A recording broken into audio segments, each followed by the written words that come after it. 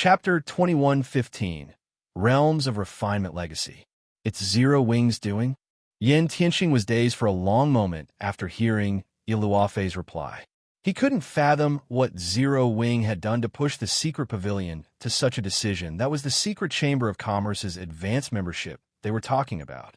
Recovering from his daze, Yin Tianxing turned to Lotus. Smiling, he said, "Lotus, it seems you've guessed wrong. Zero Wing is far more powerful than you imagine." Although he did not know what Zero Wing had done, it had accomplished this feat. One which would even be difficult for a superpower. Zero Wing stamina gemstones had only been enough to cause a small upset in its war with Starlink. But now, the guild was responsible for a major setback. He certainly underestimated Zero Wing, Lotus said. Contrary to expectations, though, she maintained a tranquil expression despite hearing that Zero Wing was responsible for Starlink's demotion. However, Zero Wing's actions will only incense Starlink further. It doesn't fully understand what Starlink is. Zero Wing has only backed itself into a corner. It's best if you don't get too close to the guild. Not even I can save you if you do. Lotus then vanished without a trace, as if she had never existed. Commander, what should we do? Iluofei asked as she turned to Yin Tianxing. Zero Wing's latest accomplishment was truly frightening. But as Lotus had said, Starlink wasn't an ordinary superpower. Its background was extraordinary. If it were just some ordinary power, the secret pavilion would never have promoted it to advanced member in the secret chamber of commerce. Aside from wealth, one had to offer proof of strength to become an advanced member. In secret, I am going to Zero Wing, Yin Tianxing said, laughing. I had already decided to give up on the guild if it couldn't restore its membership in the secret chamber of commerce when the secret pavilion's people had visited Zero Wing. I might have even chosen the same path as Lotus. However, if Zero Wing could restore its membership, I inwardly swore that I would join the guild. Will you join with me? I'll follow you, Commander, Iluofei said. She could not help but sigh when she saw the determined look on Yin Tianxing's face. Good. Let's go and make the necessary preparations. Yin Tianxing felt a little more confident about his decision when Iluofei agreed to follow him at the same time. God's domain's various powers received news of Starlink's demotion, and they could barely believe it. The various superpowers were particularly shocked. They knew how Starlink had become an advanced member in the first place. News of Starlink's demotion was even more shocking to these superpowers than hearing that one of their kind had fallen. Zero Wing is too awesome. Big sis Rain. It actually took away Starlink's advanced membership. This has definitely dealt a severe blow to Starlink's financial development. Lu Xinglaw is probably fuming right about now. Blue Phoenix, who currently occupied Thunder Island, couldn't help her joyful expression when she heard the news first. Zero Wing had caused an uproar in the Dark Knight Empire. Then, not only had it restored its basic member status in the secret chamber of commerce, but it was also responsible for revoking Starlink's advanced membership. Not even the Dragon Phoenix Pavilion was capable of such a feat, yet Zero Wing had done it. It was unbelievable. I have persuaded 7th Street to send Zero Wing another invitation to alleviate the pressure from Starlink, but it seems that effort was unnecessary. Phoenix Rain revealed a bitter smile as she looked at the report in her hands after Zero Wing's performance in White River City's auction arena. The majority of the guild's senior elders now stood on her side.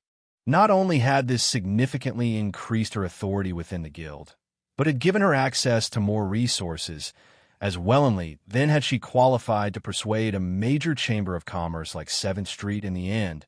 However, her efforts had been wasted.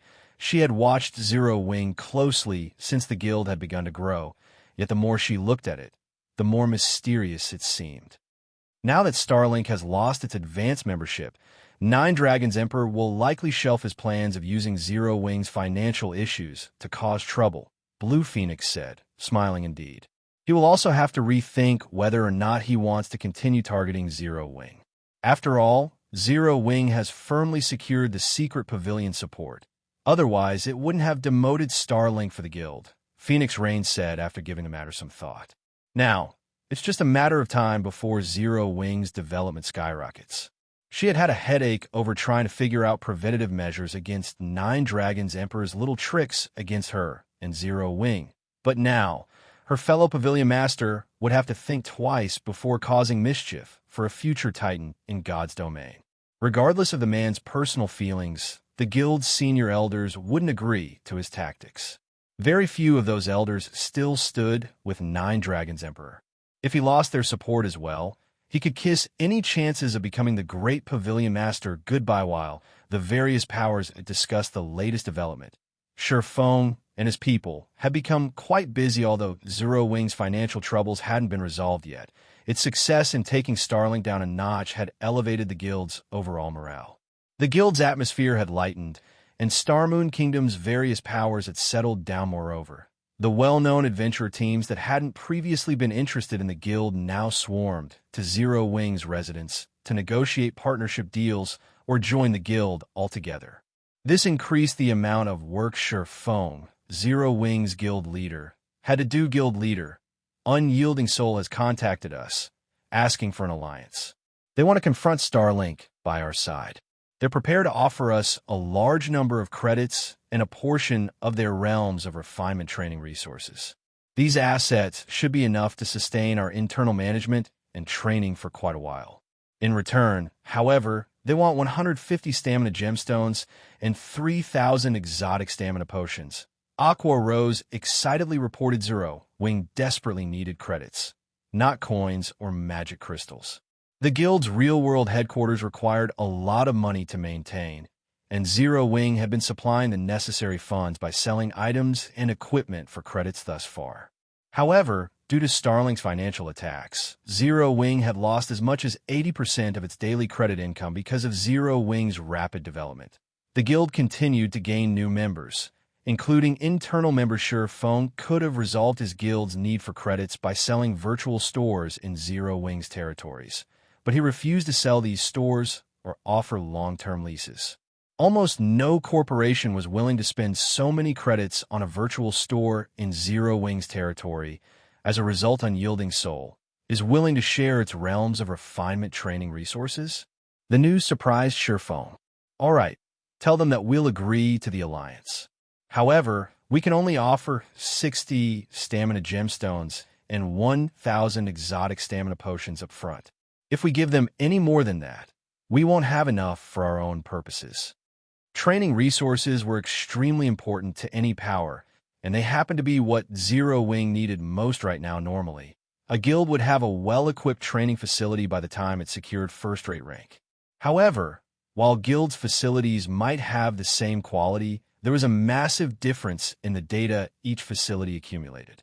The various large guilds relied on this data to nurture their internal experts. This training information was a guild's lifeline. This was especially true for superpowers. Typically, no one would willingly sell this data.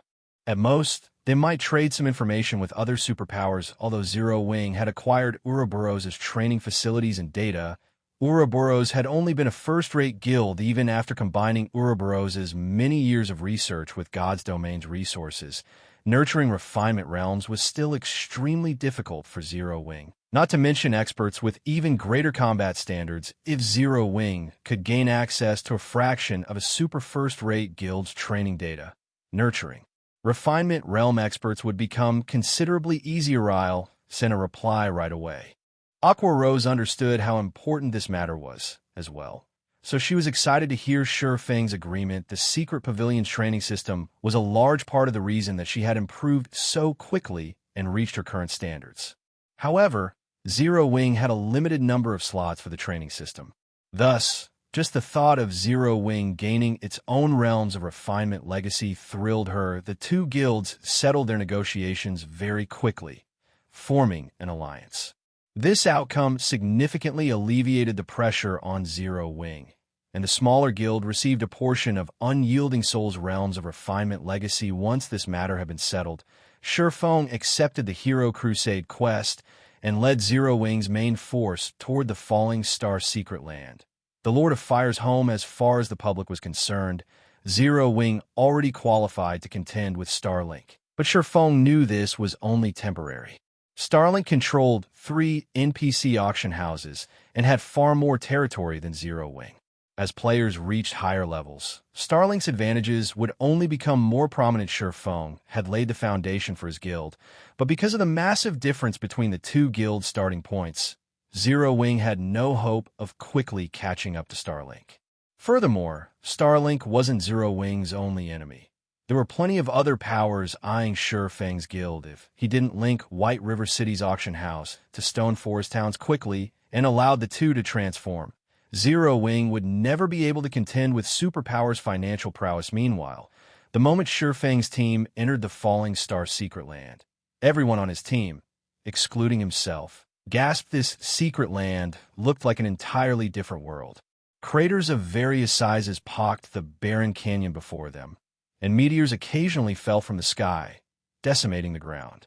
The resulting shockwaves were so powerful they could likely kill players in an instant. Moreover, the monsters in the area ranged from level 70 to 75, and the weakest were Lord-ranked Laval giants, while most of these monsters were High Lords or Grand Lords.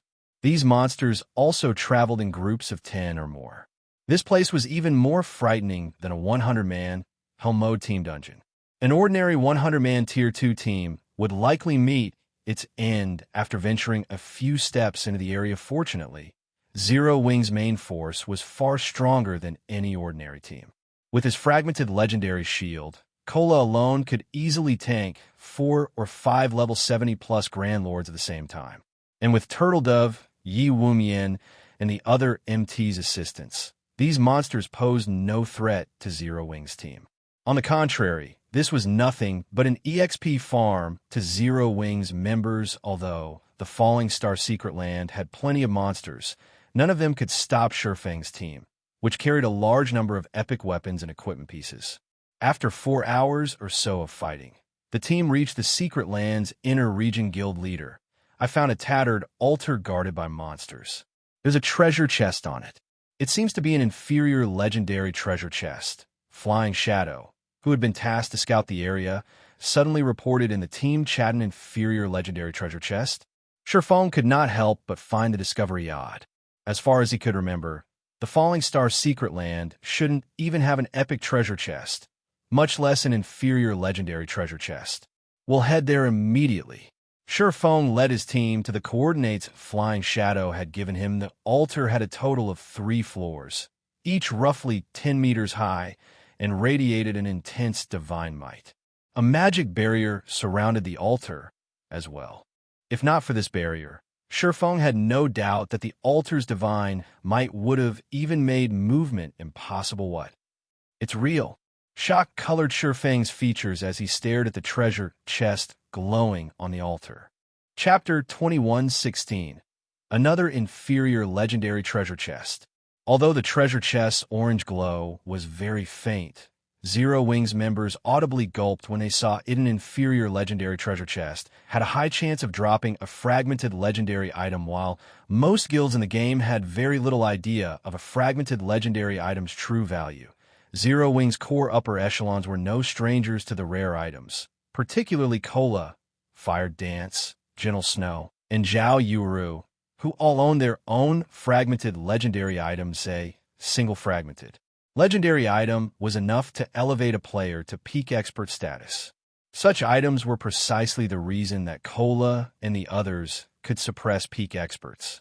Without them, these 4 wouldn't have been able to defeat a single peak expert, even if they worked together and had the same basic attributes as their opponent. In fact, if not for fragmented legendary items, Zero Wing would have needed another 3 to 5 years to have any hope of contending with the various superpowers. Why is an inferior legendary treasure chest here? Feng stared at the treasure chest on the altar with narrowed eyes. Confused, he had visited the Falling Star secret land dozens of times during his previous life, but he had never heard or seen of this altar, not to mention the treasure chest on it. Moreover, it was an inferior legendary treasure chest. The only inferior legendary treasure chest Feng had ever seen was in the Fallen Arkansas. He hadn't even heard of another inferior legendary treasure chest.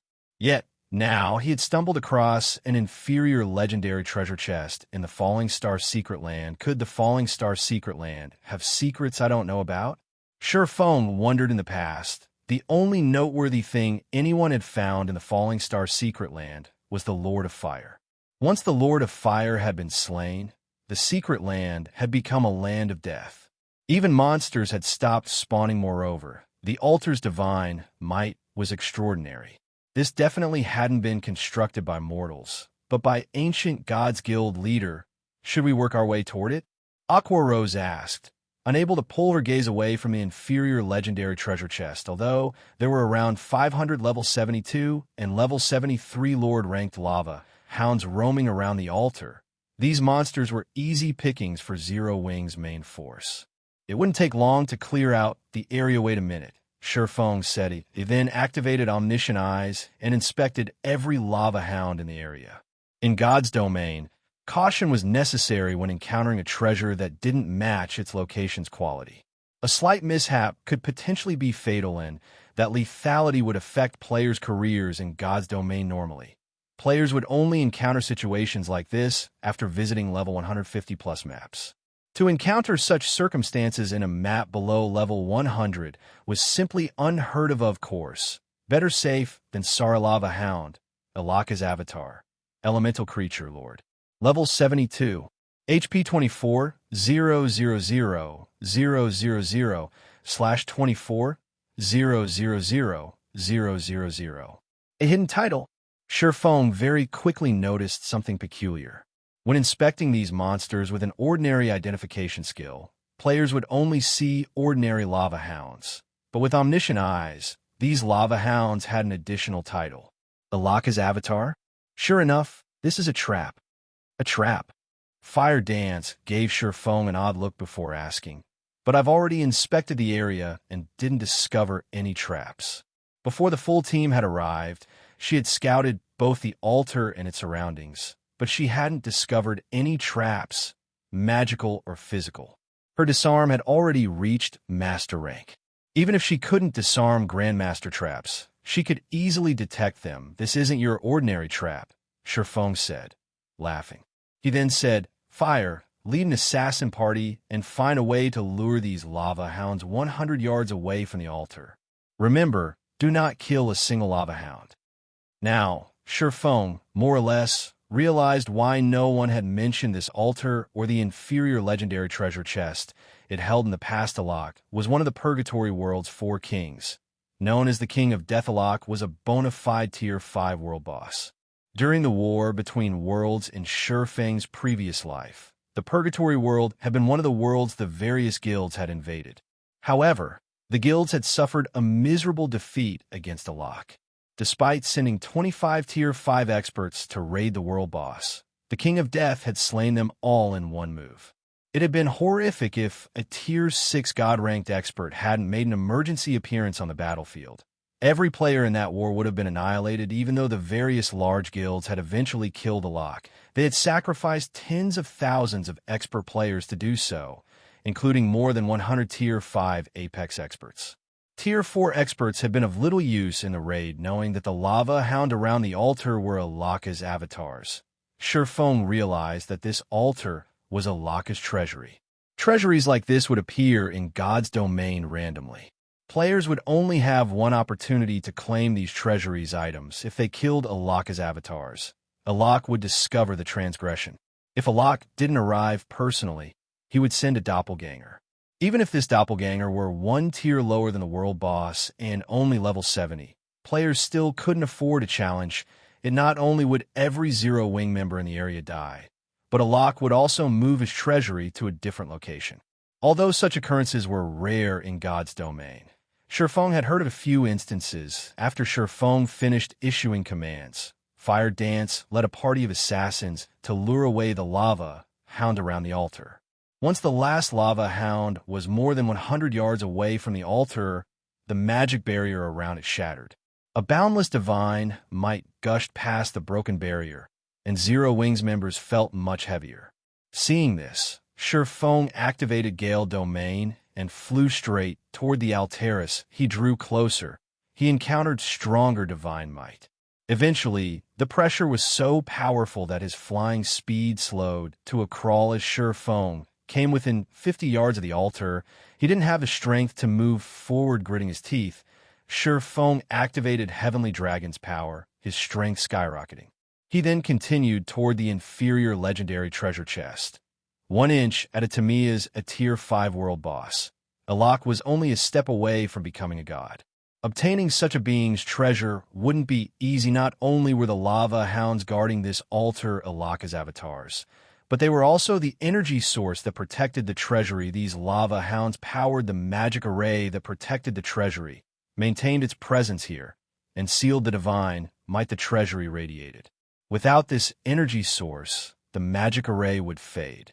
Once it was gone, not only would the treasury's divine might be released, but it would also destabilize space around it. The treasury would forcibly return to its original space after no more than 30 seconds. In other words, Feng only had 30 seconds to retrieve the inferior legendary treasure chest once the avatars had been lured away. However, Feng's speed was painfully slow. Even after activating Heavenly Dragon's power, it felt as if some gigantic beast desperately pulled him back. Blade liberation. With less than 20 seconds remaining, Feng abandoned all hesitation and activated Twofold Berserker. With Twofold Berserk, Feng's strength could rival a mythic monsters of the same level. He accelerated slightly, but he still felt slower than an ordinary player's walking speed. As the seconds ticked by, Feng inched closer to the inferior legendary treasure chest. 20 yards. 10 yards. 5 yards. Feng's remaining time continued to decrease. 15 seconds. 12 seconds. 10 seconds. When only 10 seconds remained, space around the altar began to shatter. Just as the altar began to fade, Feng finally placed his hand on the treasure chest. Collect. Feng shouted. Collecting an inferior legendary treasure chest required 8 seconds, and Feng tensed as he watched the loading bar. The altar's base had already disappeared, and the middle section had begun to fade away. Just as the treasure chest began to disappear, the sound of a system notification reached Feng's ears. Chapter 21:17 Forgotten Set. System: Inferior legendary treasure chest has been stored in bag space. System: a powerful spell has been cast on this inferior legendary treasure chest. The treasure chest will drop upon death and cannot be opened within the Falling Star Secret Land system. The King of Death has learned of the robbery and sealed off the Falling Star Secret Land. All monsters in the area have been enhanced. How vicious! Feng did not know whether to cry or laugh after hearing the 3 system notifications. He had thought that he had secured the inferior legendary chest, getting away scot-free. But it seemed that the trap still closed around him now that Alok had sealed off the Falling Star Secret Land. Players had only 2 means of escape. The first method required dying and resurrecting in the nearest graveyard. The second way was to kill the Lord of Fire. The Lord of Fire was the Falling Star Secret Land's overlord, serving as the land's power source. If this boss died, the Secret Land wouldn't be able to maintain any life. Then, the seal on the map would lift. However, due to the inferior legendary treasure chest, the Secret Land's monsters had grown stronger, including the Lord of Fire. The Lord of Fire was already stronger than ordinary mythic monsters since his territory was a secret land. Now that the seal around the area enhanced the monsters here, the boss had likely grown as powerful as a mythic ranked archaic species. Although players' combat and equipment standards had improved a lot, dealing with mythic monsters was still a challenge. Even the various superpowers relied on magic arrays and numerous attempts when raiding a mythic monster. Not even an MT with a fragmented legendary shield would last long against a mythic ranked archaic species. Fortunately, players were permitted to use summoning spells they had learned in secret lands. Although they couldn't use items that summon monsters, it seems we'll have to level up before raiding the Lord of Fire. Feng concluded, after calming down, an inferior legendary treasure chest was worth far more than an ordinary fragmented legendary item. Based on their current situation, the system wanted his team to earn the treasure chest. Fortunately, he wasn't on a time limit to kill the Lord of Fire, although he had a 10-day arrangement with the secret pavilion. Moving Stone Forest Town to the Bottomless Abyss wouldn't be difficult. As long as players had the necessary status and 6,000 mana stones, it could easily be accomplished. Only, current players did not know how to transfer a town. The true difficulty would be acquiring the 6,000 mana stones. 6,000 mana stones was an astronomical amount to God's domain's current powers. Even with the Philosopher's Stone, Sherfone would need 300,000 magic crystals to synthesize so many mana stones. Even superpowers would have a hard time sacrificing such a large number of magic crystals, however. The task wouldn't be difficult for Zero Wing. Aside from the mana-type vein in the Sea of Death, Zero Wing had the source fire vein in the Flame Demon's Valley. Although the guild could only send a small number of players to mine the source fire vein, those players could collect a considerable number of magic crystals each day. Overall, not even ordinary superpowers could match Zero Wing's magic crystal income after deducting daily expenses and including the stockpile Zero Wing currently possessed. Collecting 300,000 magic crystals within 10 days would not be a problem when Zero Wing's members saw the inferior legendary treasure chest in Sherfang's possession. They breathed a sigh of relief, especially Fire Dance and the other fragmented legendary item wielders. If Zero Wing secured another fragmented legendary item, the guild would have one more peak expert, which was something it desperately needed right now. Bad news, guild leader. Thousands of monsters have appeared around us. Most of them are level 72 plus Great Lords, with quite a few Grand Lords mixed in. They're all heading straight for us. Minor Wind, who acted as the team's lookout, quickly reported already. Looking at the map Minor Wind had shared with the team, Sherfone noticed a large number of red dots. So many level 72 plus Great Lords and Grand Lords could easily capture a guild town. Not daring to be careless, Sherfone led his team toward the Falling Star Secret Lands central area. He had just activated twofold Berserk, so he was still in a weakened state. He would have normally hidden from these monsters, but now. Although Sherfone was being particularly careful, Great Lord Lava Giants roamed the path to the map's core. Eventually, Sherfone and his team had to stop and deal with these monsters. MTs hated lava monsters more than any other. These monsters' attacks could reduce their target's defense, and although each attack only dropped players' defense by 5% for 10 seconds, the debuff stacked after a little over half an hour. Sherfang's team defeated the dozen or so lava giants they had encountered, but as the team began to move out, several glowing items appeared on the ground. It surprised Sherfone. What? This is level 70 secret silver equipment. Sherfang's surprise grew into astonishment after he inspected one of the dropped equipment pieces. Could this be a result of the monster's enhancement? The Falling Star Secret Land had a high monster population, and they were stronger than average monsters. However, since these monsters didn't drop loot, the Falling Star Secret Land had only become a good leveling area for players during Sherfang's previous life. If these monsters had dropped equipment, this secret land would have become a sacred grinding spot. Although secret silver equipment was average, the several pieces that had dropped from the lava giants were level 70 equipment. The various major powers had barely begun to collect level 65 equipment, much less level 70. It was easy to imagine how valuable these pieces were. The attributes on these level 70 secret silver boots are amazing. Their defense is even higher than level 65 dark gold boots. They also reduce stamina consumption by 3%. If my current boots didn't have better basic attribute bonuses, I'd equip these in a heartbeat. Yuwumian exclaimed as he inspected the level 70 secret silver boots attributes Sherfone had shared in the team chat. Those are nothing. Look at what I picked up, Blackie said, delighted as he shared a cloth armor's attribute panel. Everyone was stunned when they saw the item's information secret silver set equipment. Although the cloth armor was also level 70 secret silver rank, it was a part of the Forgotten set, a 4-piece set equipment. Moreover, this set focused on reducing stamina consumption. When wearing all 4 pieces, players' stamina consumption would drop by 30%. The cloth armor was far more valuable than the level 70 secret silver plate armor boots. The resources in neutral maps were tempting enough that most current players searched for a way to develop in these areas. However, neutral maps had harsh environments that placed a heavy burden on players' stamina, but, as luck would have it, neutral maps were home to plenty of field bosses that dropped plenty of rare materials and items, including skill books, designs, and recipes. However, the various large guilds were helpless against these field bosses. That difficulty wasn't due to these field bosses' immense power or players' lack of basic attributes, but because they could increase players' stamina consumption. As a result, many raids on these field bosses failed because players ran out of stamina.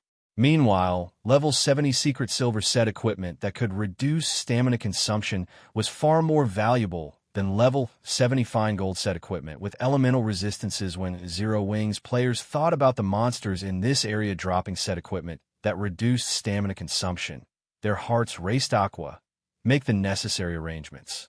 We won't be venturing to the map's core just yet. First, we'll get rid of these lava giants. We'll advance once we're done, Feng said after giving the matter some thought. Equipment that reduced stamina consumption was even rarer than equipment that provided universal resistance.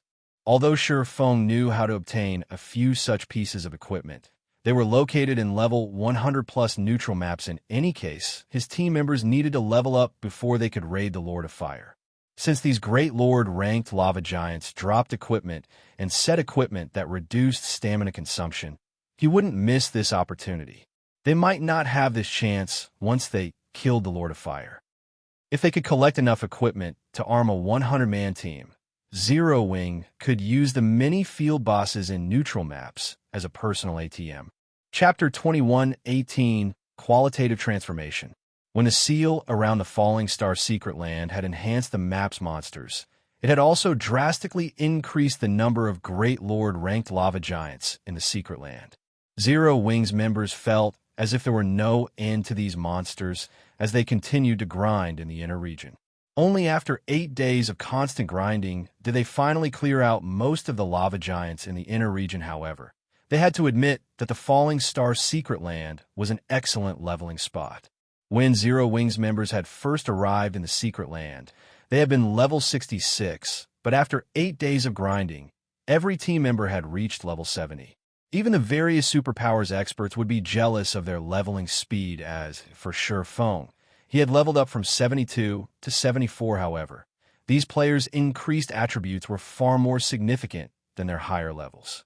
Every 5 levels was a minor turning point in God's domain, and as Zero Wings members leveled up, their epic and fragmented legendary items rose with them. Now that they had reached level 70, these items' attribute bonuses had received a small boost. If this team had been powerful when they had fought the various Superpowers experts in White River City's auction arena, they were monstrous now, especially Fire Dance, Gentle Snow, Zhao, Yuru, and Cola. The team had also collected 11 cloth armor forgotten sets, 9 leather armor off-track sets, and 8 plate armor Earthvein sets over the last 8 days. They had also collected more than 900 pieces of standalone, mysterious iron, and secret silver equipment. Their harvest was many times more bountiful than grinding in Hell Mode team dungeons for the same amount of time. At this moment, Zero Wings members ganged up on an 8-meter-tall Grand Lord-ranked lava beast in the deserted canyon. The lava beast bellowed in rage as its HP continued to fall under Zero Wings' bombardment. When the lava beast was close to death, Fire Dance maneuvered behind the monster and used Absolute Strike to obliterate the last strand of the Grand Lord's HP. Her actions were so smooth that even her teammates were stunned as the level 74 lava beast crumbled into a pile of scorching rubble. Everyone's experience bars rose by a small chunk. These lava beasts are really a challenge. Turtle Dove complained as she looked at her HP bar. Currently, she had less than 1/3 of her HP remaining, and her defense had fallen by 85%. With so little defense left, she took more than minus 70,000 damage just from blocking one of the lava beast attacks with her shield. Unfortunately, due to the monster's massive frame, every one of the lava beast attacks had a large AoE as a result. The lava beast didn't need special techniques to prevent its targets from dodging. If the team's 3 main MTs hadn't rotated tanking the lava beast, defeating the Grand Lord would have been impossible. They are certainly tough. Its lava shield reduced out magical damage by half, too. Fortunately, we have good equipment. Any other team from our guild wouldn't likely be a match for it. Aqua Rose said as she looked at the dead lava beast. The lava beast had a whopping 100 million HP, and its battle recovery regenerated 2% of its HP every 5 seconds, double that of other monsters. If these players hadn't had high enough DPS, They would have been helpless against the Lava Beast, although the Lava Beast had been difficult to defeat. It had given Zero Wings players a surprise. After its death, this one Lava Beast had dropped more than a dozen items. Its drop rate was many times higher than the Lava Giants the team had faced earlier guild leader. How is it? Did any set equipment drop? Blackie asked, giving Sure Fong an expectant look as he inspected the loot. This was the first time they had fought a Lava Beast, but no matter how Blackie looked at it, the Lava Beast should have dropped better loot than the Great Lord ranked Lava Giants. Since it was a Grand Lord, there's no set equipment, but it did drop something interesting. Here, take a look for yourself. Sure Fong said as he shared the item he had appraised in the team. Only 3 of the dozen or so items the Lava Beast had dropped were equipment pieces, and they were all level 70 fine gold rank. Although these 3 pieces reduced stamina consumption, they weren't quite as powerful as the level 70 secret silver set equipment, however. These 3 pieces of fine gold equipment weren't the highlight of the Lava Beast loot. Rather, it was a skill book for Super Recovery, Super Spell. Instantly heals all allied players within a 30-yard radius for 40% of their stamina and increases stamina recovery rate by 200% and basic attributes by 15% for the next 1-hour cooldown. 12 hours. Class restriction. Cleric. What a powerful spell. Blackie's eyes nearly fell from their sockets after reading the spell's description. Not only did this spell regenerate stamina and heal players, but it also increased its target's basic attributes. With this spell, a 100-man team could easily explore neutral maps without worrying about their stamina. Aqua Rose was just as astonished. Many of the required materials for producing resistance equipment and high-rank potions could only be found in neutral maps.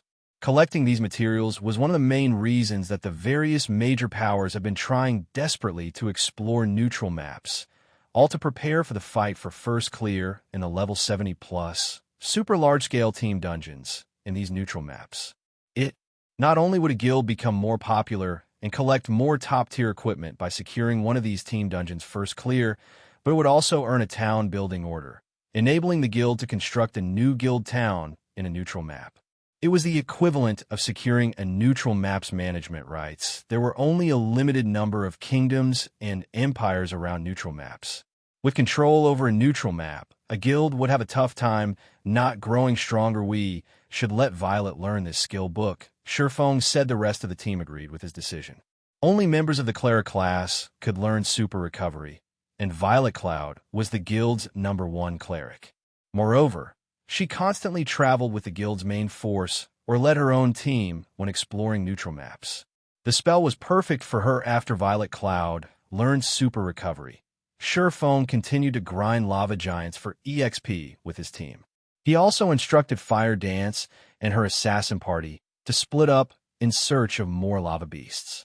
If they were lucky, they might be able to obtain a few more super recovery skill books, while Zero Wing's main force continued to grind Lava Giants and level up. Melancholic Smile called Sure Fong. Has something happened? Sure Fong asked when he saw Melancholic Smile's anxious expression. Guild leader Starlink has captured the Empires or Blood Fortress.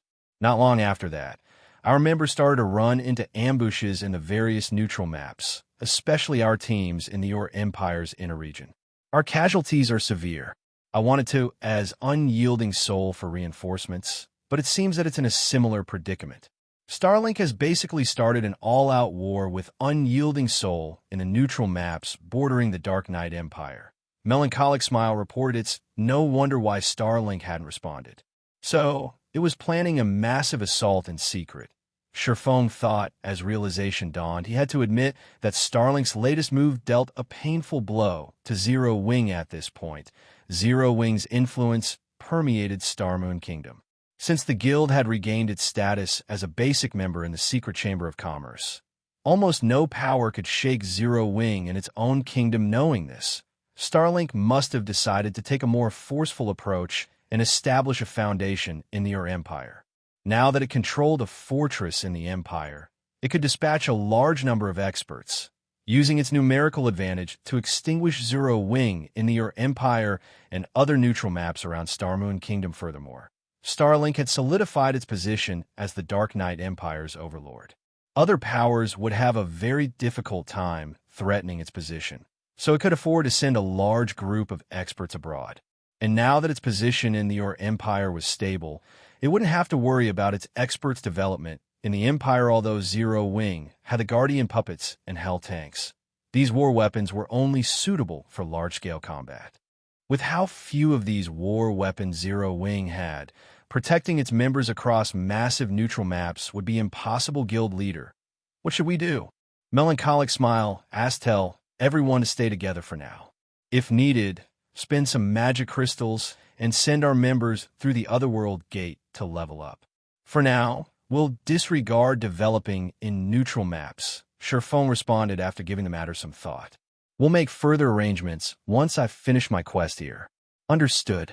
Melancholic smile nodded after disconnecting the call. Sherfone gathered his team, and they made their way toward the Lord of Fire. As for leveling up and grinding for equipment, they were out of time. The Falling Star Secret Lands core was a molten hell. Only a few boulders still stood among the lava, barely large enough to hold 30 players. Meanwhile, a 50-meter-tall figure, made of flowing lava, lay among the liquid stone. The mountain-like figure radiated a frightening pressure that deterred any lava monster from approaching guild leader. Are we really going to fight this boss? Blackie could not help his bitter smile as he looked at the lava giant. The rest of the team expressed similar reactions. The word strong was no longer appropriate for this lava giant. This thing was practically invincible to current players. Lord of Fire, King of Flames, Elemental Creature, Ancient Fiend, Mythic, level 75. HP 580 000 000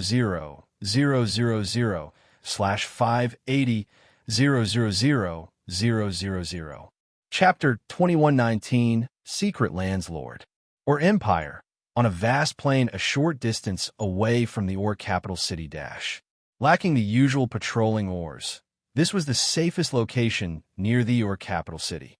Practically every power intending to explore the city had set up a campsite to shelter its members. A power that had recently arrived occupied a large plot of land in the crowded plain, but despite this power selfishly taking up so much area, none of the other powers dared to comment.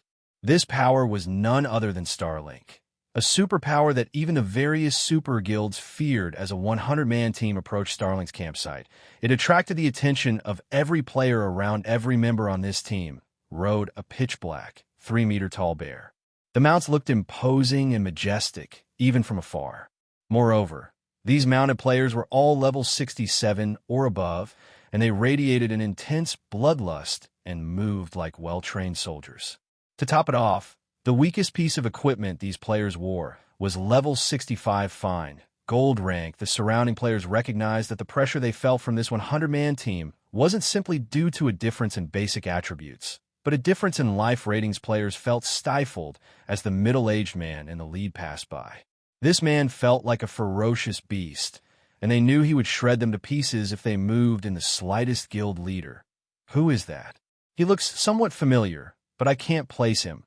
Purple Eye, who rested in the Star Alliance's campsite, asked as she watched the stalwart man enter Starlink's campsite. Of course, you find him familiar. He came from a destroyed kingdom on God's domain's western continent. You might not know his name, Startled Wind, but I'm sure you've heard his nickname, Mad Beast, Galaxy Pass said, a hint of fear flashing in his eyes as he watched the man pass. I would never have thought that Starlink would recruit that lunatic. I'm afraid that Zero Wing may be in danger this time. He's that Mad Beast. The revelation surprised Purple Jade. Players on the eastern continent might not have heard of Mad Beast since the two continents didn't have much interaction. But as a first-rate guild's upper echelon, Purple Jade had heard of some matters concerning the western continent. According to her sources, Mad Beast was famous for shaking the western continent. With a single adventurer team, he had destroyed a superpower's kingdom. The various superpowers just didn't have the power to stop that lunatic. Galaxy Past wasn't the only player to recognize Mad Beast. Many of the guild upper echelons in the area noticed the menace expected of Starlink. It has even recruited the Mad Beast. It's no wonder why the various superpowers are so afraid of the guild. Since Zero Wing made Starlink a laughingstock in front of the other superpowers, it's definitely doomed. I wonder what Mad Beast plans on doing to Starmoon Kingdom. Hopefully, he isn't too ruthless. I don't want to suffer alongside Zero Wing. Startled Wind's appearance sparked many discussions among the resting players as Startled Wind arrived in Starlink's campsite. 3 kills, Starlink's 4th Vice Guild leader, moved to welcome the man Brother Wind. Long time no see. It is truly wonderful that you are willing to help us out, 3 kills said. He couldn't help his inward sigh when he felt Startled Wind's aura. 3 kills, and Startled Wind were old acquaintances. They had even made their debut in the virtual gaming world around the same time. Only 3 kills had been supported by the Super Guild, Jormungandr, while Startled Wind hadn't had any backing now. However, Startled Wind's nickname, Mad Beast, had spread across the Western continent. He had even become Starlink's 2nd Vice Guild leader. 3 kills, on the other hand, was only Starlink's 4th Vice Guild leader. I understand that the Guild leader wants to remove any trace of Zero Wing from God's domain. Since I've come, Zero Wing will meet its end, Startled Wind said. However, the Zero Wing members I've killed on my way here don't seem overly impressive. To think that the 4 shadow demons actually lost against these people. Those 4 old men have truly fallen. Brother Wind, Zero Wing hasn't yet dispatched its true experts. The guild also has its combat puppets and hell tanks. A fight with Zero Wing won't be easy. 3 kills explain Zero Wing's true experts and combat puppets. Interesting. I wonder whose blade is sharper, Zero Wing's or mine. Startled Wind said as he licked his lips, excitement flashing in his eyes. Since Zero Wing's experts refuse to meet me, we'll make them show themselves. I've heard that Zero Wing has a town in their empire. I think my men and I will pay a visit. Following which, Startled Wind spun on his heel and led his men towards Silverwing town. Meanwhile, Surephone watched the slumbering Lord of Fire in silence for a moment in the falling star's secret land's core. Why is he so much stronger? Surephone felt a headache begin to brew as he looked at the boss's attribute panel. The original Lord of Fire had already been much stronger than ordinary mythic monsters, but now that he had become an ancient fiend, not even a 100-man team of Tier 3 peak experts would have much of a chance of defeating him, much less a 100-man team of Tier 2 experts. Ancient Fiend's life ratings could rival ferocious beasts. Overlords in God's domain during ancient times. Surephone had only killed the Flame Demon King, due to his quest drastically reducing its strength, but this Lord of Fire was at his peak. Now, however, the Lord of Fire was at the peak of his strength. Even a 1,000-man team filled with experts of the same level would fall quickly to the Lord of Fire. No, something's not right. Surephone quickly noticed the glowing, golden divine runes hovering around the Lord of Fire's body. Those runes were gradually merging with the boss's form. As far as Surephone could remember, the Lord of Fire shouldn't have bombed any divine runes. Moreover, the boss's aura was growing stronger, albeit very slowly. Is he in the middle of an evolution? Although God's domain's boss monsters rarely evolved, it wasn't unheard of. Generally, these evolutions only happened after players triggered certain events, but the process wasn't easy to complete. Boss monsters normally needed half a month to evolve successfully. Of course, there have been cases of bosses completing the evolution in 2 or 3 days quick. Everyone moved together. Surephone hurriedly shouted. Chapter 2120. Time waits for no one. When Surephone realized that the Lord of Fire was in the midst of an evolution, he gathered his team and began the raid on the ancient fiend. Surephone had Kola, who wore the Flame Demon's crown, act as lead MT, while Turtledove and Yi Wunyan offered support from the sides. He instructed the rest of the team to stand by the Lord of Fire's sides and wait for his command. Surefeng's urgency confused his teammates, but when they thought about how they could only leave the Falling Star secret land by killing the Lord of Fire or dying themselves, they obediently approached the boss. Go. Surephone commanded once his players were in position leading the charge. Kola dashed toward the slumbering Lord of Fire. Although molten lava covered the ground, the high fire resistance the Flame Demon's crown provided made the lava feel like seawater to Kola. Kola soon arrived before the Lord of Fire and slashed at the ancient fiend with his sword. 13. 745. As the Lord of Fire received damage, he opened his eyes, releasing a blinding, golden light. The boss's deafening bellow then echoed across the burning field. The delay surprised Zero Wings players normally. Bosses attacked once players were within a certain range, but the Lord of Fire had only moved after Kola had attacked. Something was definitely wrong here with Uproar. The intensity of the Lord of Fire's aura skyrocketed. The divine runes around his body began to glow brighter, as if they were manifesting fully. Sure enough, he's trying to evolve. Sherfone could not help but smile. Everyone, attack with everything you've got. Be careful of the fire rain and lava on the ground. Do not kill any of the lava monsters that emerge no matter what. Just lure them to the side. In God's domain, monsters were at their weakest when trying to evolve, but if they were in danger, they could quicken their evolution forcefully. Although they had to pay an extremely high price to do so, they would become significantly more difficult to deal with once their evolution completed. After Sherfone issued his orders, he sacrificed 7,000 magic crystal to his Ring of Gospel and activated Miniature World and Ring of Brilliance. The moment Miniature World took effect, the world's power began to suppress the boss. Unfortunately, the Lord of Fire was still an ancient fiend, and as a result, he only lost 20% of his basic attributes. His strength was still far higher than any ordinary mythic monster, following which the Lord of Fire jabbed at Kola's raised shield. Upon impact, Kola stumbled 4 steps backward, losing more than 80,000 highs. So weak? Kola was surprised to lose so little HP. He had more than 240,000 maximum HP. An attack that dealt a little over minus 80,000 damage was well within his tolerance. The team's healers might feel a little overworked, and most on hold back. Activate your Berserk skills immediately. We need to kill the boss before he completes his evolution. As Sherfone watched the divine runes around the Lord of Fire continue to form, he estimated that they had less than 20 minutes before the boss completed his evolution. Every second counted right now. If they try to fight the Lord of Fire like they usually did, they wouldn't defeat the boss in time. Once the ancient fiend completed his evolution, he could easily annihilate every one of them. Even if he only had 1% of his HP remaining. Hearing Sherfang's command, every member of the team activated their Berserk skills and doubled their DPS. Now, their attacks dealt a minimum of minus 40,000 damage. Gentle Snow, Fire Dance, and Zhao Yu were easily dealt more than minus 100,000 damage with each attack. Naturally, Sherfone didn't hold back either. After activating Heavenly Dragon's power, he activated Twilight's Shadow and Twilight of the Gods.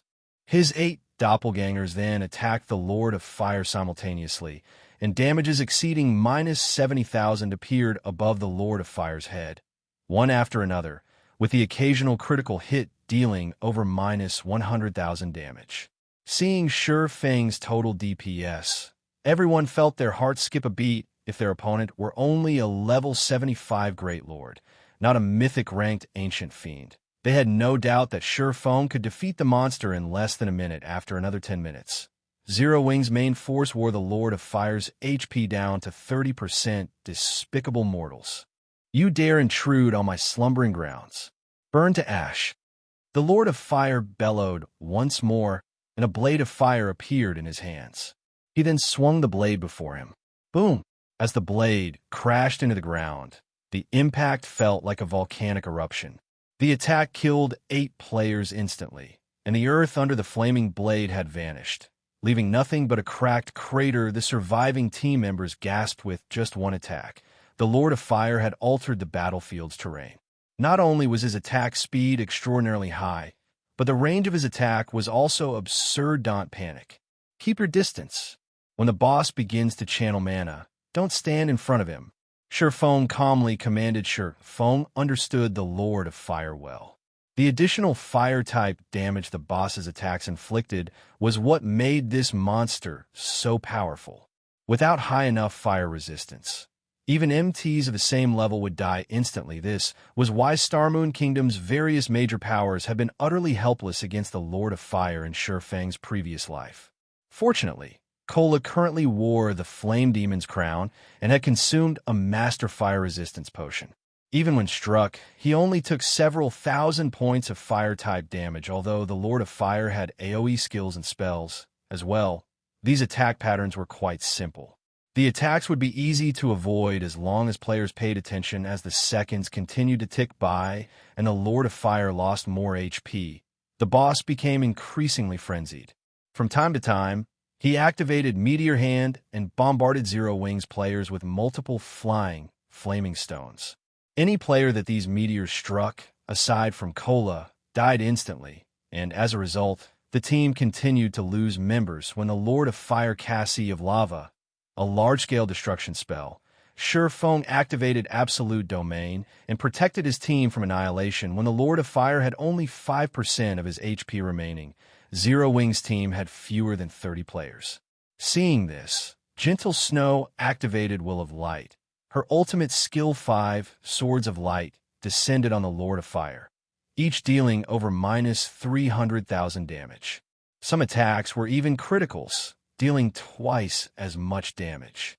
After all 5 swords had struck, the Lord of Fire had lost over 2 million HP, following which Zhao Yueru activated the super large-scale destruction spell, Frost Flame Hell, while Violet Cloud cast Dimensional Fracture and Shadow Rage. Aqua Rose and Blackie similarly cast their large-scale destruction spells as spell after spell plundered the Lord of Fire's HP. The Ancient Fiend's rage continued to grow. The boss responded by summoning 2 blades of fire and brandishing them against these intruding players, every one of his slashes causing waves of lava that washed over Zero Wings members. Even Kola watched his HP drain, little by little, despite his active Titan's will, which reduced incoming damage by 95%.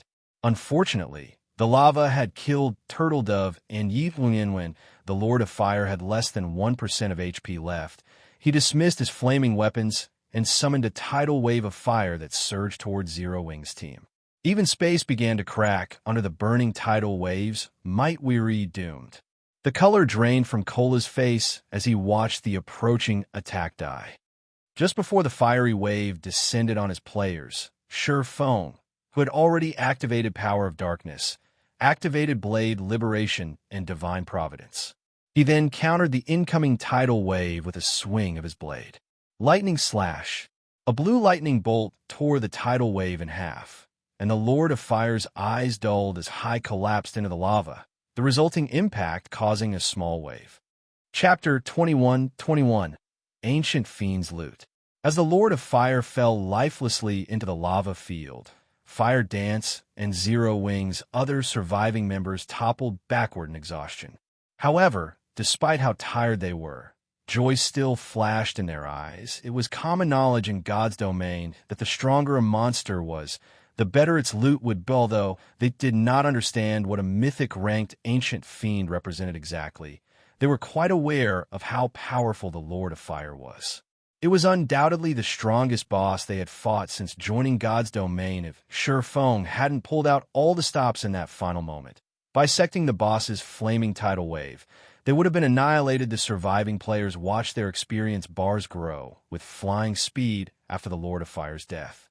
The boss had been a level 75, mythic-ranked ancient fiend, and unlike the flame demon King Feng had defeated a while ago, their quest hadn't suppressed the Lord of Fire.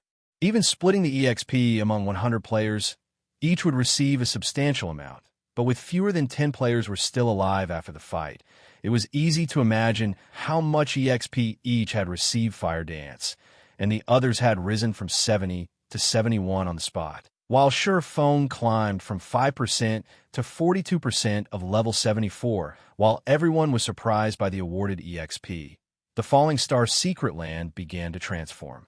The lava hell that had surrounded Zero Wings members altered into a barren wasteland. The Lord of Fire's body cooled and disintegrated, crumbling into a pile of hot rubble. At the same time, loot rained down from the sky, creating a small, dazzling mound. None of Zero Wings' team could have imagined that this boss would drop so much loot. Alright, let's resurrect the team. Then, we'll split the loot. Sure Feng chuckled when he saw his teammates' glittering eyes. The surviving healers did as they were told and resurrected their fallen teammates. While Sure Feng organized the dropped items in the end, it took Sure Feng more than half an hour to appraise the Lord of Fire's loot. Every item he picked up was top tier, and even he, someone who had seen countless treasures in the past, couldn't quite control his elation. He finally understood why the various superpowers had loved hunting ancient fiends. Despite the extreme cost, there was simply no comparison between an ancient fiend's loot and that of a super large-scale Hell Mode team dungeon, although the Lord of Fire was only a pseudo-ancient fiend since it hadn't completed its evolution. Sure Feng was certain that these items could drive any superpower mad. If the various superpowers found out about today's raid, they'd do anything they could to get their hands on this loot, even if it meant destroying Zero Wing. A total of 247 items dropped. Among them, 31 were epic materials, 6 were inferior legendary materials, and 83 were materials of lower ranks. 7 luminaries crystals had also dropped, the equivalent of 14 units. There were 32 attributed gemstones of various types, 3 mysterious iron magic crystal treasure chests, and 1 secret silver magic crystal treasure chest.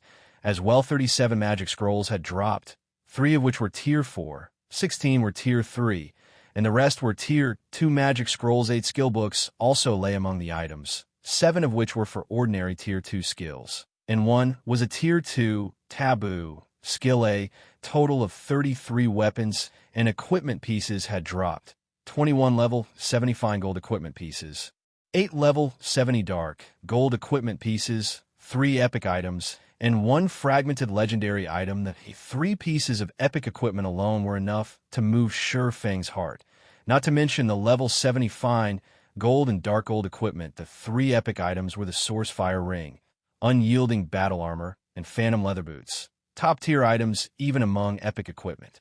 Not only did the Source Fire Ring increase a player's fire resistance and the power of their fire-type skills and spells, but it also had an innate teleportation skill. Although the teleportation skill wasn't as powerful as the 7 luminaries rings, it allowed the user to cross a distance of 100,000 yards. Although the Unyielding Battle Armor's basic attributes were average at best, it had a passive skill that halved its wearer's stamina consumption. The Phantom Leather Boots, on the other hand, were top-tier boots for assassins. Not only did the equipment boost the player's concealment effects, but it also granted a 20% increase to reaction speed. Although the fragmented legendary item, the Lord of Fire, had dropped was neither a weapon nor equipment piece, it was even more valuable than either of the same rank-falling Fire Orb, fragmented legendary rank. The Lord of Fire's concentrated essence. This item contains all of the Lord of Fire's power. When used, the falling Fire Orb temporarily raises its user's tier by 1 for 3 hours. Can upgrade up to a maximum of Tier 4. Cooldown, 12 hours. Normally, fragmented legendary items only improved players' combat power by half a tier, but this falling Fire Orb boosted a player by a full tier. The item's only flaw was its Tier 4 restriction. The orb would become useless once players reached that tier. Even so, Sure Feng was amazed by the falling Fire Orb. Reaching Tier 4 wasn't an easy task in God's domain. After all, the Lord of Fire had dropped another item that delighted Sure Feng, an advanced construction promotion order.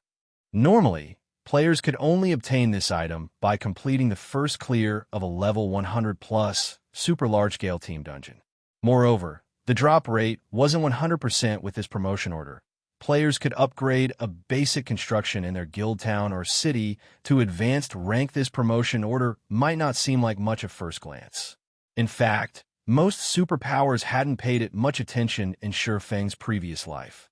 Securing the first clear in a level 100+ super large-scale team dungeon was practically impossible for first and second-rate guilds, so they hadn't paid any attention to the advanced construction promotion order. Either everyone had only realized the promotion order's true value after players had reached level 150. It was nearly invaluable due to its ability to upgrade a basic battle arena to advanced rank. Player constructed advanced battle arenas were much larger than basic battle arenas, and they were actually larger on the inside than the building scale should allow. Advanced battle arenas also had higher mana density than their basic counterparts, allowing players to train their combat techniques more efficiently.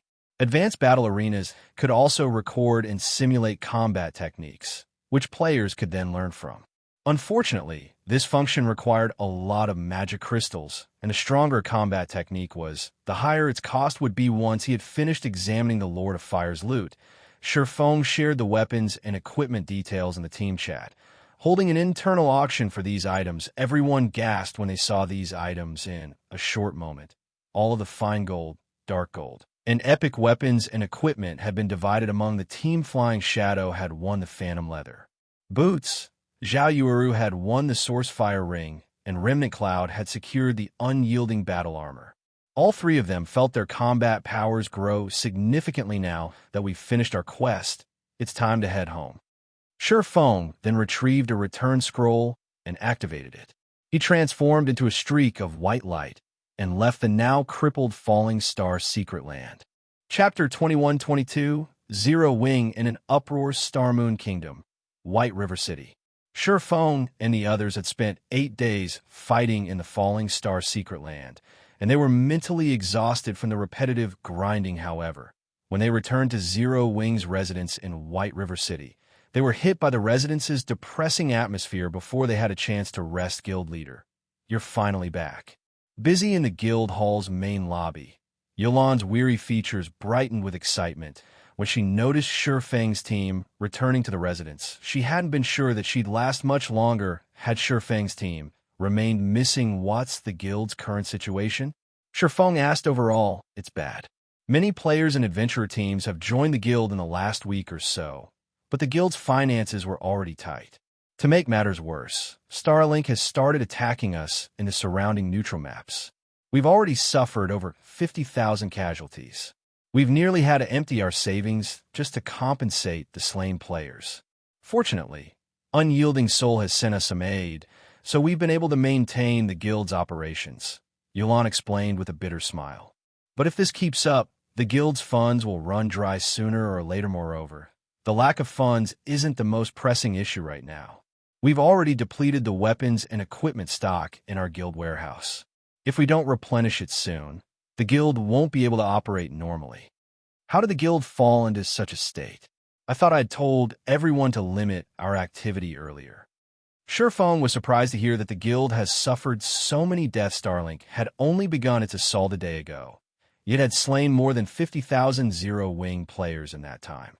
No matter how he thought about it, the feat shouldn't be possible initially. We only lost around 20,000 lives, but Starlink refused to give up and ambushed out members after they moved to the Silverwing town area. Enraged, some of our guild mates led teams to face Starlink's members. Unfortunately, the results were far from ideal. The players Starlink has sent to attack us are impressively strong, especially a specific, fierce group. With just a 100-man team, they killed more than 10,000 of our players. 400 of the slain players were even members of the Dark God's Legion. That team also destroyed 2 of our Hell tanks. After that, I told everyone to stay put in Silverwing Town. Only then did our casualty rate decrease. However, Starlink's members have surrounded the town and are causing a ruckus. Many of our guild members have begun to express their opinions on this issue. Holding up in the town isn't a long-term solution. The matter clearly frustrated Yolan. This clash with Starlink had shown her how truly powerful superpowers were. The quantity and quality of Zero-Wing's experts and those in Starlink were on completely different levels. If current players weren't so low-leveled and low-tiered, not even Silverwing Town's defenses would have stopped Starlink's assault. So that's the case. Yolan's report gave Shifeng a rough understanding of the guild's situation. The predicament didn't particularly surprise Shifeng. The guild's collection of powerful weapons and equipment, as well as Zero-Wing's large number of Tier 2 players, was why the guild could provoke so many superpowers and win multiple major battles. However, not only had Tier 2 players become more common, but the gap between Zero-Wing's equipment standards and the various superpowers had begun to close. In addition, the new auction arena allowed the various superpowers to secure their rule in their territories, so they had less to worry about and could afford to dispatch more experts on long-distance tasks. Take some of our people to Silverwing Town and get rid of the players causing trouble outside of our walls. They do not qualify to flaunt their strength in Zero Wings territory. Sure Feng said as he turned to Fire Dance, who stood beside him. Letting the guild's enemy cause a ruckus in its territory was bad for the guild's reputation. If this persisted, morale would also plummet. Leave it to me. Fire Dance smiled and nodded. She had grown bored of grinding monsters in the Falling Star secret land, so this task would be a good change of pace. The assassin that teleported to Silverwing Town with Violet Cloud, Cola, and a few other core upper echelons guild leader. Those Starlink players are extraordinary, and there are a lot of them. I'm afraid that they won't be so easy to deal with. Yulan expressed her concern as she watched Fire Dance lead a dozen or so comrades to Silverwing Town, worry just chasing a bunch of riffraff away. We don't need to mobilize a full force, Sure Feng calmly responded. Anyways, you said the guild needs weapons and equipment? I have some. Use them to ease our current predicament. After saying so, Sure Feng started a trade with Yulan and dropped one item after another into the window. All weapons and equipment from the Falling Star secret land. He had already given the Falling Fire Orb to Fire Dance, and with the fragmented legendary item, her team should be more than enough to deal with these problem players. When Yulan saw the weapons and equipment Sure Feng traded to her, she was dumbfounded. Level 70 equipment? Yulan stared at the window incredulously. The various superpowers likely only had a handful of level 70 items. Yet Sure Feng handed her nearly 1,000 weapons and equipment pieces. Moreover, the weakest pieces of equipment were mysterious iron rank, while most of the items were secret silver rank.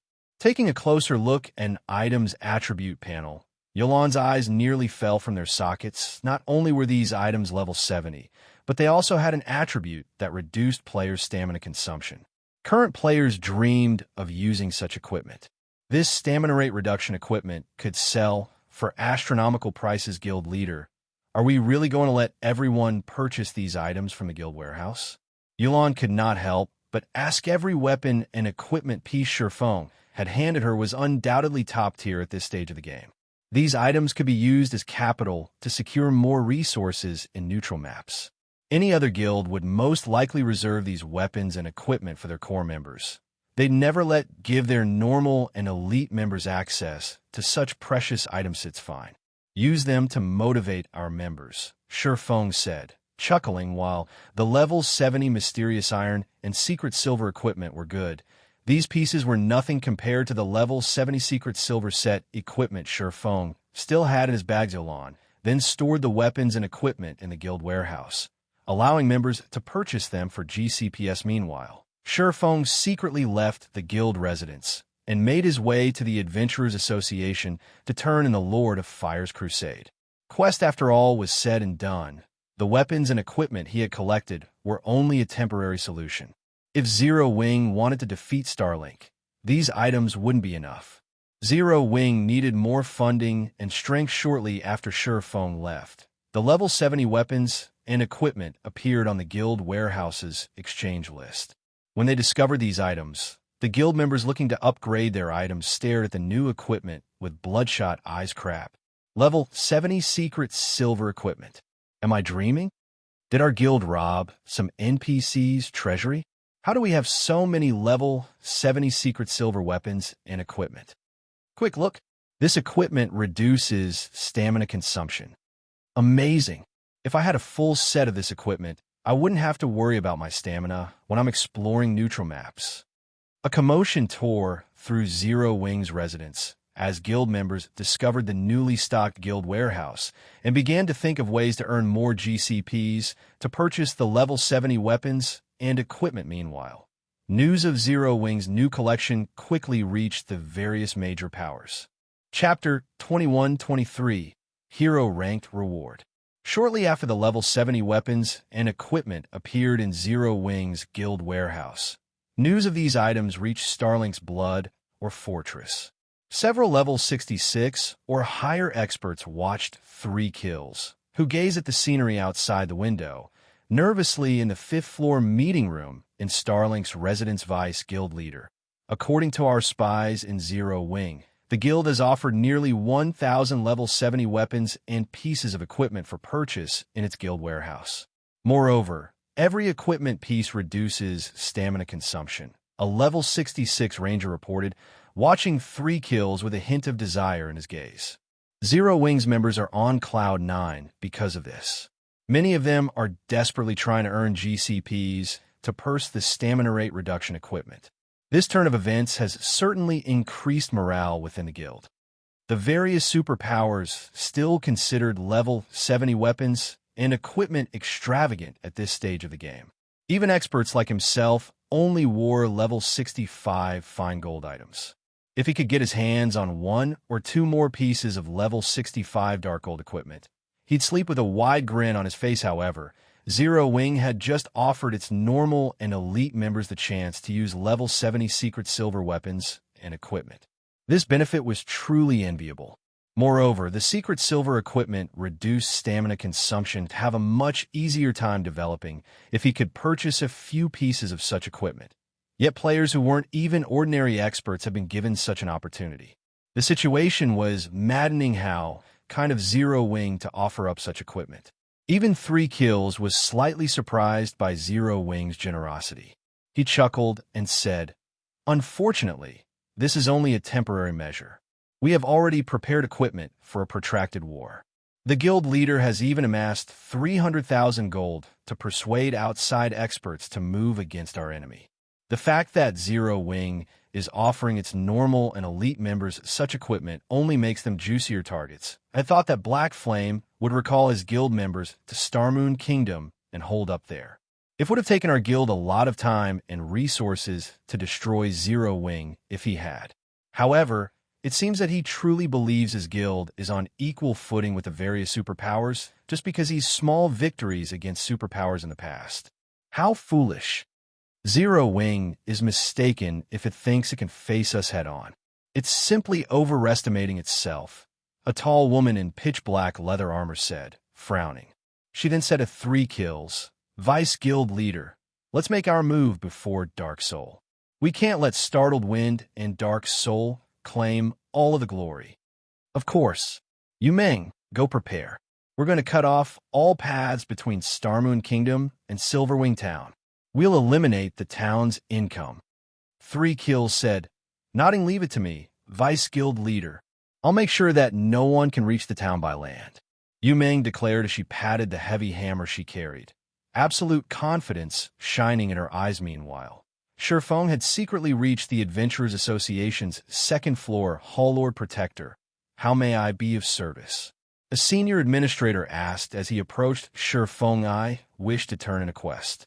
Here is the falling fire heart I've retrieved," Shifeng said as he pulled a rock enveloped in blue flame from his bag and handed it to the senior administrator. "Every crusade quest required proof of completion." The falling fire heart was evidence of the Lord of Fire's defeat. The senior administrator was stunned when he saw the falling fire heart. Once he snapped out of his daze, the NPC looked at Shifeng with even greater respect after verifying the falling fire heart's authenticity. A series of system notifications altered Shifeng's Starmoon Kingdom region system announcement. "Congratulations to Zero Wing for completing the Hero Crusade quest, Lord of Fire. Rewarding 30,000 guild popularity and promotion to 1-star honorary guild in Starmoon Kingdom." The system announcement echoed throughout Starmoon Kingdom 3 times, and every player in the kingdom heard it loud and clear. The various Adventurers Association branches throughout the kingdom also hung Zero Wing's guild flag in their main halls. Any player that visited would see these flags. This was proof of the guild's glory. Even if Zero Wing faded from God's domain, its flag would remain in Starmoon Kingdom's Adventurers Association branches. However, Shifeng was far more excited by the fact that his guild had become a 1-star honorary guild in Honorary Guild. Countless guilds had dreamed of obtaining the title during his previous life, even though the title was only effective in the kingdom or empire that had granted it. It was capital that would help a guild grow stronger. Even Shadow had fought desperately to earn the guild title. Yet Shifeng had secured it for Zero Wing so soon in this life. Normally, guilds had to complete 3 Hero Crusade quests to earn the 1-star honorary guild title, But since Zero Wing was the first to complete such a quest in Star Moon Kingdom, the title had been granted as a bonus reward. The 1-star honorary guild title was easily worth more than 100 epic weapons and equipment pieces to the various guilds. Not only would the guild receive more high-ranked quests from NPC nobles due to the title, but its members would also receive a 5% boost to their basic attributes and EXP earned within the respective country. While a 5% boost to attributes and EXP didn't seem like much, it was an extraordinary boon to high-level players. Besides, many a little makes a mickle. Players with these buffs would gradually pull ahead of those without. As a result, the difference between guilds would continue to grow after becoming a 1-star honorary guild in Star Moon Kingdom. Zero Wing's position in the kingdom was even sturdier than before. Without overwhelming strength, foreign powers could do nothing against the guild in Star Moon Kingdom. This was one of the reasons that the various major powers had fought so desperately to complete Hero Crusade quests in the past. A kingdom or empire's honorary guild title was akin to a terrain advantage in Warwind. Zero Wing's members discovered the benefits of being a 1-star honorary guild. They couldn't help their growing excitement, although they couldn't currently grind in neutral maps. With this guild title, they could grind in Star Moon Kingdom, and they wouldn't level any slower than in neutral maps. Moreover, they also had a certain advantage against the kingdom's field boss's commander. Zero Wing has more hope of survival now. Even if Starlink prevents Zero Wing from developing in neutral maps, the guild can safely develop in Star Moon Kingdom. Iluafe, who currently resided in Silverwing Town, exclaimed due to Yin Tianxing's suggestion. The FFF adventurer team had joined Zero Wing, but despite that, it couldn't do much to change the guild situation in the Empire. Starlink was simply too strong when it got serious. Zero Wing's members couldn't even set foot outside the town. The various powers that could explore neutral moss would eventually surpass those who couldn't. Fortunately, now that Zero Wing had received an honorary guild title, its development speed wouldn't be affected if it couldn't develop in neutral maps. At the very least, ordinary powers shouldn't hope to surpass the guild. Starlink would also find Zero Wing far more difficult to deal with in Star Moon Kingdom. As long as Zero Wing persisted, it was bound to turn its situation around. God's domain constantly changed, after all, and Starlink couldn't afford to focus all of its strength against Zero Wing all the time. Sure enough, Zero Wing hasn't made it this far by relying on luck. It had been patiently enduring until it accomplished this feat. Yin Tianxing breathed a sigh of relief when he read the system announcement. He had fought Starlink's experts plenty of times before, and he had to admit that it was a frighteningly powerful guild. It had already dispatched an astonishing number of experts to the Empire, and the Mad Beast Legion tore through the Empire like a typhoon. The Legion left devastation in its path. Its members had almost succeeded in killing Yin Tianxing as well.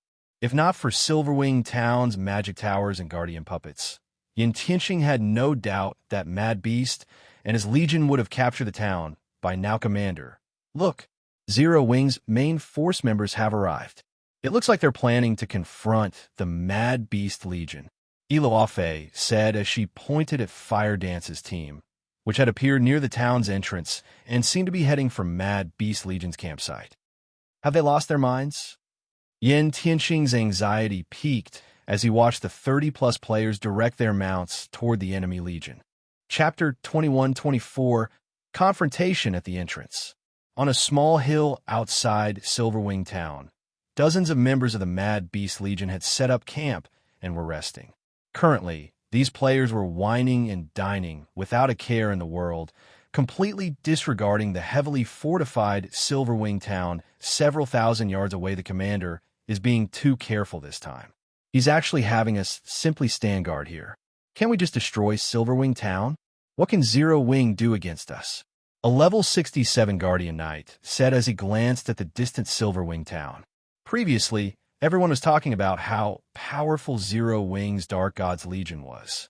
In the end, didn't we slaughter that Legion's members? The Mad Beast Legion was in existence known throughout the western continent of God's domain for having destroyed over 20 guild towns, some of which were even controlled by superpowers yet. Now their commander, Startled Wind, was actually having them stand guard outside Silverwing Town and had only tasked them with preventing players from leaving the town. This was completely different from their normal operations, Panther. Stop grumbling. At least you got to get some exercise with those people from the Dark Gods Legion. We have only mobs to fight against. There's not even a field boss in sight. A level 67 berserker carrying a white bone greatsword said, rolling his eyes at the Guardian Knight named Black Panther to maintain surveillance on Silverwing Town. The Mad Beast Legion had split into two groups. One group would either grind for levels or rest, while the other group would keep watch over the town. The two groups took turns, switching responsibilities with each other to prevent their levels from falling behind, right? That's enough. The commander naturally has his reasons. Moreover, whether in terms of defensive structures or NPC soldiers, Silverwing Town is much stronger than the towns we've destroyed thus far. In a frontal confrontation, even if we do succeed in capturing Silverwing Town, we'll most likely suffer significant losses, a level 68 scholarly man wearing silvery gray leather armor said. In a deep tone, he continued, while our task this time is indeed to destroy Zero Wing, we also have to conserve our strength. After all, our true enemy is not a measly guild like Zero Wing, but those bastards from the Western continent. Since we can slowly whittle down Zero Wing without suffering any damage, we naturally don't need to invest too much effort and reveal our trump cards. At the scholarly man's words, everyone present immediately lost their sloppy manner and grew serious, especially at the mention of the bastards from the Western continent. Vice Commander, I heard that Zero Wing's Black Flame is very strong and that he had actually defeated the Foreshadowed Demon Sword Demon. Between him and the commander, who do you think is stronger? Black Panther could not help but asked curiously when the Mad Beast Legion members heard Black Panther's question. They sent curious gazes at the scholarly man, as well they were conversant with the Foreshadowed Demon strength. Every one of the Foreshadowed Demons was an absolute monster that had reached the Domain Realm decades ago.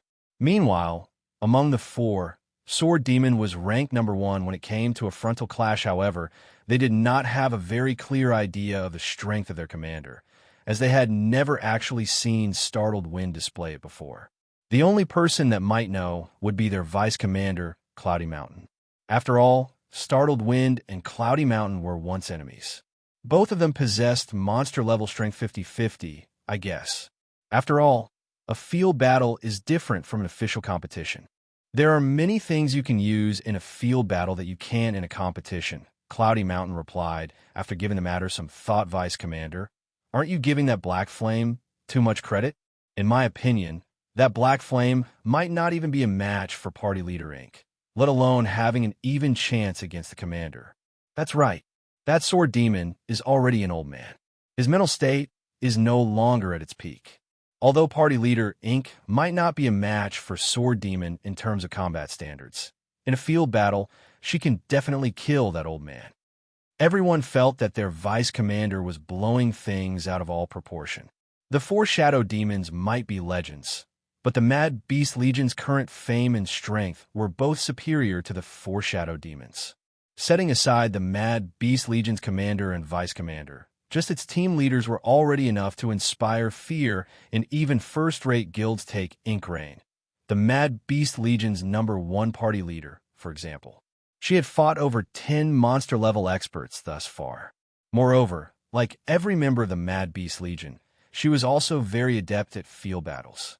If Ink Rain fought Sword Demon out in the fields, even Sword Demon would be in serious trouble. While the Mad Beast Legion members were bickering, dust clouds suddenly appeared a short distance away. Some of the players that were keeping a lookout on the campsite's surroundings noticed this immediately. Vice Commander, there are people charging toward us from Silverwing Town. A ranger shouted after observing the dust clouds. Using Eagle Eye Zero Wings members are finally unable to sit still. We'll finally get to exercise our bodies, Black Panther said, smiling as he licked his lips. Your luck really is good. I'll definitely ask to be in the same group as you next time. Brilliant Python, the berserker carrying the white bone greatsword, said with excitement. How many people did they send? Cloudy Mountain asked as he stood up from his seat. A little over 30. The observing ranger reported carefully just 30 plus. For a moment, the Mad Beast Legion members could not help but be stunned.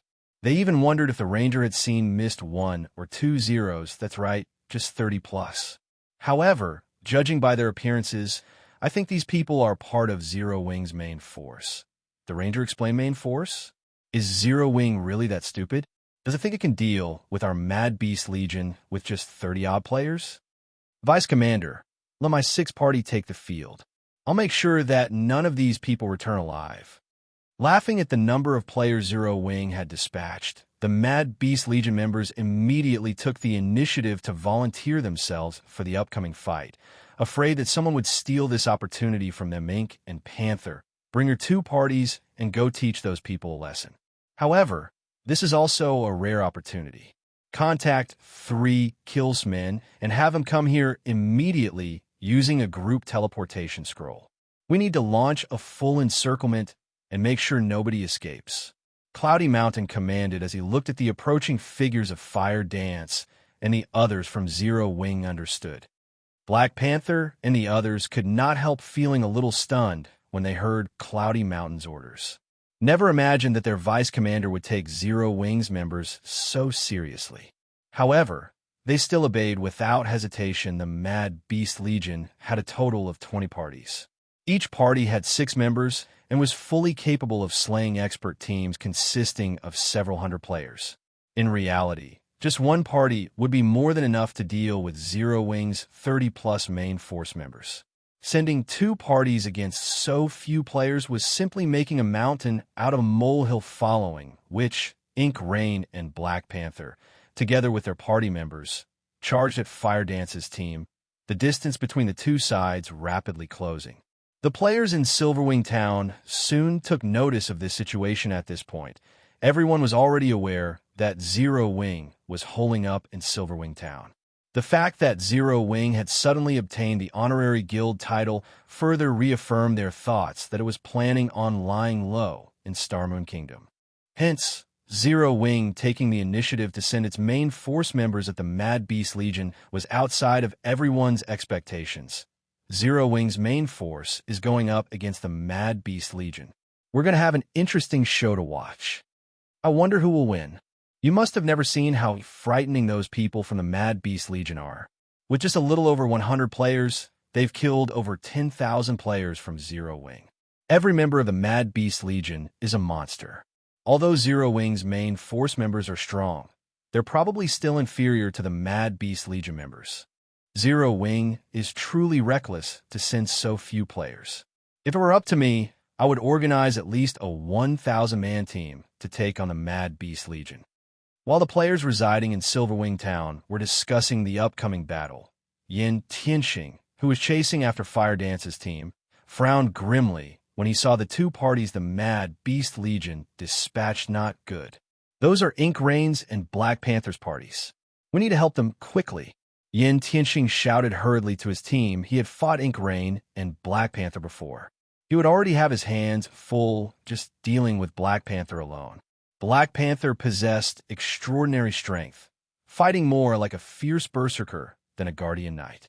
Going up against the Guardian Knight in a frontal confrontation was simply impossible. Ink Rain was even more frightening. In just one exchange, Yin Tianxing had nearly lost his life. If not for a special magic scroll that forcibly saved his life, he wouldn't have been able to block Ink Rain's second hit at all. Even if Zero Wing had Fire Dance taking the lead, Yin Tianxing did not think that her group could last very long against both Black Panther and Ink Rain. Unfortunately, Yin Tianxing's team was still a tad too slow. In the end, they could only watch as Fire Dance's group and Ink Rain's group got within 30 yards of each other and started attacking each other. Zero Wing. Die! Black Panther laughed as he leaped into the air, the icy blue shield he wielded transforming into a gigantic energy shield that smashed down on Fire Dance's group. Not only did Black Panther's attack cover a 30-yard radius, but the strength it carried also warped the space around it. The distant spectating members of Zero Wing paled reflexively at this scene.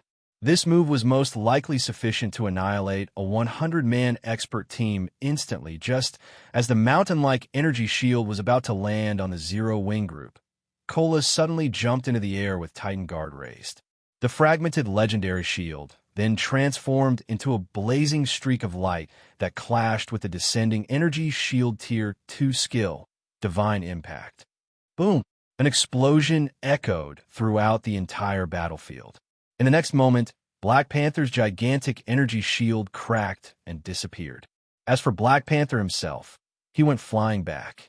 Even after he landed, he stumbled 3 steps backward before he managed to stabilize himself. In contrast, Cola remained standing steadily where he lighted. Chapter 21-25, Steamroll. The two Guardian Knights' initial clash caused a huge commotion. Even players standing thousands of yards away felt the resulting shockwave so strong. The various major powers and independent experts watching the battle from magic mirrors in Silverwing Town couldn't believe their eyes. Rather than players, Cola and Black Panther looked like two gigantic beasts as they fought for the upper hand. Every one of their movements shook the ground as the sky above them rumbled. These Guardian Knights' strength was so far from ordinary experts that the difference was like that between heaven and earth. How is this possible? Yin Tianxing's heart pounded madly as he watched Black Panther fly backward and stumble 3 steps before regaining his footing. Yin Tianxing was very familiar with Black Panther's strength, which even surpassed the Great Lord's. After including his skill bonuses, Black Panther's strength could certainly rival a Grand Lord's of the same level. In the few instances that Yin Tianxing had faced Black Panther's energy shield, he had been forced to rely on vanish or wind steps to evade the attack. Cola, on the other hand, only relied on ordinary Tier 2 skills to block or evade Black Panther's attacks, and it was obvious that the Zero Wing member had even higher strength than his opponent. If Cola had activated a Berserk skill, this scene might have made sense, but he clearly hadn't. He actually overwhelmed Black Panther with only Tier 2 skills. His strength was truly inhuman. Who is he? A trace of fear flashed in Black Panther's gaze as he stared at Cola's bear-like figure. This outcome shocked Black Panther even more than Yin Tianxing. The Mad Beast Legion's members weren't ordinary Tier 2 players. They had all undergone bloodline replacement, which meant that their life ratings were much higher than ordinary Tier 2 players, rivaling demon players. However, they gained far more to their basic attributes when they leveled up than demon players. Their basic attributes were far beyond what ordinary Tier 2 players could achieve. The only flaw bloodline replacement had was the intense difficulty players faced during their future class promotions. But those capable of earning a place among the Mad Beast Legion were experts among experts. They were all confident of completing their future promotions without issues. Once they did, they'd be much stronger than players of the same tier, so they didn't mind the extra difficulty. Black Panther quickly disregarded his surprise. PvP battles weren't decided solely by the combatant's basic attributes. Immediately, the Starlink Guardian Knight raised his shield and charged at Cola again. He didn't intend to fight Cola head-on this time, relying on his speed to outmaneuver his opponent, find weak points, and slowly chip away the enemy Guardian Knight's HP. After the bloodline replacement, players' movement speed, attack speed, and reaction speed would improve considerably. While this improvement might not do much for agile assassins, it would be extremely beneficial for bulky Guardian Knights. However, Cola did not give Black Panther any chances to touch his HP. He immediately activated the Scorching Wind Set's War God of Fire skill, transforming into a 6-meter-tall, flaming giant. Wielding a burning axe in one hand and a flaming shield in the other, Cola looked like this land's overlord raising his fiery axe. Cola swung down at Black Panther's approaching figure. Zero Wing's lead MT had gained a general understanding of Black Panther's power during their initial clash. If he tried to rely on techniques to defeat his enemy, Black Panther would eventually whittle him down, and he'd lose. After all, Black Panther's basic attributes were roughly on par with his own. The only way Cola could win this fight was by relying on overwhelming power. Damn it. Black Panther's expression darkened as he watched the gigantic axe descend toward him. He could tell that this attack likely had the strength of a mythic monster. and Cola's attack had a massive 30-yard radius. With less than 10 yards between them, dodging the axe was impossible instinctively. Black Panther activated his Berserk skill, his basic attributes skyrocketing. He then activated Protection Blessing and moved forward to greet Cola's attack. When Cola's flaming axe collided with Black Panther's shield, a towering pillar of fire rose from the point of impact. The flames instantly scorched the ground beneath Black Panther's feet. Boom. As the fire subsided and revealed the fighters, the watching players couldn't help but gasp. The difference between the two Guardian Knights' strength hadn't been that large during the previous clash. Yet even after Black Panther had activated his Berserk skill, Cola was still tremendously stronger than the Starlink player with just one attack. Cola had devoured 20% of Black Panther's HP, and the ground beneath his opponent had sunk by roughly 4 meters. Cola's strength was simply horrific, however. No one knew that the scorching wind set Cola wore had been known as one of the strongest level 70 sets during Sure Fang's previous life. Although it was only a fine gold set equipment, the War God of Fire skill boosted the player's life rating to archaic species and granted a massive boost to their basic attributes. Using an ordinary Berserk skill to contend with the War God of Fire was laughable naturally. Cola didn't stop after landing the one attack. He immediately raised his flaming axe and attacked again. With an archaic species life rating, Cola's reaction speed and 5 senses were far more acute than normal. His attack's precision gave Black Panther no room to dodge 1 slash, 2 slashes, 3 slashes. As Cola landed his 5th attack, Black Panther's HP finally reached 0. His body burning to ash. Cola's strikes had been so fast that the healer in Black Panther's party hadn't had enough time to react and start casting a healing spell before the Guardian Knight had died. As if time had frozen, everyone stared at Cola's War God of Fire form with fear in their eyes. How is this possible? The Mad Beast Legion members were stupefied. They couldn't believe that Black Panther, who had activated his Berserk and life-saving skills, had suffered such a decisive defeat. He hadn't even been able to retaliate before Cola had hacked him to pieces. Techniques, life-saving skills, before absolute power, none of these mattered. As Cola was about to switch targets and charge at another Mad Beast Legion member, a lithe figure appeared behind him and thrust an icy cold dagger into his back. Cola lost 1/9 of his HP. Before he could react, the damage shocked Cola. With War God of Fire active, he had more than 1 million HP, and his defense was astonishingly high. It would be impressive to find a Tier 2 player who could deal over minus 20,000 damage to him. Yekar's new opponent had dealt over minus 150,000 with a single attack. His new opponent's attack power was incredible. Hurriedly, Cola activated Fire God's Wrath with a furious bellow. Flames erupted from the ground around him, enveloping a 15-yard radius. Seeing this, the lithe figure landed another before retreating. By the time these flames devoured everything around Cola, the figure stood 15 yards away, at the very edge of the raging inferno. The spectators only got a clear view of this lithe figure once the fire around Cola had subsided. She was a mesmerizing woman with snow-white hair. Silver divine runes covered her body, and she held 2 daggers that matched her hair color. Her clothing was as dark as the night sky. Careful. She's the Mad Beast Legion's #1 assassin, Ink Rain. Yin Tianxing shouted a warning, fear flashing in his eyes when he saw her face. His memory of this woman was still fresh in his mind. He couldn't forget her even if he wanted to. If he hadn't had an ancient life-saving scroll, Ink Rain would have killed him during their past encounter. Cola pushed his 5 senses to their limits as he watched Ink Rain. He could sense the threat of death from this woman, and if he hadn't already transformed into a War God of Fire, she likely would have killed him in those 2 moves. Meanwhile, when the Mad Beast Legion members saw Ink Rain taking on Zero Wing's monstrous Guardian Knight, they cheered from their campsite on a nearby hill. Although Black Panther led his own party in the Legion as well, there was a massive difference between him and this female assassin who truly underestimated Zero Wing's experts, Cloudy Mountain said as he watched Cola.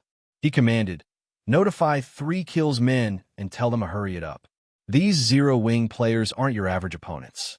Also, Python, lead your party to assist Ink and the others." She'll likely need some time to take out that Guardian Knight if she's fighting by herself. Cola's performance had been surprising, but as the Mad Beast Legion's vice commander, Cloudy Mountain was very familiar with Ink Rain's strength. He was certain that she could defeat Cola. However, the members of her and Black Panther's parties would likely face a bitter battle against Zero Wing's other members while Ink Rain was busy with the Guardian Knight. To end this quickly and avoid unnecessary losses, Cloudy Mountain thought it wise to send another party as Brilliant Python and his party prepare to move out. Zero Wing's other members engaged Ink Rain and Black Panther's party members in combat. Meanwhile, Cola used his strongest skills against the enemy assassin, but despite his efforts, Ink Rain gracefully dodged every fervent attack. Cola's axe didn't even brush Ink Rain's clothing. On the contrary, Ink Rain dealt some damage from time to time. It seems Zero Wing's experts only amount to so much. Glancing at the Guardian Knight before her, Ink Rain spun her daggers, clasping them in a reverse grip. The two weapons then transformed into crystalline short swords, so sharp that space around them began to crack following, which female assassin became a blur before splitting into 3 clones. All 3 attacked Cola from different directions. 6 black lines reached for the Guardian Knight, and despite Cola's improved reaction speed, he was only able to block 4 of the 6 attacks as the 2 remaining black lines were about to bite into Cola's flaming form. 2 sword-likes abruptly intercepted them. The black lines disintegrated into nothing the moment they encountered the sword lights. Sparing, "Cola, who are you?"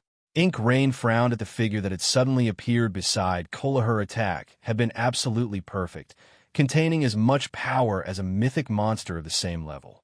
Even with his peerless strength, Cola had barely shrugged off her attacks. However, this new arrival had effortlessly countered her strikes. Most importantly, this new arrival had predicted her attack trajectories. Her attack trajectories changed constantly, and her attacks were extremely fast. If not for Cola's shield, he would never have been able to block 4 of her strikes. Yin Tianqing, who rushed toward the battle from a distance, was just as astonished to see Cola spared from the attack. If he had been Cola's reinforcement, stopping just one of Ink Rain's attacks would have taken everything he had. After a moment of silence, the figure beside Cola spoke, her clear, crisp voice echoing across the battlefield in Zero Wing's Fire Dance. Chapter 21-26, Sudden Cry. After seeing Fire Dance in action, the distant spectating Mad Beast Legion members realized this was serious. Unlike Ink Rain, glowing silver runes didn't cover Fire Dance's body. Instead, her form was shrouded in a black mist, as if she were some kind of demon lord. That woman's amazing. She actually blocked party leader Ink's killing move. Everyone in the Mad Beast Legion knew how powerful Ink Rain was. Not even a handful of them could block her attacks.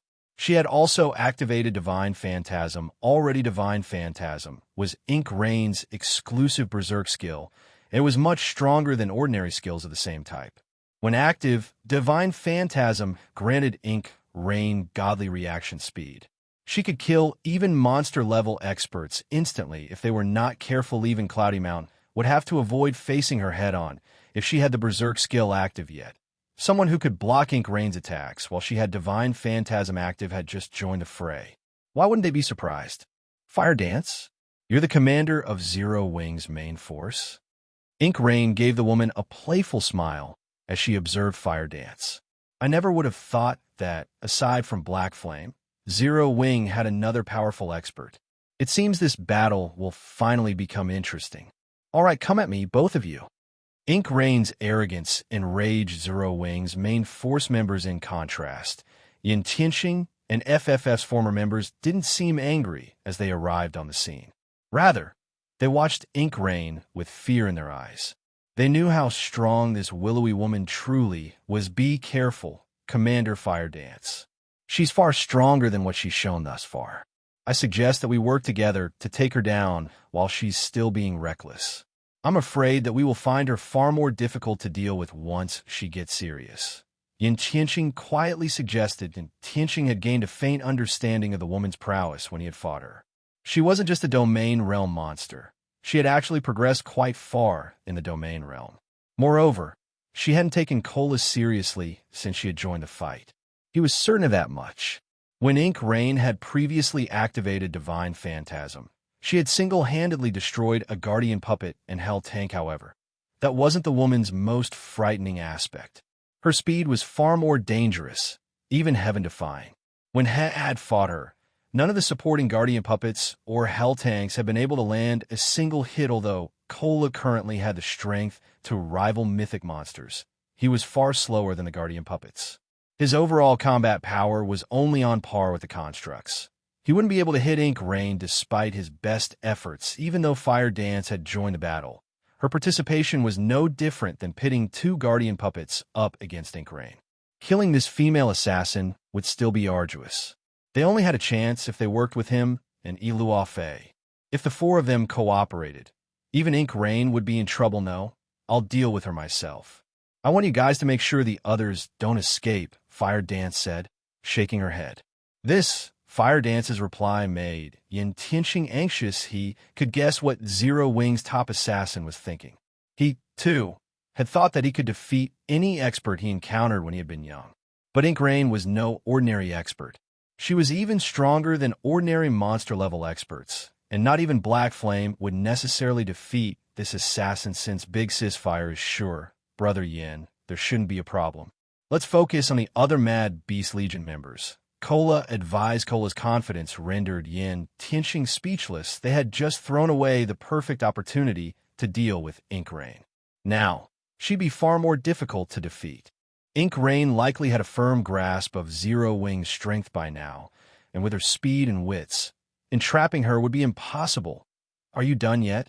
Ink Rain asked, flashing Yin Tianqing and Iluafe a faint smile. If you want to come at me together, I won't mind. She was absolutely confident in her strength and speed. Two more Void Realm experts wouldn't change the outcome of this fight. It would be a waste to face you with four people. I'll be more than enough, Fire Dance calmly replied. You? Alone? How confident? I wonder if you really are strong enough to back up your claim? Ink Rain's gaze grew chilly when she heard Fire Dance's response, and the experts around them shuddered as they felt her killing intent. Ink Rain then vanished and transformed into 5 phantoms as she dashed toward Fire Dance 9 phantom steps. Party leader Ink is getting serious. That girl, Fire Dance, is definitely dead now. She's actually dared to anger Party leader Ink. When they saw Ink Rain vanish and reappear alongside 4 copies, the Mad Beast Legion members' eyes glowed with respect and admiration. 9 phantom steps was a bronze combat technique Starlink had obtained through a bronze legacy tablet. Of all of the Mad Beast Legion members, only Ink Rain had learned a portion of the technique, although Ink Rain still couldn't create 9 phantoms. The fact that she could create 5 was astounding. Moreover, not even domain realm experts could differentiate between the 5 phantoms, although the 9 phantom steps was an incredibly powerful technique. It had glaring flaws. Using the combat technique consumed an extraordinary amount of stamina and concentration. Even a monster like Ink Rain could only execute the technique 4 times with full stamina and concentration. Seeing her utilize the technique in combat was a rare treat. It's over. Yin Tianqing's expression sank when he saw Ink Rain's 5 clones. He knew that she was an absolute monster, but he hadn't realized that she was this strong. Not even he could determine which phantom was Ink Rain's real body. Not to mention Fire Dance. As the 5 phantoms reached Fire Dance, they all brandished their gleaming white short swords, launching 10 attacks in total. The attacks were imperceptibly fast and accurate, impossible to block or dodge. Moreover, Ink Rain had launched all 10 in intervals. Even if Fire Dance used Vanish or Wind Steps, the skill's brief invulnerability could save her from all 10 attacks activate. Fire Dance shouted as she activated the falling fire orb in her bag. Her aura skyrocketed instantly, and everyone around her was suddenly overwhelmed with terror as its intensity washed over them. For a moment, they felt as if a true mythic monster stood before them. Zero Wing's assassin then brandished her 1,000 transformations. Fire Dance didn't seem to move quickly. In fact, everyone watching could see her actions clearly. However, The world seemed to freeze as she brandished her fragmented legendary weapon.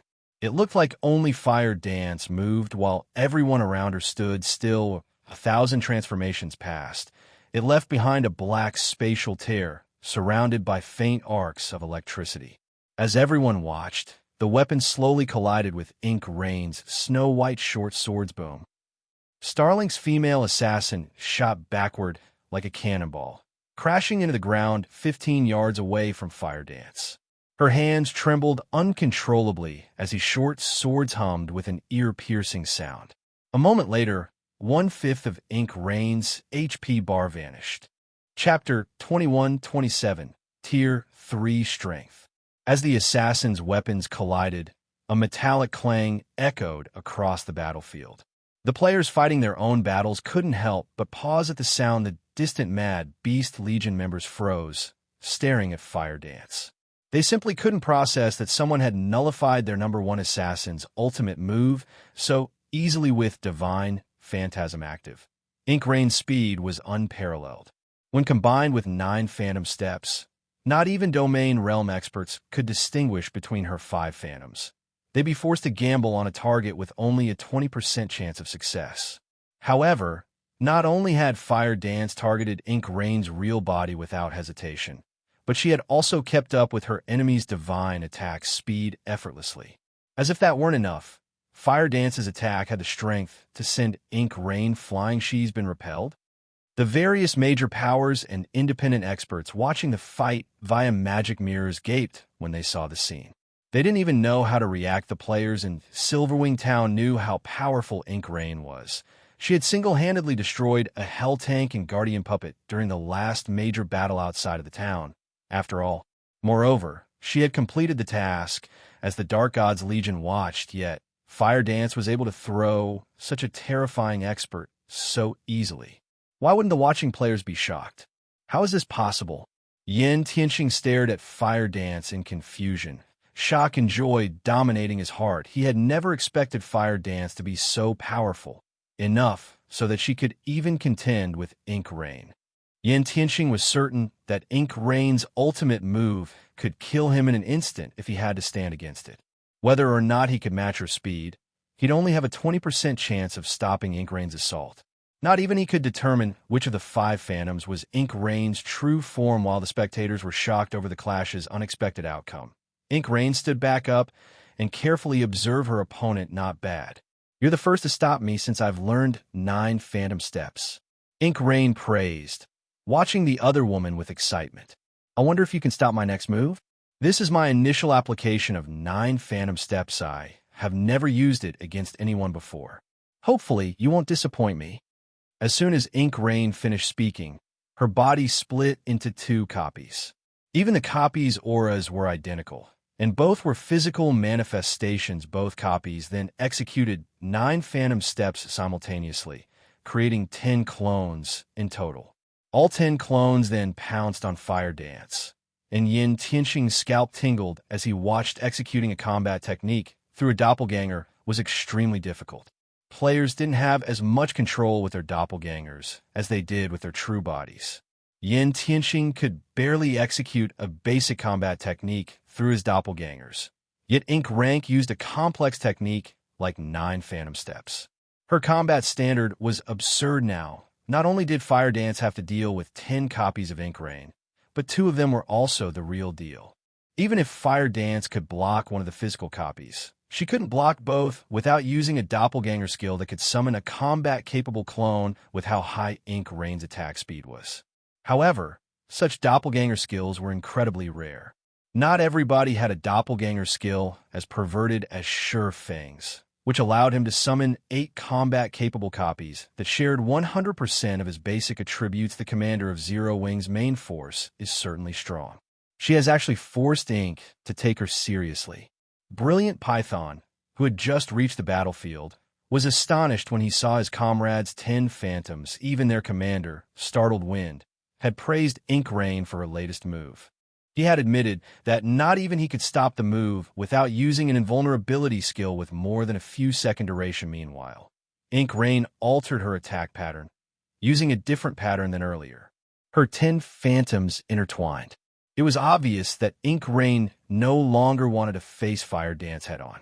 Rather, she planned to defeat her opponent with her superior technique after circling Zero Wing's top assassin for a moment. All 10 of Ink Rain's copies attacked Fire Dance from multiple directions. Absolute Strike. The 10 phantoms immediately transformed into streaks of shadow as they plunged toward their target with far more attack speed than what Ink Rain had revealed thus far when the enemy clones were less than a yard from her. Fire Dance lightly swung her 1,000 transformations, cutting the space before her. A crescent-shaped spatial tear appeared around Fire Dance, rapidly extending until it acted as a shield to protect its creator before anyone could react. They heard 2 muffled sounds. 2 figures then flew 15 yards away from Fire Dance. These figures were none other than Ink Rain and her physical doppelganger. The doppelganger had lost half of its HP, while Ink Rain had lost another 1/5 impossible. Ink Rain stared at the other female assassin in astonishment. She couldn't wrap her mind around how Fire Dance had repelled her attacks. Her speed was undoubtedly at the peak of Tier 2 players. Just blocking one of her attacks was nearly impossible. Blocking 2 would be a godly act. Admittedly, Ink Rain had considered the possibility that Fire Dance would use a life-saving skill to block one of her attacks, but she had never dreamed that the other assassin would send both her and her doppelganger flying with a single counterstrike to make matters worse. Ink Rain recognized that Fire Dance hadn't used some powerful skill to throw her and her doppelganger. It had been a simple slash, yet this normal counterstrike had kept up with both of her attacks. It just didn't make sense as Ink Rain watched her opponent in confusion. Fire Dance abruptly disappeared. Where is she? Did she use Vanish? Everyone's curiosity grew when they lost track of Zero Wing's assassin. Ink Rain pushed her 5 senses to their limits to detect her opponent, but before she realized it, Fire Dance already stood before her, her 1,000 transformations gracefully descending on her. However, despite discovering the woman, Ink Rain wasn't fast enough to react to the attack, no matter how hard she tried. She could only watch as the short sword bit into Eros' 1,000 transformations sliced through Ink Rain's body. Starlink lost the last of her HP. Ink Rain's vision darkened, and her body collapsed before she even had the chance to comment. So fast. Although the process seemed slow, the spectators hadn't had time to take a breath before Fire Dance had ended Ink Rain's life. Ink Rain's dead. How was this possible? The players watching the battle stared with slack jaws. Without any suspense, an expert of Ink Rain's caliber had been slain. Why wouldn't they be shocked? The scene even surprised Cola. No one here had a better idea of Fire Dance's prowess than he, and even if she carried a fragmented legendary weapon and more epic items than he had, she shouldn't be this powerful naturally. The victory didn't faze Fire Dance. She wielded one of the guild's top secrets, the falling fire orb, which only her and Sherfong knew about. With her artificial rise to Tier 3, fighting a Tier 2 player like Ink Rain was like pitting an adult against a baby to everyone else. Ink Rain might have seemed lightning fast, but Fire Dance had no issues keeping up with the other assassin's speed. When it came to a competition of strength, needless to say, Fire Dance had an overwhelming advantage. While everyone was shocked over Ink Rain's death, Fire Dance wasn't idle. She shifted her sights to the Mad Beast Legion's remaining members. Tier 2 players were little more than infants before a Tier 3 player. Without powerful life-saving tools, they had no hope of contending with Fire Dance.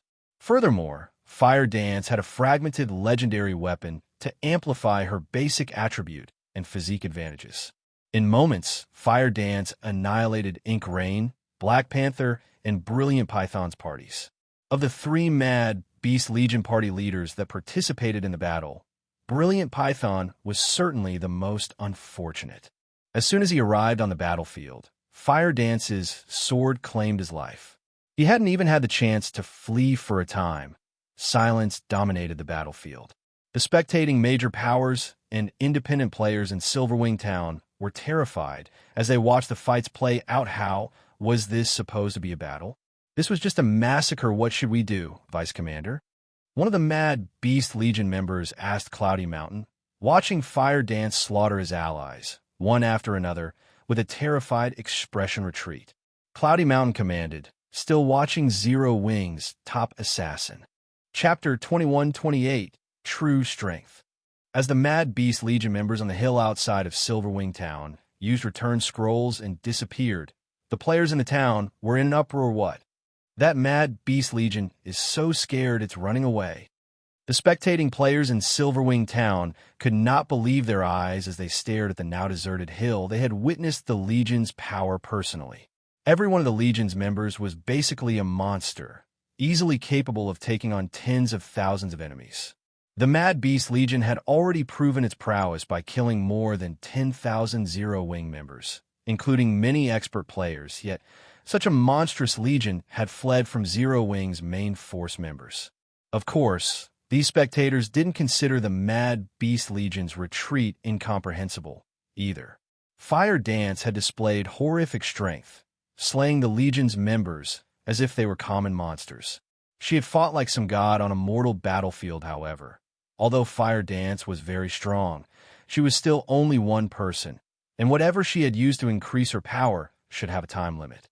Once she lost that boost, the Mad Beast Legion was more than capable of continuing its assault against Zero Wing, and they definitely received more reinforcements from Starlink. Even if Fire Dance's boost lasted longer than expected, the Legion could gradually wear her down and kill her once their reinforcements arrived. And yet, the Legion had decided to retreat after only suffering minor losses. This turn of events confused the spectating independent players in Silverwing Town. The Mad Beast Legion had previously boasted that it would kill any player that exited Silverwing Town's gates. Yet these players had run with their tails between their legs.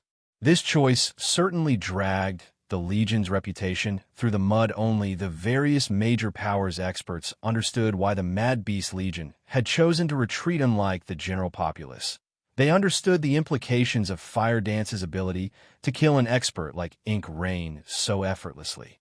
Numbers wouldn't matter before a player like Fire Dance. Sending in any number of experts that were weaker than Ink Rain would be futile. She could slay those experts as easily as killing low-level monsters. Fire Dance's destructive power on a battlefield was akin to a strategic missile. Even if Fire Dance had activated a berserk skill and her peerless strength had a time limit, she could end countless players' lives in that time. Furthermore, she could simply retreat to Silverwing Town before the skill's duration ended, and the Mad Beast Legion wouldn't be able to touch her. After waiting for the cooldown to end, she could repeat the process. The Legion would only continue to suffer if it insisted on standing its ground. Hence, cutting their losses and retreating was the wisest decision Starlink's players could make. I really hadn't expected Zero Wing to have such a trump card remaining. Starlink will likely find it more difficult to cut off Silverwing Town now. That's right. Unless Starlink has a player that can contend with Fire Dance, it'd only be asking for trouble by trying to suppress the town. The strength Fire Dance had displayed even deterred the various major powers for a time. They abandoned their original plans to interfere with Zero Wing's profits. Setting aside the invincible monster that was Fire Dance, they couldn't afford to provoke Cola and Zero Wing's other main force members at the same time. These powers realized how important expert players truly were to a guild. With enough strength, a single player could defend an entire town. After this battle, the various major powers began to put more emphasis on nurturing their guild experts. Most of the independent players in the town had also gained a new understanding of expert players. This battle had utterly altered their mindsets. In the past, experts' usefulness had been limited to small-scale combat and dungeon raids. But now, expert players had proven that they could influence a town's prosperity. Meanwhile, Yin Tianxing and the others, who stood behind Fire Dance, could not help their elation after the battle. Not only had this battle restored confidence to Zero Wing's members, but had also broken Starlink's hold on Zero Wing in neutral maps. Zero Wing no longer had to worry about suppression from other powers. She had actually hidden her strength during the auction arena. Iluafe stared at the Mad Beast Legion corpses strewn around Fire Dance in shock. She had assumed that the addition of the FFF Adventurer team would be a great help to Zero Wing. As far as she was concerned, aside from Sure Feng, Zero Wing didn't have any capable experts. Fire Dance and the others' combat standards weren't particularly high. They only relied on their weapons and equipment to defeat Superpower's peak experts. However, this advantage would only become less significant as players progress further in the game. On the other hand, Shi and Yin Tianxing were different. They were bona fide peak experts. Not even Superpowers could afford to underestimate them, and they'd be far more of an asset to Zero Wing than Fire Dance and her companions. However, it seemed that she had been severely mistaken as she looked at Fire Dance. Iluofe got the feeling that she should do everything in her power to avoid becoming this woman's enemy. In Iluofe's opinion, Fire Dance might even be stronger than Shifeng. The female assassin had killed a monster like Ink Rain so easily, after all, and she hadn't even used a single skill during the exchange. Zero Wing really is unfathomable, Yin Tianxing said, a bitter smile forming on his face. However, this definitely means that I won't have to listen to Lotus's mocking anymore. Lotus had visited him multiple times, trying to persuade him to leave a hopeless guild like Zero Wing, while the Mad Beast Legion had harassed Silverwing Town. However, with the strength Zero Wing had just displayed, Lotus wouldn't likely have anything else to. So once the Mad Beast Legion had retreated, news of the events quickly reached God's Domain's various powers. The game's Superpowers were particularly interested in the battle. Starlink had been very serious about eliminating Zero Wing from the game, even taking more measures to prevent Unyielding Soul from sending reinforcements. However, despite the Superpower's wrath, Zero Wing had successfully defended Silverwing Town, and Starlink had suffered a minor loss.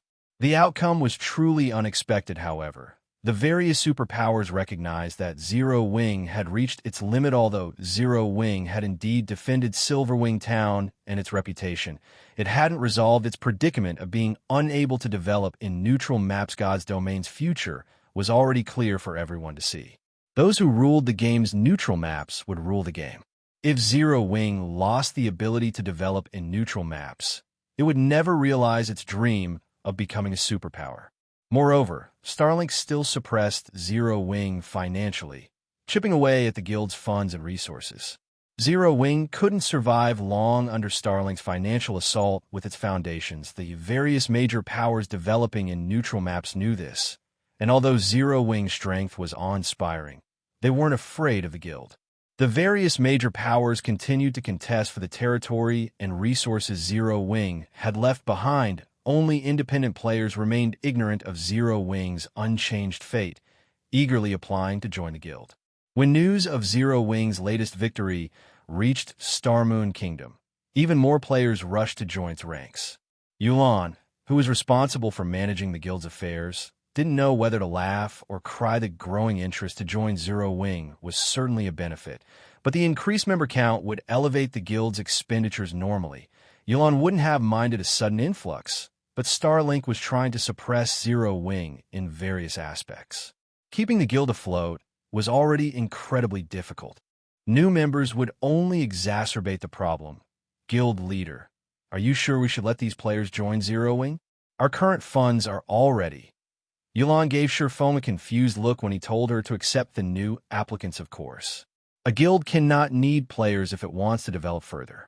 Moreover, if we refuse to accept applicants, the guild's reputation will suffer, Shifeng said, nodding. But our funds, Yulan whined. Relax. We'll receive the funding we need shortly, Shifeng said as he gazed at the city hall before him. We'll see who outlasts whom. He had been worried about Starlink's suppression before he had killed the Lord of Fire, but now he wasn't concerned about the Superpower's aggression in the least. As long as he connected White River City and Stone Forest Town's auction houses, he could just sit back and count his money. After saying so, Shifeng disconnected the call and entered White River City Hall. Chapter 21-29, Inferior Legendary Quest Reward. White River City Hall. Why are so many people here? As Shifeng entered the building, he noticed a large number of independent players in the first floor hall. Many of them were engaged in conversations with the NPC administrators, and quite a few stood in line before the deed counter. Without exception, every player wore an excited expression. The venue was just as lively as a popular trading firm. The only difference was the lack of experts, replaced by extravagantly dressed merchant players. Damn it. I'm too late. I hurried from Black Dragon City, but White River City's advanced rooms have already sold out. I know, right? I've heard that the advanced rooms sold out about half an hour ago. Only basic rooms are left. I wonder when White River City will start selling VIP rooms. VIP rooms? I doubt many players will be able to afford them, even if the system does sell them to players. Even if people can afford the VIP rooms, they won't buy them in White River City. This is only a Kingdom's NPC city. At best, White River City's VIP rooms will rival advanced rooms in Empires. Why waste money on a VIP room in White River City when you could buy 2 advanced rooms in an Empire? Indeed. Recently, I've heard that Starlink has invested more funds into suppressing Zero Wing. Moreover, it has been purchasing specialty materials at high prices in Starmoon City's auction house. As a result, it's lured many players to sell their items there. Fewer and fewer players have been willing to conduct their business in White River City's auction house as of late. The players observing the situation in the hall quietly discussed the current affairs. When Shifeng overheard them, he realized why so many players had come to the city hall shortly after the first auction arena ended in his previous life. The system had launched the auction house rooms. These rooms had become quite popular among independent players. Not only could players rest in these rooms, but the rooms also granted plenty of benefits. Item storage was one of these benefits. Players could use their rooms as private warehouses to store more items. They would no longer have to rent warehouses from the bank. The room's teleportation feature was the second benefit. Regardless of where a player was, they could use the teleportation stone the auction house rooms granted to travel to their room at no cost. The only downside was the relatively long cooldown and the fact that the teleportation stones couldn't be used as freely as being able to use an auction house room as an additional teleportation point was quite a valuable feature for independent players naturally. The ability to sell and purchase items was yet another benefit. Owning an auction house room granted a player access to the auction house interface, allowing them to conduct their business from the privacy of their room. They wouldn't need to deal with the crowded hall. The fourth and most important benefit was the free access to the auction house's advanced auction. Unlike players without their own rooms, they wouldn't have to fulfill the participation qualifications and compete for the limited number of entry tickets available. Because of these 4 benefits, independent players had eagerly fought for auction house rooms naturally. Powers that controlled NPC auction houses also benefited from the auction house rooms. As they sold more rooms, these powers would receive a higher percentage of the revenue shares. However, auction house rooms were not cheap, and players could only purchase a room on a monthly basis. Hence, the number of rooms an auction house sold depended on the managing power's abilities. If the power's NPC auction houses prospered, more buyers would be attracted to the auction house's rooms. Because of this, the powers that ruled over an NPC auction house took their management role quite seriously.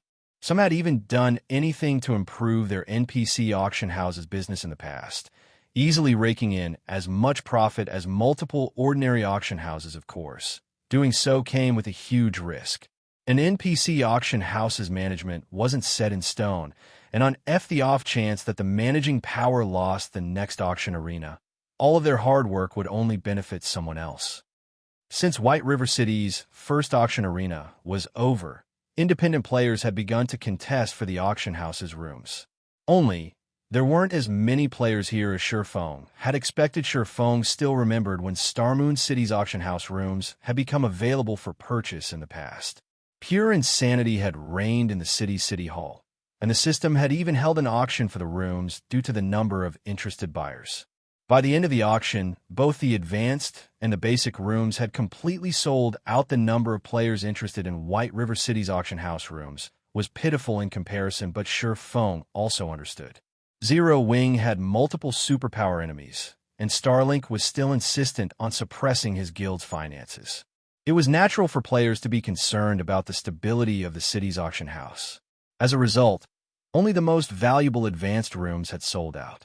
Barely anyone was interested in the basic room. Starlink has certainly moved quickly. As he looked at the hesitant crowd, Shifeng couldn't help his astonishment over Starlink's actions.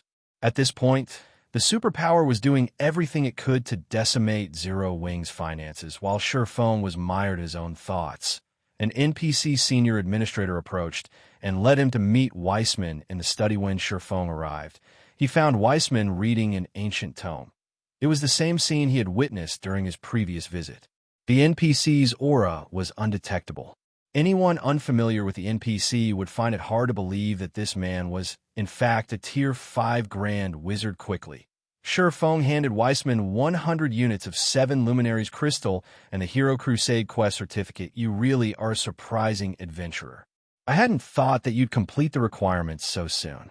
It's no wonder why Charlene values you so much, Weissman said, looking at Feng with a hint of surprise flashing in his eyes.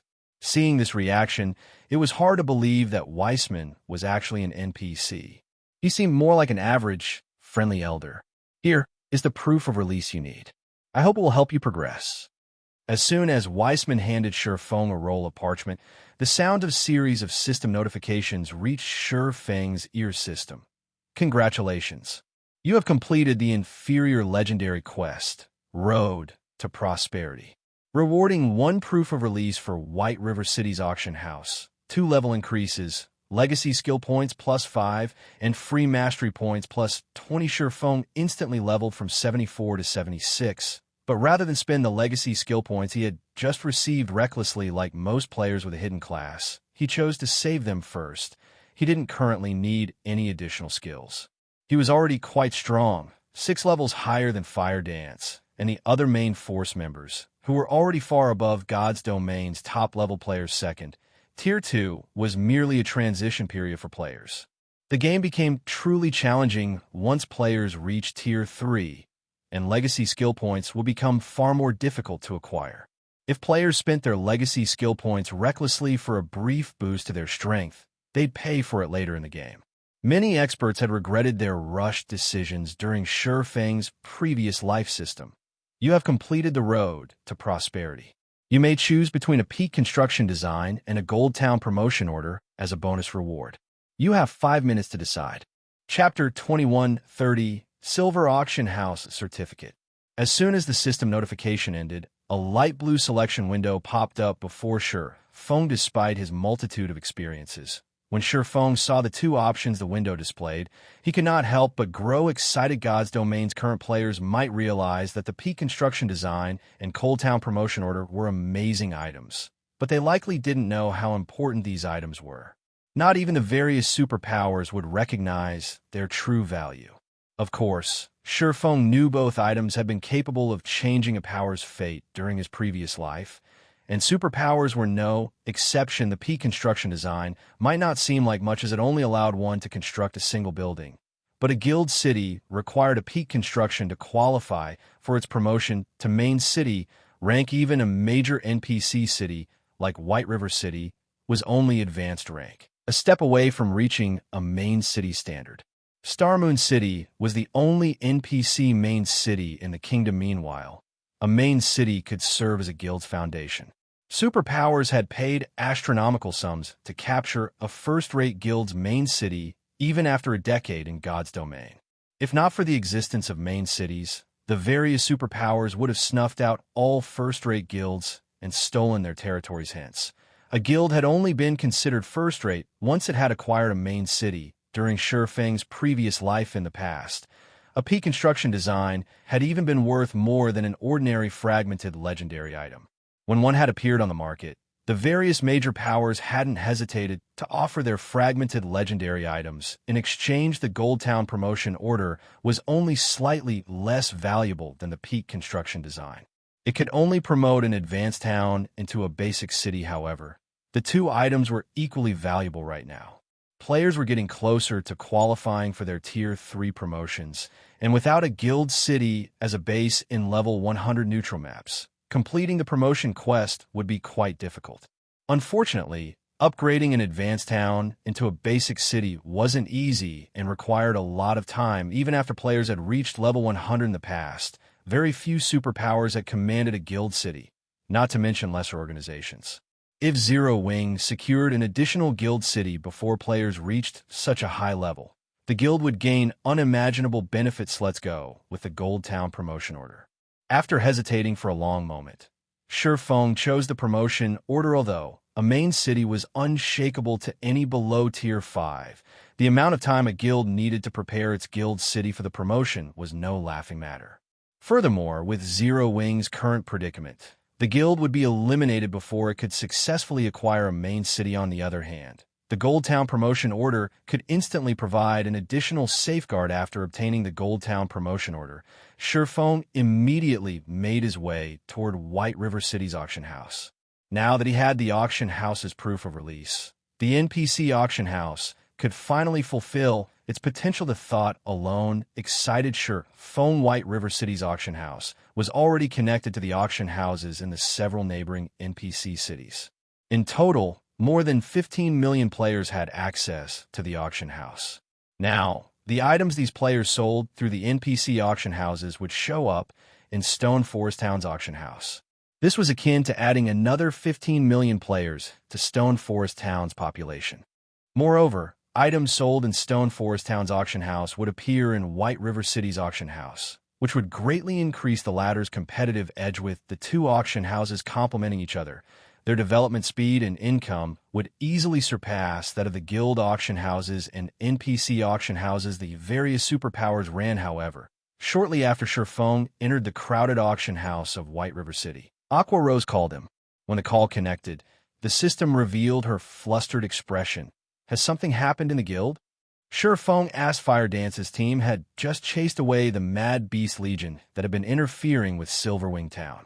Starlink would likely need some time to prepare if it wanted to remount its assault on the town. Dealing with Zero Wing in Starmoon Kingdom should prove even more challenging for the superpower. Even a fool would know the benefits the one-star honorary guild title provided. Unless Starlink had gone mad, it would never attempt to start an actual war with Zero Wing in Starmoon Kingdom. No, it's the Dark Knight Empire. Something major has happened there. Aqua Rose hurriedly reported. I've just received news that Starlink has dealt a heavy blow to Unyielding Soul during its attempt to capture the Buried Bones Fortress. Half of Unyielding Soul's guild experts were killed in the ambush. Unyielding Soul will likely have a lot of trouble just trying to set foot in the ancient undead country now. After this, Starlink will likely try to eliminate the Dark Knight Empire's various major powers to ensure that no one ever dares to question it in the Empire. The 100 Flowers Palace's several allies have publicly severed their relationship with the palace over this. 3 superpowers fought for supremacy in the Dark Knight Empire. Although Starlink had gained a massive advantage after securing Dark Knight City's auction house, Unyielding Soul and Crimson Emperor were still capable of fighting Starlink in the Empire's other locations. Although the Empire's major powers were in awe of Starlink's strength, they had no qualms about carrying out covert operations. Overall, the various major powers still had plenty of living space in the Empire. However, now that Unyielding Soul had taken such a severe blow and lost a significant portion of its combat power, it was at its limit as it tried to stay afloat. Unyielding Soul couldn't pin down Starlink any longer. As for Crimson Emperor, the guild's attitude toward Starlink had always been lukewarm. Crimson Emperor only supported Unyielding Soul on the surface. It wouldn't attempt to stand against Starlink for the other guild. After this victory, Starlink would try to solidify its position in the Empire.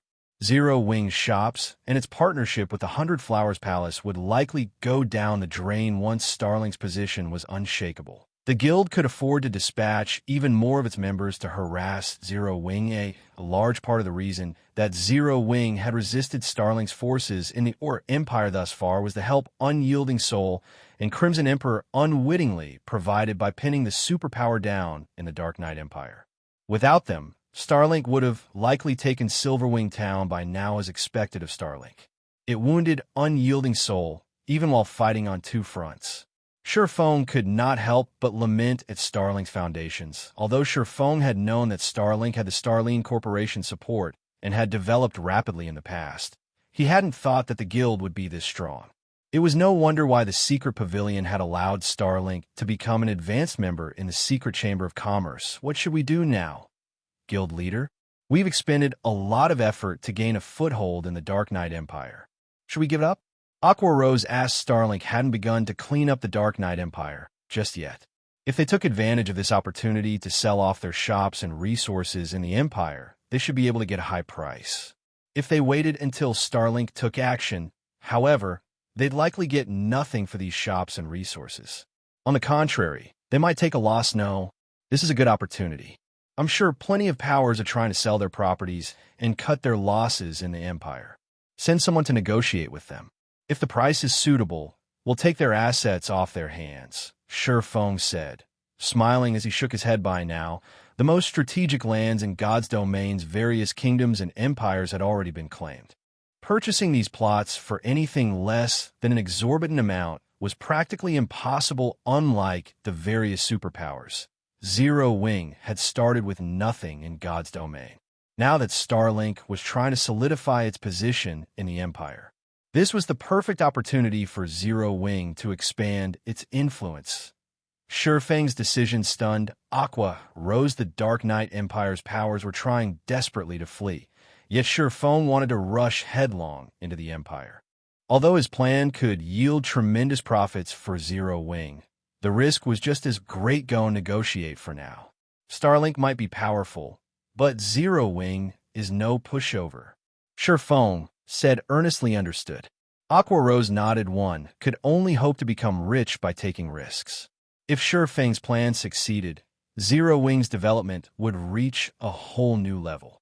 Starmoon Kingdom was, after all, only a kingdom. It was no match for an empire. By the time Shi Feng had finished his conversation with Aqua Rose, he had arrived on the top floor hall of White River City's auction house. Lord Protector, how may I be of service? Hope, the auction house's senior administrator, respectfully asked as he approached Shi Feng.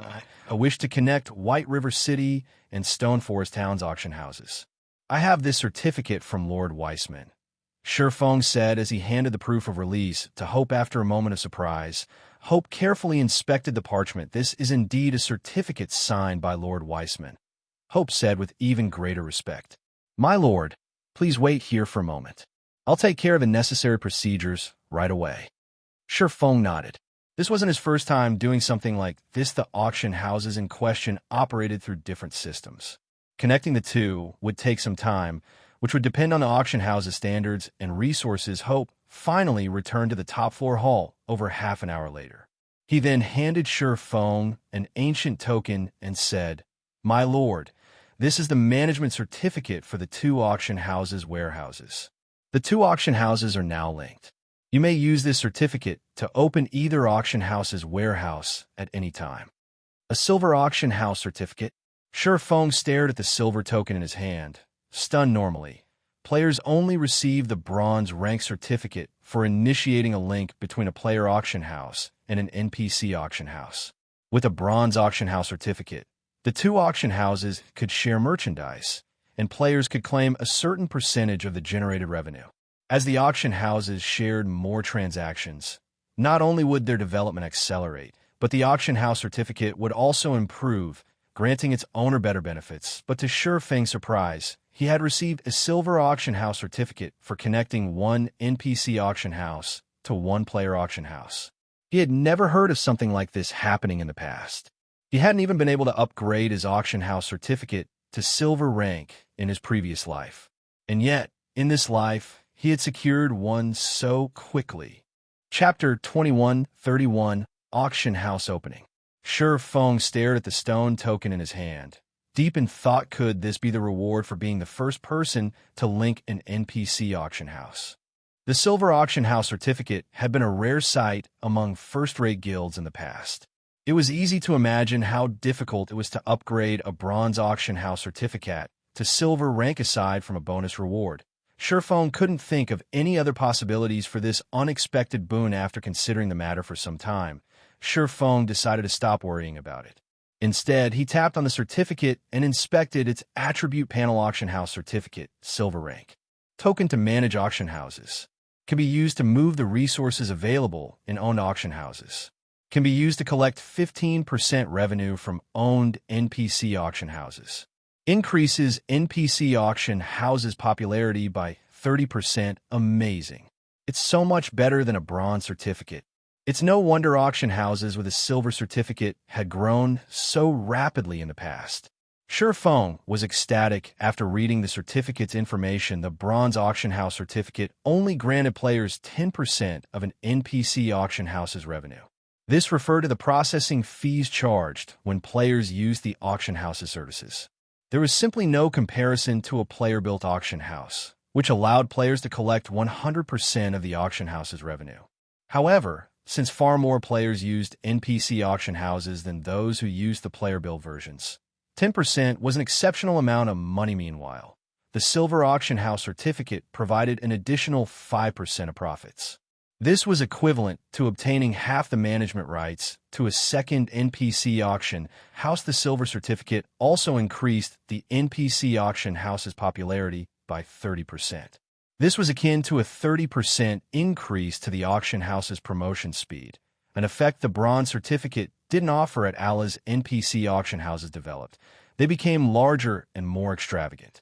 They would also gain more auction house rooms for sale, which would drastically increase the auction house's profits. Most importantly, auction house certificates weren't the same as the NPC auction houses themselves.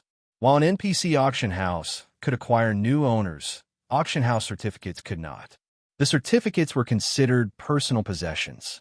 Even if a player lost their original NPC auction house and won another, they would enjoy the benefits the Silver certificate provided through their new auction house. If the various superpowers find out that Zero Wing has this, they'll likely do everything they can to take White River City's auction house from us in the next auction arena. Feng thought to himself as he smiled. As time passed and White River City's auction house continued to develop, the profits the auction house generated would increase.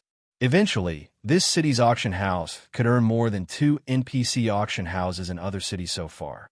Most superpowers had only secured 2 NPC auction houses. If Zero Wing could win another in the future, it could earn the income of 3.5 NPC auction houses. At that time, Zero Wing's financial prowess would even be considered above average among superpowers. Furthermore, Zero Wing could link its NPC auction houses to its guild auction houses. Even superpowers would have to think twice before trying to compete with Zero Wing's financial strength. Feng then left White River City's auction house and made his way to Stone Forest Town. Although he had already obtained the auction house certificate, he physically needed to visit each to use the certificate, linking them Stoneclaw Mountains. Stone Forest Town. As Feng walked down the town's main street, he could see how much the town had begun to decline. Aside from new players, very few experts and merchant players roamed the town. When Stone Forest Town had been at its peak, it had housed more than 800,000 players. Now, there might not even be 300,000 players in the town. Moreover, Stone Forest Town had only been an intermediate town during its glory days. It was now an advanced town and occupied several times the space. It had slightly more than 1/3 of its player population during its heyday. This made the towns look even bleaker. Even the superpowers who had wanted to lay claim to the town had lost interest. The only reason that Stone Forest Town still attracted players was its advanced auction house and battle arena. If Zero Wing City's battle arena hadn't been so crowded, there wouldn't be so many players visiting Stone Forest Town now. After a short moment, Feng arrived before the Zero Wing auction house. As he entered the building, he noticed that only a small number of players conducted business in the hall. Moreover, these players were under level 50, with most only around level 30. They were pitifully weak compared to mainstream players who had already reached level 60. If Stone Forest Town weren't located next to the Stoneclaw Mountains and had an advanced auction house, not even these players would waste their time here. By now, there were a plethora of low-level grinding spots available, since most players had outgrown these maps. Low-level players could also find an expert to power-level them in high-level maps. Obtaining top-tier, low-level weapons and equipment wasn't a concern anymore, either. Players simply had no reason to grind in the Stoneclaw Mountains. Some players might still value the magic crystals the regional dungeon produced, but players past level 50 couldn't actually enter the dungeon anymore. High-level experts couldn't power-level their low-level comrades in the dungeon, either. Naturally, there was a qualitative difference between a player's leveling speed when they had an expert assistance and the leveling speed of a player without such help. By abandoning their chance to catch up to the frontline players to grind for magic crystals, players were placing the cart before the horse. After all, high-level maps had far more opportunities and resources available, of course. There were bound to be exceptions. For example, workshops and guilds' money-farming teams would gladly grind in the Stoneclaw Mountains. Magic crystals would always be sought after in God's domain, regardless of players' levels. Even Zero Wing had sent its low-level members to grind in the Stoneclaw Mountains for magic crystals in exchange for GCPS glancing at the players in the hall. Surefoam made his way to the staircase in the corner and proceeded to the auction house's top floor. This was also where the auction house's warehouse was located. After entering the warehouse, Surefoam took the auction house certificate from his bag and started chanting an incantation. As he did, the magic arrays on the ground lit up with a silver glow as they resonated with the auction house certificate in Shurfeng's hand. When he had finally finished the chant, a set of doors appeared in the middle of the warehouse. The doors were made entirely out of black luminary stone, and they led to the warehouse in White River City's auction house. Shortly after, the doors parted, and a group of well-armed NPC soldiers emerged. They were all level 180, and their leader was a level 180. Tier 3 Knight NPC administrators from White River City's auction house then followed, flooding into the warehouse. When the parade of NPCs ended, the sound of a system notification reached Shurfeng's ear system. The setup for Zero Wing Auction House's teleportation array is complete. Do you wish to open the shared warehouse now? After calming himself down, Shurfeng said, "Open." Suddenly, the auction house interfaces for the Zero Wing Auction House and the White River City Auction House changed, giving visiting players access to items from both sources. Chapter 2132, Popular Stone Forest Town. Stone Forest Town, Zero Wing Auction House. Brother Chi, our luck is insane today. We got more than 20 magic crystals. A level 42 elementalist, who had just entered the auction house, exclaimed to the level 44 shield warrior beside him. If we can keep this up for 2 more days, buying that level 45 Mad Rage set will be a piece of cake. We certainly did get lucky today. I hadn't expected to collect so many magic crystals. Even if we're not particularly lucky in the next few days, we'll still have enough saved up for that set in 4 or 5 days, the level 44 shield warrior said, nodding. When the shield warrior spoke of the Mad Rage set, desire burned in his gaze. Currently, he wore mismatched pieces of level 40 fine gold equipment. Meanwhile, the Mad Rage set was a level 45 fine gold set equipment. The only way he could get his hands on the set was to offer the various guilds magic crystals in exchange. However, once he got it, his HP, strength, and defense would undergo a qualitative transformation. With adequate support, he should even be able to tank a level 55 Great Lord Brother Chi. Once you get the set, our party will level up so much faster. I can't wait to see if that bastard, Luoyang, dares to show off again. The level 42 elementalist said excited. Luoyang was their classmate, and although they had joined the game at the same time, he had gotten into a level 50-plus party. With his party's help, Luoyang had leveled rapidly in Nutramaps.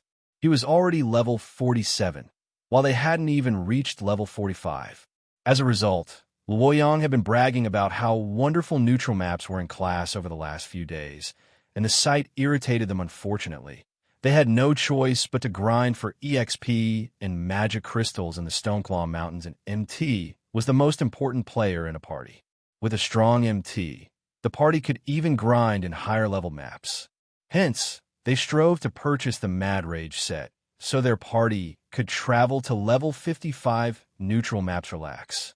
With how good our luck was today, we should use this opportunity.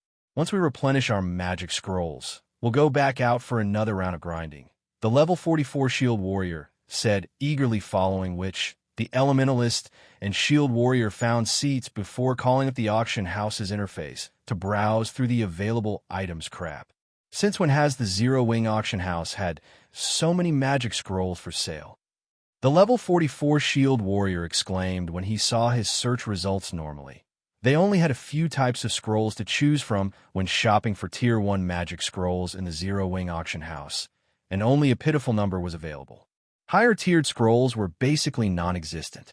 Mainstream players didn't linger in maps below level 50. After all, there simply weren't any players that could sell high-tiered magic scrolls in the Zero Wing auction house, of course. The guild had an auction house in Zero Wing City as well, and travel between Zero Wing City and Star Moon City was quite convenient.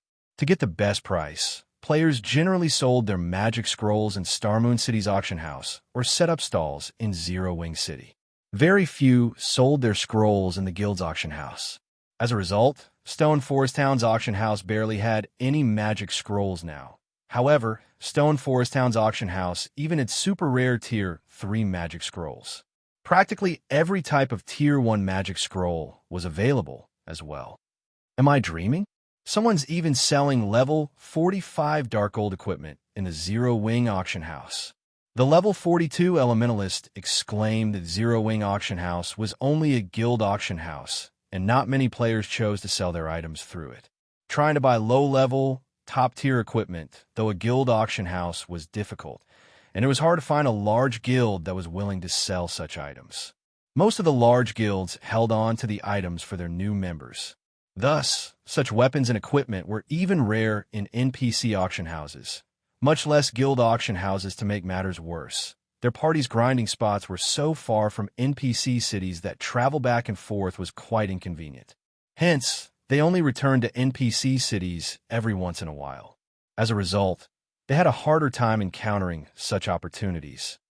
Now, however, the Zero Wing auction house had low-level, top-tier weapons and equipment for sale. Why wouldn't they be shocked? The Elementalist and Shield Warrior duo weren't the only players to discover this anomaly. Every player conducting business in the Zero Wing auction house soon noticed the change and was shocked. The wide array of items available in this auction house even surpassed the auction houses in ordinary NPC cities. With how well-stocked this place is, we won't have to return to Star Moon City anymore. We can stay in Stone Forest Town until we level past 50. The level 44 Shield Warrior ecstatically realized. We can definitely level faster than that bastard, Luoyang. Although neutral maps monsters granted a lot of EXP, players needed time to travel to these maps. The occasional trip their party made to Star Moon City to resupply took up a lot of time as well. However, now that they buy any of the items they needed in Stone Forest Town, their leveling speed in the Stoneclaw Mountains could potentially become even faster than grinding in a neutral map. Brother Chi. Quick look, there's a level 45 Dark Gold shield here. If we can get that and the Mad Rage set, we'll be able to hunt level 50 Grandlords once you hit level 45. The level 42 Elementalist shouted hurriedly, "What an awesome shield. It can increase my defense by at least 20%, and I can probably use it even after I reach level 50. The Shield Warrior said, panting a little in excitement as he inspected the shield's attribute panel. The uproar that occurred in the Zero Wing auction house soon spread throughout Stone Forest Town. Players who were under level 50 and planned to leave the town quickly changed their minds. They all decided to move to another leveling spot only after they reached level 50. When the Kingdom's players between level 30 and 49 heard the news, they made a beeline for Stone Forest Town. Suddenly, the desolate town brimmed with life. Naturally, business in the Zero Wing auction house also boomed in the 30 minutes after Shurfeng had connected the auction houses in White River City and Stone Forest Town. He had earned more than 100 gold from the profits due to the Zero Wing auction house's sudden boom. Players that had consigned items to White River City's auction house watched them sell like hotcakes. As a result, they began to transfer more of their stock to White River City's auction house. Taking advantage of this sudden development, White River City's auction house was suddenly so popular that Star Moon Kingdom's various major powers were confused. They all wondered what Zero Wing had done to make White River City's auction house so popular. It was now even more popular than Star Moon City's auction house, which was backed by Starlink. When Zero Wing's members heard the news, it rekindled their hopes. After all, their guild's prosperity was linked with White River City. Echelon, who was responsible for managing Zero Wing's financial affairs, was flabbergasted. White River City's auction house had been on a decline a moment ago, but now, players rushed toward it from all over the kingdom, determined to sell their items. The income White River City's auction house generated had already more than doubled at this rate. Zero Wing could likely function normally by relying on the income from Zero Wing City and White River City's auction house. They no longer needed to worry about lacking funds, however. As far as Sherfone was concerned, this was only the beginning. Guild leader, I've negotiated with the Dark Knight Empire's various major powers. All that's left is finalizing the deal with a contract, Aqua Rose said. Worriedly, she continued, in total, we've negotiated for 45 shops that are either in city's central area or have high potential. They're all within the Empire's top 10 cities. Purchasing them all will cost a total of 1.6 million gold. I'm afraid that we can't afford that. Moreover, these powers want the full payment within a month. 1.6 million? Finalize the deals. Sherfone said after giving the matter some thought. On average, each shop cost about 20,000 gold.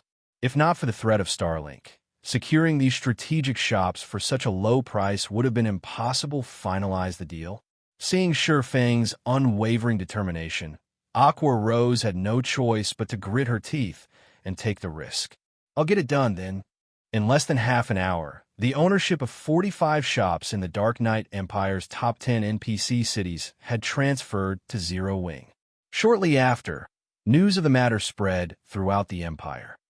2133 Dark Knight Empire shaken. Dark Knight Empire, Dark Knight City. Unyielding souls upper echelons sat with solemn expressions in their guild hall's top-floor meeting room. The room was depressingly silent. The guild's core strength had taken severe damage in the battle at the Buried Bones Fortress. Now, the guild was utterly powerless against Starlink in the contest for the ancient undead country. Hence, the guild leader had called an emergency meeting to discuss unyielding souls' next move. Crimson Emperor has already withdrawn from the ancient undead country. The guild isn't even willing to meet with our representatives. I'm afraid that we can no longer hope for its help, Mu Lingsha reported. Frustrated, Starlink had relied on the fortress as an advantage for its development in the neutral map. To counter this problem, Unyielding Soul had secretly partnered with Crimson Emperor, including the stamina gemstone supply from Zero Wing. Unyielding Soul had barely been able to withstand Starlink's harassment, however. Not only had Unyielding Soul suffered grievously, but Crimson Emperor had also withdrawn from their alliance. Now, they had no way to contend with Starlink in the ancient undead country. The ancient undead country had far better resources than other neutral maps, and if Starlink were allowed to monopolize those resources, it would only be a matter of time before Unyielding Soul lost any foothold in the Dark Knight Empire. Zero Wing stamina gemstones and exotic stamina potions are our only hope now. If we can get a large stock from the guild, we'll have enough strength to keep fighting. Player stamina consumption is far higher than in any other neutral map, and so far, only experts have been able to survive in the area. That means that Starlink hasn't been able to send a lot of players to explore the map. At least, it hasn't been able to send enough to impact the situation between our guilds. Unyielding Heart said after giving the matter some thought. Although the ancient undead country was a fat piece of meat, ordinary players had no hope of surviving there due to the harsh environment and high-level requirements. At this point, only expert players stood a chance against its monsters. Although Unyielding Soul had suffered significant losses, the situation wasn't irreparable. As long as Unyielding Soul had a stamina recovery advantage, it could still farm the ancient undead country for resources. Zero Wing has already used all of the stamina gemstones and exotic stamina potions in its stock to retaliate against Starlink in the Dark Knight Empire. Asking for more might be, Mu Lingsha said as she shook her head. How far you have fallen, Heart. Zero Wing is just some kingdom's small guild. How much do you really think it can accomplish in this situation? Zero Wing only dared to show itself in the Empire because of our guild and Crimson Emperor. Now that we've taken so much damage, such an insignificant guild will do everything it can to avoid the Dark Knight Empire. Do you really think Zero Wing would willingly work to help us? A golden-armored, level 67 Guardian Knight named Soul Oath criticized. I told you that we should have moved to another location when Starlink had still been growing, but you insisted that we should partner with Zero Wing to stand against the Superpower to the bitter end. Look at where your decision has gotten us.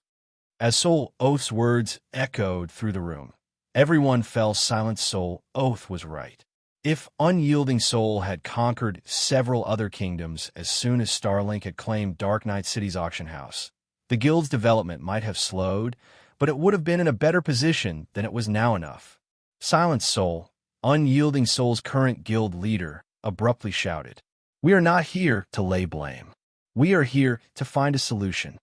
With Silent Soul's reprimand, Soul Oath's jaws clicked shut before he could criticize Unyielding Heart further. The guild upper echelons nodded in agreement with their guild leader. The events had already taken place. Now, they had to find a way to fix this issue while these players ruminated over the guild's future. The meeting room's doors swung open, and a level 66, Tier 2 assassin hurried inside. "What's wrong?" Silent Soul demanded. "We've just received news that Zero Wing has purchased 45 shops in the Dark Knight Empire's top 10 cities from the various major powers," the assassin reported. "What did you say?" "Zero Wing purchased 45 shops in the Dark Knight Empire? But how?" The guild upper echelons were stunned by the news. Are Zero Wing's leaders stupid? Don't they know that Starlink is already on its way to conquer the ancient Undead country and has begun to solidify its position and influence in the Empire? Soul Oath wondered incredulously. The Dark Knight Empire's major powers have been doing everything to escape the Empire.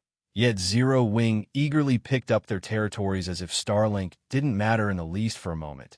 Soul Oath wondered if Zero Wing hadn't heard that Unyielding Soul and Crimson Emperor had been rendered powerless against the domineering Superpower Wonderful. "Zero Wing hasn't abandoned us."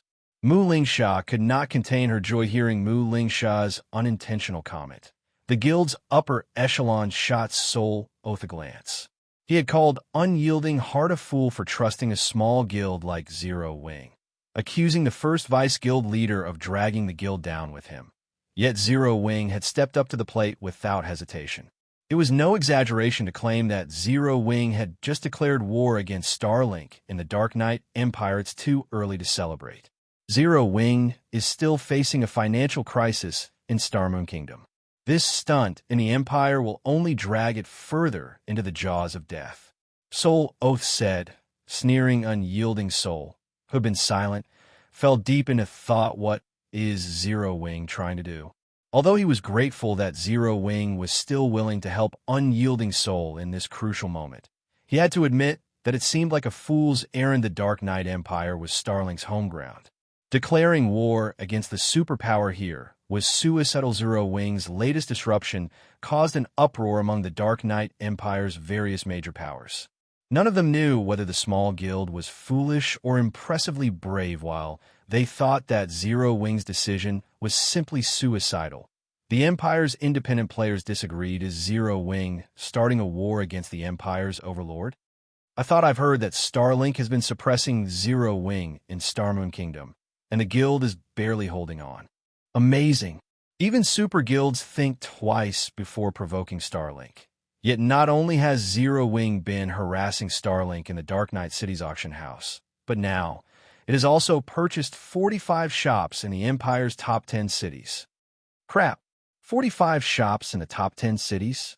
Is Zero Wing trying to become the Empire's fourth titan? For a time, the Dark Knight Empire's independent players bubbled with excitement. They had all witnessed war between guilds before, even between superpowers, but this was the first time any of them had seen a guild without any background openly challenge a superpower for a time. Zero Wing's fame in the Dark Knight Empire was unmatched due to its recent purchases. Many players even began to show interest in the guild, expressing their desire to join Zero Wing's ranks. While news of his exploits spread throughout the Empire, Shurfeng took the Mana Stones he had synthesized to a border town in the Dark Knight Empire. He then used the Seven Luminaries ring to teleport to the neutral map located closest to the ancient Undead country before mounting his demonic flame tiger and riding toward his target. Chapter 2134.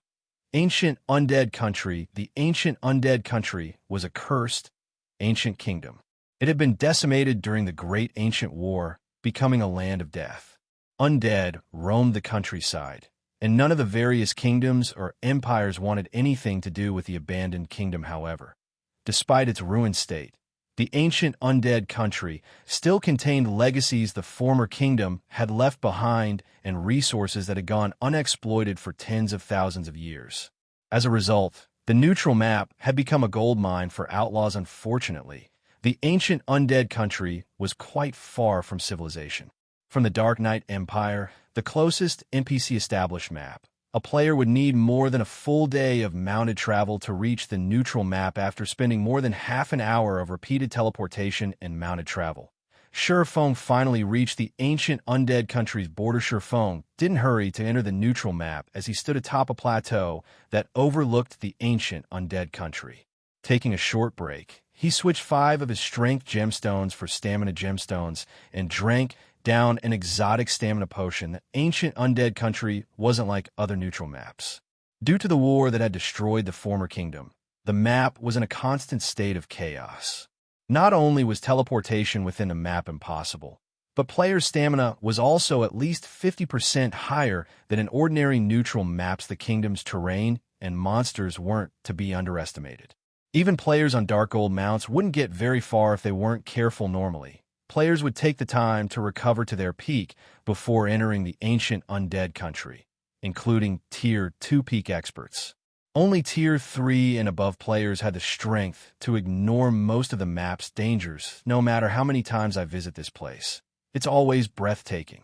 Sherfong thought as he gazed at the gigantic barrier bathed in darkness before him. Occasionally, he spotted arcs of silver lightning flicker within the barrier. The great ancient war had happened tens of thousands of years ago, yet the aftermath lingered to this very day. The ancient god's power was truly unimaginable, far greater than any modern Tier 6 god. After about a 10-minute rest, Sherfong had fully recovered from his travels.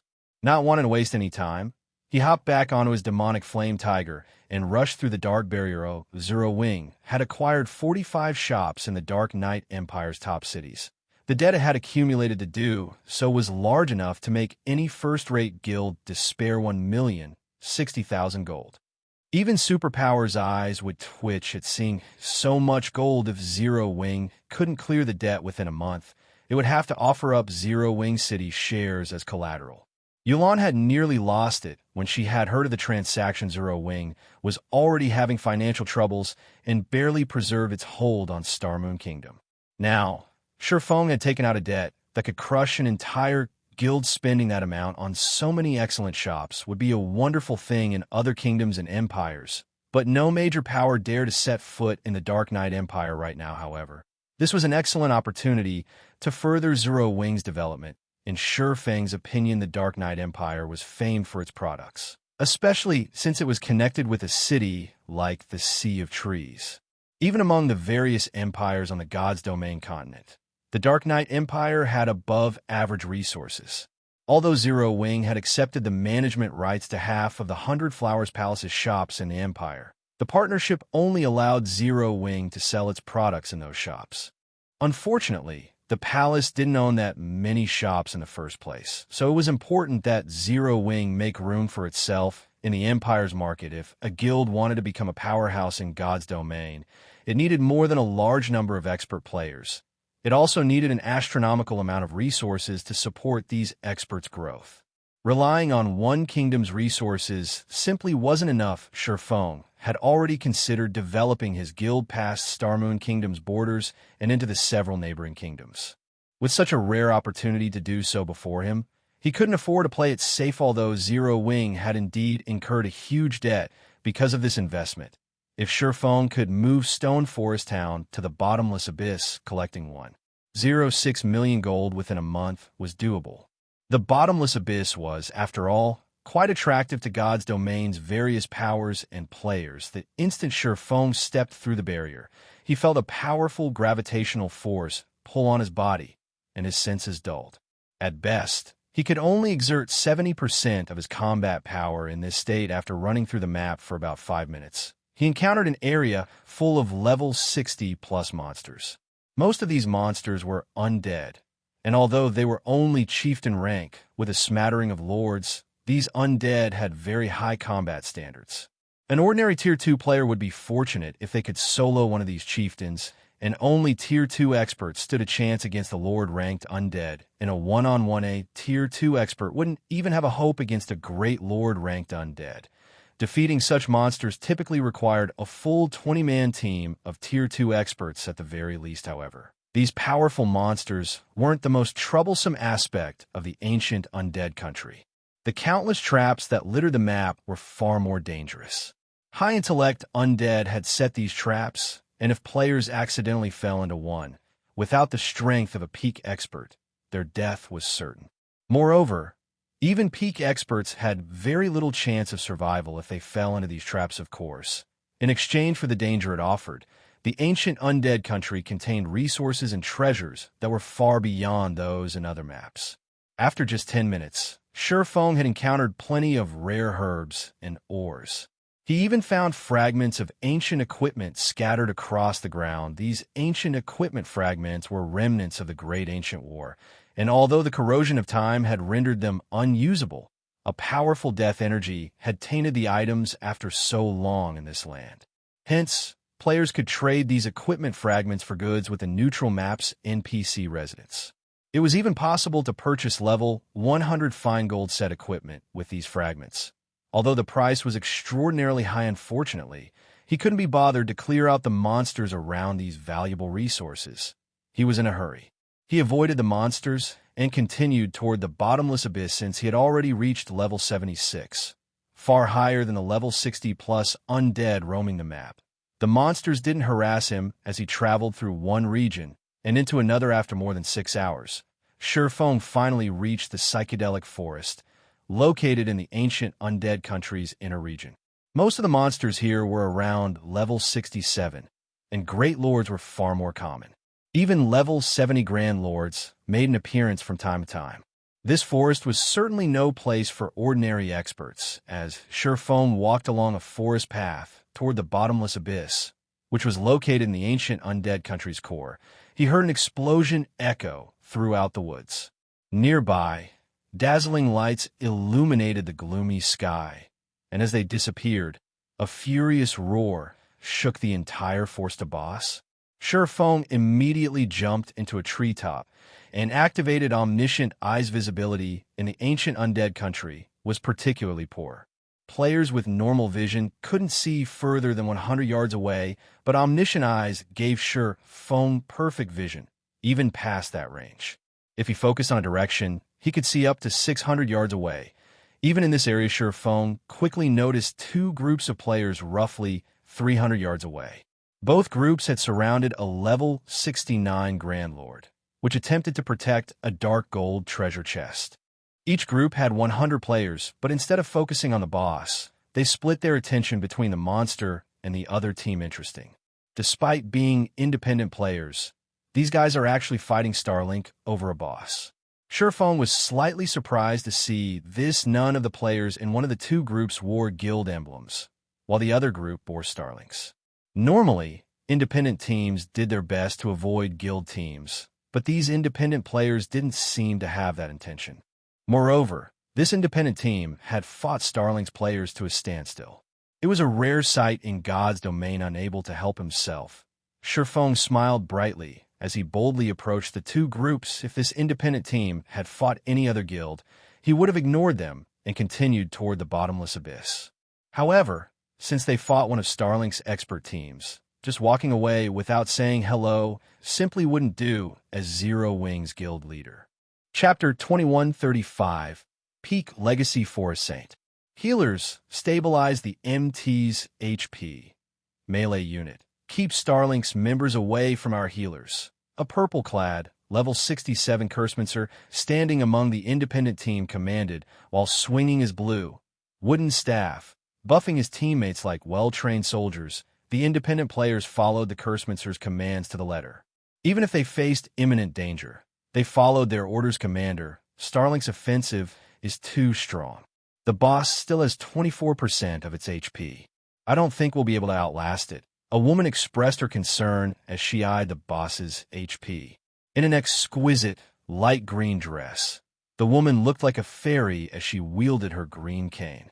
She wore a Tier 2 class insignia, for druids. Monsters in the psychedelic forest were quite strong, And to make matters worse, the forest mana density was painfully low. Magical class players would only be able to exert half of their normal combat power here. Naturally, this affected healers, as well. Fighting one of this area's field bosses was incredibly difficult. Even more so when trying to fight one of Starlink's expert teams, I know. But if we hand them the boss, we'll have wasted our suppression scroll. Late Autumn, the Cursemancer commander, said as he glanced at the silver-armored berserker leading Starlink's team. Gnashing his teeth, Late Autumn growled, "Moreover, Bright Dawn is leading this team. He's a vicious bastard that kills any player he comes across. He has wiped out more than 10 teams in the ancient undead country thus far. He won't just let us leave, even if we retreat. I support the commander. We are Purple Shadow, one of the Dark Knight Empire's top 10 adventurer teams. If we're going to lose this fight, we'll make sure that no one gets this boss." Half Feather, a level 66 ranger guarding Late Autumn's side, confidently declared. The rest of the team members nodded in agreement. The Dark Knight Empire had countless adventurer teams, so competition was intense. Any adventurer team that could rank among the top 100 in the Empire was powerful enough that even first-rate guilds treated them with some respect. Ordinary third-rate guilds wouldn't even dare offend the Empire's top 100 adventurer teams. Every one of those teams was, without question, a peak adventurer team. Many first-rate guilds would give anything to recruit them, although the Purple Shadow adventurer team was no match for a superpower like Starlink. It was strong enough to challenge one of the Superpower's expert team's commander. I don't think our front line can hold out against Starlink for much longer. Should I help him out? Colorful Fruit, the female druid, asked as she watched the enemy push back her team's frontline. I'll help too. I'm tired of attacking the boss. I want to teach those Starlink bastards a lesson. Half Feather order right, but be careful. Starlink's members aren't pushovers. Late Autumn said after giving the matter some thought. Although their team hadn't yet suffered any casualties, he knew Bright Dawn's aim. The Berserker likely wanted to use their team to whittle down the boss's HP. Once the boss's HP was low enough for him, he'd join the fray and wipe out Purple Shadow's healers. Without their healers, the rest of their team would fall. Colorful Fruit and Half Feather had the best chances of stopping Bright Dawn among the team. Both were, after all, experts that ranked among the top 20 of their respective classes within the Dark Knight Empire. Colorful Fruit was particularly powerful within a forest. Although she was a druid, a healer class, she had acquired a peak legacy called Forest Saint. The hidden class greatly enhanced her combat power whenever she stood in a forested area. Understood. Colorful Fruit and Half Feather replied before joining the PvP battle near the boss. Both teams did their best to avoid sending too many players near the boss's perception range to avoid triggering a power boost for the monster. Hence, they restricted themselves somewhat while in combat. To be precise, the teams had only tested each other's strength so far. Vice Guild Leader. The boss is less than 20% of its HP now. A level 67 cleric reported to Bright Dawn, who commanded Starlink's members in this fight. Good. Everyone, follow me into battle. Leave none alive. Bright Dawn roared, licking his lips as he led the rest of his team in a charge against the Purple Shadow adventurer team with his command. The rest of Starlink's members grew serious about eliminating their enemies. The Purple Shadow experts might seem powerful to first-rate guilds, with many of them capable of reaching the Trial Tower's 6th floor. But they were nothing before Bright Dawn's personal security team. Bright Dawn's team consisted of experts that could reach the Trial Tower's 7th floor. 40 of them were even Refinement realm experts. They could easily decimate a first-rate guild's main force, much less a meager adventurer team. A moment later, Starlink's experts smashed through Purple Shadow's defensive line, which had remained stable until now. Not even the cooperation between 2 or 3 Purple Shadow experts was enough to stop one of Starlink's, and their HPs plummeted as the fight dragged on. In the end, Starlink only needed a dozen or so players to suppress the 30-plus frontline players from Purple Shadow. The remaining 20-plus then barreled their way toward Purple Shadow's healers alongside their commander. Every one of these players was a Refinement realm expert when only 100 yards separated the healers from Bright Dawn's experts. Colorful Fruit and Half Feather reached the battlefield. They were surprised by the sudden turn of events, but they quickly recovered from their daze and engaged the enemy immediately. Colorful Fruit cast the Tier 3 over-tier spell, Forest Descent, waving her cane. The Forest Saint manifested a domain that spread out around her, enveloping everything in her surroundings. The trees within the domain then gained sentience, becoming level 67 Great Lord ranked Treants. 6 Treants responded to Colorful Fruit's call in total, moving to block Starlink's advance. Moreover, Colorful Fruit gained full control of the vines on the still dormant trees. She commanded more than a dozen vines, every one containing Tier 3 strength nearby. Half-Feather's crimson bow suddenly brightened with a dazzling glow. 5 crimson magic arrays manifested around the ranger, and whenever he loosed an arrow, the magic arrays did the same, launching flaming arrows to accompany his attacks. Although these flaming arrows were weaker than Half-Feather's normal attacks, they couldn't be blocked. Even a Refinement realm expert would fall under this ranger's assault. Amazing. The Purple Shadow Adventurer team actually has such powerful experts. Starlink's members were stunned for a moment. They had seen their fair share of experts as the members of a personal security team for one of the guild's vice guild leaders. Thus, witnessing one move was more than enough to give them a general idea of an expert's strength based on their experience. They recognized both Colorful Fruit and Half-Feather as Refinement realm experts. Moreover, the two had incomparably powerful skills. Colorful Fruit, in particular, had received a considerable boost to her basic attributes with her last spell. If an ordinary Refinement realm expert attacked her, they'd likely get a one-sided beating in return. In contrast, Purple Shadow's members expressed their glee as they watched their two comrades take action. When this druid and ranger fought together in a forest, they could even defeat a 200-man expert team by themselves, while Starlink's Refinement realm experts struggled against Colorful Fruit and Half-Feather's attacks. Bright Dawn wielded his white-bone greatsword as he charted through the Great Lord ranked Treants and vines like a speeding bullet. Even though Half-Feather fervently fired at the Berserker, Bright Dawn easily maneuvered past the arrow's trajectories. The Berserker was astonishingly fast, no slower than a peak Tier 2 assassin, which made it hard for Half-Feather to aim within 3 seconds. Bright Dawn stood before the ranger, swinging his greatsword suddenly. 6 white flashes blinded the combatants. As they faded, they revealed 6 deep slashes in the ground, each 15 yards long. Although Half-Feather had tried to use his bow to defend himself, 3 of the attacks had landed, and he died on the spot. How is this possible? Colorful Fruit was stupefied. Half-Feather ranked among the top 20 ranger experts in the Dark Knight Empire. Yet against Bright Dawn, he was as weak as an infant. His life had ended in a single move. The strength difference was astounding. A mere ant dares to oppose me. Bright Dawn sneered at Half-Feather's corpse.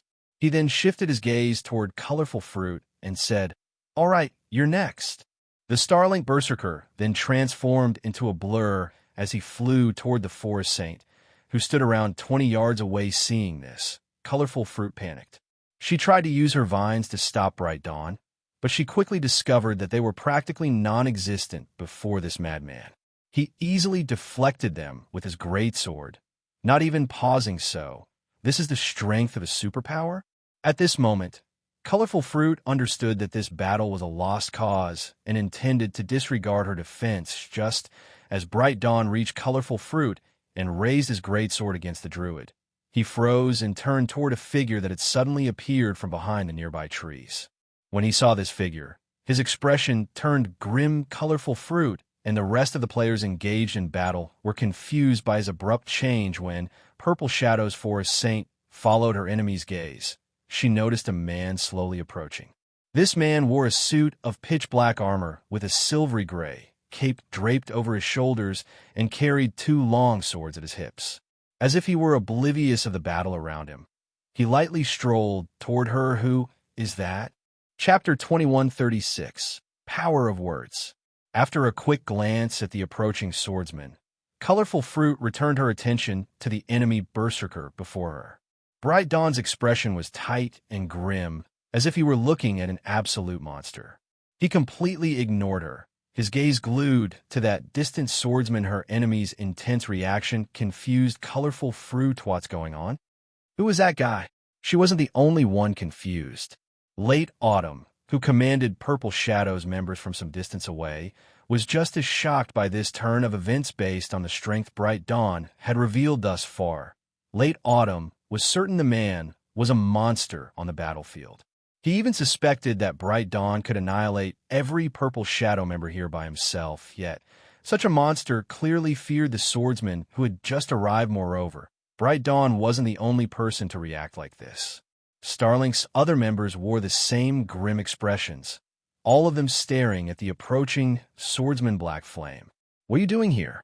Bright Dawn demanded frostily at this point. Bright Dawn's hatred for the player known as Black Flame was immeasurable. He had made the difficult decision to abandon Unyielding Soul, joining Starlink as one of its vice guild leaders. He had wanted to make himself more important to Lu Xinghua by sabotaging Unyielding Soul and Crimson Emperor's plans to secure the traveling bard hidden class. But Black Flame had single-handedly ruined his.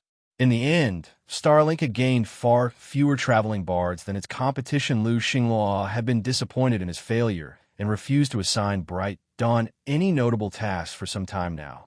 After a long list of arduous tasks, trying to earn the responsibility of the ancient undead country's management, Bright Dawn, once again, encountered Black Flame. His recollection of this man's strength was still crystal clear. He couldn't forget it if he tired. After all, Black Flame had defeated Sword Demon in the battle for White River City's auction house. Although Sword Demon was quite old, he was a bona fide monster, far stronger than Bright Dawn. There were less than a handful of experts that could rival the old man's strength. "What? Am I not allowed here?" Shi Feng asked, smiling as he swept a glance over Starlink's agitated members. Bright Dawn expressed his exasperation in reply. If he were talking to anyone else, he would have attacked already. He wouldn't have bothered to trade nonsensical pleasantries. After a second to calm down, he asked once more, his tone soft, "What do you want?" The Berserker's question caused Purple Shadow's players to turn to Shi Feng again, gaping in shock. Late Autumn felt particularly tongue-tied. He couldn't believe this was happening. Bright Dawn was a peak expert, earning the Undead Sword title. He was famous for his ruthlessness, and he never let an enemy escape with their life. He never negotiated, either take their Purple Shadow adventurer team, for example. Despite ranking among the top adventurer teams in the Dark Knight Empire, Bright Dawn had attacked without hesitation yet. This vicious man was pausing mid-battle to converse with Shi Feng. It was unbelievable. "Commander, who is this Black Flame? He's so amazing." Colorful Fruit whispered through the team chat alone. Shi Feng was strong enough to still Bright Dawn's expert team with fear. These Starlink experts didn't even show Unyielding Soul or Crimson Emperor's experts any respect in the Dark Knight Empire. "Have you heard of Black Flame before?" "I think he's Zero Wings guild leader, the guild that previously helped the 100 Flowers Palace." Black Flame himself ranks among the top 50 on the God's Domain experts list. He stands at the very peak of God's Domain. Late Autumn explained what he knew. "I hadn't expected an expert like him to show up in a place like this. Top 50 on the God's Domain experts list? It's no wonder why Bright Dawn seems so afraid." Realization dawned on Colorful Fruit. She barely ranked among the top 100 in the Dark Knight Empire's overall combat power ranks. Naturally, she'd be considered quite powerful in any kingdom or empire, but on the full scale of God's Domain, her strength was nothing. Although the God's Domain experts list focused on players' public achievements, it did reflect a portion of the player's strength. Those who could rank among the top 50 would likely be some of the strongest players in the Dark Knight Empire. Although Bright Dawn was quite powerful, he definitely couldn't rank at the top of the Empire. If Bright Dawn could hear Colorful Fruit's thoughts, he'd likely vomit blood. If his opponent had merely ranked among the top 50 on the God's Domain experts list, he wouldn't have been so afraid. In fact, he'd gladly take any of those experts over this swordsman. "I want this boss and that dark gold treasure chest," Shi Feng calmly replied, glancing at the level 69 Grand Lord, which only had 18% of its total HP remaining, and the treasure chest behind it. The Purple Shadow members' jaws nearly hit the ground when they heard Shi Feng's demand. "Is this guy insane? Feng actually intended to steal the boss and its treasure by himself. Even arrogance had a limit, and he had just demanded this from one of Starlink's vice guild leaders. Most importantly, they were currently in Starlink's territory. With just a quick call, Bright Dawn could likely summon a large number of reinforcements. More of his guild's peak experts would probably answer his call, as well. Feng might be stronger than Bright Dawn, but could he take on 3 or 5 peak experts simultaneously? This guy's way too reckless. We're still in the psychedelic forest. Starlink's fortress isn't that far away. If Bright Dawn calls in reinforcements, none of us will escape. Late Autumn thought to himself. Watching Feng, with an exasperated expression, all fortresses could teleport players across long distances, even in the ancient undead country. The psychedelic forest wasn't that far from Starlink's fortress. A single teleport would be enough for players to reach the forest's edge. Furthermore, plenty of Starlink's expert teams were operating in the area. If Feng truly angered Starlink, he wouldn't have a snowball's chance in hell of leaving the forest alive. Late Autumn and his team had already prepared themselves for utter annihilation when they had decided to stay and fight the boss, despite Bright Dawn's team trying to steal the kill. As long as they could claim the boss's loot and the treasure chest it guarded, their deaths would be worth the effort. However, it was a different story for Feng. Feng was an apex expert in God's domain. One of his lives was likely worth more than a Grand Lord's loot and a dark gold treasure chest, as Purple Shadows members expected a fight to break out between Feng and Bright Dawn. The Berserker sheathed his white bone greatsword. Since guild leader Black Flame wants this bounty, we'll leave out of respect. Let's go, Bright Dawn said before turning to leave. Not even sparing the boss and treasure chest a second glance, Starlink's members promptly withdrew from their fights with Purple Shadows members and retreated from the battlefield, following their commander in less than 15 seconds. All of Starlink's members had left the area, the speed and decisive nature of their withdrawal stunning the adventurer team players. Chapter 21:37, Different Level. Although many of Starlink's experts were relieved that they hadn't had to fight Feng, anger roiled in their stomachs after leaving the battlefield. Vice guild leader, are we really just leaving? A level 67 assassin geared in black leather armor asked, disgruntled. Black Flame might be powerful, but this is our guild's territory. As long as you command it, at least 3 teams can converge on our location in 10 minutes or less. Couldn't we easily take him down with the strength of 4 expert teams? Starlink was the ancient undead country's overlord. Even players from the Dark Knight Empire's other 2 superpowers had to bow their heads and walk away when they encountered Starlink's members in this neutral map. Much less Black Flame. Regardless of how powerful the swordsman was, he couldn't be stronger than Unyielding Soul and Crimson Emperor. The 2 superpowers' peak and monster-level experts were far stronger than experts from ordinary guilds, and Starlink had defeated both of them. Furthermore, if news of this retreat spread, it would damage the guild's reputation. Take him down? You think I don't want to? Bright Dawn demanded, glaring at the female assassin. If you were just some ordinary domain realm expert, then sure. But that guy defeated Sword Demon.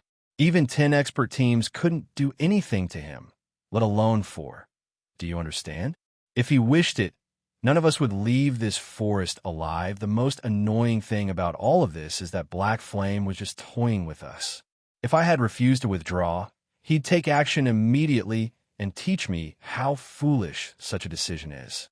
Bright Dawn knew that no matter what he had decided, Feng would hurt Starlink's reputation in the ancient undead country eventually. Since that was the case, he'd rather take the path that incurred the least amount of losses. Every member of his team was a trusted subordinate. If he let someone kill these people, not only would Starlink's reputation suffer, but his power base in the guild would also weaken. Is he really that strong? The level 67 assassin asked, shocked the domain realm experts could easily defeat a 100-man expert team like theirs in the fields. It was usually because those experts employed guerrilla tactics, gradually picking off the team members.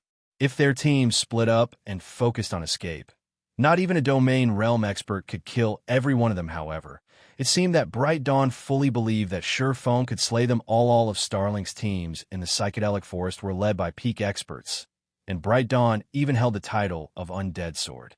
He even ranked at the top among peak experts. and it wouldn't be long before he reached the domain realm. Otherwise, he wouldn't have been one of Unyielding Soul's 3 main pillars in the Pasta's Bright Dawn's personal security team. Their strength ranked at the top among Starlink's various teams, yet their commander insisted that not even they would escape Shurfang's wrath. Could that really be possible? Those monsters are not as simple as you think. Why do you think the various superpowers have such headaches when dealing with domain realm monsters? God's domain, in particular, has given these monsters a platform to exhibit their full strength, which makes them even more of a challenge. Bright Dawn spat hatefully. However, this isn't over. Although our team can't defeat Black Flame, the guild leader will likely send someone to take him down a notch once we report back. While domain realm experts were frightening, every superpower had such experts of their own. Moreover, God's domain offered a plethora of methods to use against domain realm experts. It just depended on whether or not the various superpowers were willing to pay the price for these methods. While Bright Dawn relayed the news of Shurfang's appearance in the psychedelic forest to his guild, Purple Shadow's members were still caught up in their momentary daze. For a time, they had no idea what to do about this turn of events. Commander, what should we do now? Colorful Fruit asked through the team. Chat, everything had happened too suddenly. A second ago, their team had been at risk of utter annihilation, facing Starlink's members in a bitter battle for survival. Then Shurfang had shown up and indicated his desire for the boss and the treasure chest. What left Purple Shadow's members truly flabbergasted was the fact that Starlink's team had actually acceded to Shurfang's claim and left the area. Staring at the swordsman in question, Late Autumn had no idea how to proceed. Should they stay and fight Shurfang for the boss? Or should they take off just as quickly as Starlink's team had? The outcome of fighting this man was obvious. Since Starlink's team, which was stronger than theirs, had fled without a second thought, Late Autumn had a fairly good idea of how powerful Shurfang was. Unfortunately, Shurfang hadn't given them permission to leave the area. If their abrupt withdrawal displeased Shurfang, he might decide to end their lives alongside the boss as suddenly. Late Autumn felt that the Purple Shadow adventurer team, which he was so proud of, was in fact insignificant before powerhouse players and superpowers. Purple Shadow wasn't even strong enough to make its own decisions. These titanic existences could determine an adventurer team's rise or fall with a single word. Late Autumn even wondered if the Dark Knight Empire was truly just an empire after all was said and done. Purple Shadow was one of the top 10 adventurer teams in the Dark Knight Empire. Many first-rate guilds had tried to extend an olive branch to their team and treated them with great respect. But before Starlink and Shurfang, this team was powerless. While Late Autumn hesitated, Shurfang shifted his gaze toward the Curseminster. Starlink's people are gone. I'll leave this boss to you, but I want one item from that dark gold treasure chest. Do you agree to my terms? Shurfang asked, seeing Late Autumn's obviously anguished indecision. Shurfang related with the Curseminster's internal struggle during his previous life, and before Tier 5 players had existed in God's domain. Most players had still been able to rely on a team against the game's truly powerful experts. Unfortunately, once those experts had reached Tier 5, even Shadow, which had controlled 10 major NPC cities, had been powerless against them. Shadow hadn't had a choice, forced to concede any treasures those experts had demanded. If it hadn't, the guild would have lost both the treasures and its members' lives. However, Shurfang was no longer the ordinary expert he had been. He had become strong enough to reach God's domain's apex. Just one item? Of course, we agree.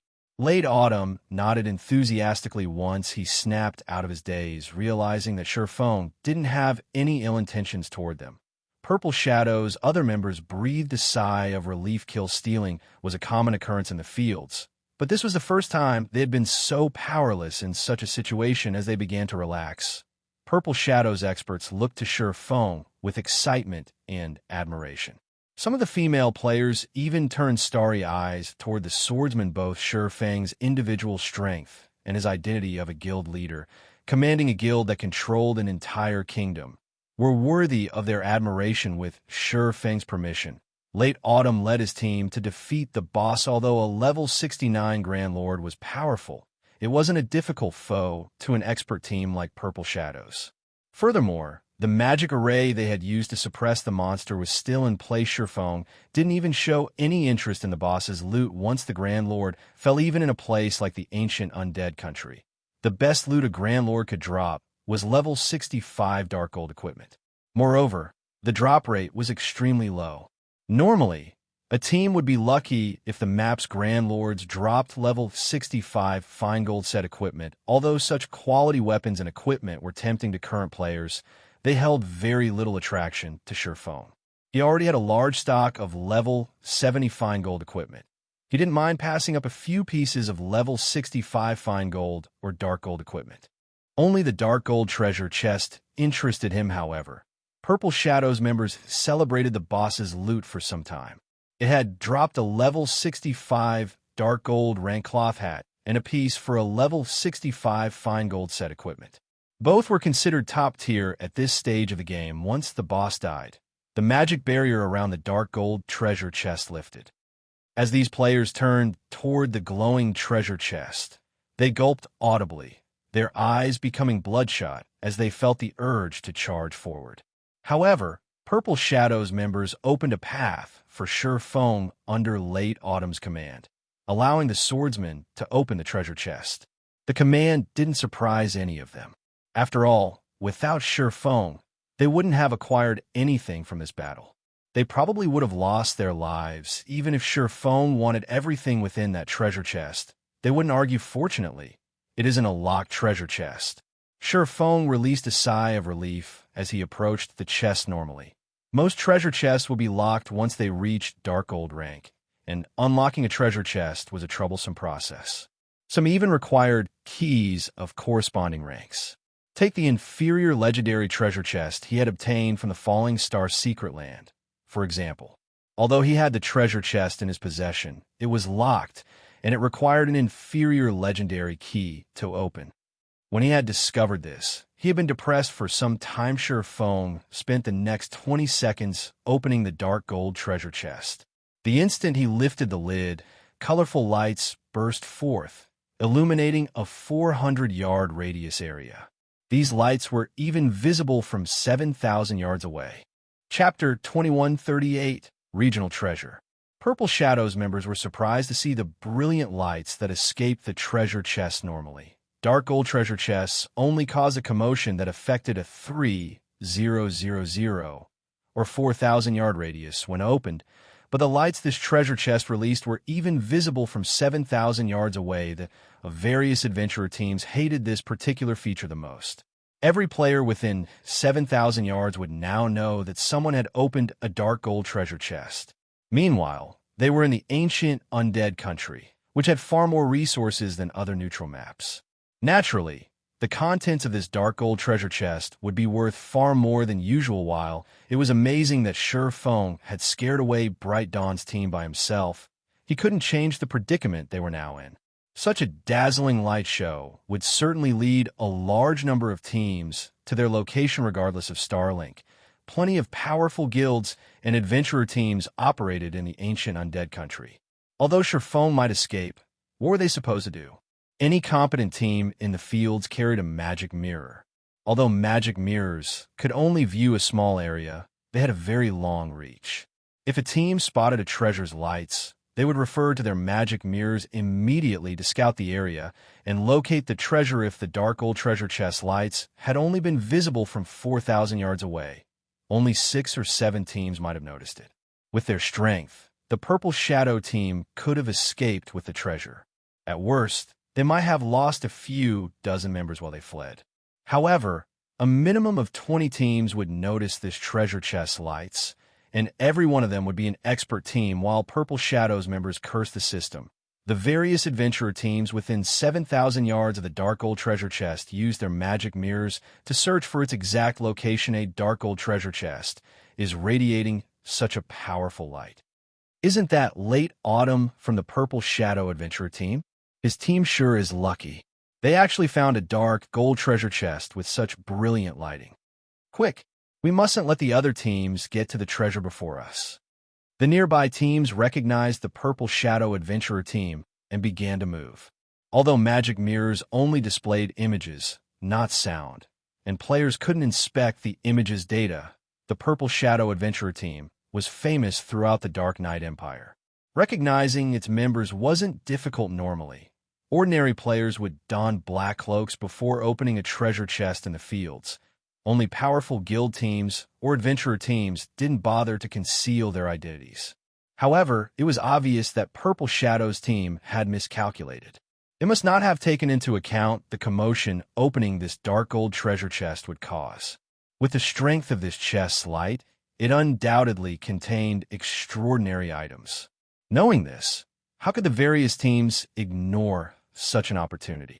After obtaining a treasure chest's items, players gained a 2-hour debuff that guaranteed the items would drop if they died commander. We used a spatial exploration scroll and discovered that 26 magic mirrors are locked onto our location.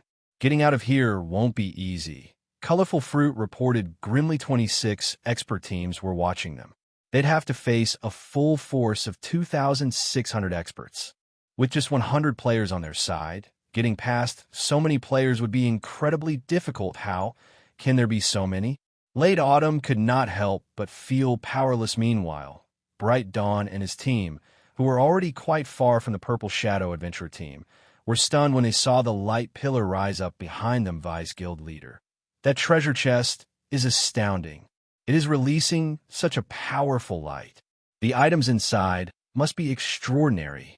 The level 67 assassin beside Bright Dawn exclaimed as he gazed at the towering shaft of light in the distance. Ha ha! Good. Very good. Bright Dawn began to laugh. Vice Guild Leader. The assassin gave his commander a confused look. Although the dark gold treasure chest had yielded incredible items, they weren't related to it in any way. He didn't understand why Bright Dawn laughed. It would make more sense if the man were enraged by the situation, not joyful.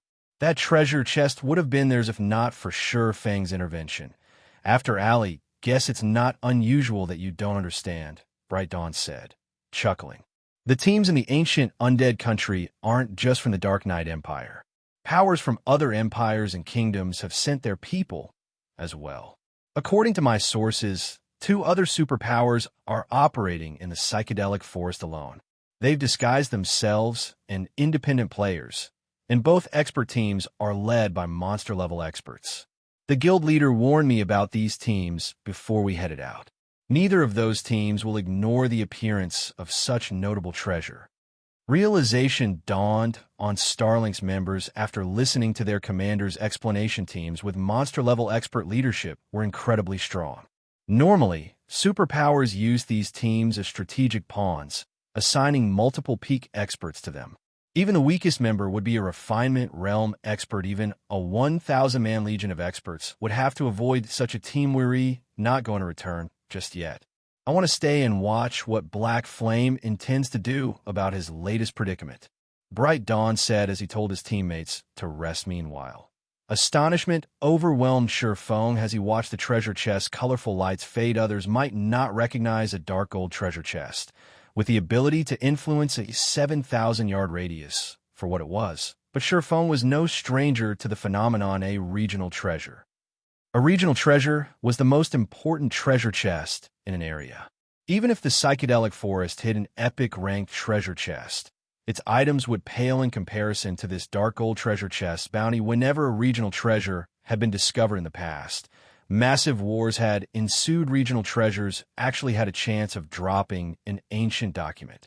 Ancient documents were one way players could search for treasures in God's domain. Many powers had discovered legendary and fragmented legendary items with the help of these documents. Hence, the various powers had fought fiercely to claim any regional treasure they could find. Regional treasures also gave ordinary guilds a chance to claim legendary or fragmented legendary items, giving them a fair chance to compete with the various superpowers for such items. After all, regional treasures appeared randomly. Not even superpowers could claim them all. Sure Fang had found multiple regional treasures in the past, but unfortunately, he hadn't been able to claim any for himself. Every regional treasure he had encountered had been snatched away by a top adventurer team or first-rate guild. Once the treasure chest's light faded fully, Feng inspected the items within the dark gold treasure chest contained a total of 5 items. One was a level 70 dark gold helmet for shield warriors. One was a level 70 fine gold staff. One was a cloth hat for a level 70 fine gold set equipment. One was a tier 3 magic scroll. And one was an ancient tome with silver, divine runes on its cover, a silver ancient document. Feng's heartbeat accelerated as his gaze rested on the ancient document.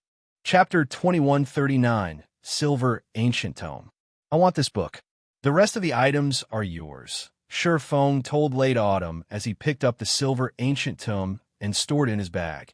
Acting as if he had no interest in the 4 other items in the treasure chest, the 4 other items were indeed valuable at this stage of the game, especially the level 70 dark gold helmet for shield warriors.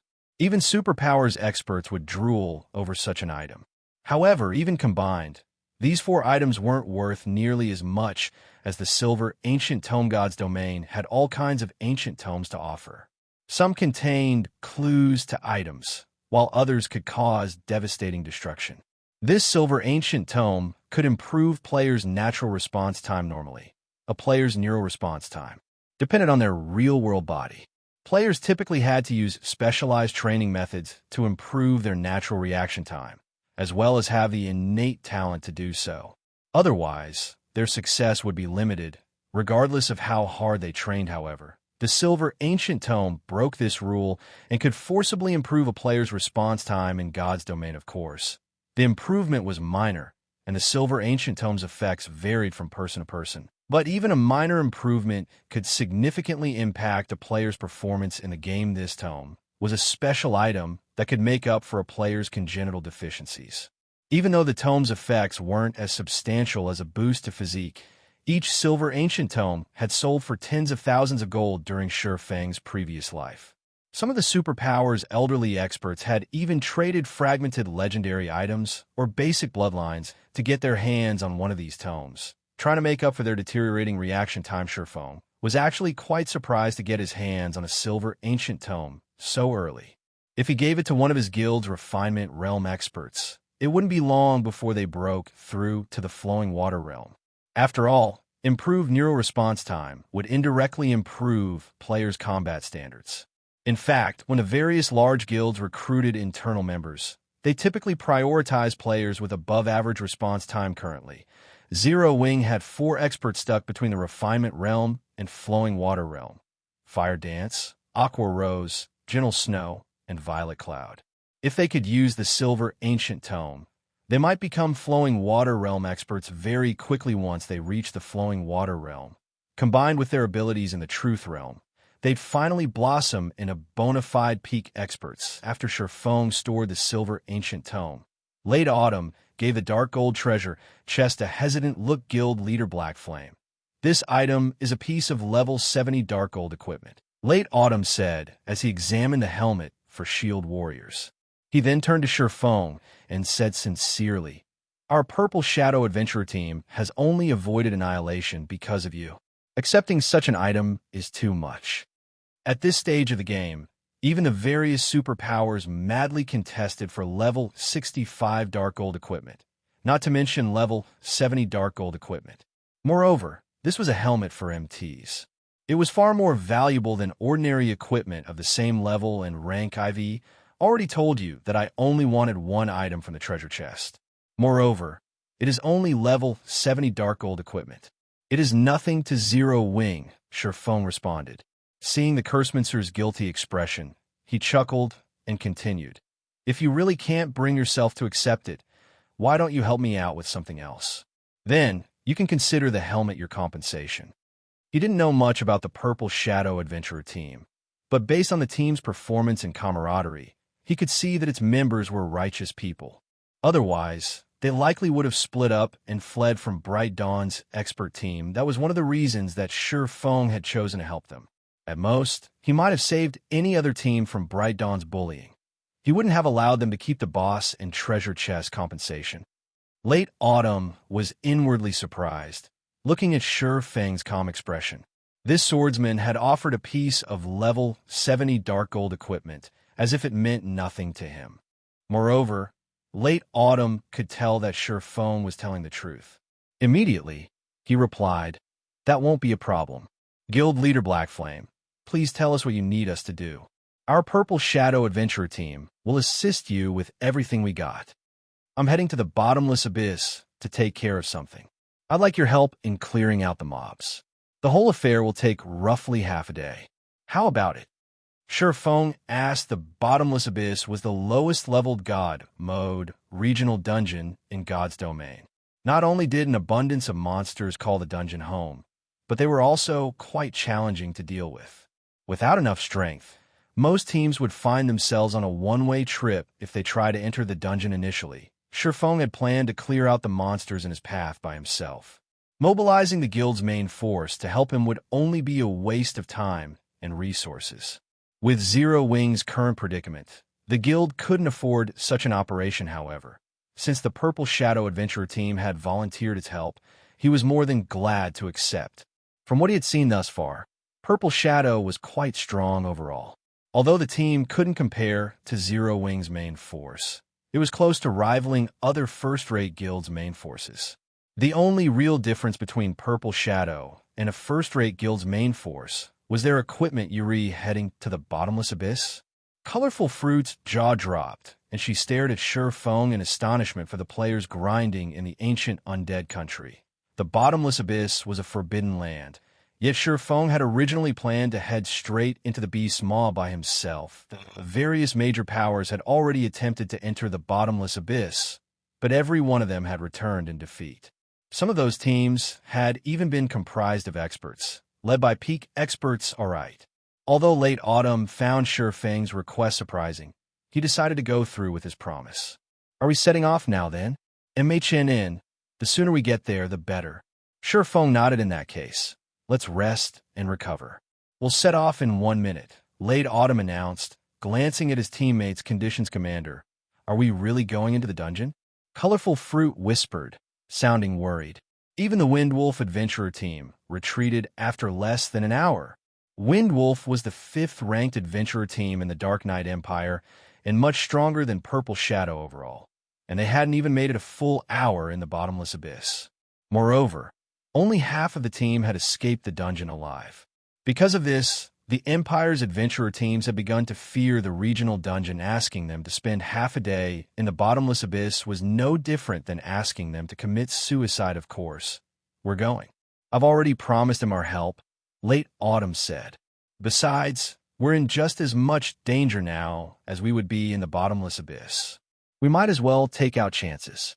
Currently, more than 20 expert teams were targeting them. It was almost guaranteed that they wouldn't all make it out of the psychedelic forest alive.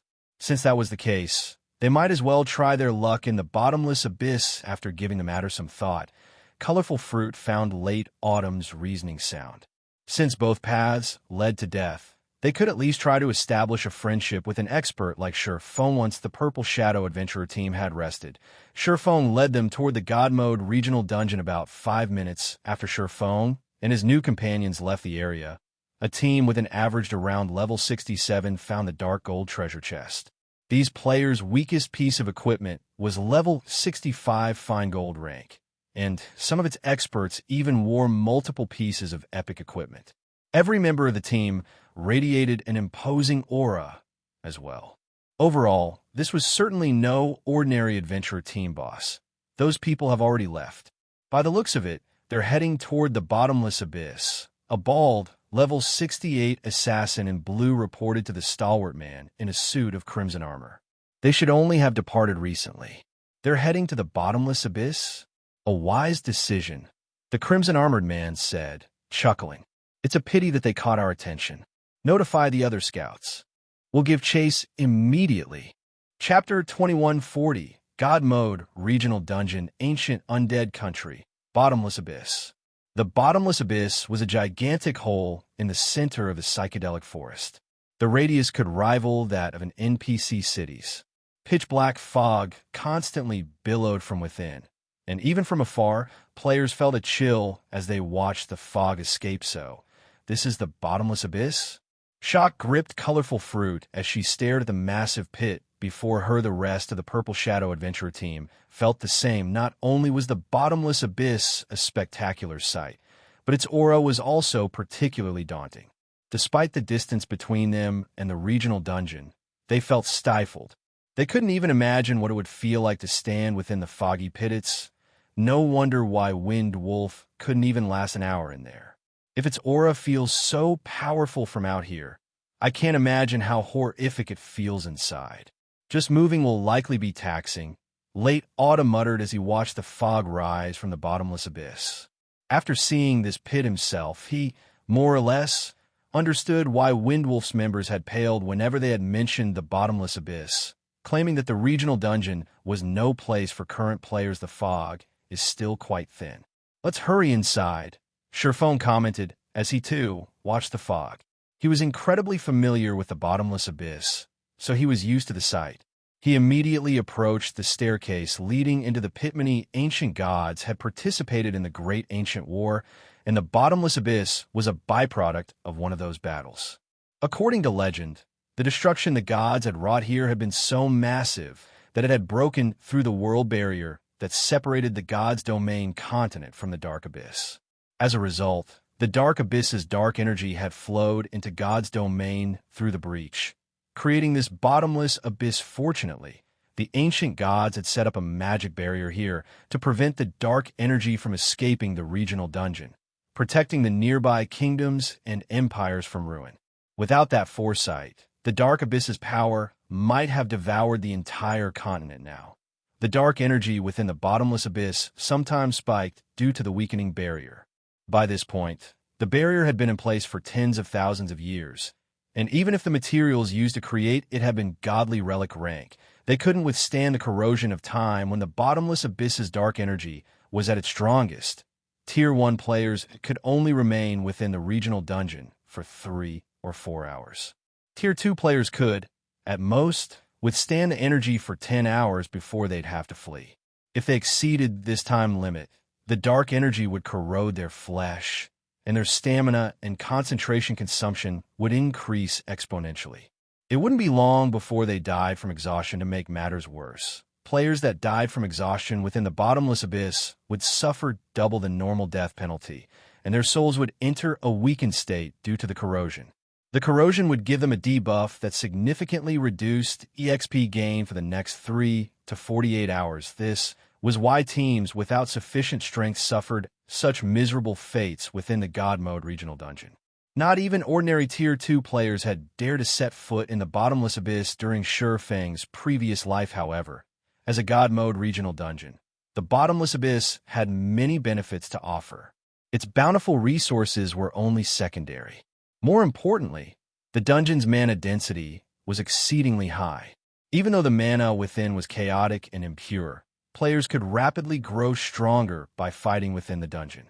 Furthermore, the bottomless abyss had no lack of powerful monsters with high combat standards, which players could use as training partners. To put simply, the bottomless abyss was heaven for the strong and hell for the weak. Hence, God's domain's various superpowers had developed a love-hate relationship with the dungeon. In the pasta's Late Autumn watched Sherphone walk into the bottomless abyss without any hesitation. He gritted his teeth and led his team to follow the swordsman. The moment Purple Shadow's members entered the bottomless abyss, their bodies began indescribably heavy. Their reaction speeds also slowed slightly. However, the dense mana allowed their minds to remain at their peaks. These players felt like they were having an out-of-body experience as the opposing sensations assaulted them. It was like trying to operate high-performance software on an ancient computer. Moreover, they realized they couldn't see as far within the bottomless abyss. Normally, they could see up to 100 yards away, despite the ancient undead country's poor visibility, but now they couldn't see past 50 yards. At this distance, monsters could see them before they noticed, and they'd frequently come under attack after descending the staircase for about 3 minutes. The Purple Shadow members realized that level 60-plus monsters hung from the walls and dominated the staircase. The weakest among them was a lord, and they all radiated intense auras that felt particularly deadly to Purple Shadow's members. Before Purple Shadow's members could react, A group of level 60 and 61 demonic stone apes charged at the team demonic stone ape. Elemental creature. Lord, level 60. HP 19, 0, 0, 0, 0, 0, 0, /19, 0, 0, 0, 0, 0, 0. Prepare for battle. MTs, prioritize the stone apes on the staircase. Melee players, contain the monsters on the wall. Healers, focus on everyone's HP. Late Autumn's response was quick, and he cautiously issued commands, although these demonic stone apes were much lower level than they were. They were in the bottomless abyss. Late Autumn couldn't afford to be reckless. Employing the most conservative strategy, he could think that the demonic stone apes slammed into Purple Shadow's level 66 and 67 MTs. Like seasoned warriors, these monsters used tactics against their player enemies.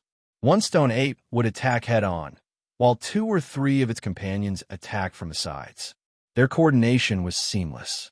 Purple Shadow's expert MTs couldn't cope with the coordinated assault, and each took 2 or 3 hits during the initial charge. Every MT instantly lost over 50,000 HP, losing more than half of their totals.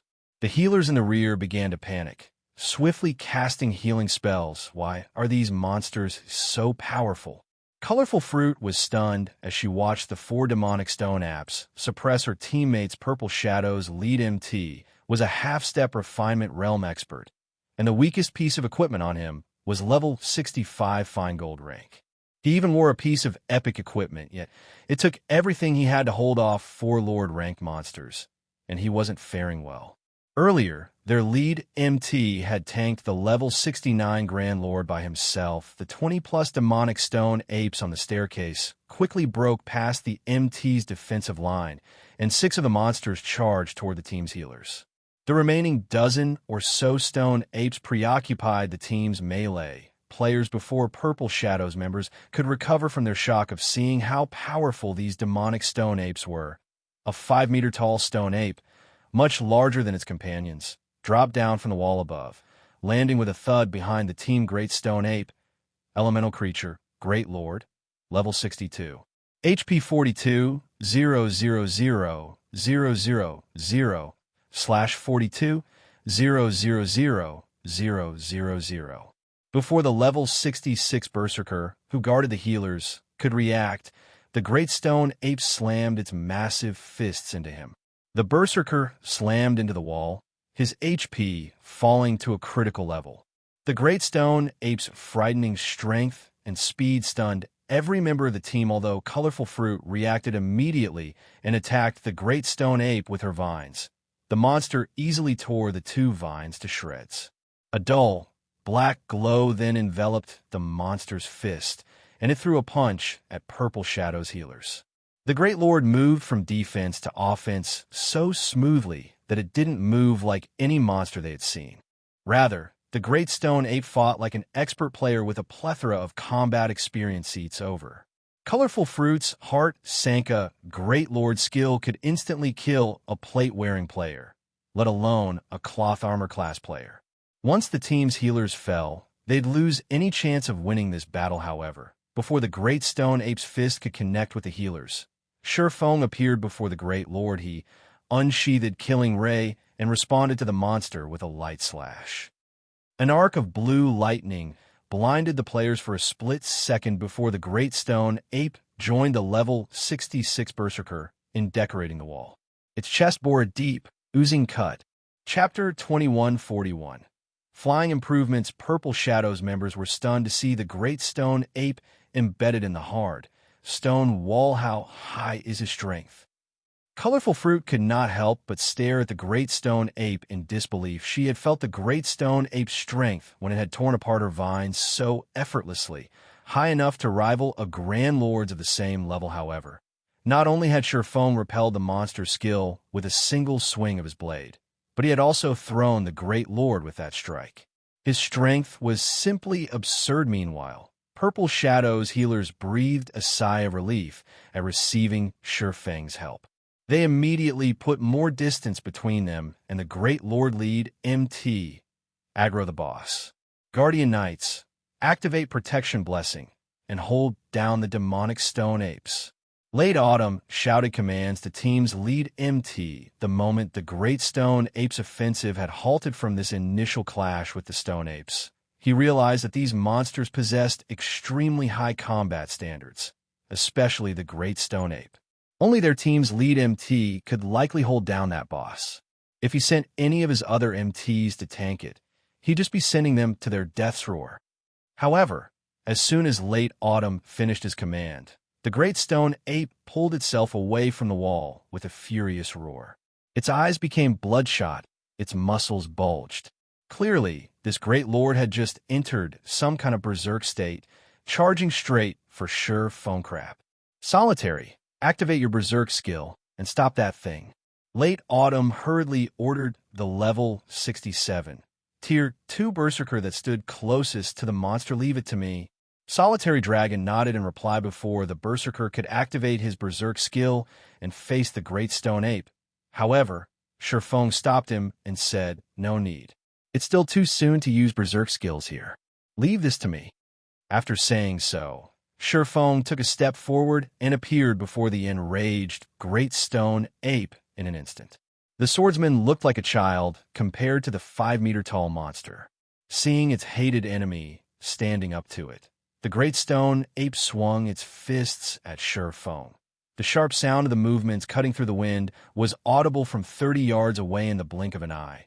The Great Stone Ape fired 6 strikes at Shurfeng, the massive size of its fists making the punches impossible to dodge. The other players' expressions darkened as they watched from the corner of their eyes. This move was enough to tell that the Great Stone Ape's combat standards were on par with a player who reached the middle stage of the Trial Tower's 5th floor, combined with attributes that rivaled a Grand Lord of the same level. How were they supposed to fight this monster? Contrary to expectations, however, the attack hadn't sent Shurfeng flying. Instead, all 6 punches harmlessly passed through Shurfeng before the swordsman began to fade out of existence, revealing that the Great Stone Ape had only struck an afterimage without anyone realizing it. Shurfeng had moved behind the Great Stone Ape and had already swung his sacred sword Shio. Another blue flash sliced through the Great Stone Ape, eliciting a scream and plundering over 70,000 HP from the Great Lord. Another visible cut now graced the monster's sturdy form. The Great Stone Ape's fury reached new heights as it took another hit. In response, it spun around and launched another barrage of punches at Shurfeng as if Shurfeng existed in another space entirely. The Great Lord couldn't hit him no matter how hard it tried. Instead, one cut after another joined the first 2. Not only did Shurfeng continue to reduce the boss's HP, but he repeatedly inflicted injuries as well, reducing the Great Stone Ape's reaction speed. Is this real? Colorful Fruit watched Shurfeng give the monster a one-sided beating, utterly awestruck. For a moment, she even forgot to support her teammates. Purple Shadow's lead MT, who had been in the midst of trying to assist, was just as stupefied. A Tier 2 swordsman was perfectly suppressing a level 62 Great Lord with the combat standards of the Trial Tower's 5th floor. Moreover, he accomplished this feat within the Bottomless abyss, where players' physical bodies were severely suppressed. This was unbelievable. Most importantly, Shurfeng's calm composure made it seem as if he were confident of slaying this Great Stone Ape by himself. It's no wonder why Bright Dawn was so afraid of him. He is truly a monster. Late Autumn inwardly exclaimed as he watched the Great Stone Ape's HP plummet. Finish the fight quickly.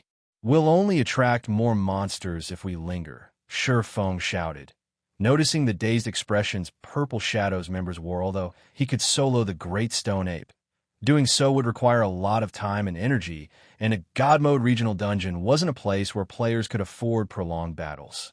If this fight took too long, they'd attract another wave of monsters. Shurfeng's warning snapped Purple Shadow's members out of their daze, and they immediately resumed their attacks against the demonic stone apes. Immediately, they resumed their attack on the demonic stone apes with Shurfeng keeping the Great Stone Ape in check.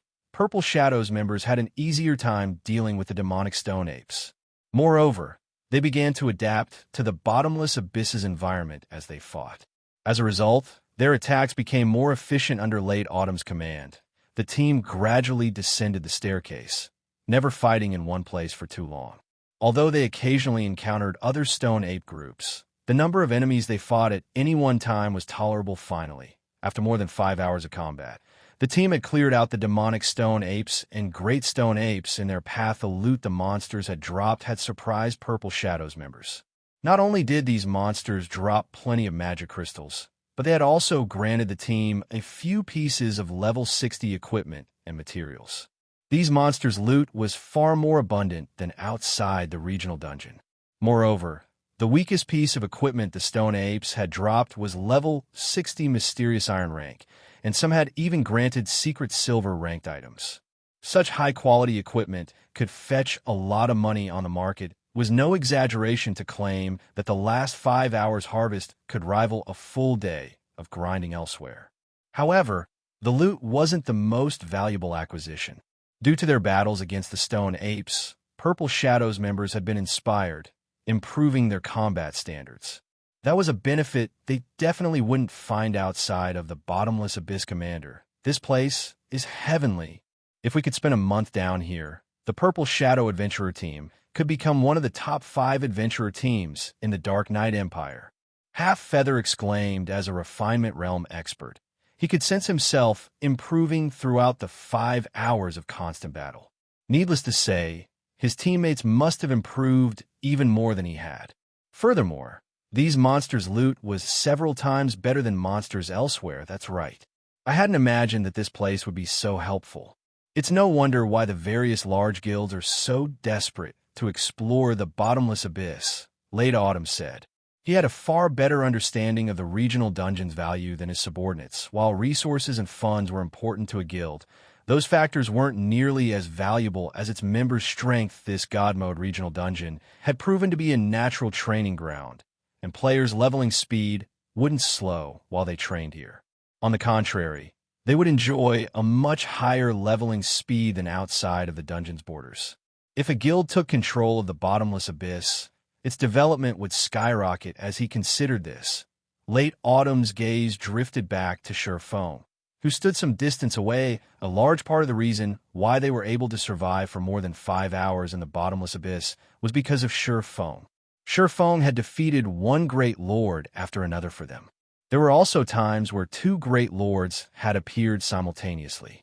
If not for Sherfone suppressing every great lord that appeared, they would have long since been annihilated. After all, the only person in the Purple Shadow Adventurer team capable of holding their ground against the Great Lord-ranked Great Stone Apes was their lead MT. Even then, the lead MT could only hold his ground against one Great Stone Ape at a time. Meanwhile, after moving for more than 5 hours, everyone also arrived inside a cave. The cave wasn't formed naturally, but man-made instead. There are also multiple paths leading out of the cavern, the paths forming a labyrinth. You guys rest here for now. This place is very safe, Sherfong said as he looked at the exhausted Purple Shadow members. After saying so, he made his way into the labyrinth. The labyrinth-like cave was the Bottomless Abyss's first floor. At the same time, it was the only place in the entire regional dungeon that allowed for a guild town or city to be transferred over. Chapter 2142, Abyss Residence. After hearing Sherfang's instructions, Late Autumn and the others sighed in relief as they sat down to rest. As for what Sherfang planned to do inside the labyrinth, they had no intention of asking about it. After all, Sherfang was the leader of a guild. He naturally had his reasons for coming to this dangerous place. If they pried too deeply, they might end up annoying or angering him. Moreover, even if they wanted to enter the labyrinth with Sherfang, they most likely didn't have the ability to survive for very long in there. The labyrinth was rife with level 65 plus undead, many of which were great lords.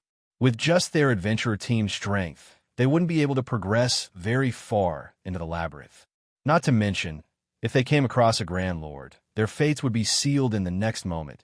Purple Shadows members saw Sherfang easily weaving through the Undead's attacks. Moreover, the Undead here actually couldn't keep up with his speed at all. the distance between the two sides steadily widening. After a few seconds, only the undead remained in sight. "The difference between us is really huge," Colorful Fruit said, a bitter smile forming on her face after Feng disappeared. "It is indeed massive, but it's not like we can't catch up," Late Autumn said, nodding. An organization called the Adventurer Alliance has appeared in the Fire Dragon Empire and is currently recruiting powerful adventurer teams. I heard that even super guilds have to treat this Adventurer Alliance with respect. Moreover, the Alliance is even nurturing experts. I received an invitation, but I didn't put too much stock in the matter. On further thought, I feel that we should join the Alliance. In the past, he had been very confident in Purple Shadow's strength, believing that even if Purple Shadow was no match for Superpowers, Superpowers wouldn't have an easy time dealing with Purple Shadow either.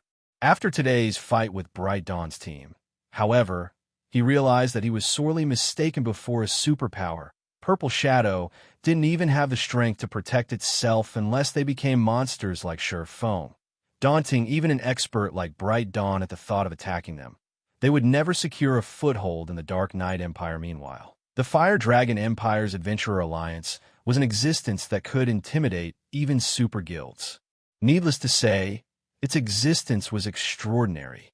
After all, the Fire Dragon Empire was one of God's domain's 4 great empires, and far superior to the Dark Knight Empire.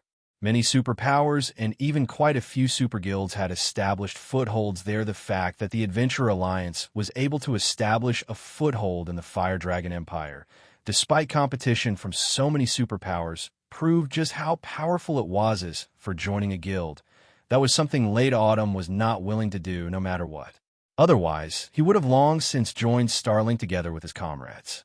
After all, Starlink had extended an invitation to many of the powerful adventurer teams in the Dark Knight Empire. Commander, can we really catch up to him? Colorful Fruit turned to look at Late Autumn reflexively. A hint of anticipation gleaming in her eyes. Feng's strength was already deeply ingrained in her heart. At this point, what she wanted to do most was to share the same stage with Feng one day, instead of staying in the Dark Knight Empire and remaining a frog in a well. It shouldn't be a problem. The Alliance promised that as long as we pass its test and qualify for its training, we will be able to reach the apex of God's domain. Late Autumn said previously. Late Autumn had sneered at this promise, as he thought that the Purple Shadow Adventurer team already stood at the Dark Knight Empire's peak. There was no need for Purple Shadow to undergo the Adventurer Alliance's training. However, in hindsight, the gap between Purple Shadow and the Adventurer Alliance was massive. Moreover, a power that could stand shoulder to shoulder with superpowers should understand the strength of the various superpowers. Since the Adventurer Alliance had declared that it could help qualified players become apex experts, the Alliance was most likely telling the truth. This is great. The next time we meet, I must stand on the same stage as him. Colorful Fruit thought to herself, her fighting spirit soaring at this moment. Aside from Colorful Fruit, Half Feather and the other top experts of Purple Shadow also had similar thoughts. Meanwhile, as Purple Shadow's members were resting, Feng had activated Gale Domain to shake off the undead chasing him. The undead here were living beings that died during the Great Ancient War. Not only were their combat standards extremely high, but they were also organized when fighting. He would require a lot of time to defeat them. Fortunately, the undead here were not monsters that persistently chased players. They would give up pursuit once the distance between their target and themselves exceeded 300 yards. Feng was a level 76 player, and with his basic attributes, his movement speed was already faster than that of great lords of the same level. After activating Gale Domain, he shook off the level 65 plus undead here right away and effortlessly passed through one area after another. Meanwhile, the deeper he ventured into the labyrinth, the higher the levels of the undead he came across, the monster's levels gradually increasing from 65 to 70 finally. After traveling through the labyrinthine pathways for more than an hour, Feng arrived before a dilapidated palace in a cavern that was enveloped by a magic barrier. None of the wandering undead dared come within 100 yards of the magic barrier. Feng, however, walked toward the barrier without hesitation. The magic barrier specifically targeted undead and was totally ineffective against the living. There was no creature inside the palace besides the phantom of a gray-robed old man. If players used an advanced identification skill on this old man, they would discover that he was actually a level 180, Tier 4 hero. The title of hero was not easily obtained in God's domain. The existences granted the title of hero were invincible in their tier.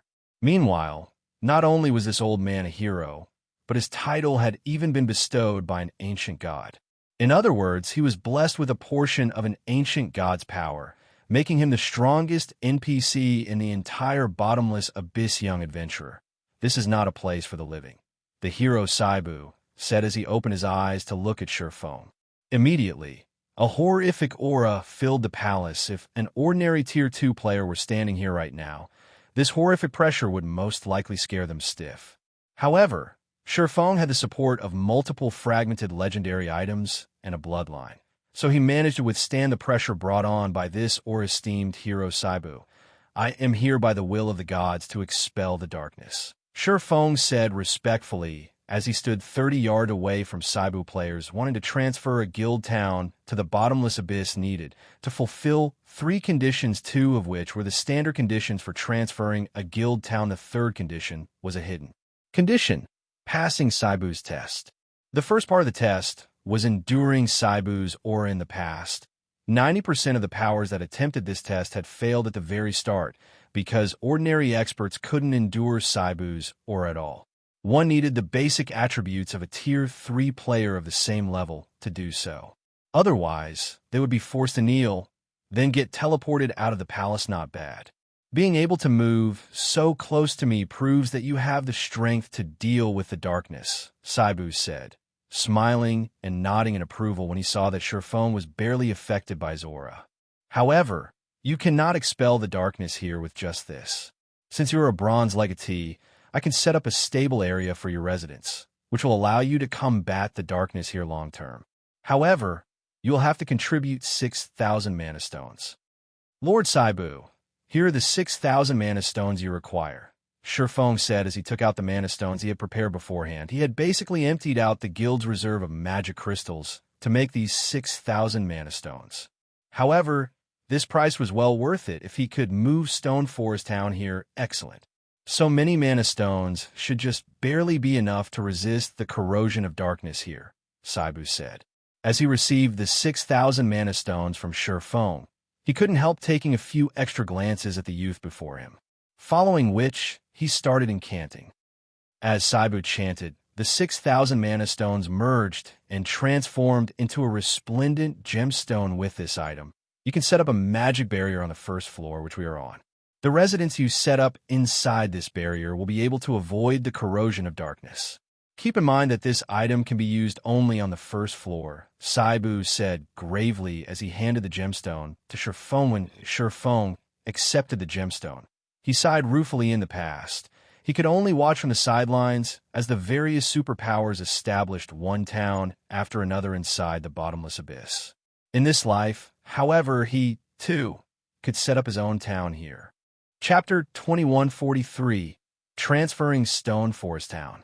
Sherfone didn't linger after obtaining the barrier gemstone, making his way toward the Undead Forest. The Undead Forest was located in the center of the Bottomless Abyss's first floor.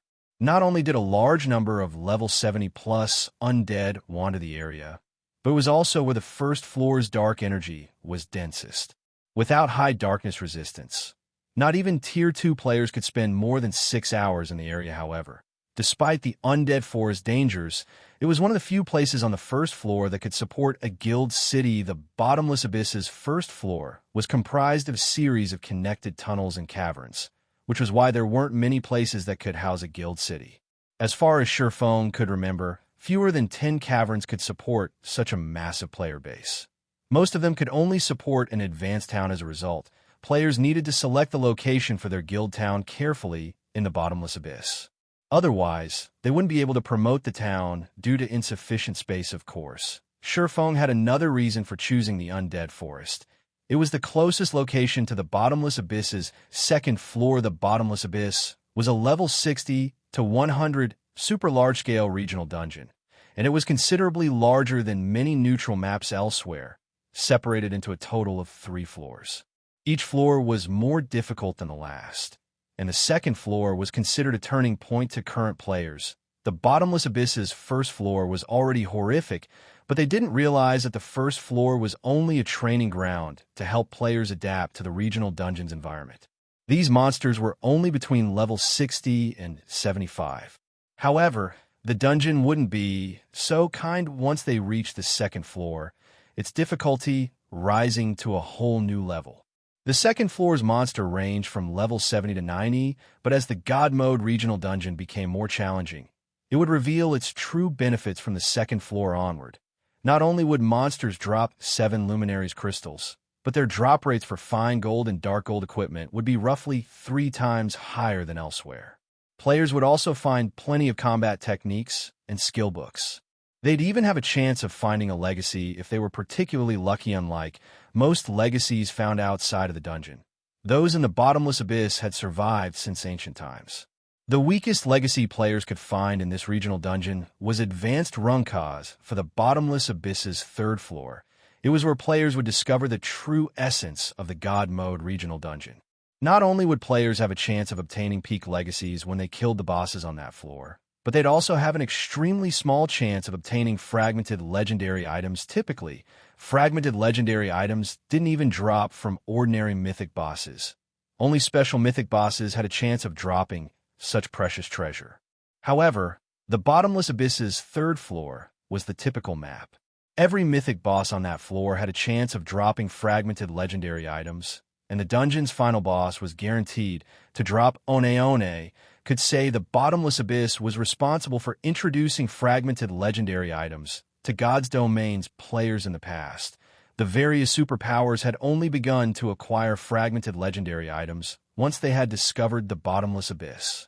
After that moment, everyone had come to understand that epic items weren't truly the best weapons or equipment in the game, and that something even stronger existed since Feng was the first person to acquire a barrier gemstone in the Bottomless Abyss.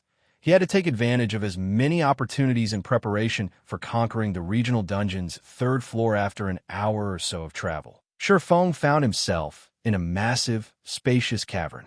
At first glance, the cavern looked like any other forest, filled with verdant trees and bright light. It looked nothing like the cavern it truly was. This was the Undead forest.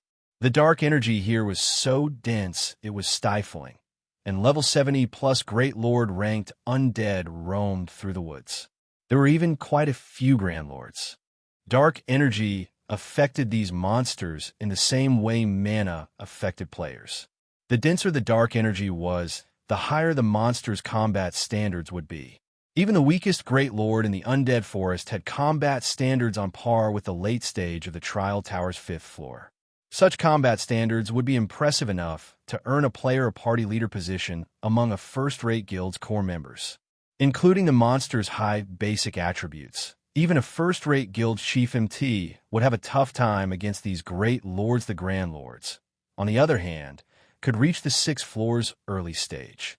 They were nightmarish opponents, even for a first-rate guild's main force. Only the various superpowers' top combatants had a chance against these monsters. Thank goodness I have the Bible of Darkness.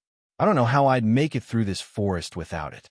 Feng was relieved as he used omniscient eyes to watch the level 74 Grand Lord ranked Great Necromancers that wandered in the distance. These level 74 Great Necromancers were extremely powerful. Not even Feng would dare provoke them in his current state. If he accidentally aggroed one, he'd have no choice but to flee. Fortunately, the Bible of Darkness granted him control over the power of darkness. This, in turn, allowed him to resist dark energy and significantly lower the chances of dark creatures noticing him. He'd be able to avoid the Undead forest residents with relative ease after about 10 minutes or so. Feng had circled around more than 30 Great Lords. He had also encountered more than 3 Grand Lords. If a superpower's main force visited this forest at this stage of the game, their deaths would be a guarantee. Should be here, Feng thought as he observed his location. He then took the barrier gemstone from his bag and began to chant an incantation. After 10 verses and more than 30 seconds. The barrier gemstone disappeared. Then, 2 gigantic, silver magic arrays formed above and beneath Sure Fong, and every monster within the array's range released pained cries before fleeing the area. The 2 magic arrays continued to grow larger, from their initial 500-yard radius to 1,000 yards, then 3,000 yards. The arrays only stopped expanding after another 30 seconds suddenly. A colossal magic barrier blossomed in the middle of the undead forest, occupying 1/10 of the entire area. Not a single monster stood within the barrier next. I need to guide Stone Forest Town's transfer. Sure Fong was quite satisfied with the forest's lush greenery within the magic barrier. He then took out the town transfer token he had obtained from the Eclipse Throne and chose to transfer Stone Forest Town originally. He had planned to use this token to move Stone Forest Town to a neutral map neighboring Starmoon Kingdom. But with Silverwing Town in the Empire, he had set the token aside. Now, the token would finally display its potential system. Do you wish to transfer Stone Forest Town to the specified area? Sure Fong clicked yes without hesitation. Chapter 2144, Abyss Town. Once Sure Fong made his selection, another system notification rang in his ears system. You have selected to transfer Stone Forest Town to the specified location. Transfer conditions met system.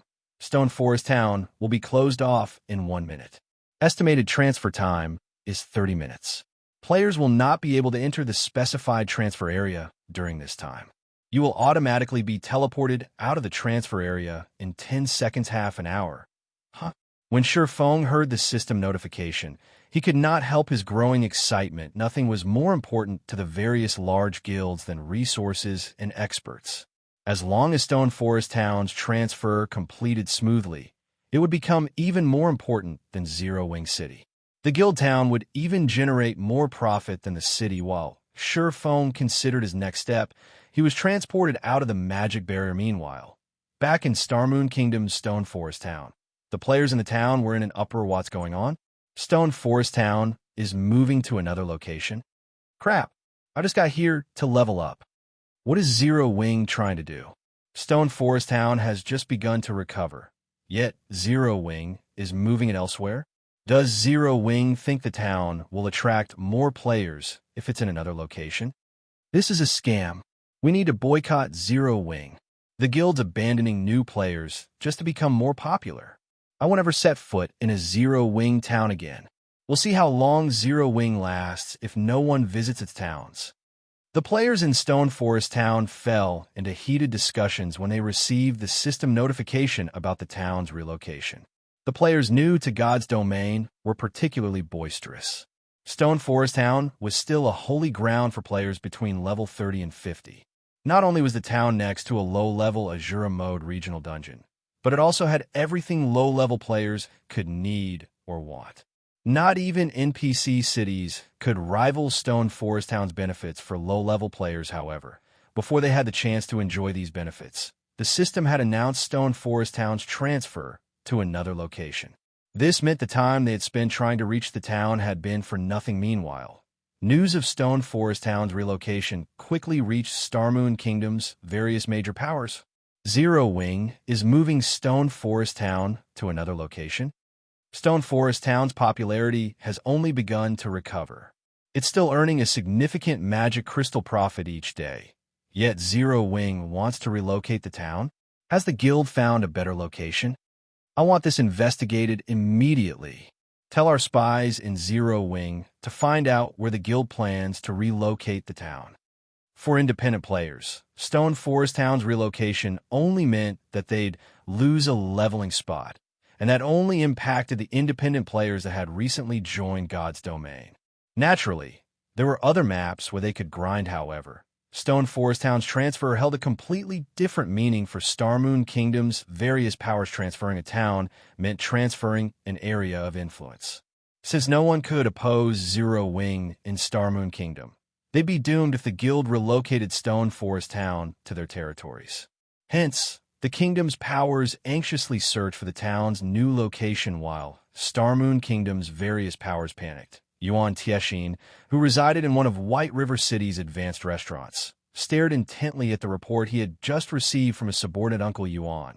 Have our spies learned anything? Purple Jade asked curiously.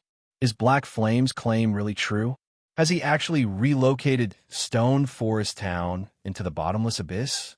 The various superpowers were paying particularly close attention to the God Mode regional dungeon. If not for the Bottomless Abyss's monsters and environment, the Secret Pavilion would have already dispatched a large team to explore the dungeon. Meanwhile, according to the most recent report, quite a few super guilds had sent their own teams into the Bottomless Abyss. Unfortunately, they had suffered grievous losses for doing so. According to their investigation, current players simply weren't strong enough to grind in the regional dungeon. They'd have to reach level 70 before they'd have any chance of survival. Hence, she found it truly hard to believe that Zero Wing had successfully transferred Stone Forest Town to the dungeon. But when she recalled Shifeng's confident expression on the day they had made their deal, she knew he hadn't been joking about his plans. Furthermore, if Shifeng failed to complete the transfer, the Secret Pavilion would secure the Guardian Puppet design they haven't been able to verify anything yet, Yuan Tiexin said, shaking his head. But based on our information, Black Flame has made an appearance in the ancient Undead country. He even humiliated Bright Dawn, one of Starlink's vice guild leaders. I believe that your guess is likely correct. A town's transfer, after all, requires its owner's permission. Yuan Tiexin couldn't help the sting of regret he felt. If the Secret Pavilion had been as confident in Zero Wing's abilities as Shifeng, it would have likely invested more in the guild, rather than treat Zero Wing with half-hearted sincerity. If Zero Wing has actually accomplished its goal, its future will be set. With Stone Forest Town alone, Zero Wing will qualify to contend with superpowers. If it can solidify its legacy foundation as well, then we can reasonably expect that it will become a super first-rate guild any day now, Purple Jade said. She had a thorough understanding of how valuable the Bottomless Abyss's resources were. If a guild monopolized those resources, its development speed would be astonishing. Moreover, the various superpowers would have a very difficult time dealing with Zero Wing before players reach level 100. Even Starlink would find it challenging to shake Zero Wing's foundations. Meanwhile, within Zero Wing, guild members excitedly discussed the latest news regarding Stone Forest Town. I wonder where the guild is moving Stone Forest Town to? I'm guessing that it's moving the town to a neutral map. All of the large guilds are trying to claim them, and our guild is no exception. I can't wait to find out which neutral map the town will occupy. I agree. Since Starlink is so dead set on suppressing our guild and their empire, we can't really do anything in the empire's core area. We're stuck around Silverwing Town. It'd be wonderful if the guild transferred Stone Forest Town to that area. Honestly, it's not a big deal if the guild doesn't transfer Stone Forest Town to your empire. Starlink already has a fortress there, but it doesn't have any bases in other neutral maps. We could secure a massive advantage if the guild transfers Stone Forest Town to a different neutral map.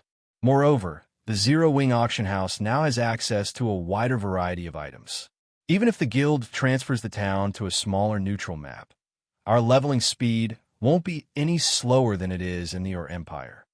Many of Zero Wing's members expressed their guesses and hopes for Stone Forest Town's new location. Every one of them filled with anticipation, although Fire Dance had repelled the Starlink forces capped outside of Silverwing Town and restored some of the guild's morale.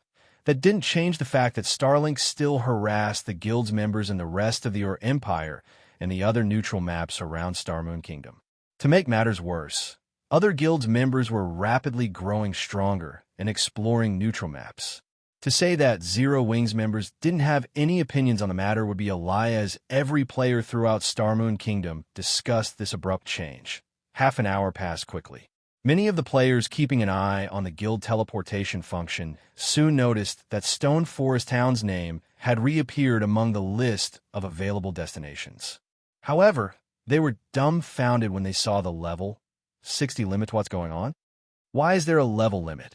As players wondered about this oddity, some guild members, those above level 60, couldn't help themselves and purchased a guild transfer scroll to visit Stone Forest Town when These Zero-Wing members arrived. The sound of a system notification reached their ear system. You have discovered the Bottomless Abyss. Chapter 2145. Attention, the Bottomless Abyss. Most of the Zero-Wing members that had teleported to Stone Forest Town had failed to react to the system notification. But some of those players, who had a certain understanding of the ancient undead country, were excited to see Itis this real.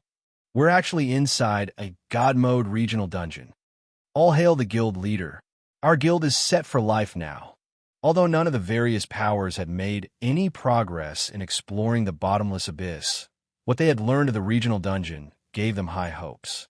Moreover, the Bottomless Abyss was the reason that Starlink had been able to suppress both Unyielding Soul and Crimson Emperor when it had laid claim to a single Fortress Stone Forest Town's new environment also surprised Zero-Wing's members.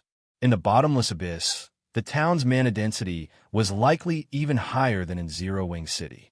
Players would be able to achieve the same results when training their combat standards with half the effort here. Stone Forest Town had become a sacred ground, ideal for players. Not only could players level up and upgrade equipment around the town, but they could also train their combat standards and techniques in the town shortly after Zero-Wing's members discovered Stone Forest Town's new location. News spread quickly to Starmoon Kingdom's various major powers. How is that possible? Someone must have made a mistake with this report. That's a God Mode regional dungeon we're talking about. How could Zero-Wing just transfer Stone Forest Town there? All of the various powers instinctively denied the validity of the news. Everyone knew that even the various superpowers were powerless in the Bottomless Abyss. Surviving in the dungeon was nearly impossible, much less raiding it. It simply shouldn't be possible to move a guild town to such a lethal location, however. When these powers began to receive similar reports from other spies within Zero-Wing, they couldn't deny the truth. There was no doubt that after today, Zero-Wing would become an overlord in God's domain. Even if it wasn't yet a superpower, it now qualified to contend with the various superpowers in the game. Meanwhile, in one of White River City's advanced restaurants, Yuan Tiexin and Purple Jade received confirmation of their suspicions, and they fell silent for some time. Zero-Wing did it. Uncle Yuan, are we going to begin the next part of our plan now? Purple Jade asked excitedly after recovering from her surprise, although she had known that Shifeng hadn't lied to them. She couldn't help the surprise and admiration she felt once he had actually made good on his promise of Mitcha. Notify our subordinates and tell them to organize the necessary manpower to visit Stone Forest Town. We need to secure the Bottomless Abyss before the other superpowers have time to prepare. Yuan Tiexin nodded. Smiling, he continued, this time, we'll show the Chamber's advanced members how foolish the Secret Pavilion's decision was.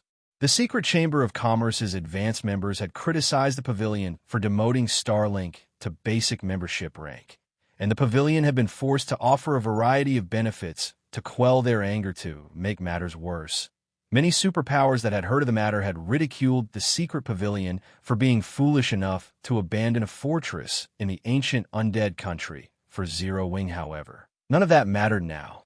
The Secret Pavilion owned a portion of Stone Forest Town shares.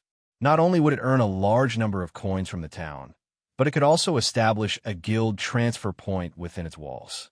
The Pavilion's members would not have to run all the way to the ancient undead country to reach the Bottomless Abyss. In fact, the Pavilion's members could now grind in the regional dungeon without having to leave it. Once they ran out of stamina, they could simply return to Stone Forest Town and rest. The Pavilion now had more advantages than the other superpowers with this relocation. Zero-Wing could nullify any progress Starlink had made in the Bottomless Abyss on a whim. Moreover, Zero-Wing wouldn't have to resort to drastic measures to do so. As long as the guild barred Starlink's members from Stone Forest Town, allowing others in, Starlink would fall behind. If the situation persisted, it would even affect Starlink's position in the Dark Knight Empire. This was exactly what the superpower had attempted to accomplish by hindering Zero-Wing's progress in the neutral maps around Starmoon Kingdom. Moreover, Starlink would likely find Zero-Wing a difficult pest to crush now. Once the various superpowers discovered Stone Forest Town's relocation, they'd reach out to the smaller guild in an attempt to secure a partnership. Once that happened, Zero-Wing wouldn't be so easy to shake. However, If Starlink allowed Zero Wing to develop in the bottomless abyss freely, the superpower would only lose its advantages in its own empire. I doubt anyone had imagined that a small guild like Zero Wing would put the Dark Knight Empire's overlord in such a bind. As Yuan Tiexin remembered when Zero Wing had been small and weak, he couldn't help his rueful say Zero Wing's developmental history was practically a miracle after today. Zero Wing would qualify to stand on the same stage as the various superpowers. It was no longer an ordinary guild that could so easily be slaughtered while the secret pavilion prepared a garrison in Stone Forest Town. Unyielding Soul and Crimson Emperor's headquarters in the Dark Knight Empire were in an uproar. How did Zero Wing do it? Both super first-rate guilds' upper echelons were overwhelmed with shock and curiosity when they learned of Stone Forest Town's new location in the bottomless abyss. None of them had ever thought that Zero Wing would be so capable. Hard. I want you and Lingsha to visit Zero Wing's headquarters in White River City. Tell them that Unyielding Soul would like to deepen our relationship. Isn't Zero Wing trying to break into the Dark Knight Empire's market? We can offer them some of our central shops in the Empire if they're willing to let us build a temporary residence in Stone Forest Town. Unyielding Soul's guild leader, Silent Soul, commanded after giving the matter some thought. You two have full authority to negotiate those shops' management and sales. When the guild upper echelons in the meeting room heard Silent Soul's decision, they stared at him with dropped jaws. They hadn't thought that their guild leader would willingly grant Unyielding Heart and Mu Lingsha so much authority. Financial strength was the most important aspect when running a guild as large as Unyielding Soul. The profits from the guild shops were particularly crucial. Shops were a guild's lifeblood, and the fact that Silent Soul had given Unyielding Heart and Mu Lingsha control of the guild's lifeblood meant he had granted them the authority that was only second to his. The guild leader Unyielding Soul wasn't the only superpower interested in cooperating with Zero Wing. Superpowers throughout God's domain promptly made their way to Starmoon Kingdom's White River City as well. Chapter 2146, General Trend. Ancient Undead Country, Psychedelic Forest. How can this be? Utter shock assaulted Bright Dawn as he read the latest report on Zero Wing. It had only been a few hours since his encounter with Black Flame. Yet in that time, the swordsman had relocated Stone Forest Town into the bottomless abyss. No matter how he looked at it, the situation felt like a dream. Not even Starlink dared to delve too deeply into the bottomless abyss, but Black Flame had established a town within the regional dungeon in a matter of hours. Starlink had invested an astronomical amount of manpower and resources to secure a fortress in the ancient Undead country, but none of its effort could even compare to Black Flame's alone. Many superpowers had already begun to make their way to White River City to negotiate with Zero Wing due to the guild's latest success. Needless to say, they all wanted a cut of Stone Forest Town's shares and a temporary guild residence within the town. If Zero Wing agreed and accepted these superpowers' help, Starlink wouldn't be able to continue its assault against the enemy guild. Moreover, Starlink's development would descend into the pits of hell due to Stone Forest Town's prosperity as a result. Lu Xinghua had ordered Bright Dawn to use everything Starlink had to destroy or capture Stone Forest Town before Zero Wing could stabilize its position in the bottomless abyss. As something happened, Vice Guild Leader? The assassin beside Bright Dawn asked curiously when he saw his commanders sneer. Good news. Wonderful news, Bright Dawn said. Laughing, Black Flame had humiliated him earlier, and he hadn't expected to find a chance to take revenge so soon. Why wouldn't he be excited? Good news. The assassin gave Bright Dawn an odd look. MHM. The guild leader has commanded me to deal with Stone Forest Town. Moreover, I get to mobilize the guild's full strength. Bright Dawn explained all of it. The news shocked the assassin. He had already learned about Stone Forest Town's relocation to the bottomless abyss since it had sparked a commotion among Starlink's members. Naturally, the news had shocked them all. However, Lu Xinghua's command to mobilize the guild's full strength against the town was even more unexpected. The various superpowers had far more influence than ordinary guilds, and the guild typically only mobilized a fraction of its strength for any of its operations. Even when Starlink had targeted Unyielding Soul, for example, It had only used a small fraction of its true power yet now. Starlink wanted to turn every weapon in its arsenal against a non-superpower like Zero Wing. That's right. Everything. Bright Dawn nodded as he grinned wickedly. I'd expected to wait a long time before I had a chance to claim vengeance. I hadn't expected that I'd get to move against that bastard so soon. Hopefully, Black Flame doesn't run from me too quickly. Dealing with an established town was normally even a headache for superpowers like Starlink, but if Starlink employed the guild's full power, taking down a guild town would be a piece of cake. Not even advanced towns would pose much of a challenge. Furthermore, Stone Forest Town had just completed its transfer. Its defenses weren't as strong as usual since hardly any players currently occupied the town, although not a lot of players could traverse the Bottomless Abyss's complex terrain at once. Destroying or capturing a town didn't require a full army. A sufficient number of peak experts and powerful tools would be enough to complete the task. Notify the fortress and have them deliver this list of items. I also want you to summon our old monsters and all of the peak experts in the fortress.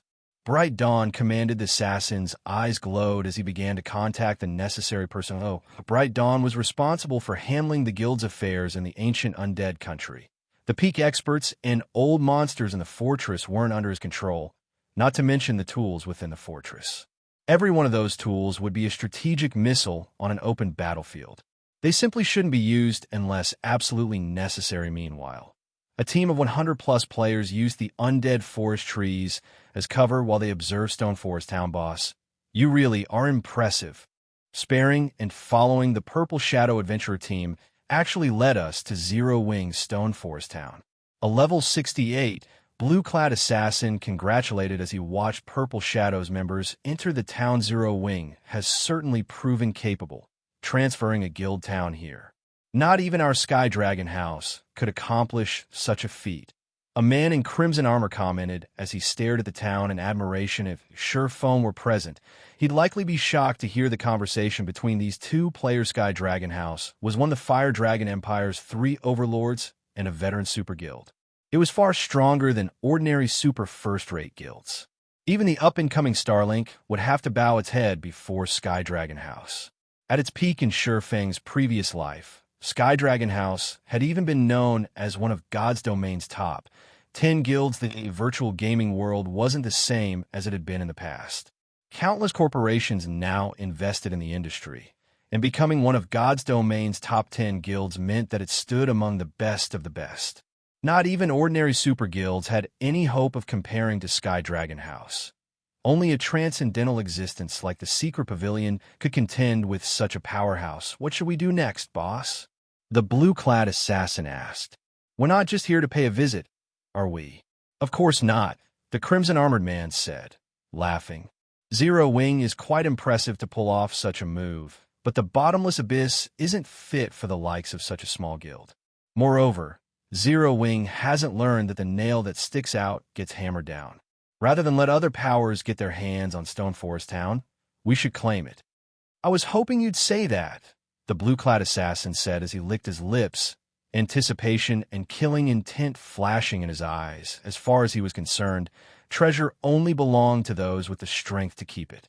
Zero Wing, meanwhile, didn't qualify to lay claim to such a precious place like Stone Forest Town, but we should wait for a little while longer. The crimson-armored man decided. Wait? Why? The assassin asked, confused right now. We aren't the only ones here, the crimson-armored man said, smiling as he gestured to a team hiding on a nearby plateau. Players from Pride Empire.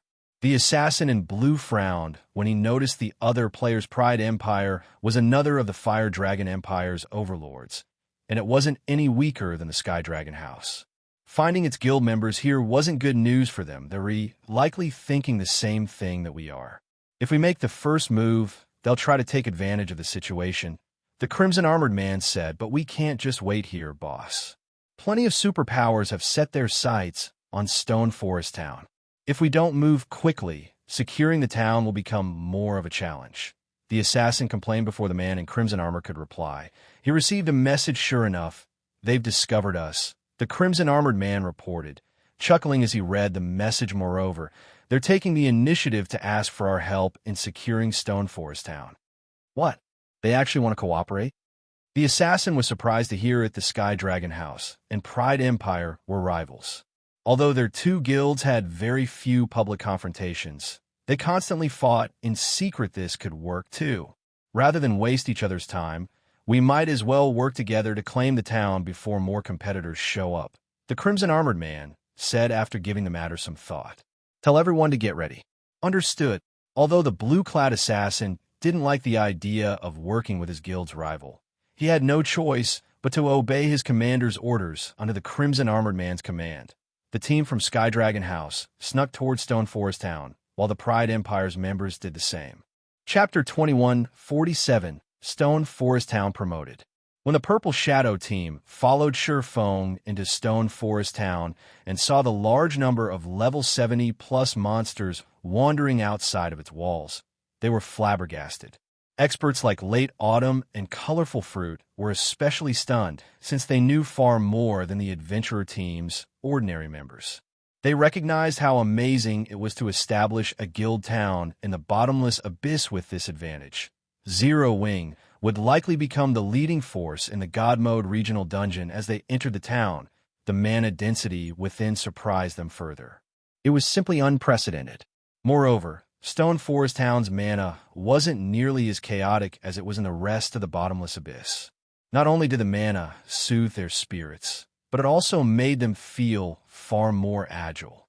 They felt that they could easily exhibit even greater combat power than outside of the regional dungeon if they could train their combat techniques, skills, and spells here. Their efforts would yield far better results than normal weapons, and equipment might be very important, but these external factors weren't nearly as integral to expert players as internal strength commander. The mana in this town has sharpened my senses by at least 10%. If we could train here, our Adventurer team's overall strength could reach a whole new level in less than a month. Colorful Fruit exclaimed generally. High mana density only allowed players to clear their minds and remain calm under pressure. But once it was dense enough, it could sharpen players' senses as well, although not by much. The fact that Stone Forest Town's mana was so dense that players' five senses were 10% more acute than normal was astonishing naturally. Sharpened senses would be a massive help to players. Not only would players be able to detect their flaws more easily, but players would also be able to notice more than they usually did. To put it simply, players could improve their combat standards far more quickly if they had more acute senses while training. A 10% difference was on par with the difference players experienced when they rose from Tier 1 to Tier 2, I know. Late Autumn replied, smiling bitterly at Colorful Fruit. This place is wonderful, but it also belongs to Zero Wing. A town can only hold so many people, and Zero Wing will prioritize its own members.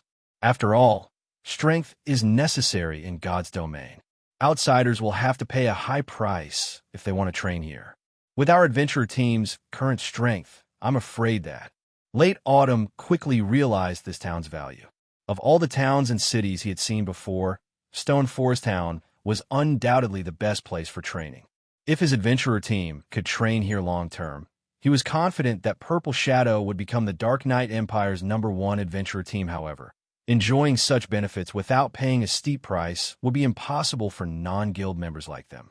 They were only allowed in Stone Forest Town now because they had accepted Sure Feng's commission. Late Autumn doubted that he had the qualifications or connections necessary to negotiate garrisoning his Adventurer team in Stone Forest Town. Long-term Colorful Fruit, more or less, understood what her commander was trying to say that had only met WT8 Sure Feng by chance, and the swordsman was the only reason that their Adventurer team had avoided annihilation. They'd be delusional to think that they could train in a paradise like Stone Forest Town. Stone Forest Town's relocation has just completed. So many of the town's facilities are temporarily unavailable. For now, it's only a resting area for players.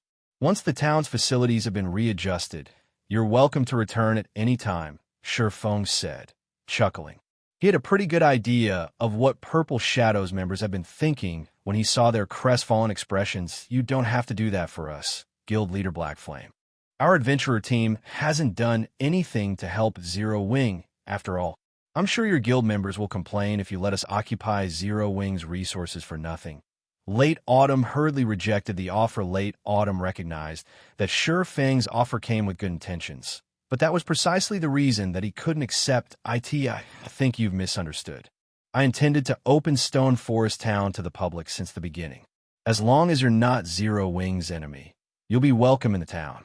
Naturally, you will be allowed to train here as long as you become members of Zero Wing's battle arena. Sure Feng explained if he reserved Stone Forest Town for Zero Wing's members, he'd certainly see desirable results. However, doing so would be shallow. First, level 100 wasn't the maximum level in God's domain, and second, the town's growth was far more important than monopolizing its benefits. Are you serious? Guild leader Black Flame?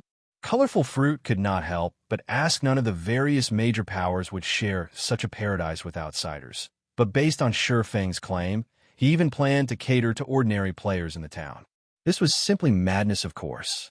Why would I joke about something like that?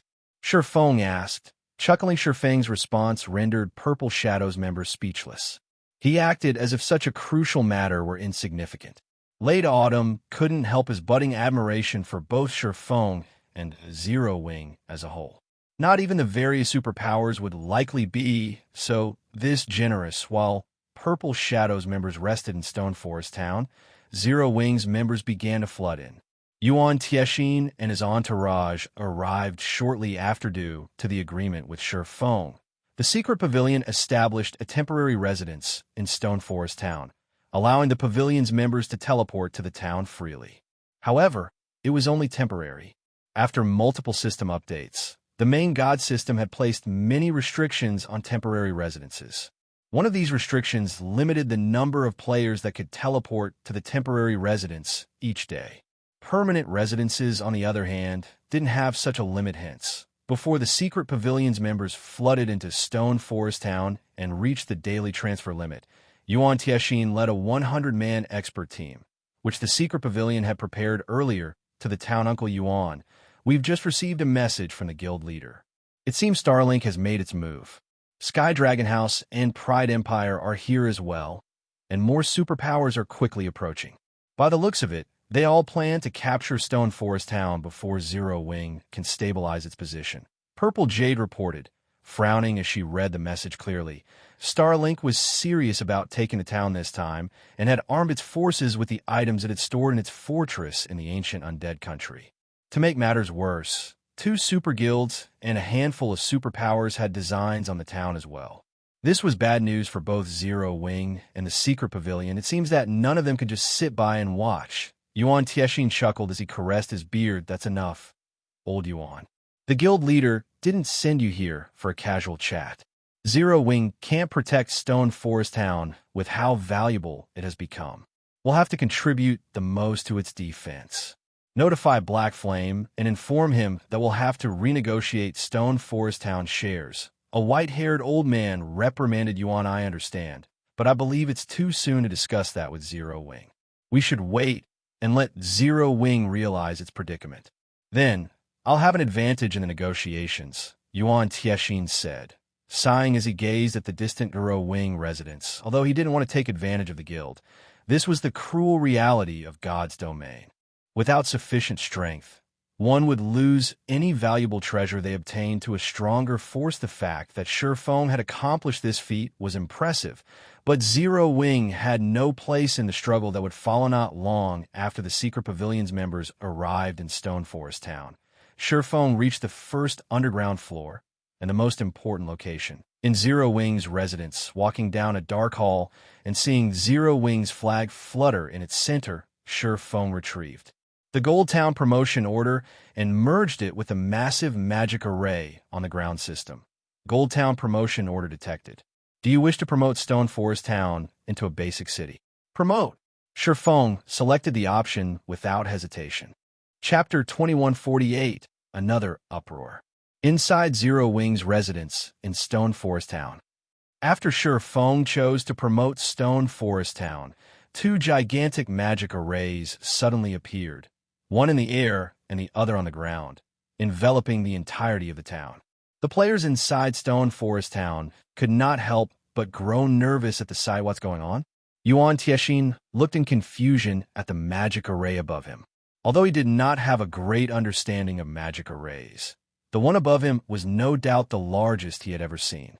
Moreover, the mana flowing around it was actually visible. The intensity of its aura also greatly surpassed that of mythic monsters. While everyone was panicking over this sudden development, a system notification suddenly entered the ears of every player inside Stone Forest Town system. Stone Forest Town has been promoted to a basic city.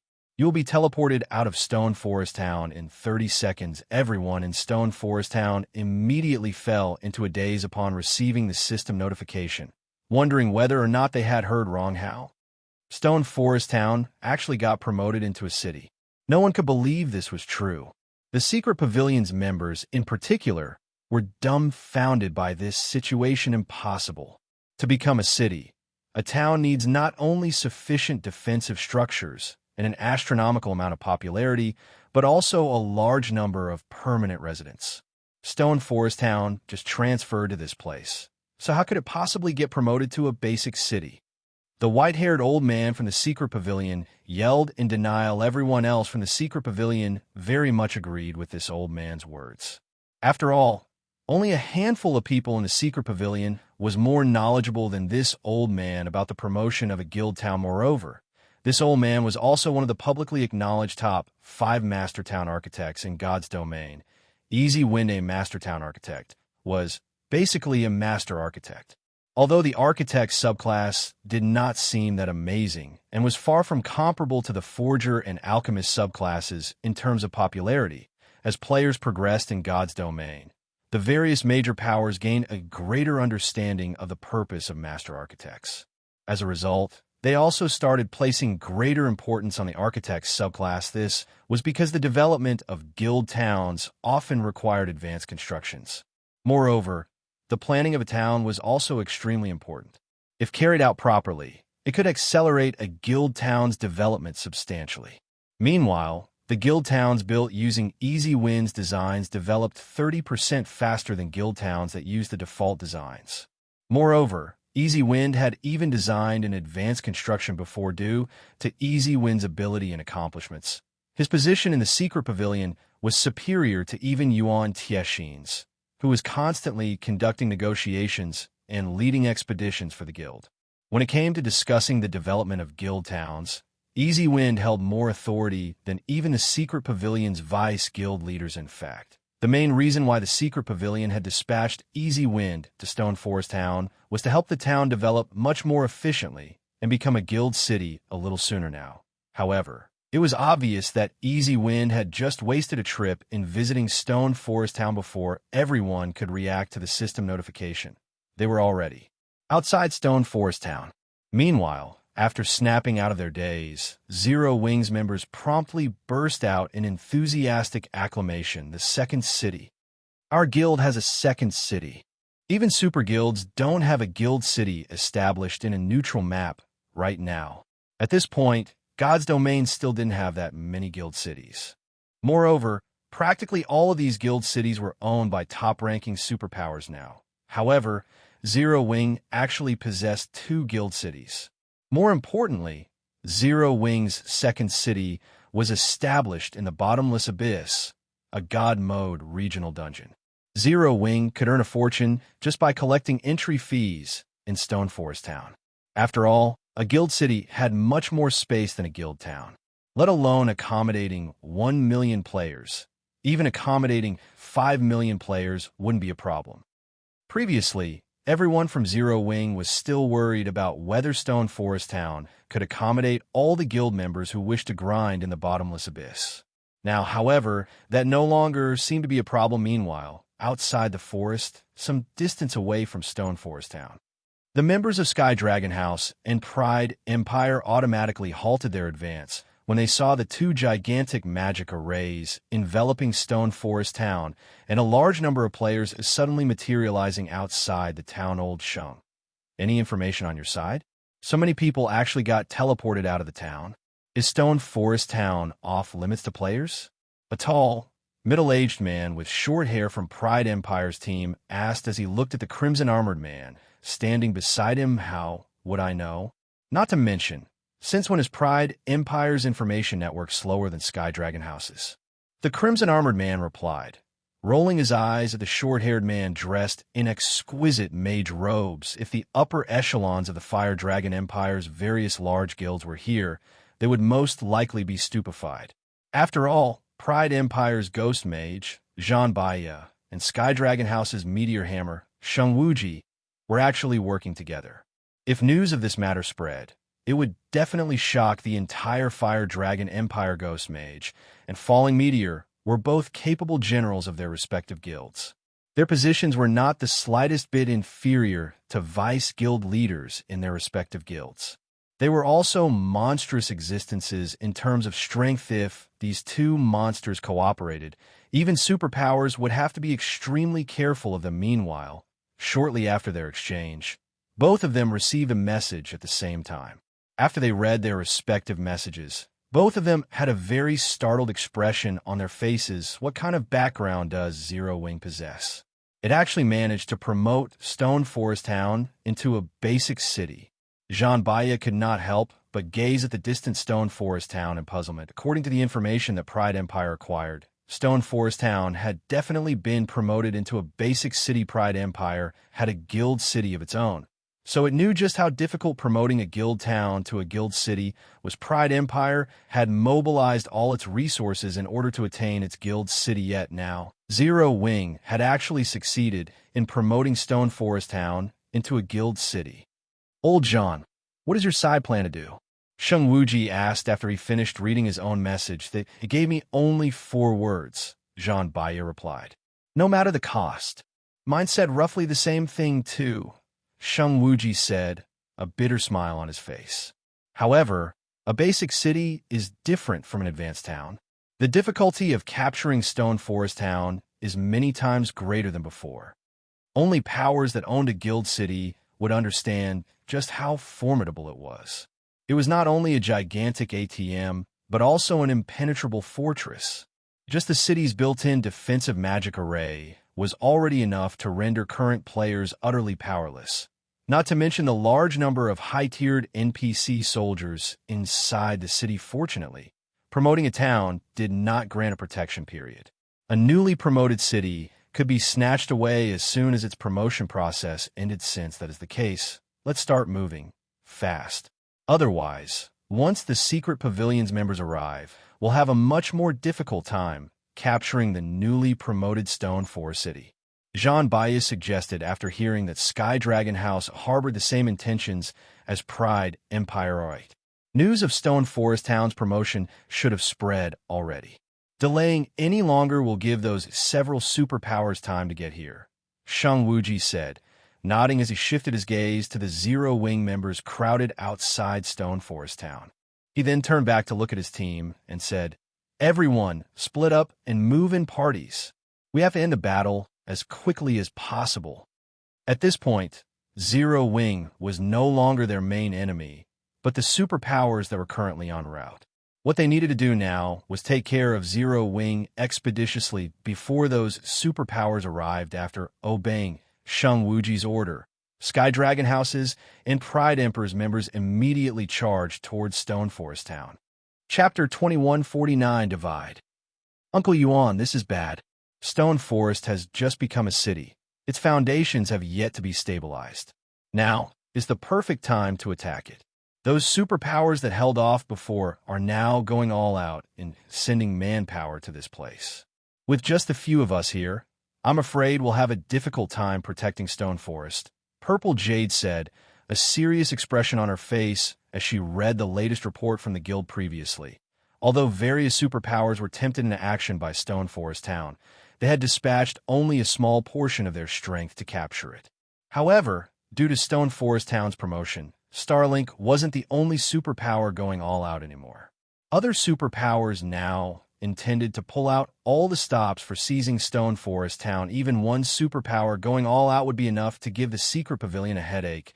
All the more a group of superpowers doing so might be fine if the upcoming battle took place in the outside world. However, they were inside the bottomless abyss. Dispatching ordinary experts here would be utterly meaningless. They would just become liabilities. Only experts at the Refinement Realm Standard or above could provide useful combat power. However, The total number of Refinement realm experts the various superpowers had easily surpassed that of the secret pavilion, this black flame. Why didn't he inform us of this promotion beforehand? We're in a tight spot now. At this moment, Yuan Tiexin was also suffering a huge headache over this matter prior to Stone Forest promotion. The town provided Zero Wing with a significant number of advantages in the Bottomless Abyss, but did not put the guild in an absolutely advantageous position. After all, a town could accommodate only a very limited number of players, however. With Stone Forest Town's promotion, Zero Wing now essentially held full control over the entire Bottomless Abyss. How could this situation not make the various superpowers desperate and force them to go all out to capture Stone Forest Town? With this, even the secret pavilion would not be absolutely certain of defending Stone Forest Town. Uncle Yuan, the scouts we dispatched into the periphery have discovered Sky Dragon House's and Pride Empire's members. They're moving in our direction and will arrive in less than 5 minutes. Purple Jade said anxiously as she read her subordinate's report. He finally appeared. Do you know who's leading them? Yuan Tiexin was not particularly surprised by this revelation. After all, the secret pavilion had long known about the presence of these two super guilds in the Bottomless Abyss. Otherwise, the secret pavilion wouldn't have sent a team to Stone Forest Town as soon as teleportation to the town became available. The Shangwuji and Zhanbaya. By the looks of it, the two of them are working together, Purple Jade said.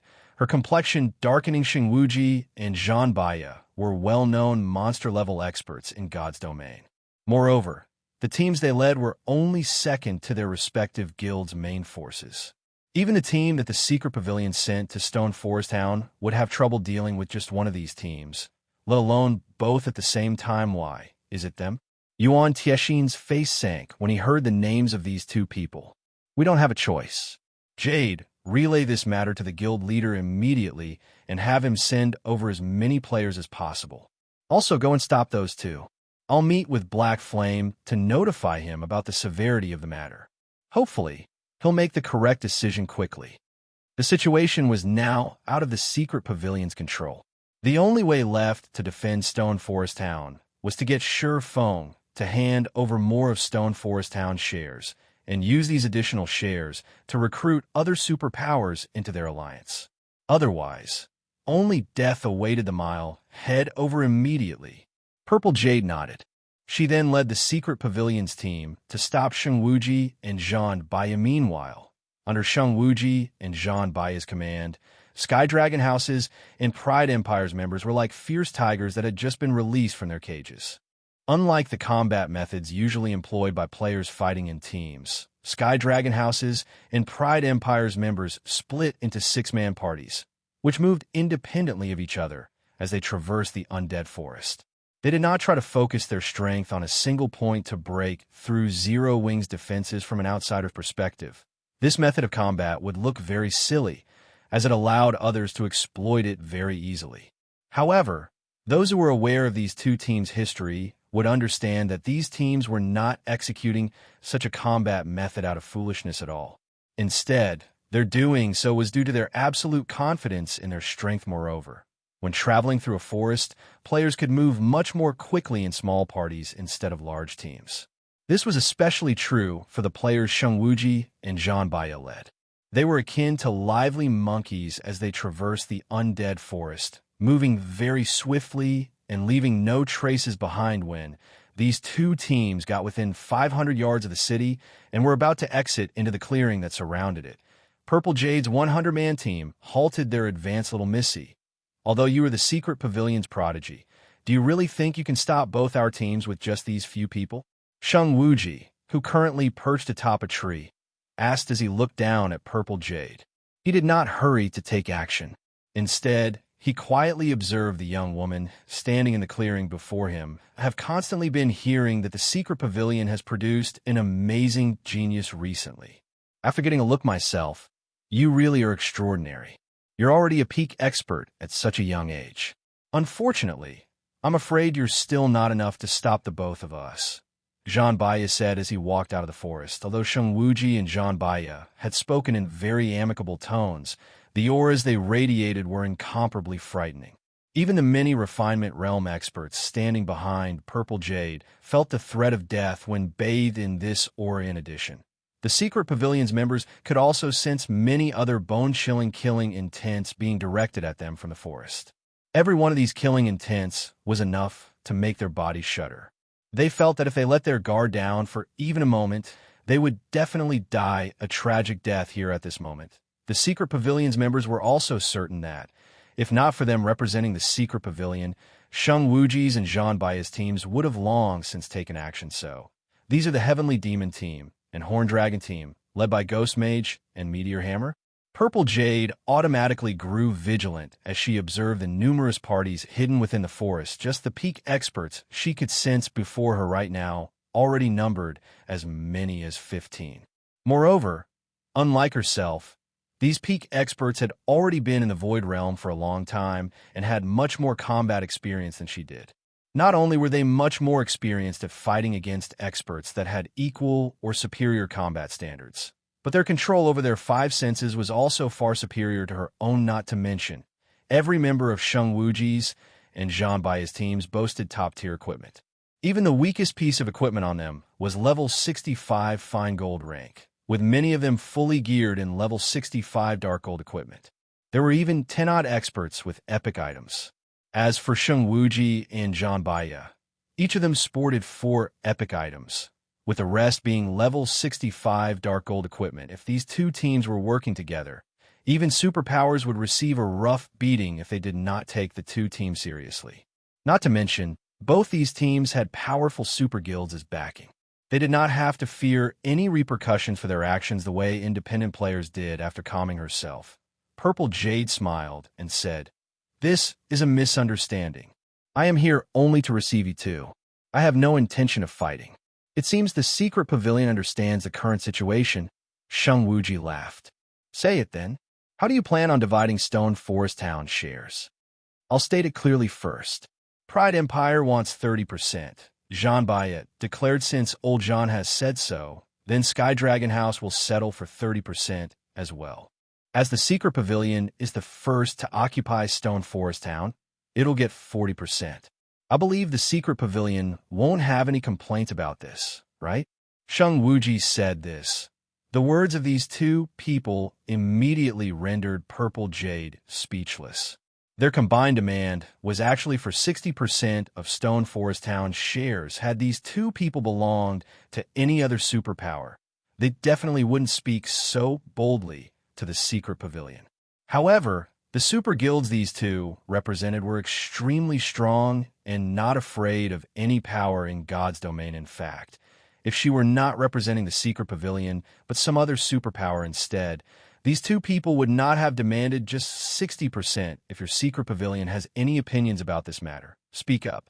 However, you are not allowed to touch this bottom line," Shang Wuji said sternly when he saw Purple Jade hesitating to speak. Although Zhan Bai did not make any additional comments, his attitude made it clear that he shared the same sentiments as Shang Wuji. As these two people were waiting for Purple Jade's reply, a man suddenly appeared from another corner of the forest.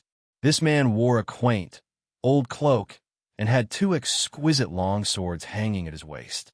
He gave the impression of a down-and-out swordsman that was just passing by. "Since you two want Stone Forest Town shares, aren't you going to ask Zero Wing whether this is fine or not?" Chapter 2150, Lacking Qualifications. "Who are you?" Shang Wuji's gaze turned chilly as he looked askance at Shifeng. As soon as Shang Wuji spoke, the Sky Dragon House members hiding within the forest directed their gaze toward Shifeng. The cold killing intent they radiated could scare peak experts. Even monster-level experts would most likely grow wary upon sensing such an intense killing intent. What happened next, however, stunned both Sky Dragon Houses and Pride Empire's members. Despite having such an intense killing intent directed at himself, Shifeng remained at ease as he strolled toward Shang Wuji, his demeanor making it seem as if the intense killing intent did not exist at all. Black Flame. Shifeng replied curtly, "So, you're the Sword King?" Upon hearing Shifeng's answer, Shang Wuji immediately looked at Shifeng squarely. If the person Shang Wuji was dealing with were merely the guild leader of first-rate guild, he wouldn't have bothered taking a second glance at the other party. After all, in terms of strength or status, he was on another level altogether compared to a first-rate guild's guild leader. However, Shifeng was different. Shifeng was a bona fide apex expert, someone of equal strength. The only reason why Shengwuji had treated Purple Jade amicably before was the fact that she was the Secret Pavilion's representative. The Secret Pavilion was a transcendental power in the virtual gaming world, and it very rarely participated in the struggle between the various superpowers. It mainly moved for money and information gathering, however. The Secret Pavilion was not weak by any means. After all, it was impossible for a power to transcend without sufficient strength in reality. Even Sky Dragon House feared the Secret Pavilion greatly and would normally avoid coming into conflict with it. Sky Dragon House had decided to offend the Secret Pavilion only because too much was at stake this time. Guild leader Black Flame. Since you've arrived as well, let's just speak frankly with each other, Shengwuji said, chuckling. The current stone forest is no longer something you can afford to hold. Even the Secret Pavilion can't do so. After all, there are simply too many superpowers eyeing this place. If you wish to hold the city, your only choice is to work with us. We've already stated the amount of shares we want. Each of our guilds wants 30%. As for the remaining 40%, you can decide how you want to split it with the Secret Pavilion. Our guilds won't mind whatever decision you make. That's right. This is our bottom line. If negotiations fail, then we'll simply switch to another method to negotiate, Jean Baez said, nodding. He then turned to look at Purple Jade and continued, however, I'm afraid the end result then will be undesirable to the Secret Pavilion. Although Jean Baez also valued experts like Shifeng highly, in front of the various superpowers, Shifeng alone would be helpless to change anything. In Jean Baez's calculations, Shifeng didn't have any authority in their negotiations at all. The one actually in control of Stone Forest Town should be the Secret Pavilion.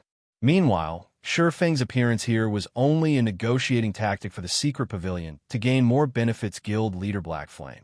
Both Sky Dragon House and Pride Empire are super guilds with extraordinary strength. Both of them are far stronger than even the current Starlink. Now that the two of them are working together, if it really comes down to a fight, what with the interference of other superpowers, the outcome will not be pleasing, Purple Jade said. She naturally understood what Jean Baez was trying to say. Moreover, as a core member of the Secret Pavilion, she understood very clearly just how frightening these two super guilds were.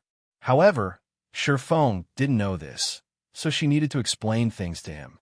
Otherwise, the consequences would be unimaginable. However, as soon as Purple Jade finished speaking, Shifeng turned his gaze toward Jean Baez. Bottom line? Shifeng chuckled. Isn't this something meant to be surpassed? Also, you want to take Stone Forest Town's shares? I'm afraid you're still not qualified to do so.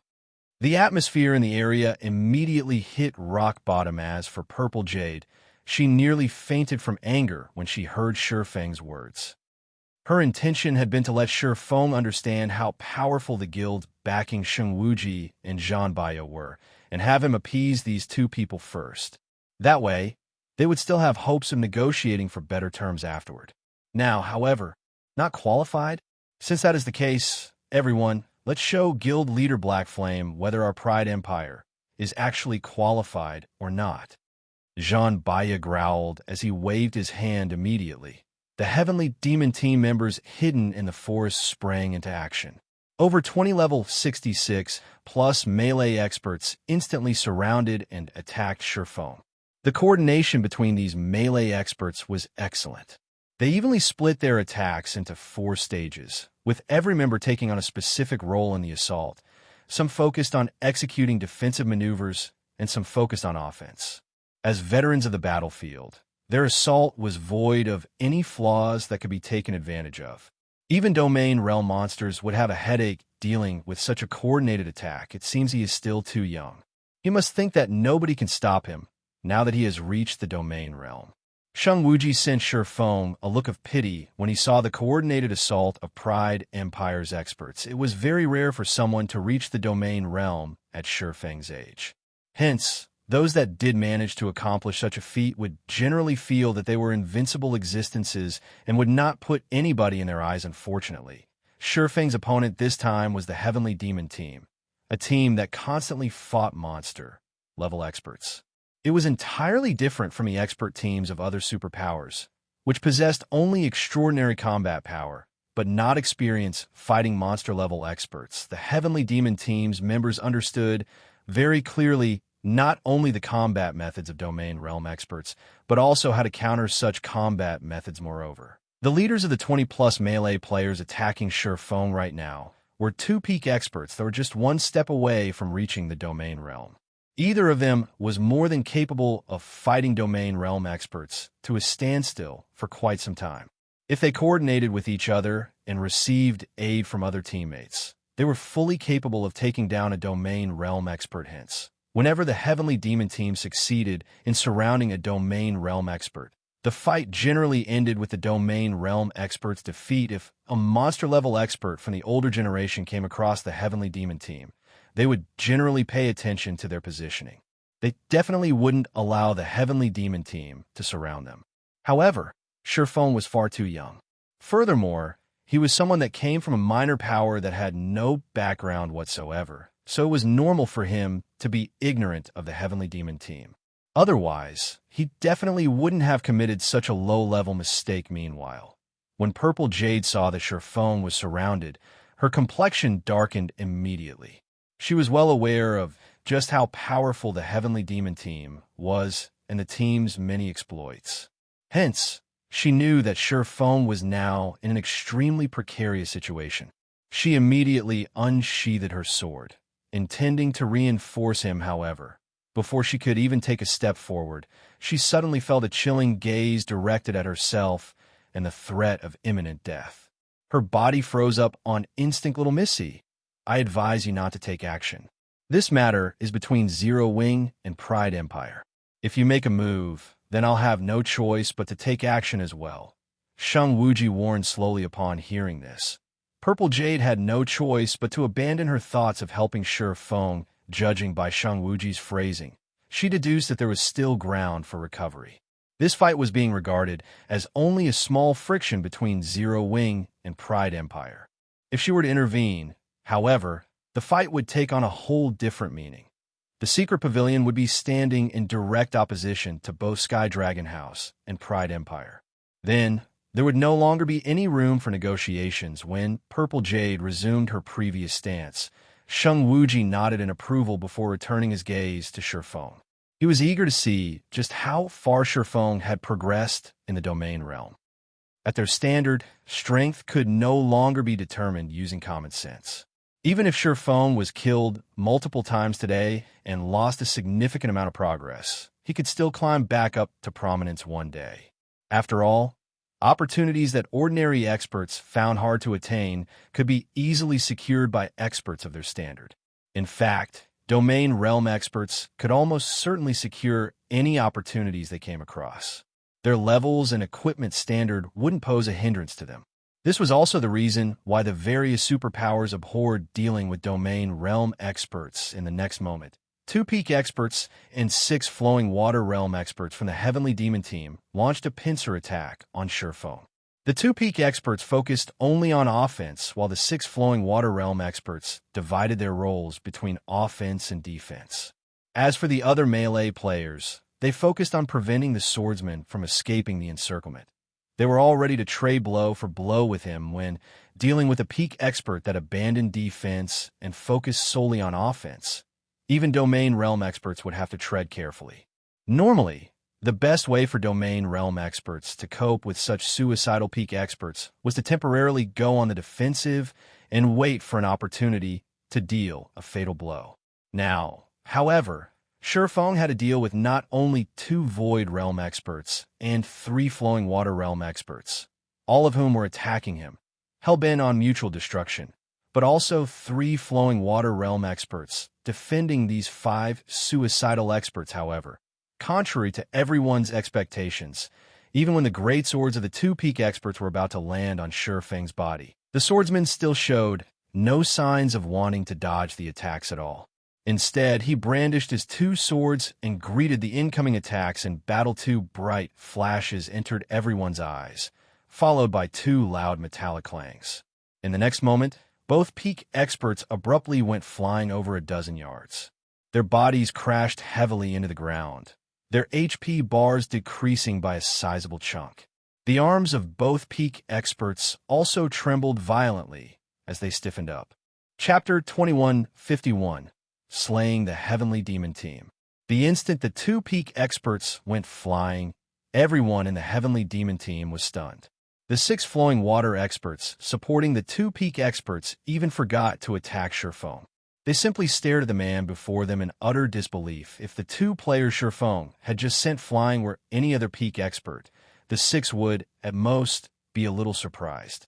However, they knew exactly how powerful those 2 peak experts were. The 2 peak experts' combat standards aside, their weapons and equipment alone were already considered the best among the best in the current God's domain. Not only were both peak experts fully geared in level 65 Dark Gold equipment, but both of them also wielded epic weapons. Moreover, both peak experts were berserkers.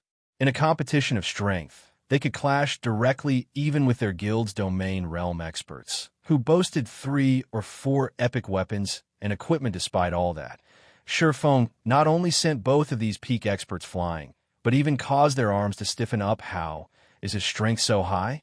Jean Baya was also stunned as he stared at Sherfong. The 2 peak experts that went flying could exhibit strength rivaling great lords of the same level. They could even hold their own against strength-based great lords in a frontal confrontation. However, Sherfong effortlessly nullified the combination attack of the 2 peak experts and sent both of them flying. Only grand lords of the same level could accomplish such a feat. A monster-level expert with the strength of a grand lord of the same level.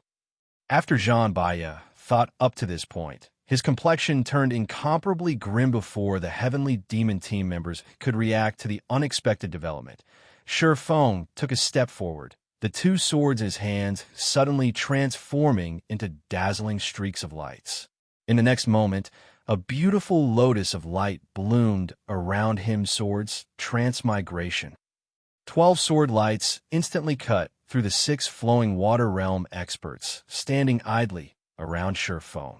Although these 6 experts had sensed the attacks, the 12 sword lights were simply far too fast for them to react to. Moreover, the sword lights were accurately aimed at their defensive blind spots. In the end, they could only watch as the sword lights pierced through their bodies. A moment later, all 6 flowing water realm experts collapsed at Sherfang's feet. The entire process had been so quick that the rear-line healers didn't even get a chance to start casting their healing spells. So strong. With this kind of speed and strength, even that old thing from our guild might be inferior to him. Sheng Wuji exclaimed in astonishment when Sky Dragon House's members heard Sheng Wuji's comment. They could not help but stare at Sherfong in shock, and Sheng Wuji was one of Sky Dragon House's main pillars. There were only 3 people in the entire guild that Sheng Wuji would refer to as an old thing, and they were existences that even their guild leader had to treat with the utmost respect. As for the equipment these 3 people wore, all sorts of guesses were bandied about in the guild. However, the consensus was that each of these 3 people had at least 7 pieces of epic equipment on them. No doubt, they stood at the apex of God's domain in terms of equipment standards now. However, Sheng Wuji actually said that Sherfong surpassed one of these 3 people in basic attributes. How could such a thing be possible? Nevertheless, these words had come out of Sheng Wuji's mouth directly, so the Horned Dragon Team's members had no choice but to accept them. After all, Sheng Wuji was one of Sky Dragon House's monster-level experts. His insight and knowledge far surpassed their own. Since he said so, then there was a 90% chance that it was true. Only they simply could not figure out how a small guild like Zero Wing managed to equip Sherfong to such an extent players needed to have compatibility with their weapons and equipment in order to wield them properly.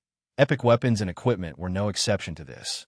Players could strengthen their basic attributes by using weapons and equipment that were of a higher quality but had low compatibility. However, by doing so, they would not only fail to increase their combat power, but even decrease it instead from Sherfang's performance. It was evident that he was using weapons and equipment that were compatible with him. However, obtaining 7 or more pieces of epic equipment that had high compatibility was extremely difficult. The first reason was the rarity of epic items. The second reason was the high repetition rate of certain equipment parts. At this stage of the game, first-rate guilds might have 20 or 30 epic items, but the majority of these were for the head, top, and legs. Items for other parts of the body, such as capes, belts, and pauldrons, were in the minority. Some first-rate guilds might not even have epic equipment for these parts. Hence, players faced extreme difficulty obtaining 7 or more pieces of epic equipment that were compatible with them. Members of super guilds were no exception. Meanwhile, after Feng killed the 6 flowing water realm experts from the Heavenly Demon team, Jean Baya no longer dared to take the situation lightly. He immediately took out a bottle of purple gold potion. The potion's bottle was made out of mana stone, and the potion exuded dense mana that was palpable even from several dozen yards away. 4 other players from the Heavenly Demon team also took out the same potion and drank it. The instant the 5 players drank the potion, a purple gold divine rune suddenly appeared on their heads. The aura their bodies radiated also skyrocketed in intensity. What? The Heavenly Demon team actually prepared 5 divine protection potions? The corners of Sheng Wuji's mouth twitched slightly when he saw the potion the 5 players consumed. The divine protection potion could be obtained only from the Fire Dragon Empire's ancient ruins. The value of each bottle rivaled that of an epic item, and even the Horn Dragon team he led had only 2 bottles prepared. Players who consumed the divine protection potion would temporarily receive a god's blessing, which improved their life ratings by a significant margin. Of course, the potion was only effective for players at Tier 3 or below. Normally, when Tier 2 players consumed the potion, they would gain basic attributes close to the Tier 3 standard. Now that 5 players from the Heavenly Demon team had consumed the Divine Protection Potion, the team essentially gained 5 semi-Tier 3 players. It should be known that the difference between tiers was massive in God's domain. Although the 5 players from the Heavenly Demon team could only be considered semi-Tier 3 players right now, the combat power they could exhibit would still surpass anything Tier 2 players could hope to achieve, not to mention of the 5 players that consumed the Divine Protection Potion. 4 were peak experts, and 1 was a monster-level expert. In the next moment, the 5 players started fighting it out with Feng. The attacks of both sides wreaking great destruction on their surroundings. From afar, the fight between these 6 players looked more like a battle between monsters than one between players right now. Anyone the 5 players from the Heavenly Demon team had the combat power to defeat monster-level experts. They were akin to strategic missiles in a field battle, able to slay a 1,000-man team of ordinary experts all by themselves. They were frightening existences that were basically unstoppable due to the high standards of the battle. The Heavenly Demon team's other members couldn't interfere in the battle at all, left to watch from the sidelines at this moment. However, Feng was equally terrifying despite facing the joint assault of these 5 players. Feng was actually only at a slight disadvantage. Everyone, hold out a little longer. This place is the Bottomless Abyss. The stamina consumption here is several times higher than in the outside world. He won't last very long if he keeps on moving at such a pace, Jean Baya said, sneering as he watched Feng fervently dodging their attacks. Once his stamina runs out, he'll die. Currently, Feng's defense was practically perfect. He consistently deflected all of their attacks, making them feel as if they were pointlessly striking the air. As a result, each attack barely did him any damage. However, Feng had been fighting against them at full capacity all this time. His 5 senses and mental state were constantly being pushed to their very limits. Doing so would place a tremendous burden on his stamina and concentration. But with a greatly increased stamina and concentration consumption in the Bottomless Abyss, the swordsmen wouldn't be able to last very long in this battle. In contrast, the 5 of them received a qualitative improvement to their life ratings after consuming the Divine Protection Potion. Naturally, their stamina and concentration had received improvements as well. Not to mention, they were expending far less stamina and concentration than Feng. It was only a matter of time before they whittled him to death. Is that so? Looking at the smug expression on Jean Bailla's face, Feng leaped back, pulling away from the Heavenly Demon team. You want to run? It won't be that easy. When Feng retreated, Jean Bailla immediately commanded, activate the Void Magic Array. Do not let him escape, no matter what. In the next moment, 24 or so members from the Heavenly Demon team each took out a Magic Array scroll from their bags. They then activated the scrolls, trapping Feng inside a magic barrier. Black flame is finished now. The Void Magic Array not only prevents players from escaping, but also suppresses their basic attributes by roughly 20%. Sheng Wuji sighed involuntarily when he saw the Void Magic Array being deployed. However, I'm afraid only a few people in God's domain are capable of forcing the Heavenly Demon team to go to such lengths. Black Flame can be proud of this battle. The Home Dragon team's members also expressed their agreement with Sheng Wuji's words. The Heavenly Demon team was Pride Empire's trump card team, only second to the guild's main force. The team had killed plenty of monster-level experts before. However, the experts that had managed to force the Heavenly Demon team to go all out could be counted on the fingers of one hand. If news of this matter were spread in the Fire Dragon Empire, it would definitely cause a sensation in the entire empire. As soon as Sheng Wuji finished speaking, Feng suddenly stopped moving. He simply watched quietly as Jean Bailla's group of 5 charged at him. Giving up now that you know you can't get away? Jean Bailla laughed when he saw that Feng had stopped moving noisy. Sending a glance at Jean Bailla, Feng activated Deep Sea Meditation and charged forward suddenly. Feng's aura transformed. As if he had become a completely different person from before, his aura now was so violent that even the Refinement realm experts spectating from the sidelines felt their breath stifled. Moreover, they also felt pressured due to a difference in life rating. Before Feng's life rating, even the life ratings of Jean Bailla's group of 5 seemed insignificant. How is this possible? When Jean Bailla felt Feng's aura, his gut actually warned him that he was no match for Feng. However, just as Jean Bailla was considering retreating, Feng suddenly appeared before him. Tier 2 Taboo Skill, Instant Strike. Sword Transmigration. More than 20 sword lights flew from Feng's swords, so fast that they were imperceptible by the naked eye. When the sword lights vanished, Jean Bailla's group of 5 started collapsing to the ground, one after another. Chapter 2152, Inhuman Combat Power. The entire area sank into utter silence at Jean Bailla's death. The nearby Heavenly Demon team members fell into a daze on the spot. Even the rear-line healers, who had been casting healing spells continuously, froze as they stared at Jean Bailla's corpse. As for Sheng Wuji, Purple Jade, and the other onlookers, their eyes nearly fell out of their sockets when they saw this scene. Crap. Is he really a player? At this moment, even Sheng Wuji could not help but curse out loud. He simply could not wrap his head around this outcome. Jean Bailla was the commander of the Heavenly Demon team and was nicknamed Ghost Mage. Spells would gain life in his hands. The way he connected and coordinated his spells was something even domain realm experts found difficult. Not to mention, he had also consumed the Divine Protection Potion for this battle yet. Feng had still managed to kill Jean Bailla in one hit. Moreover, he had struck so quickly that the latter didn't even have time to use any of his life-saving skills. Did he do? Purple Jade googled reflexively in utter disbelief as she looked at Feng, who was standing proudly on the battlefield from start to end.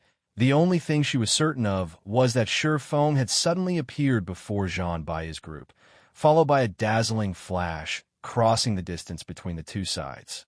Afterward, Jean Bailla's group of 5 collapsed to the ground. Everything else that happened in between had escaped her 5 senses. It should be known that she had already reached the Void Realm. She could exert her 5 senses to their very limits and clearly perceive her surroundings.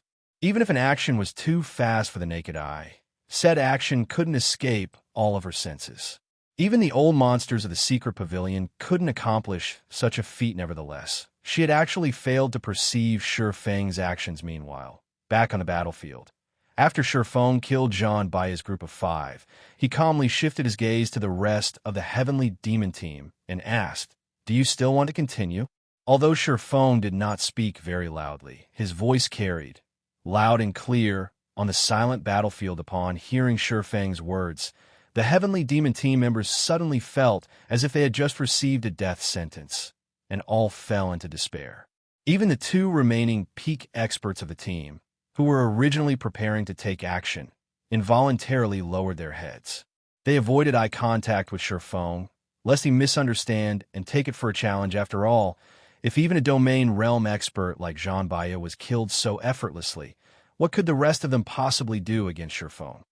Choosing to continue the fight now would only result in additional losses for the Heavenly Demon team immediately.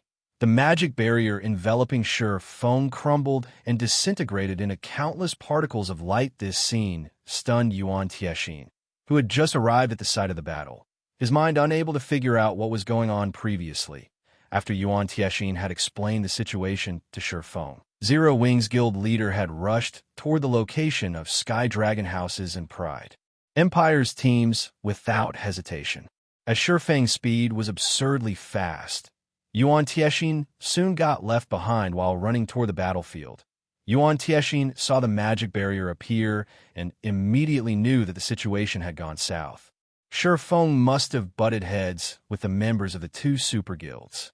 Otherwise, a high-level magic barrier wouldn't have been used in such a place. However, only a few seconds after the magic barrier went up, it actually started disintegrating. Even Yuan Tiexian, with his bountiful experience, could not figure out what had just happened. However, when Yuan Tiexian saw Jean by his corpse lying on the ground and the looks of despair on the Heavenly Demon team members' faces, he became thoroughly stupefied. Who was Jean Baya?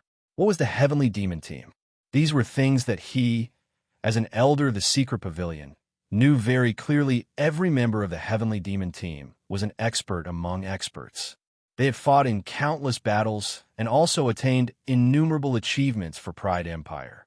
They were all incomparably arrogant people and would be more than willing to fight to the death when faced with a powerful foe.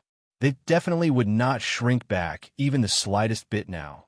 However, no matter how Yuan Tiexian looked at the Heavenly Demon team's members, he could not find any trace of fighting spirit on their faces, their eyes brimming with only fear as they looked at Shurfeng. Elder Yuan, the Secret Pavilion is truly amazing. To think you would have such a trump card hidden. You have my sincere admiration, Sheng Wuji said as he approached Yuan Tiexian. With some reluctance, he continued, "The Horned Dragon team will be giving up on the struggle for Stone Forest Town this time. However, understand that it is only the Horned Dragon team that is giving up. That doesn't mean that Sky Dragon House is giving up as well." When Yuan Tiexian heard Sheng Wuji's words, his expression remained impassive. Inwardly, however, his heart was pounding madly at this moment. He could not help but wish he could shout out loud and ask what Shurfeng had done. Why would the almighty Horned Dragon team choose to yield without even putting up a fight? Before Yuan Tiexian could sort out his emotions, Sheng Wuji had already led his team away from the Undead Forest. Sheng Wuji did not dare stay here for even a moment longer and risk his team's annihilation. Only after confirming that the Horned Dragon team and Heavenly Demon team had left the battlefield did Yuan Tiexian ask Purple Jade about what had happened. Without missing a detail, Purple Jade told Yuan Tiexian everything she saw. So, that's the case. If it were up to me, I would most likely have made the same decision as Sheng Wuji. Yuan Tiexian revealed a bitter smile as he looked at the direction Sheng Wuji and the others had taken. The word shocking was no longer enough to describe the fact that Shurfeng had instantly killed Jean Baya, who had consumed the Divine Protection Potion. Although the Heavenly Demon teams and Horned Dragon teams members were prideful, they were not idiots. If there were even a strand of hope, they would have definitely chosen to fight to the bitter end. However, against absolute power, the numbers they had here were utterly meaningless. Rather than pointlessly getting themselves killed, it was much better if they gave up quickly and conserved their strength. Thinking up to this point, Yuan Tiexian could not help but turn an incredulous gaze toward Shurfeng. He simply could not bring himself to believe that Shurfeng actually possessed this kind of strength. Shurfeng was far stronger than he was during the auction arena. His growth was ridiculous, however. What Yuan Tiexin did not know was that, in reality, Shifeng wasn't in a good state at all.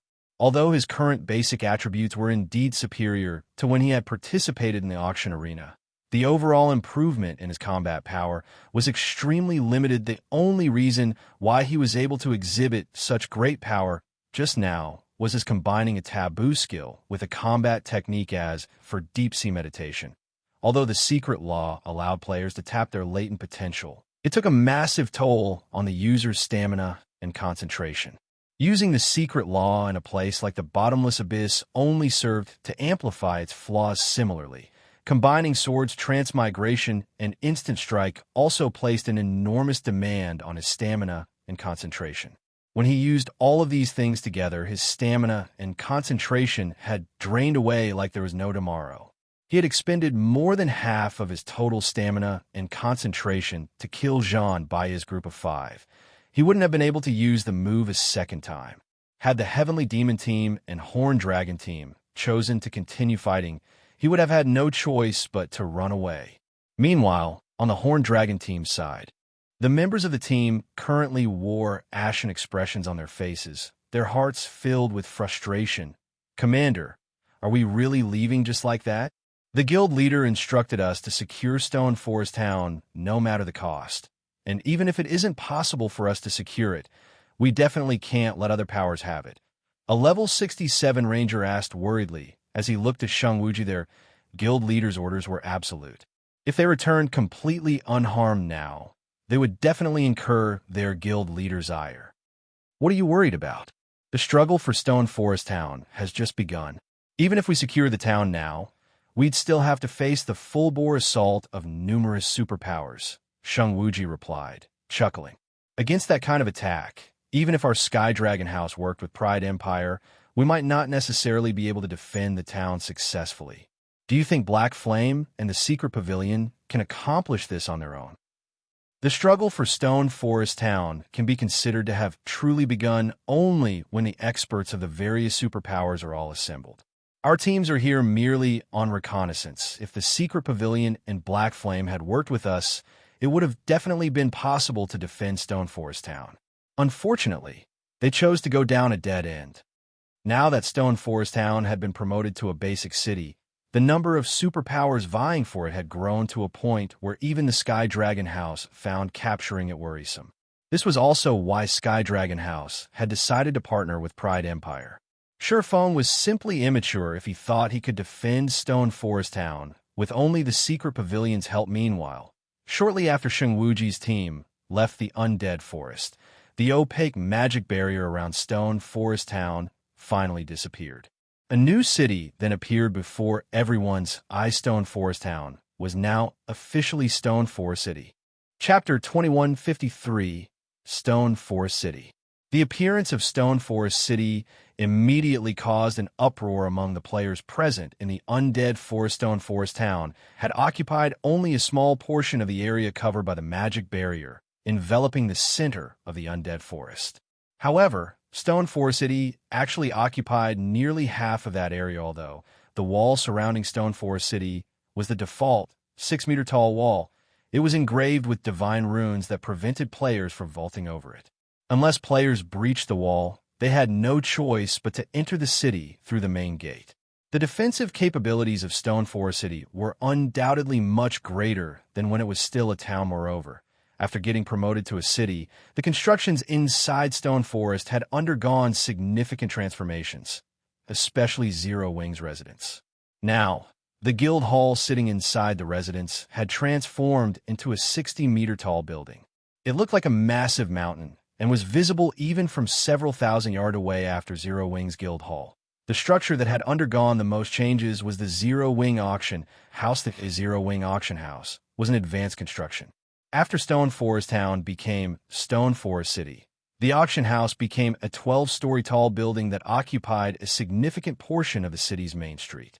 The auction house was already larger than the auction houses of ordinary NPC cities. Moreover, aside from the auction house, the other constructions in the city also received significant improvements since Stone Forest City a little too luxurious. Purple Jade could not believe her eyes as she took in the towering buildings filling Stone Forest City. As a core member of the Secret Pavilion, she had seen quite a few guild cities. She had even personally conducted an investigation into several of them, however. She could say with absolute certainty that Stone Forest City was visibly better than every one of the guild cities she had visited. In fact, Stone Forest City looked much more splendorous than even the current Zero Wing City. It looked nothing like a recently promoted city at all at this moment. Purple Jade wasn't the only person surprised by Stone Forest City's appearance. Even Easy Wind was stunned. The development of a guild city was a gradual process. All the information the Secret Pavilion had gathered supported this contention. However, Stone Forest City wasn't following the rules at all, though I don't know what is going on here. The fact that Stone Forest City has already developed to such an extent means that we'll have a much greater hope of defending it. After Yuan Tiexin took a look at the various constructions filling the city, he promptly commanded his subordinates, "Notify the main headquarters immediately and have them transfer reinforcements through the temporary residence. We need to get Stone Forest City's defenses fully operational before the various superpowers arrive." In God's domain, the more prosperous a guild city was, the more NPC soldiers it could employ. Meanwhile, the constructions within a city played a huge role in determining its prosperity. With how prosperous Stone Forest City was, it should have a much greater advantage than other newly promoted guild cities when it came to recruiting NPC soldiers. There was a huge difference between Tier 1 and Tier 2 NPCs. Tier 2 NPCs, in particular, would have their combat standard affected by a city's prosperity. The more prosperous the guild city they worked for was, the better their combat standards would become. Take one of the few earliest guild cities that had appeared in God's domain, for example. At this point, the Tier 2 NPCs employed by these cities already had combat standards at the late stage of the Trial Tower's 5th floor, including the advantage and basic attributes that NPCs had over players in their high levels. They could kill Tier 2 experts as if they were toying with ants. The current Stone Forest City might not be comparable to those old guild cities, but the Tier 2 NPC soldiers it hired should be capable of exhibiting combat standards at the 5th floor's early stage or middle stage. If Stone Forest City could employ a large number of such Tier 2 NPC soldiers, these soldiers would be a frightening force. This was also the reason why the various superpowers were so desperate to capture Stone Forest City. Now a guild city was at its weakest just after completing its promotion. If they allowed Stone Forest City to reach its peak state, the cost of capturing the city would become several dozens of times higher. However, despite Yuan Tiexin and the others vocally expressing their curiosity about Stone Forest City's prosperous state, Shifeng did not give them an explanation. He simply chuckled and entered the city via the main gate. If he had promoted Stone Forest Town to a basic city through the normal method, it would indeed have ended up like any other newly promoted guild city. At most, the new Stone Forest City would occupy a larger area and have a taller wall. The constructions inside the city would remain mostly the same as before. However, Stone Forest Town was promoted using a Gold Town promotion order. Hence, after the town's promotion, the constructions inside it would be upgraded as well. This could be said to be the hidden benefit of upgrading a town using a promotion order. Meanwhile, after the crowd outside entered Stone Forest City, everyone received another surprise. Zero Wings members, in particular, revealed ecstatic expressions on their faces at the moment. Stone Forest City's magic towers were clearly still inactive, yet the city's mana density was absurdly high, at least twice as high as Stone Forest Town's. When all 3 of its magic towers were activated, it should be known that Stone Forest Town was already treated as a sacred training ground by players, as it was capable of improving players' 5 senses by 10%. Stone Forest City's current mana density, however, was capable of improving players' 5 senses by at least 15%. Although it was only a 5% increase, it could increase a player's training efficiency by at least 20%. After all, the greater a player's 5 senses were, the more useful their 5 senses would be in helping them improve their combat standards. Meanwhile, it was incredibly difficult for players to improve their 5 senses the further up they went. If ordinary players could train here, they might even become 5th floor experts within a month. Purple Jade's breathing quickened when she experienced the atmosphere inside Stone Forest City. Ordinary players might not know how much time and effort it took to become a Trial Tower 5th floor expert, but the Secret Pavilion did. The Secret Pavilion had specifically carried out a detailed analysis of the topic. Normally, a relatively talented player would take 2 or 3 months to reach the Trial Tower's 5th floor from an ordinary player's standard. Needless to say, the average ordinary player would take even longer to accomplish this feat. However, Purple Jade could say with absolute certainty that, so long as an ordinary player was willing to put in the effort, they could definitely reach the Trial Tower's 5th floor within a month in Stone Forest City. The reason why Superpowers were able to be known as such was not only their humongous capital, but also their excellent training systems. They had specialized research teams tasked with studying and formulating methods of improving the strength of players and creating experts rapidly. Of various superpowers expended an unimaginable amount of time and resources in order to improve the strength of their members quickly. However, most of their investments ended up in disappointment. Moreover, the training methods they did manage to create could be enjoyed by only a small number of players. Stone Forest City, on the other hand, was a natural training ground. Not only did it yield amazing training effects, but it could also accommodate an astronomical number of players. When Purple Jade imagined a guild filled entirely with expert players, her scalp tingled. Most likely, even current super guilds would shudder at this thought. However, during the time the Secret Pavilions and Zero Wings members were enthusing over the benefits Stone Forest City offered, a huge commotion suddenly erupted in the forest a short distance from the city. The noise was so loud that it echoed throughout the undead forest. In the next moment, 3 gigantic, flaming elephants walked out of the forest, each one up to 100 meters tall. Their flaming bodies also caused the space around them to blur. Flaming War Elephant, elemental creature, mythic, level 85. HP 450 000 450 000. Aside from these 3 flaming war elephants, several thousand players also emerged from a forest. Every one of these players was level 66 or above, and they all wore Starlink's guild emblem. Meanwhile, leading these players was none other than Bright Dawn, one of Starlink's vice guild leaders. Chapter 2154. You really shouldn't have come here. The 3 flaming war elephants loomed like mountains outside of Stone Forest City. Even the undead forest monsters trembled at the sight. Both players and monsters could feel the war elephants' auras from several hundred yards away, recognizing that these creatures were even stronger than ordinary mythic monsters. How did they get here so quickly? Yuan Tiexin watched Starlink's army from Stone Forest City's walls in confusion. Although Starlink had mobilized a massive army, it should have needed several more hours to reach Stone Forest Town. According to the Secret Pavilion's information network, while several hours might not be enough time for the Secret Pavilion to set up an impenetrable defense, it should have been enough time to get Stone Forest City's defensive measures online. It also would have given the city time to recruit plenty of NPC soldiers with those defensive measures in place. Capturing Stone Forest City would have been considerably difficult. The city could have dragged the fight with Starlink out while it waited for more reinforcements. Unfortunately, not only had Starlink's forces arrived a lot sooner than expected, but the guild had also brought 3 mythic monsters with it. All 3 flaming war elephants were covered in glowing divine runes. They had obviously been enhanced by some kind of power, and it was clear they weren't ordinary summoned creatures. However, the flaming war elephants weren't the only problem. Right now, hundreds of magical class experts escorted the summoned monsters.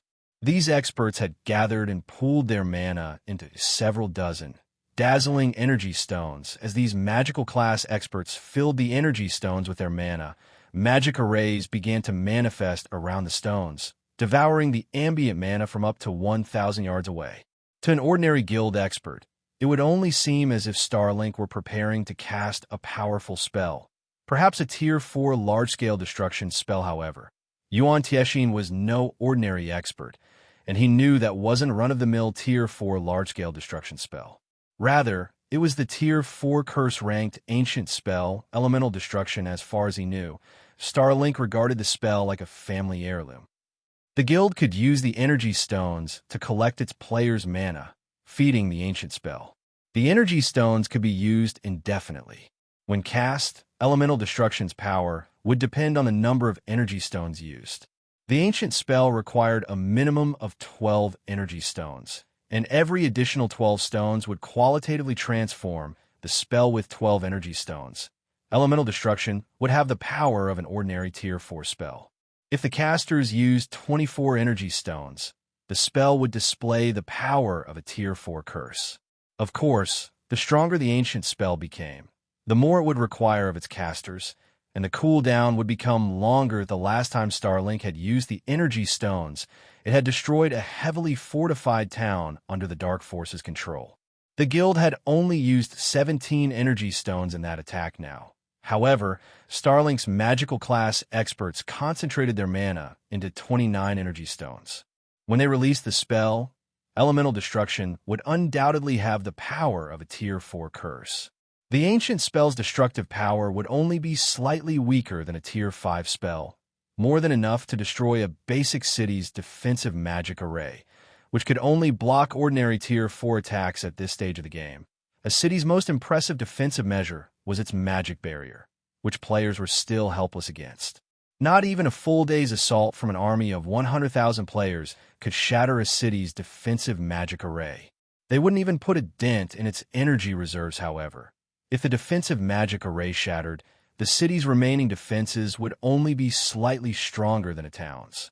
Starlink's army had also used an epic-ranked defensive orb to protect its members. Although an epic defense orb's magic barrier was no match for a city's defensive magic array, it could withstand a few Tier 4 attacks. Unless Stone Forest City's defending forces could deplete the defense orb's mana, they wouldn't be able to harm Starlink's players. Meanwhile, as the home dragon team departed from the Undead Forest, it noticed the colossal magic array that hovered near the cavern ceiling. Despite standing several thousand yards away, the team's members could feel its domineering aura amazing. So, this is Starlink's rumored elemental destruction spell? Sheng Wuji watched the mana fluctuations above grow stronger in shock. They must have originally prepared this to capture another undead fortress. It seems Starlink is really desperate to deal with Stone Forest City. Sky Dragon House had some understanding of the elemental destruction spell since it had obtained a few energy stones of its own. However, as the guild hadn't yet reached the minimum requirement to use the ancient spell, although the energy stones could be used indefinitely, the stones' cooldown would be relative to the strength of the spell they powered. If one used 12 energy stones to cast elemental destruction, the stone's cooldown would be 10 days long. By Sheng Wuji's reasoning, using 29 energy stones to cast elemental destruction would result in a 20-day cooldown at the very least. As God's domain rapidly developed, a 20-day time span was incredibly precious. If Starlink had used its energy stones to capture another fortress in the ancient undead country, rather than using them against Stone Forest City, it could have earned astronomical profits from the fortress during that 20-day wait. But since the superpower was in a hurry, Starlink had chosen to use the 29 energy stones to destroy Stone Forest City's defensive magic array in reality. The guild could have relied on the 3 mythic-ranked flaming war elephants to shatter Stone Forest City's magic barrier in a short time. The only reason Starlink would use elemental destruction here, despite the exorbitant cost, was that it must want to end the battle as quickly as possible. I suppose you didn't expect that we'd meet again so soon, Guild Leader Black Flame, Bright Dawn said, looking down on Sure Foam, who stood on Stone Forest City's wall, with a smug grin from atop a flaming war elephant. You gave me 2 choices earlier. Now, I'll do the same for you. Either get lost or die. Choose. During their earlier encounter, he had been afraid of Sure Foam, but now, the tides had turned with 3 level 85 mythic monsters and a Tier 4 curse-ranked elemental destruction at his command. He could even defeat a group of monster-level experts, much less Sure Foam boss. Why are you wasting your words on him? Let's just force him to hand over his treasures and an extra piece of epic equipment. Otherwise, he'll have no hope of leaving this place alive. That's right. How can we let him off the hook so easily after such a long trip? Bright Dawn's confidants expressed their opinions on the matter. They all wanted to tear Shurfeng to shreds to satisfy their resentment for the swordsman, of course. The conditions they'd stated were a bluff. They were merely toying with Shurfeng. Even if he handed over his treasure and epic equipment, they couldn't afford to let him escape with his life. Their guild leader, Lu Xingluo, had personally ordered this man's death. Yuan Tiexin and the others were livid when they heard the clamor Starlink's experts were making. Although they wanted to teach these fools a lesson, facing off against 3 mythic monsters and several thousand experts with so few on their side wouldn't be wise. They could only buy as much time as possible or be forced to watch as Starlink destroyed Stone Forest City. You barely survived our last meeting. You really shouldn't have come, Shurfeng calmly replied, giving Bright Dawn a condescending look. Black flame. Bright Dawn bellowed, his eyes glowing with a chilling light. Immediately, he commanded, "Ready elemental destruction and destroy Stone Forest City. I want him to underscore her." Before Bright Dawn could finish his statement, however, Shurfeng revealed the Tier 4 magic scroll he had obtained from the Lord of Fire, empowering it with an elemental source. He activated the scroll without hesitation. Suddenly, a humongous magic array appeared above Starlink's force, gathering mana far faster than Starlink's elemental destruction. The mana fluctuations even destabilized space around it before anyone could react. A streak of blue-purple lightning descended. Boom. The lightning bolt easily pierced through the magic barrier protecting Starlink's army and struck the players below. Every player within the lightning bolt's range vaporized instantly. The attack also tore space as it passed. After the lightning bolt dissipated, silence dominated the battlefield. The 3 flaming war elephants, who had been in range of the attack, were heavily injured, and despite standing apart from each other, the lightning bolt had eliminated more than 90% of Starlink's army. For a moment, time seemed to freeze in the Undead forest. Both the home dragon team members, who watched from a safe distance, and the players within Stone Forest City were dazed. Chapter 2155, Suppressing Starlink. As the dust settled, it revealed a crater extending over 400 yards across. Thousands of weapons and equipment filled the newly formed pit. Moreover, even the most inferior item in the crater was level 65 fine gold rank. Even superpowers would be tempted into action by so many top-tier items in one place. However, not a single watching player harbored any thoughts of greed as they gazed upon the battlefield. Rather, horror dominated their hearts. A single attack had slain several thousand experts in the blink of an eye. Moreover, they weren't ordinary experts. Most of those players were Refinement realm experts, peak experts in first-rate guilds, yet they had died without offering any resistance. How is this possible? Yuan Tiexin, who observed the battlefield from Stone Forest City's walls, could hardly believe this outcome. Starlink had used an epic rank defense orb, an item that was even more valuable than Zero Wing's movement type, defensive magic array, and capable of enduring Tier 4 attacks. It could even withstand an assault from magic towers. This defense orb was the reason that Bright Dawn had dared to move within 1,000 yards of Stone Forest City. The defense orb's only flaw was its troublesome refueling process. Players would have to wait a long time before they could sacrifice more magic crystals to restore the defense orb's energy after use. Even so, Starlink had relied on this defense orb to crush unyielding Soul's army and foiled the guild's plans to capture one of the ancient undead country's fortresses, and yet, Shurfeng had shattered the defense orb's magic barrier in an instant. The barrier hadn't even given the lightning bolt pause. Once the barrier had shattered, the lightning bolt had continued, killing thousands of Starlink's experts and injuring 3 mythic monsters. Just how much strength has Black Flame hidden? Sheng Wuji, who watched from a safe position, gaped at the swordsman's figure. Though a magic mirror Shurfeng's success in slaying the heavenly demon team had already been frightening, but it paled in comparison to the power he had just revealed. Had Shurfeng used this move earlier, neither the Horned Dragon team nor the heavenly demon team would have walked out of the undead forest alive. He would have turned them all to ash. Shortly after Shurfeng's attack, Bright Dawn, who had been a pile of ash, began to reform in his previous position on the back of the flaming war elephant. When he saw the destruction before him, Shock and rage flashed in his eyes black. "Flame, I want you dead." Bright Dawn screamed, his eyes becoming bloodshot as one of Starlink's vice guild leaders. The guild had given him an ancient resurrection scroll, which would grant him a second life without the usual death penalties. Unfortunately, the ancient resurrection scroll was incomparably precious, so obtaining another was practically impossible. However, the scroll wasn't the most expensive. The deaths of several thousand experts were far more important. These experts weren't some random nobodies in the guild. The guild had handpicked and trained them all, and even the weakest of them was capable of reaching the trial tower's 7th floor. Furthermore, Lu Xinghua had granted Bright Dawn the right to mobilize a large number of the guild's Refinement Realm experts to ensure Stone 4 City's capture. Refinement Realm experts. All of these players were the guild's lifeblood, yet Shifeng had killed over 200 of these experts with just one move. Since joining God's domain, Starlink had never suffered such a severe loss.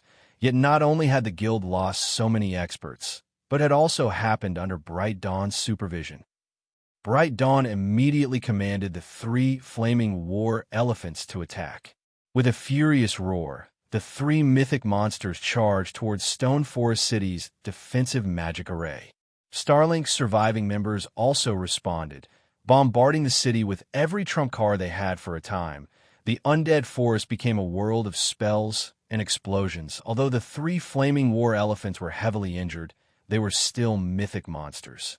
Every one of their attacks devoured a significant portion of the magic barrier's energy reserves.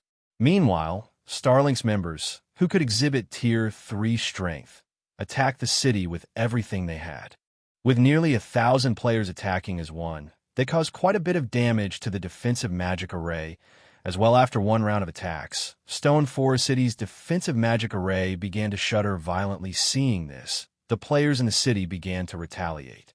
They attacked with either their own spells and arrows, or with miniature ballistas and defense turrets. One of the city's magic towers also activated, bombarding Starlink's members. However, the guild survivors were all experts, and aside from the magic tower's attacks, they dodged most of the incoming strikes with relative ease. Furthermore, they took advantage of the longer intervals between each magic tower attack, and only one magic tower was active at the moment. Unfortunately, the city's NPC soldiers could only attack from a distance, using spells and other long-range attacks. Not many of these NPCs were able to exhibit their full strength due to the 3 mythic monsters outside. Sending these NPC soldiers outside of the city would be no different than sacrificing their lives for nothing. Only Shifeng, the secret pavilion's peak experts, and the pavilion's dozen or so Tier 3 summon creatures were strong enough to stand a chance on the other side of Stone 4 City's walls. Although this wasn't a large-scale battle, ordinary experts and Refinement Realm experts will be nothing more than cannon fodder on the front lines. Die. Die. Black Flame. Die. Bright Dawn downed a Berserk potion and activated his Berserk skill without hesitation. He and his surviving subordinates then charged at Shifeng. The 3 old monsters that had followed Bright Dawn to the Undead forest joined the charge as well, and Shifeng recognized them all. They were Sword Demon, Wind Demon, and Heart Demon of the 4 Shadow Demons. When these 3 domain realm experts worked together, they could even defeat the Heavenly Demon team and Horn Dragon team. After consuming Berserk potions and activating their Berserk skills, their basic attributes rose to the Tier 4 standard. For a short time, these old monsters could even solo mythic monsters of the same level against Bright Dawn and 3 of the 4 Shadow Demons' coordinated assault. Shifeng, who had activated Heavenly Dragon's power, was at a disadvantage, continuously losing HP. Of course, this fight wasn't a walk in the park for Shifeng's opponents, either. After activating Heavenly Dragon's power, Shifeng's strength rose to a tyrannical level. With his ability to counter his opponent's attacks, he steadily chipped away at his enemies' HPs. Furthermore, Heavenly Dragon's power gave Shifeng superb defense, and although he lost HP, he didn't lose it quickly. As time passed, the battle grew more intense.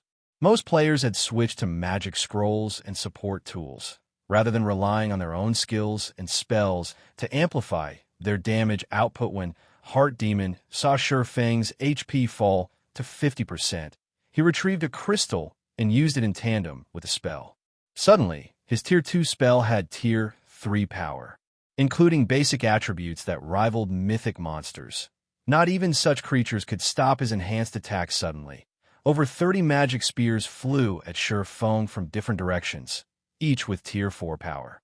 Every one of these spears was under Heart Demon's control, and they agilely flew toward their target like fish through water, not one to be outdone. Sword Demon activated his most powerful skill, Slash of Light, and his greatsword lit with a brilliant glow. He swung the weapon toward Sure Fang's back, sealing off the other swordsman's path of retreat. Sure Fang shouted. Even he felt the threat of death, and since he had already used up his life-saving skills, he had no choice but to activate Blade Liberation. As his basic attributes skyrocketed, he countered the approaching magic spears and glowing greatsword with a swing of his Blade Lightning Slash. A blue glow enveloped Sure Fang's surroundings as a black line followed. Immediately, all 30-plus magic spears and the Slash of Light shattered. Yet the blue light didn't stop after nullifying the attacks, rapidly reaching for Sword Demon and Heart Demon. In the end, neither old monster evaded the incoming attack, dying instantly as their HPs hit zero. Every expert on the battlefield was stunned with his strength alone.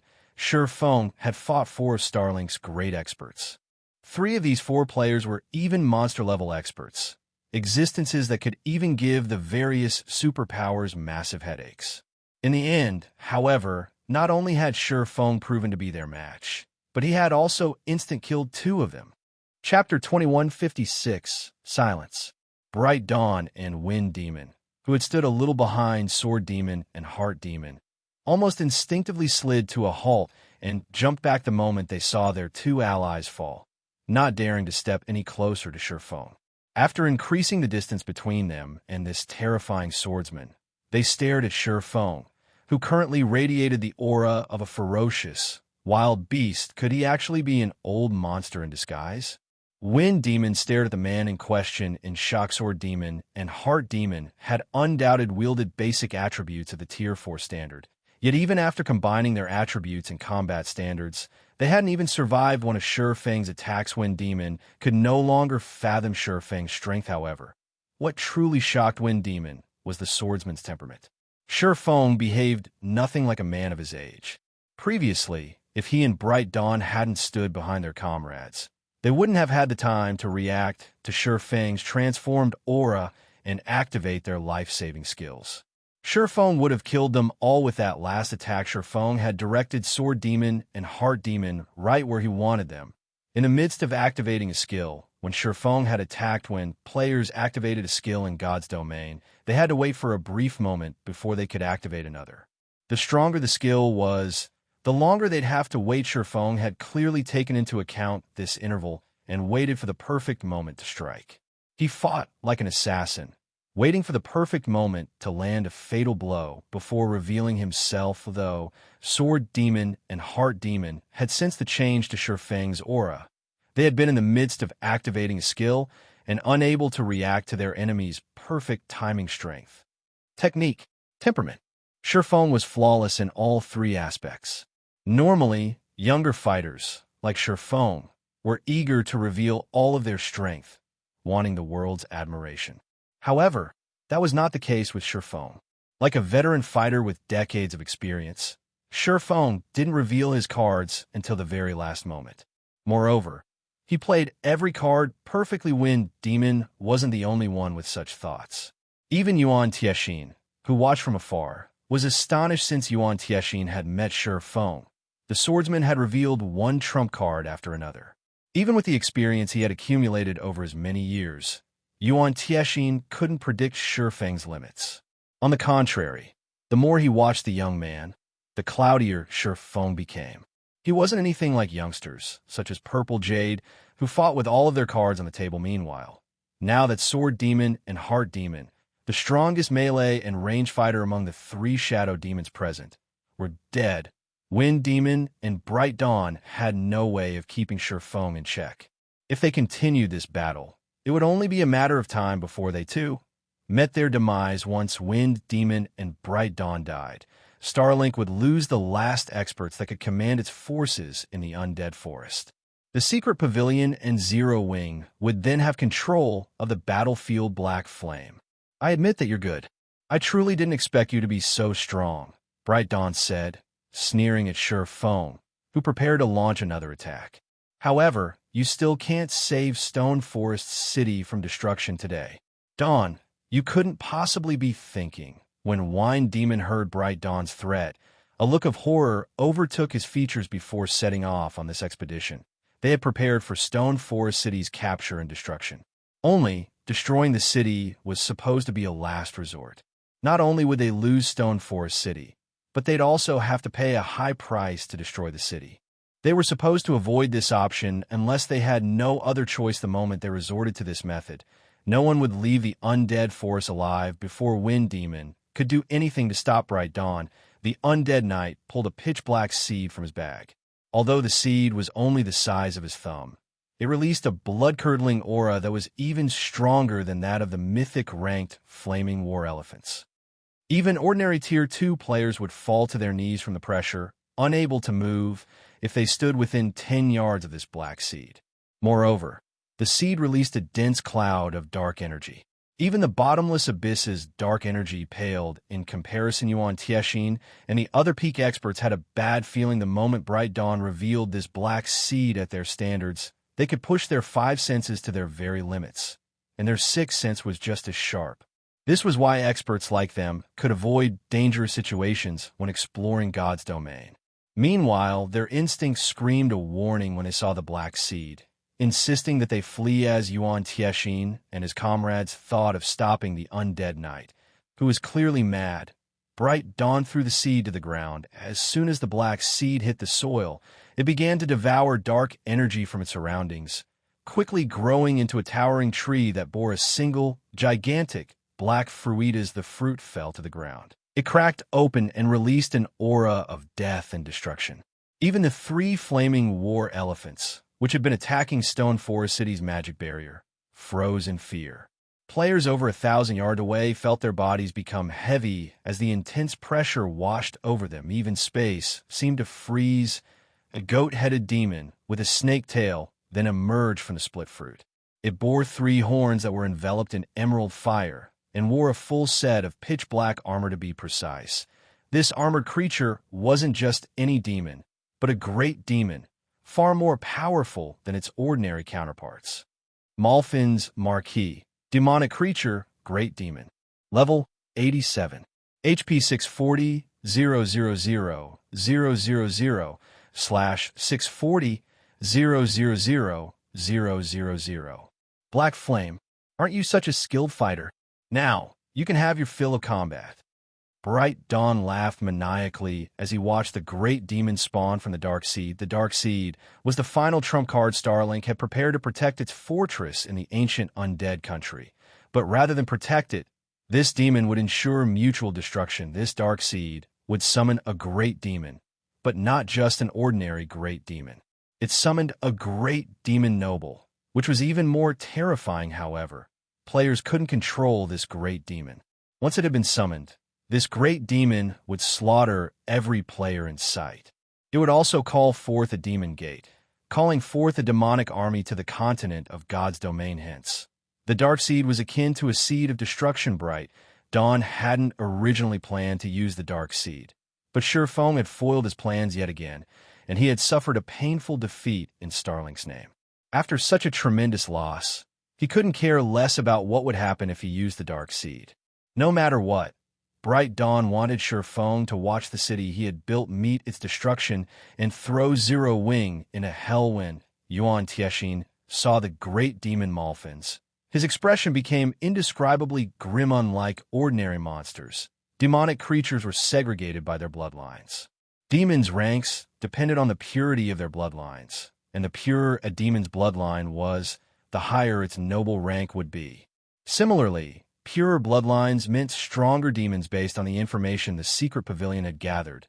A Viscount demon could rival an archaic species of the same level. However, Malfin's was a Marquis, 2 ranks higher than a Viscount.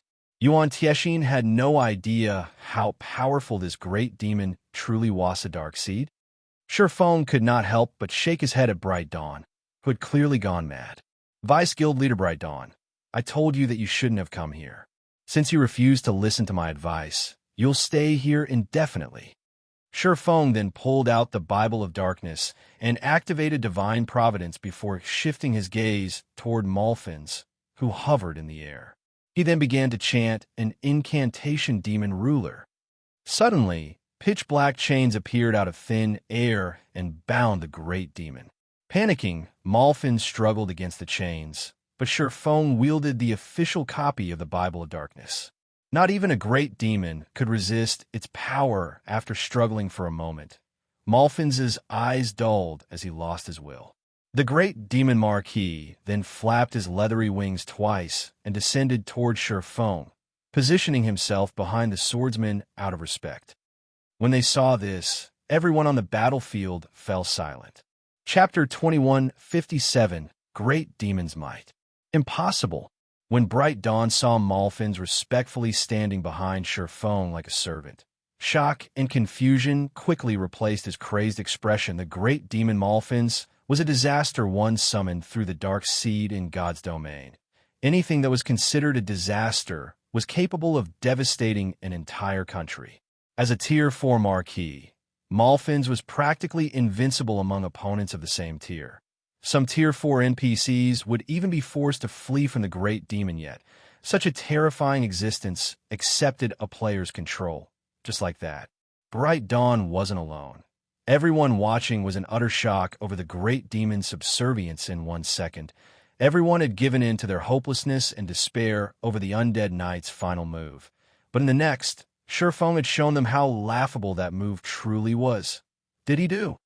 As Wind Demon stared at Malphins, obediently standing behind Feng, he felt his entire world flip upside down. Not even Bright Dawn, the Dark Seed's user, Cloud Control Malphins, once the great demon had been summoned. Yet Feng accomplished the feat so easily. No matter how Wind Demon looked at this situation, it definitely felt like a dream. However, Malphins proved to the crowd that this was no dream. It was in fact a despair-inducing nightmare. Under Feng's command, Malphins charged at the 3 flaming war elephants. The several hundred yards between the demonic Marquis and its prey were practically non-existent to Malphins, and he appeared before one of the mythic monsters in the blink of an eye roar. The flaming war elephant responded to the great demon with an enraged roar, instinctively raising a front foot to flatten the creature. Although the flaming war elephant was heavily injured, its basic attributes were far higher than ordinary mythic monsters as a Tier 4 summon creature. Hence, even though its injuries limited its combat power, its stomp carried Tier 4 strength. The 4-meter-tall Malphins looked like an ant in comparison to the war elephant's gigantic foot, but despite the size difference, Malphins continued to hover in place, simply raising a hand to greet the descending foot boom. The explosion echoed throughout the undead forest, its resulting shockwave throwing the surrounding Tier 2 players off their feet. None of these players would forget what followed for the rest of their lives. Malphins had actually stopped the flaming war elephant's mountain-sized foot. What was even more unbelievable was the fact that the great demon had accomplished the feat by using a single finger. No matter how much the flaming war elephant pushed, it was no stronger than a powerless infant with a light push. Malphins forced the mythic monster to stumble several steps backward. The difference between their strengths was obvious. Malphins and the flaming war elephant were on entirely different levels. Crap. How powerful is that demon? Yuan Tiexin could not help but curse as he watched the scene play out. As an organization that mainly focused on information gathering, the Secret Pavilion had gathered far more data on God's domain than any other power. Naturally, the Pavilion hadn't failed to study demonic creatures according to the Secret Pavilion's research. Demons weren't so powerful simply due to their extraordinary basic attributes, but because of the many skills and spells in their possession and their particularly high combat standards. Although Yuan Tiexin knew that a Marquis-ranked great demon was extremely powerful, he hadn't thought that Malphins would be this powerful. That one exchange had made it clear that Malfin's strength was leaps and bounds above the flaming war elephants. Even without skills, spells, or combat techniques, the Great Demon could easily slay the Tier 4 summoned creature. However, Yuan Tiexin didn't know that Shi Feng controlled the demonic marquee with a Bible of Darkness. Due to Demon Ruler's effects, Malfin's current basic attributes were far higher than when he had initially been summoned. Originally, Malfin's at most was slightly stronger than the Flaming War Elephants. The difference between the monsters only grew to such extremes after including the Demon Ruler's effects. However, Malfin's had also lost his free will and intellect as a result, which significantly reduced his combat standards. Overall, Malfin's current combat power was slightly weaker than when the Great Demon had his free will.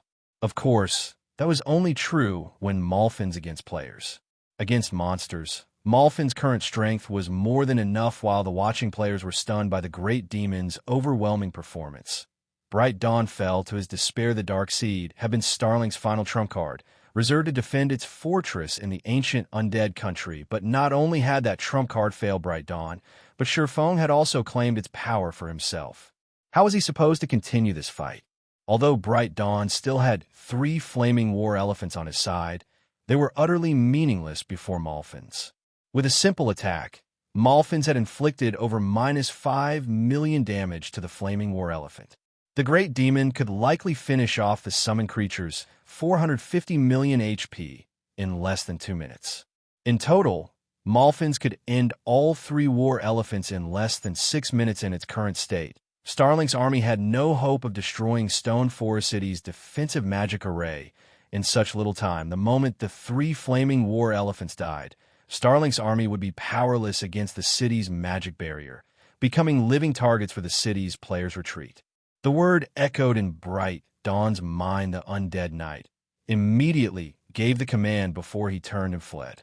He had no desire to stay and continue this battle, however. Shi Feng's reaction was faster than Bright Dawn had expected. The swordsman appeared in the Undead Knight's path the moment Bright Dawn turned away from the fight. As Shi Feng slowly walked up to Bright Dawn, he smiled and asked, "Now you want to leave? Just you wait, Black Flame. You may have stopped Starlink's assault, but you won't stop the various superpowers once they arrive. Even if you can control that demon, its time is limited here. Once the summoning's duration ends, you'll have to stand by and watch as your city is destroyed."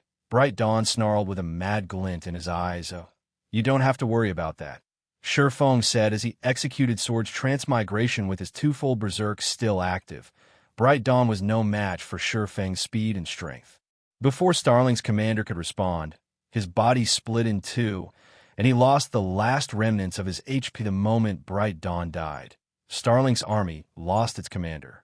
Stone Forest Town's defenders then had the advantage.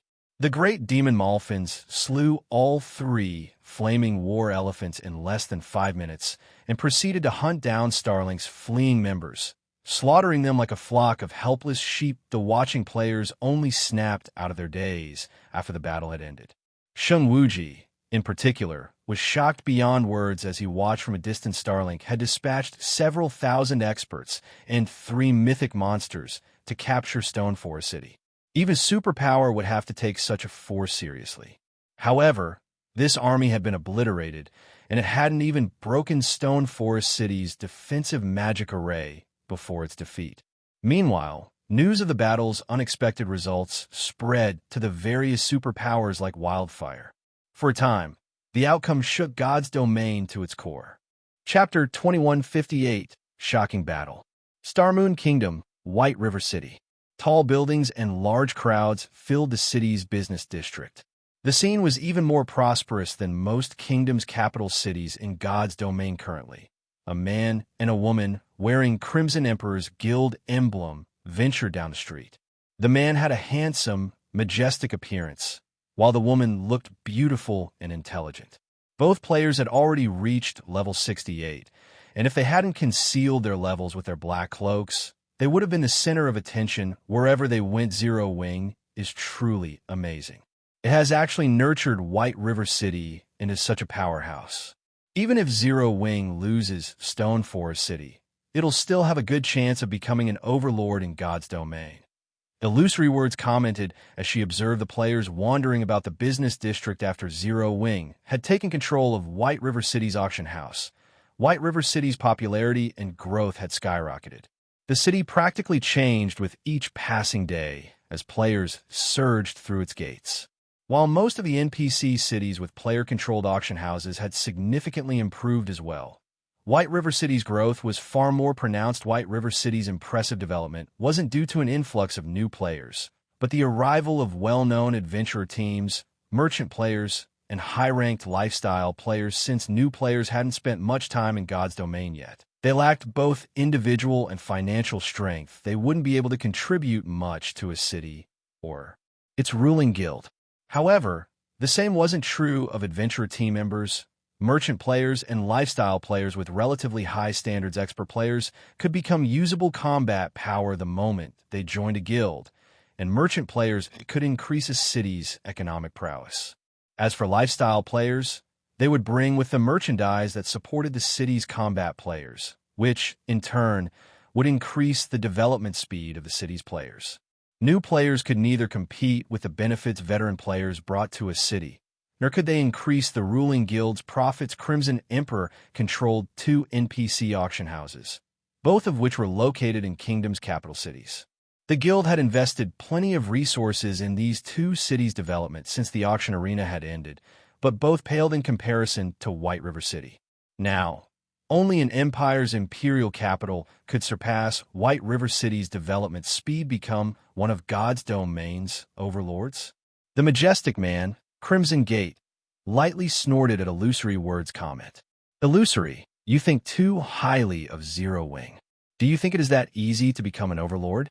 Not only would one need sufficient experts and legacies, but they'd also require enough financial strength. Even if Zero Wing holds Stone Forest City, its future of becoming an overlord isn't guaranteed. Besides, there's no way Zero Wing will keep Stone Forest City, although the guild still has some hope.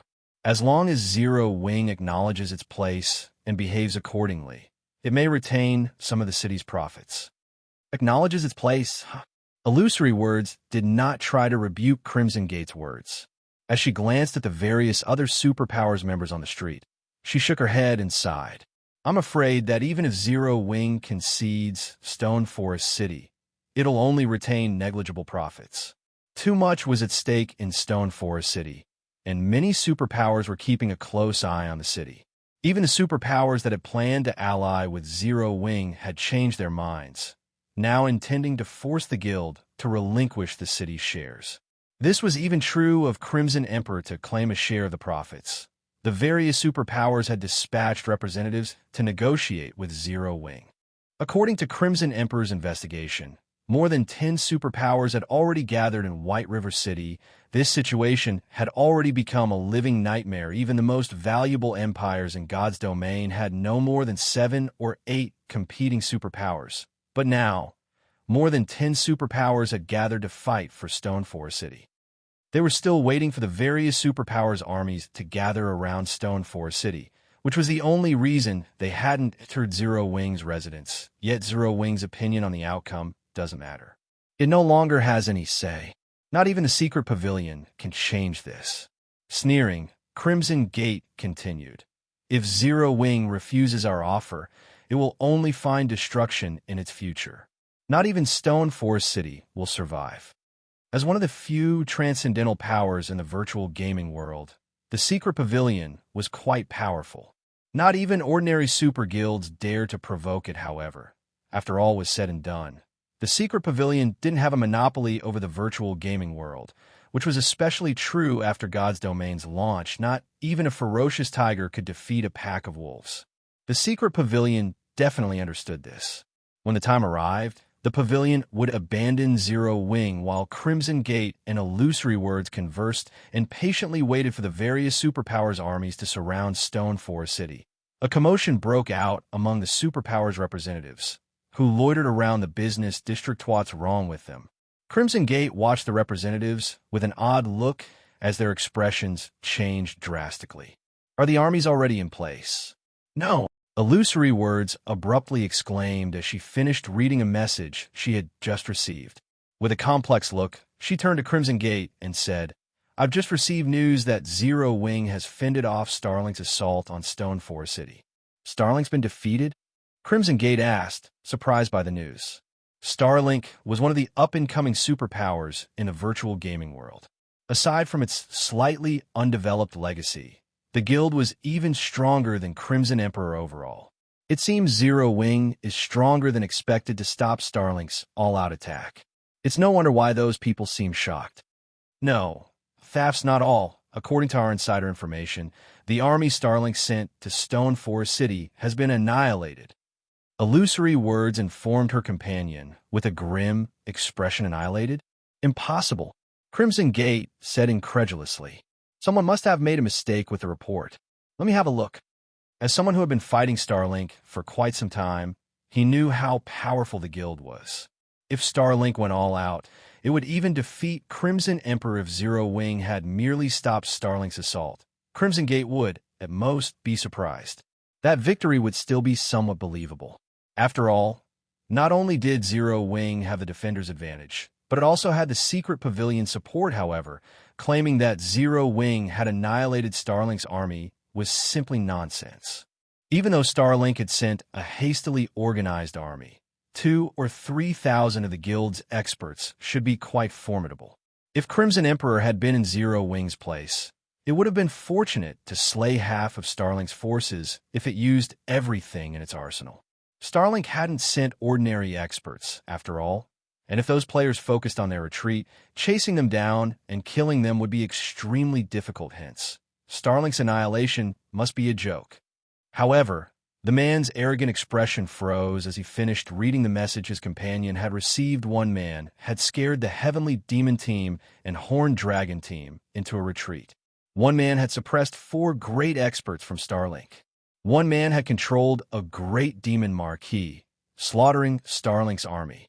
Everyone that had received the news, including Crimson Gate and the various superpowers' upper echelons, was speechless. Could Sure Feng even be considered human at this point? Chapter 2159, Death's Reward.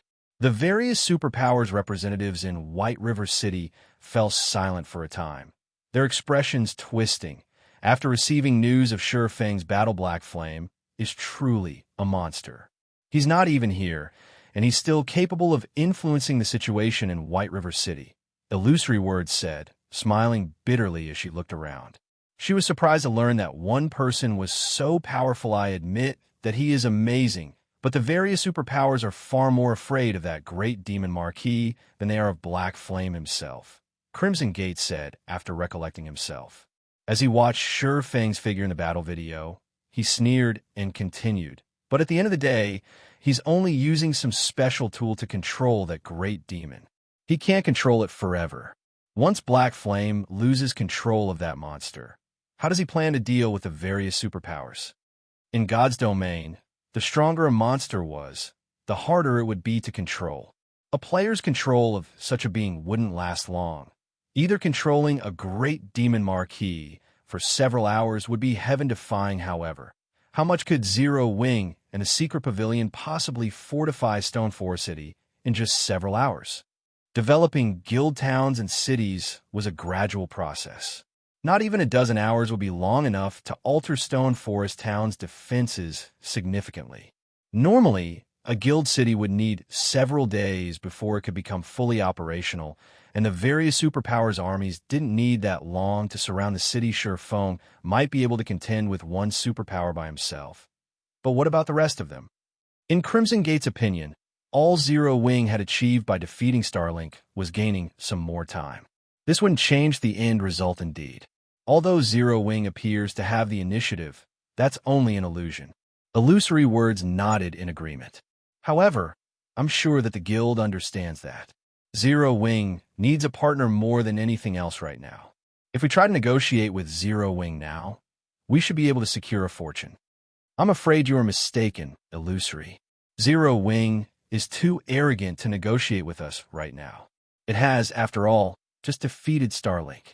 However, as time passes and the Great Demon's duration reaches a close, I'm sure Zero Wing will grow nervous and desperate for partners to reinforce Stone Forest City's defenses, Crimson Gate said, chuckling. We just need to wait for the opportune moment to approach the guild. Once the guild is desperate enough, it'll accept any of our demands. Even though Sure Feng's performance had been impressive, he was still a pest before so many superpowers. He had only bought his guild a little more time. Crimson Gate wasn't the only one to bide his time. The other superpowers representatives waited quietly as well. It seemed as if they were all waiting to watch Zero Wing make a fool of itself.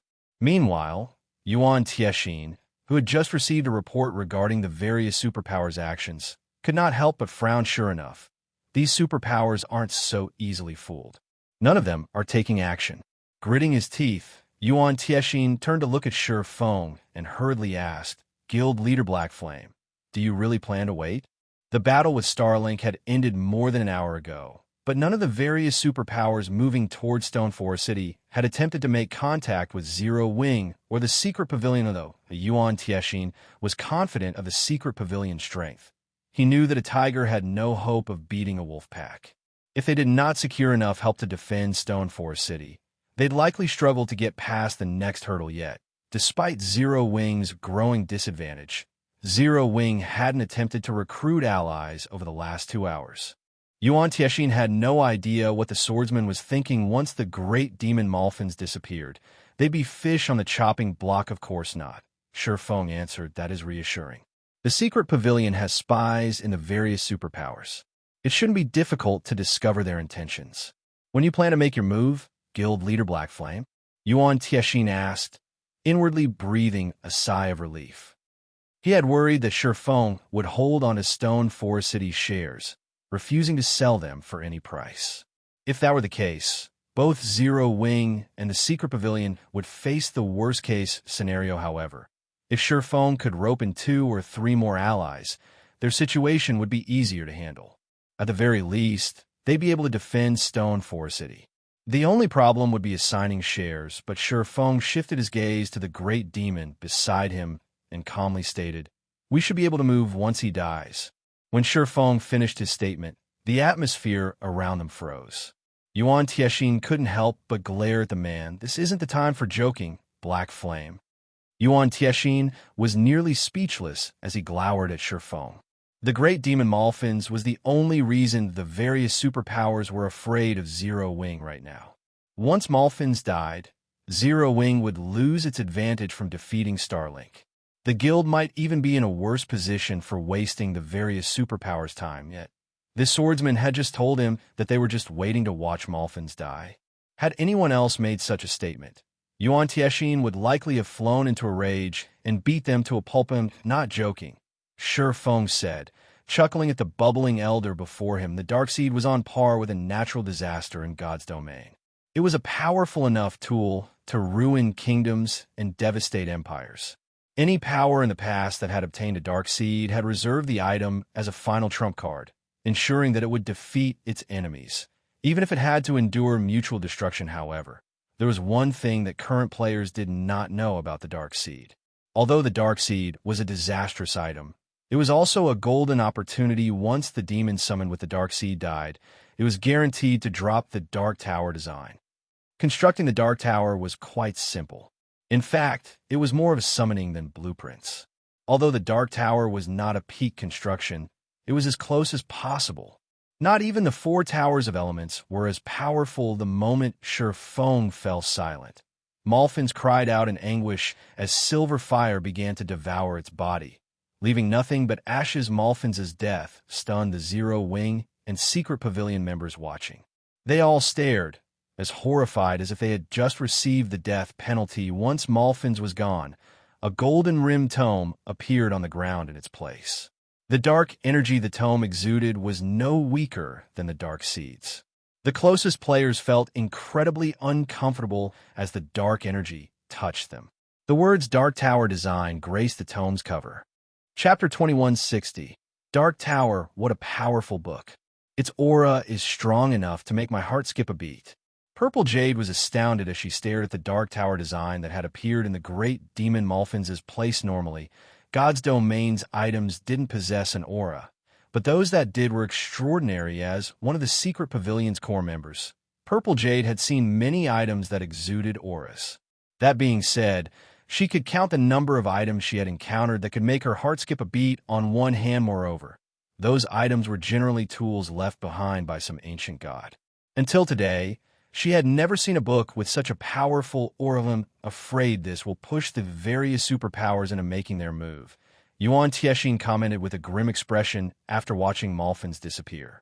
Unlike Purple Jade, he was in no mood to pay attention to the tome the Great Demon had dropped. The Great Demon Malphins had been Stone Forest City's protection charm, deterring any power from attacking. None of Zero Wing's enemies were confident of defeating a monster that was practically invincible among Tier 4 beings. It didn't even matter if the various superpowers mobilized every member, however. Without Malphins, the various superpowers would no longer fear attacking the city. Not even 3 summoned mythic monsters would give the various superpowers pause now that Malphins was gone. The superpower spies within the secret pavilion and Zero Wing would rush to their guilds to report the matter. It wouldn't be long before the superpowers' armies gathered around Stone Forest City, and the secret pavilion and Zero Wing hadn't acquired any more allies yet. If only 3 to 5 superpowers were targeting the city, they might be fine. The secret pavilion would have a chance of defending the city, although the battle would be a tough one. Unfortunately, more than 10 superpowers were marching toward the city, and some of them were almost as powerful as the pavilion.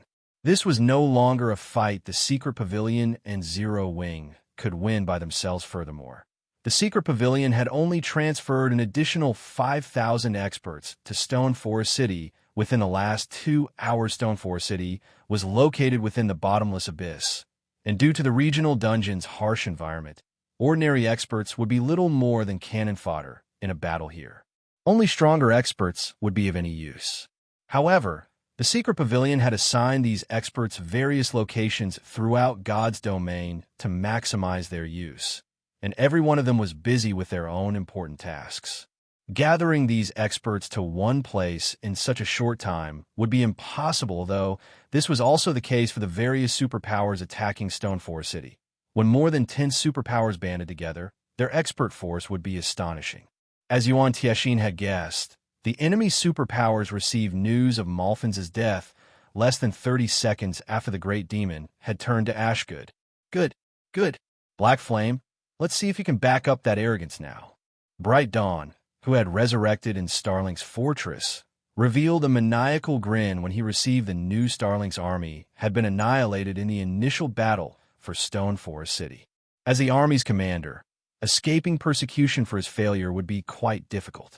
Although Starlink wouldn't kick him out of the guild due to his individual strength, his days as a vice-guild leader were likely numbered. The fact that he'd now get to watch Zero Wing lose Stone Forest City soothed his frustrated heart. Based on the latest report, 12 superpowers were marching their armies towards Stone Forest City. The 2 strongest forces among them were the Sky Dragon House and Pride Empire. The rest were on par with Crimson Emperor. In total, the 12 superpowers had dispatched around 50,000 experts for this battle. Every one of these 50,000 players was an expert among experts. In a first-rate guild, they'd all be members of the guild's trump card legions. Furthermore, quite a few of them were Refinement realm experts. Not even Starlink's forces in the ancient Undead country would stand a chance against this army, not to mention Stone Forest City. Meanwhile, the various superpowers representatives in White River City's business district were stunned when they heard of Malphins' death. What's wrong with Zero Wing? It hasn't contacted a single superpower since the Great Demon fell. Has Black Flame lost his mind? Illusory Words commented incredulously after reading the latest report. If Zero Wing had allied with another 3 or 4 superpowers, the matter would be settled. Although the guild would lose a significant portion of Stone Forest City's shares, it would still keep a cut of the city's profits. Zero Wing had already proven its strength to the various superpowers, and they wouldn't push too far in their negotiations. However, Zero Wing still refused to reach out to a single superpower, which had led to the tentative alliance between the slighted guilds. Now, Zero Wing had no hope of retaining any power within Stone Forest City. It seems Black Flame's ego has grown out of proportion after his victory over Starlink, Crimson Gate said indignantly. He shouldn't blame us for being merciless since he wants to keep the city for himself. Crimson Gate had assumed Zero Wing would rush to sign contracts with the various superpowers before losing the great demon Malfins. He had planned to leave the guild hanging for a while before presenting the price for Crimson Emperor's assistance. Unfortunately, his patience had been in vain since Zero Wing had refused to act. Crimson Emperor was left with no choice but to participate in the struggle for Stone Forest City. 12 superpowers were marching toward the city, and after including the secret pavilion, Crimson Emperor wouldn't gain a large percentage of the city's shares. Every superpower upper echelon in White River City shared Crimson Gate sentiments. They were all furious over Zero Wing's behavior, almost inclined to contact their guild's armies and order their forces to head to Stone Forest City at full speed. In contrast, when Yuan Tiexin received the report on the superpowers' movements, he paled to a sickly white. Even with Zero Wing's members, there were only a little over 100,000 players in Stone Forest City, but most of Zero Wing's members present were ordinary experts and elite players. Compared to the various superpowers' joint army of 50,000 experts, the difference between the two sides' strength was massive. Yet, despite their impending doom, Shifeng leisurely drew a magic array on the ground. He did nothing to recruit NPC soldiers or summon some of Silverwing Town's experts. "Uncle Yuan, what should we do?" The guild leader is mobilizing every expert he can and has even abandoned some of the guild's operations to ensure our experts can get here as quickly as possible. However, even with those experts, I'm afraid that we're still no match for our enemy's combat power, Purple Jade said, frowning as she informed her superior of the latest report. The secret pavilion had a little over 6,000 experts in Stone Forest City thus far, which was nothing in comparison to the superpowers' joint forces. To make matters worse, the secret pavilion's forces weren't as high quality as their enemies. "We have no choice but to fight," Yuan Tiexin said as he shook his head at that moment. Shifeng finally made the final stroke, completing his magic array. The array activated immediately, and another magic array, as large as Stone Forest City itself, appeared above the city. It glowed with a silver light, and the violent mana it contained made the experts in the city uneasy. As this array completed, pitch-black darkness, like a moonless night, swallowed the undead forest. After 5 seconds, a steadily growing spatial tear appeared above the city. After another 3 seconds, the tear transformed into a colossal black hole. The black hole swallowed all light, and no player could see anything within. However, they could feel an intense aura emerge from the phenomenon. As if time and space had frozen, every player in the city stared in shocked silence as a 100-meter, 5-story tower dropped into the city's center. "What is that? How can dark energy be so dense?" Yuan Tiexin was astonished, unable to tear his eyes away from the tower that now graced Stone Forest City. Even he struggled to move while under the influence of the tower's aura. He'd be lucky to exhibit 10% of his combat power. In such a state, even an ordinary expert could defeat him. "Its name is the Dark Tower," Shifeng announced with a satisfied smile. "Of course, you can refer to it by its other name, the Tower of Death." Chapter 2161, Suppressing with a Snap. Shifeng was quite excited to have successfully summoned the Dark Tower. He had only ever heard of the tower in the past. He had never actually seen or experienced one. The Dark Seed was extremely rare in God's domain, even rarer than fragmented legendary items.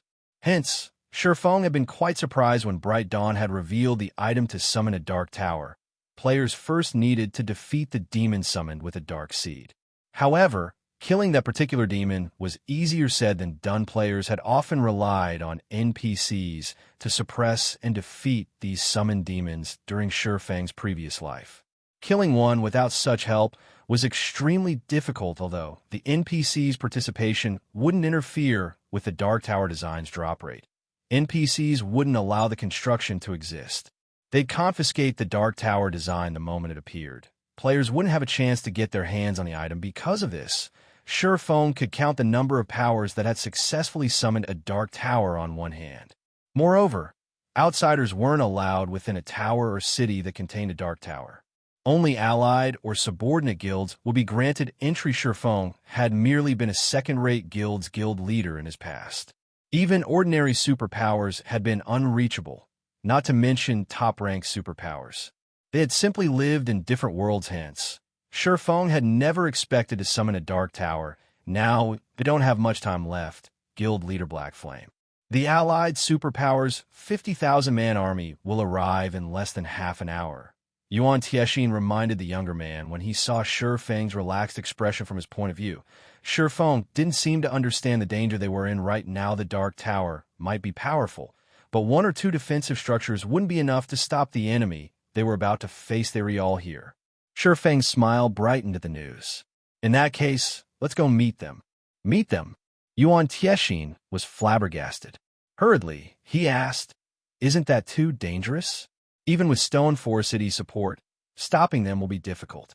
If we lose our terrain advantage, we'll be fish on the chopping block. With how much they have to gain, they won't hold back." "Let's see them try," Feng said, laughing. Feng's very existence baffled Yuan Tiexin. He couldn't tell whether the swordsman was incredibly confident or just foolish. "It's fine. I don't mind going by myself," Feng suggested once he noticed Yuan Tiexin's hesitation. "That won't do. The secret pavilion is one of Stone Forest City shareholders. Since you're going, Guild leader Black Flame, how can I just stand by and watch? Besides, if the secret pavilion makes an appearance, these superpowers might hold back out of fear, maintaining some pretense," Yuan Tiexin said, shaking his head as he prepared to risk his life alongside Feng. He didn't think that meeting the various superpowers was altogether a bad idea. They hadn't reached Stone Forest City just yet, so they might have an opportunity to ally with a few of these invading superpowers. However, if they waited until the armies arrived and solidified their alliance, the secret pavilion and Zero Wing would lose any hope of holding the city, following which Feng and Yuan Tiexin left Stone Forest City and made their way toward the various superpowers' armies, which had just entered the Undead Forest. Both of these individuals were well known in the virtual gaming world at this point. Even if the various superpowers members weren't familiar with Zero Wing, they had heard of Black Flame. Why are they here? By the looks of it, they've come to negotiate. You're probably right. After all, we have 50,000 top-tier experts on our side. How could a recently promoted guild city possibly stop us? The various superpowers forces were surprised to see Feng and Yuan Tiexin approach, discussing the matter amongst themselves. What is Black Flame trying to do? He actually wants to negotiate now? Illusory Words was astonished to see the two famous players emerge from between the trees. If they wanted to negotiate, they should have done so before the various superpowers armies had gathered. Now that these superpowers had combined their forces, convincing any of them to switch sides would be practically impossible. After all, they now had the initiative. You actually have to ask? Crimson Gate replied with a sneer. He must have realized how terrifying this army is and realized that he isn't strong enough to stop us. He's probably here to try to recruit 3 or 4 superpowers. If he succeeds, he might be able to hold onto a fraction of Stone Forest City. Every superpower present shared the same thought. They couldn't think of any other reason that Feng would make such a risky move. If they kill Feng here, they'd deal a severe mental blow to Zero Wing as a whole. Doing so would also increase their members' morale, making it easier to capture Stone Forest City. Why are you here, Black Flame? If you're here to negotiate, I'd advise you to turn around. Of course, we'll let you leave safely if you obediently hand over Stone Forest City. Ultimately, we only want the city, not your pitiful lives. That's right. Give us Stone Forest City, and we'll let you leave with your lives. The superpowers upper echelons mocked Feng and Yuan Tiexin with playful, confident attitudes. Naturally, the idea that they'd let Zero Wing's members escape if Feng handed the city over was nothing more than a joke. Every player in God's domain had already heard of Zero Wing's provocation. If they did not make an example of the offending guild, how could they protect their reputations? Hand over Stone Forest City? Feng could not help but laugh. Aren't you quite full of yourselves? Every player fell silent when they heard Feng's comment. Even Yuan Tiexin stared at the swordsman, dumbfounded as he felt his stress peak. They weren't here to negotiate an alliance. What was going on? He even began to wonder if Feng understood their current predicament. They stood before an army of 50,000 players, all of which were experts among experts. If they worked together, killing a monster-level expert would be child's play. Yuan Tianxin's scalp tingled just from being the center of these experts' attention. He didn't even dare imagine what would happen if they started a fight with these players' illusory words, who stood among the joint army, was just as flabbergasted. She had seen many courageous people before, but this was the first time she had encountered anyone as bold as Shifeng. He had just openly provoked 12 superpowers with a simple comment. Only death awaited him now. Is this guy stupid? Does he really believe he's invincible? He's only defeated Starlink. He better not run once the battle truly begins. As the superpower's fury grew, Shifeng snapped his fingers in response. Stone Forest Town's Dark Tower used its dark energy to manifest a vast darkness domain that enveloped the Undead forest. All players within the domain, both friend and foe, felt an immense weight drag at their bodies, losing more than half of their combat power. Chapter 2162, no different from ants. Everyone panicked as the abrupt pressure swept through the Undead forest. What's going on? Why are my attributes decreased? It's so hard to move. What did he do? After noticing the change, everyone focused on Shifeng in fear and confusion. Even a fool would realize that Shifeng was responsible. But more than 50,000 players had gathered, easily occupying an area of several thousand yards. Not even a Tier 4 large-scale destruction spell could encompass such a large area. However, not only did a faint layer of dark gas collect around them, but it also covered the entire Undead forest. Ordinary domain skills only reduced players' basic attributes by a small fraction, but this domain suppression was extreme. Their movements were so sluggish that they were even less mobile than they had been at Tier 1.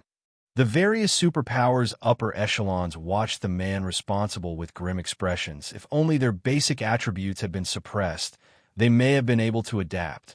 However, it was an entirely different story if this domain suppressed their physiques as well. Experts were so powerful due to their quick reactions and extraordinary comprehension, which gave them far greater control over their virtual bodies than ordinary players. However, now that their bodies had reverted to their original mortal state, they had lost their advantages. In other words, they were only as strong as ordinary players while inside this domain. The ability is just as effective as the rumors made it out to be. When Shifeng sensed the changes to his own body, he could not help his rueful sigh. As an advanced construction, the Dark Tower had two abilities. One of these abilities was Darkness Domain. The Darkness Domain did not differentiate between friend and foe, affecting every creature within its range. Covering a 100,000-yard radius, violent dark energy filled the domain. Not only would this dark energy affect creatures' basic attributes, but it would also impact their reaction speeds, neural response times, and 5 senses. While bathed in this dark energy, expert players would lose all of their advantages over ordinary players. It was just as effective as a death sentence. This was also why players in the past had referred to the Dark Tower as the Tower of Death. Yuan Tianxin's eyes nearly fell from their sockets. He was even more astounded than the invading Superpowers members.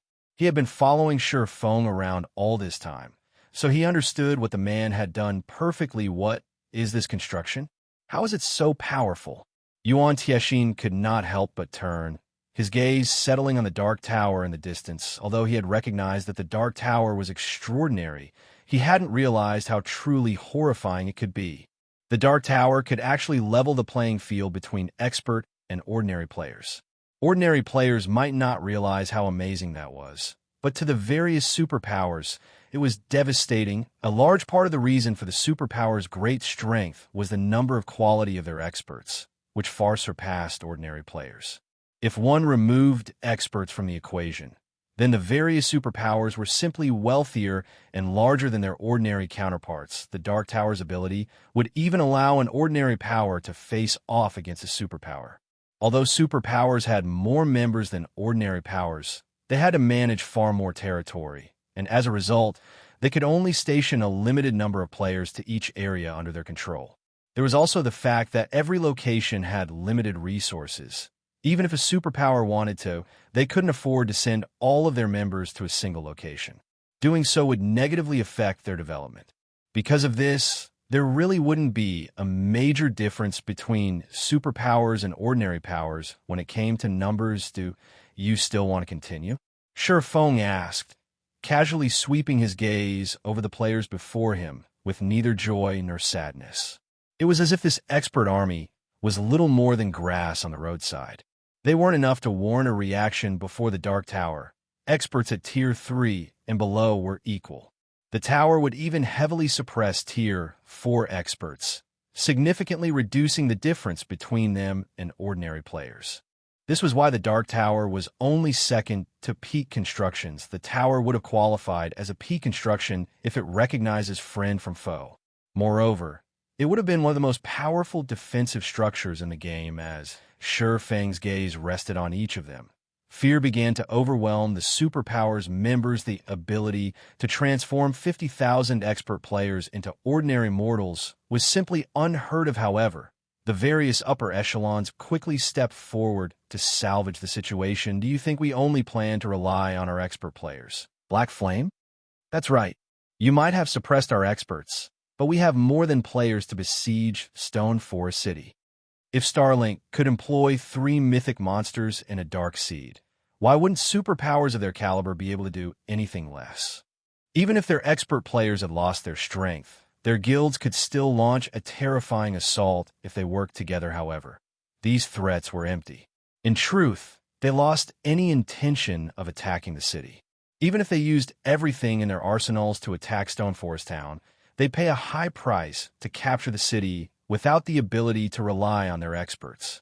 None of them could afford this outcome. It seems that it won't be long before another superpower rises in God's domain. Illusory Words said, smiling bitterly at Sure Feng's serene expression, recognizing that none of these superpowers had any desire to take action. It was clear that capturing Stone Forest City was no longer possible. They were merely trying to salvage what little pride they had left, hoping to gain a little profit off of Zero Wing through intimidation. Now that Zero Wing would hold Stone Forest City, it was guaranteed to become a superpower very soon. Crimson Emperor had strived over several decades to become a super first-rate guild. Zero Wing, however, was on the cusp of becoming one after just a couple of months, and that success was purely due to Sure Feng. To think Stone Forest Town has such an ability. It's no wonder why he dared to approach us. Even Crimson Gate looked upon Sure Feng with envy and admiration. He had lost any desire to refute Illusory Words. After all, she only spoke the truth. The conditions to become a superpower were not as harsh as those required of a super first-rate guild. As long as a superpower had enough financial strength and experts, it could rise as a superpower. As for a complete legacy, that wasn't very important now. As long as Zero Wing offered a portion of Stone Forest City's benefits, the various superpowers would withdraw and the guild would retain the city's shares. Naturally, the city would generate astounding profits with the benefits it could offer, and based on the strength and potential Zero Wing had displayed, it would attract many powerful corporations interested in investing in a guild.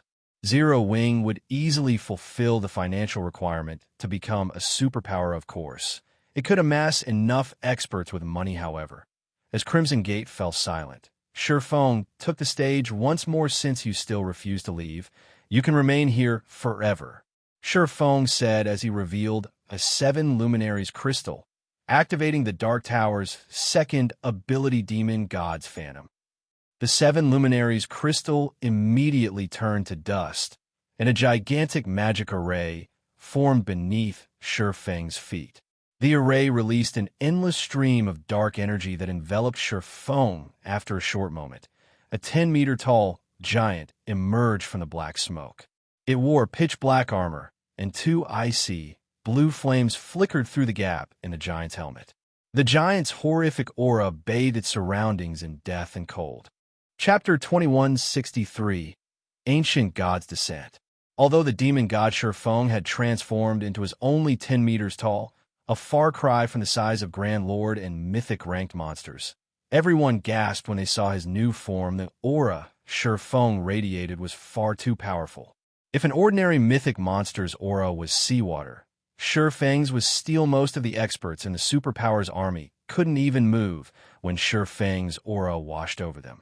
To them, The swordsmen felt like an ancient god that had just stepped onto the mortal plane. They were afraid and awestruck. None of them even dared to consider resisting this man. How is this possible?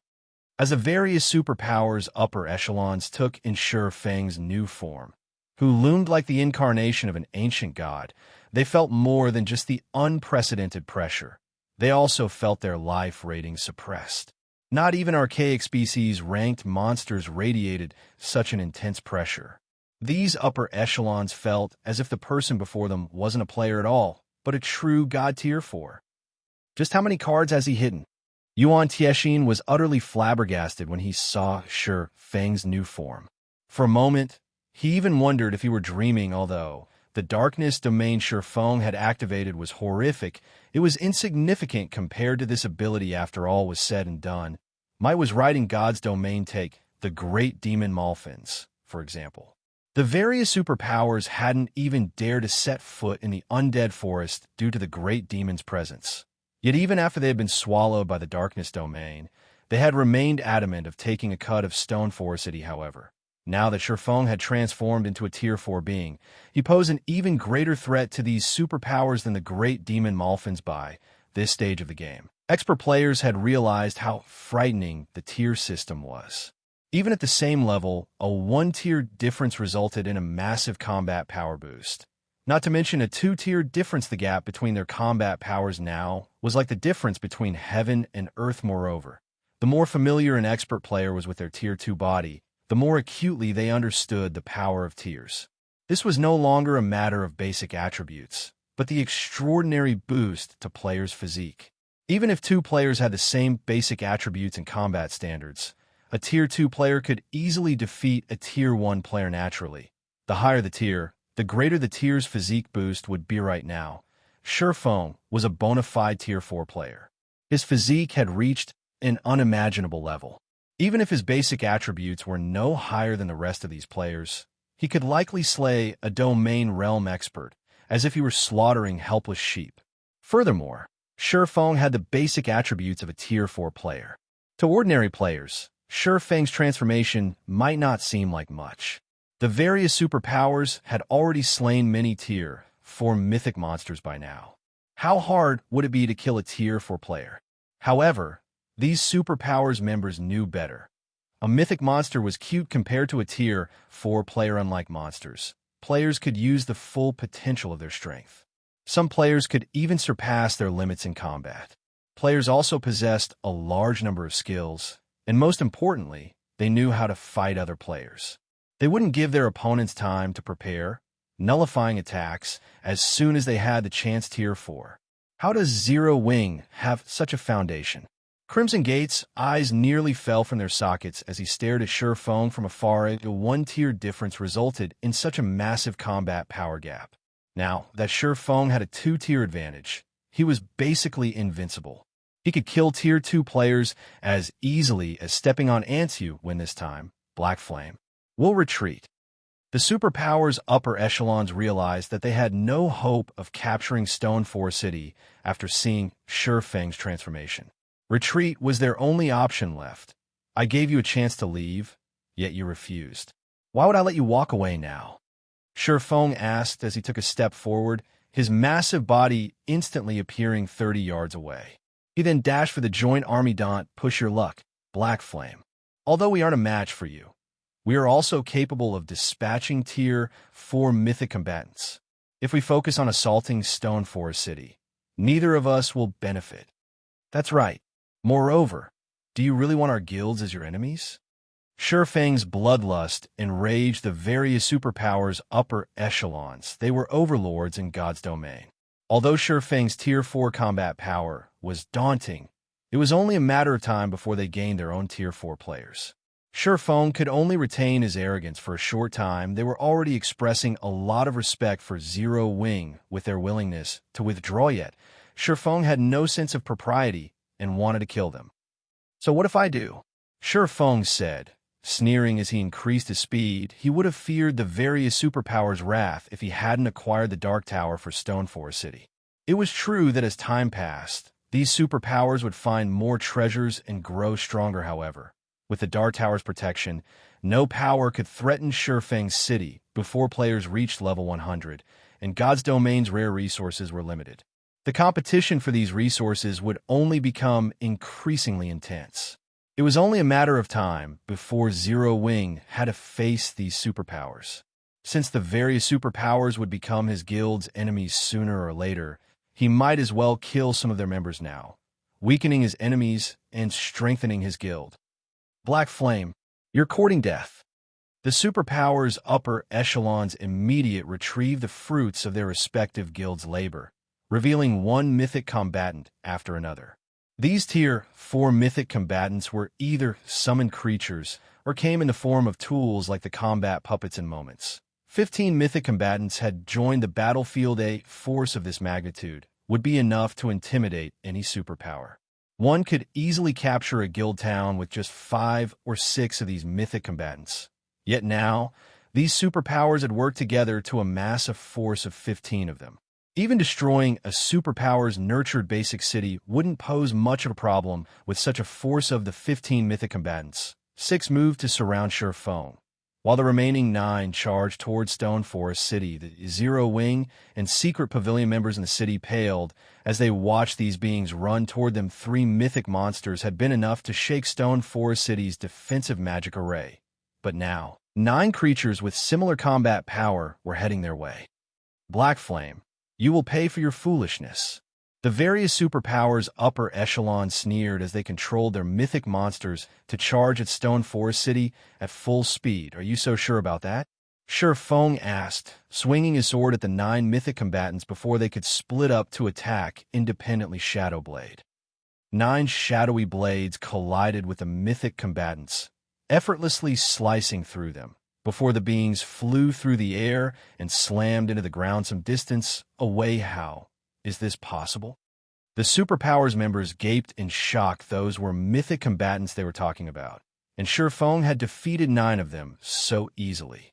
Despite how much they wanted the scene to be an illusion, they had no choice but to acknowledge the truth before them. After resolving the threat against Stone Forest City, Shurfeng turned and swung his sword at the 6 remaining mythic combatant swords. Transmigration.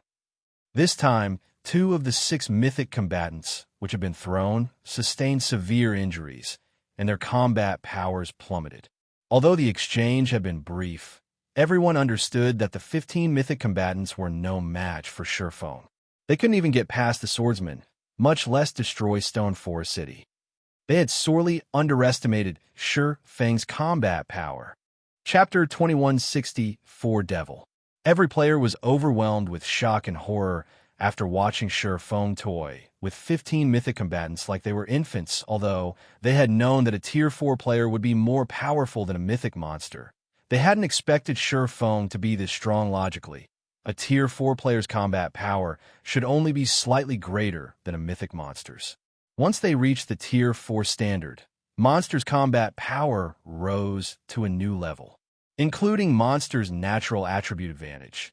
Tier 4 players of the same level should have a hard time facing 3 or 4 mythic monsters at the same time. However, Shurfeng had suppressed 15 mythic combatants with little to no effort. It was simply unbelievable. Of course, Shurfeng wasn't particularly surprised. Activating Demon God's Phantom cost a 7 Luminaries crystal. Moreover, its user could only activate the skill once a day, and it only lasted 4 short hours. During that time, the skill would forcibly elevate the target player by 2 tiers to a maximum of Tier 4 peak rank. The skill also upgraded a player's life rating to Ancien Fiend at maximum. Because of Shurfeng's normal tier and life rating, Demon God's Phantom could only elevate him to Tier 4 upper rank, which was still far from the skill's maximum. Normally, only Tier 3 players could exhibit the skill's full potential. Even so, a Tier 4 upper rank player's combat power was more than enough to take out 15 mythic combatants. God's Domain hadn't launched that long ago, and players hadn't yet reached Tier 3, so they had no idea what happened at that tier, and beyond Tier 4 players had still been considered peak experts even a decade after God's Domain's launch. Ordinary second-rate guilds hadn't even had any Tier 4 players in their ranks, and in first-rate guilds, Tier 4 players have been upper echelons, tasked with safeguarding the guild's neutral towns. Once players reached Tier 4, Their combat power would undergo a qualitative transformation with each minor threshold they crossed. It was like the difference between ordinary monsters and ancient fiends, although these superpowers had summoned quite a few Tier 4 combatants. All 15 of them were at the lower rank. They weren't even Tier 4 intermediate rank. How were they supposed to defeat a Tier 4 upper rank player? Purely comparing combat power, Sherfone was only slightly weaker than Malfin's when the Great Demon had been at his peak. Hence, killing 15 Tier 4 lower-rank combatants wasn't an issue for Sherfone in this state because of the skill's limited duration. Sherfone had no plans to drag out this fight.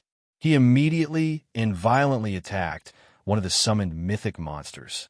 With a huge difference between their combat power, the mythic monster was utterly powerless against Sherfone, and every one of the swordsman's attacks obliterated a visible chunk of the monster's HP. The mythic monster's HP fell by 20% after a few seconds. At this rate, Sherfone would finish it off in less than a minute. Zero Wings rise is guaranteed now. Illusory words aside ruefully as she watched the mythic monster rapidly lose HP from a safe distance. 15 mythic combatants. Facing such a force would be a disaster to any superpower.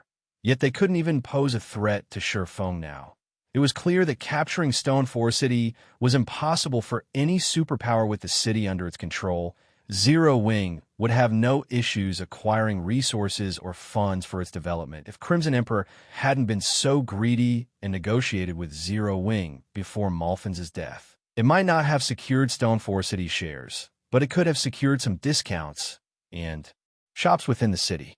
Unfortunate Carrot the Guild would have to leave empty-handed. In contrast, the powers that had formed a close relationship with Zero Wing were truly blessed, especially Unyielding Soul. With Stone Forest City's help, Unyielding Soul could stand on the same stage as Starlink in the Dark Knight Empire in the future. Retreat. Everyone, retreat immediately. With one of the mythic monsters so close to death, the superpower's upper echelons hastily commanded a retreat. If not even their mythic combatants stood a chance against that monstrous swordsman, their players wouldn't fare any better. Sherfone was still occupied with the 15 mythic combatants. If they waited until these beings died, they would lose their chance to escape as soon as the upper echelons issued the command. The army of 50,000 experts spread out and ran for the Undead Forest Exit 3, finally retreating. Yuan Tiexin released a sigh of relief as he watched the invading players flee, although he understood that these superpowers had lost any hope of capturing Stone Forest City the moment Sherfone had proven capable of single-handedly suppressing 15 mythic combatants. He couldn't help his shock at watching the 50,000 peak experts run for their lives. Don't think you can get away so easily. Noticing the fleeing players, Sherfone threw the mythic combatants around him with a powerful blow before charging at the escaping army. Mythic combatants might be powerful, but even they would need quite some time to destroy Stone Forest City's defensive magic arrays. Moreover, these mythic combatants had been summoned with consumable items. They were as good as lost. Even if he killed them, the invading superpowers wouldn't suffer any more than they already had. Furthermore, these mythic beings wouldn't drop any items when they died, but an army of players was a different story. Even within their superpowers, these players were experts among experts. The offending superpowers would suffer dearly if these experts died, since the various superpowers had banded together to attack Stone Forest City once already. There was no guarantee that they wouldn't do it again. Naturally, he needed to teach them a painful lesson to ensure they wouldn't cause trouble in the future. Black Flame. Do you really want to become our enemy? The superpowers' upper echelons panicked as they watched Sherfone dash toward them. They began to reveal one card after another, activating suppression and defensive magic arrays to slow Sherfone down. Some even used Tier 4 offensive magic scrolls against the incoming swordsman. So, what if I do? Sherfone replied with a sneer, showing no intention of stopping. Whether it was magic arrays or Tier 4 offensive spells, all were useless against Sherfone. Current players simply couldn't hope to contend with a Tier 4 upper rank existence. Sherfone brandished his swords, countering the magic arrays and incoming spells with a few hits. They then proceeded toward the fleeing mass of players, ruthlessly massacring everyone in his path. Even at their peak, These expert players were no match for Sure Foam. But suppressed by the Dark Tower, they were utterly powerless lunatic. Ow, is that a lunatic? He's practically the devil incarnate. He'll definitely regret this. The Superpowers experts were horrified as they watched Sure Foam slaughter their allies. They couldn't believe that this player actually dared to attack so many superpowers at the same time. Not even the Secret Pavilion would be so bold. On the other hand, Zero Wings members in Stone Forest City felt their excitement and joy reach a tipping point. Reverence for their guild leader overwhelmed them, and their pride as members of Zero Wing reached new heights. All hail the guild leader. Our guild leader is invincible. One man suppressed 15 mythic combatants. One man made 50,000 experts flee for their lives. Who else in God's domain could possibly accomplish such a spectacular feat? Chapter 2165, Tide Changes. Dark Knight Empire, Dark Knight City. Vendors' cries filled the business district. Practically every item for sale was of exquisite quality. Many of the vendors sold level 60+ fine gold weapons and equipment, tier 2 skill books, and powerful master potions. Players who were visiting the city for the first time were mesmerized by all of the precious items for sale. Dark Knight City is amazing. Big Brother Ape. So many treasures are available for sale. A lot of vendors are even selling a wide variety of super rare tier 2 skill books. We'll be lucky to find any of these books in Ghost Rock City.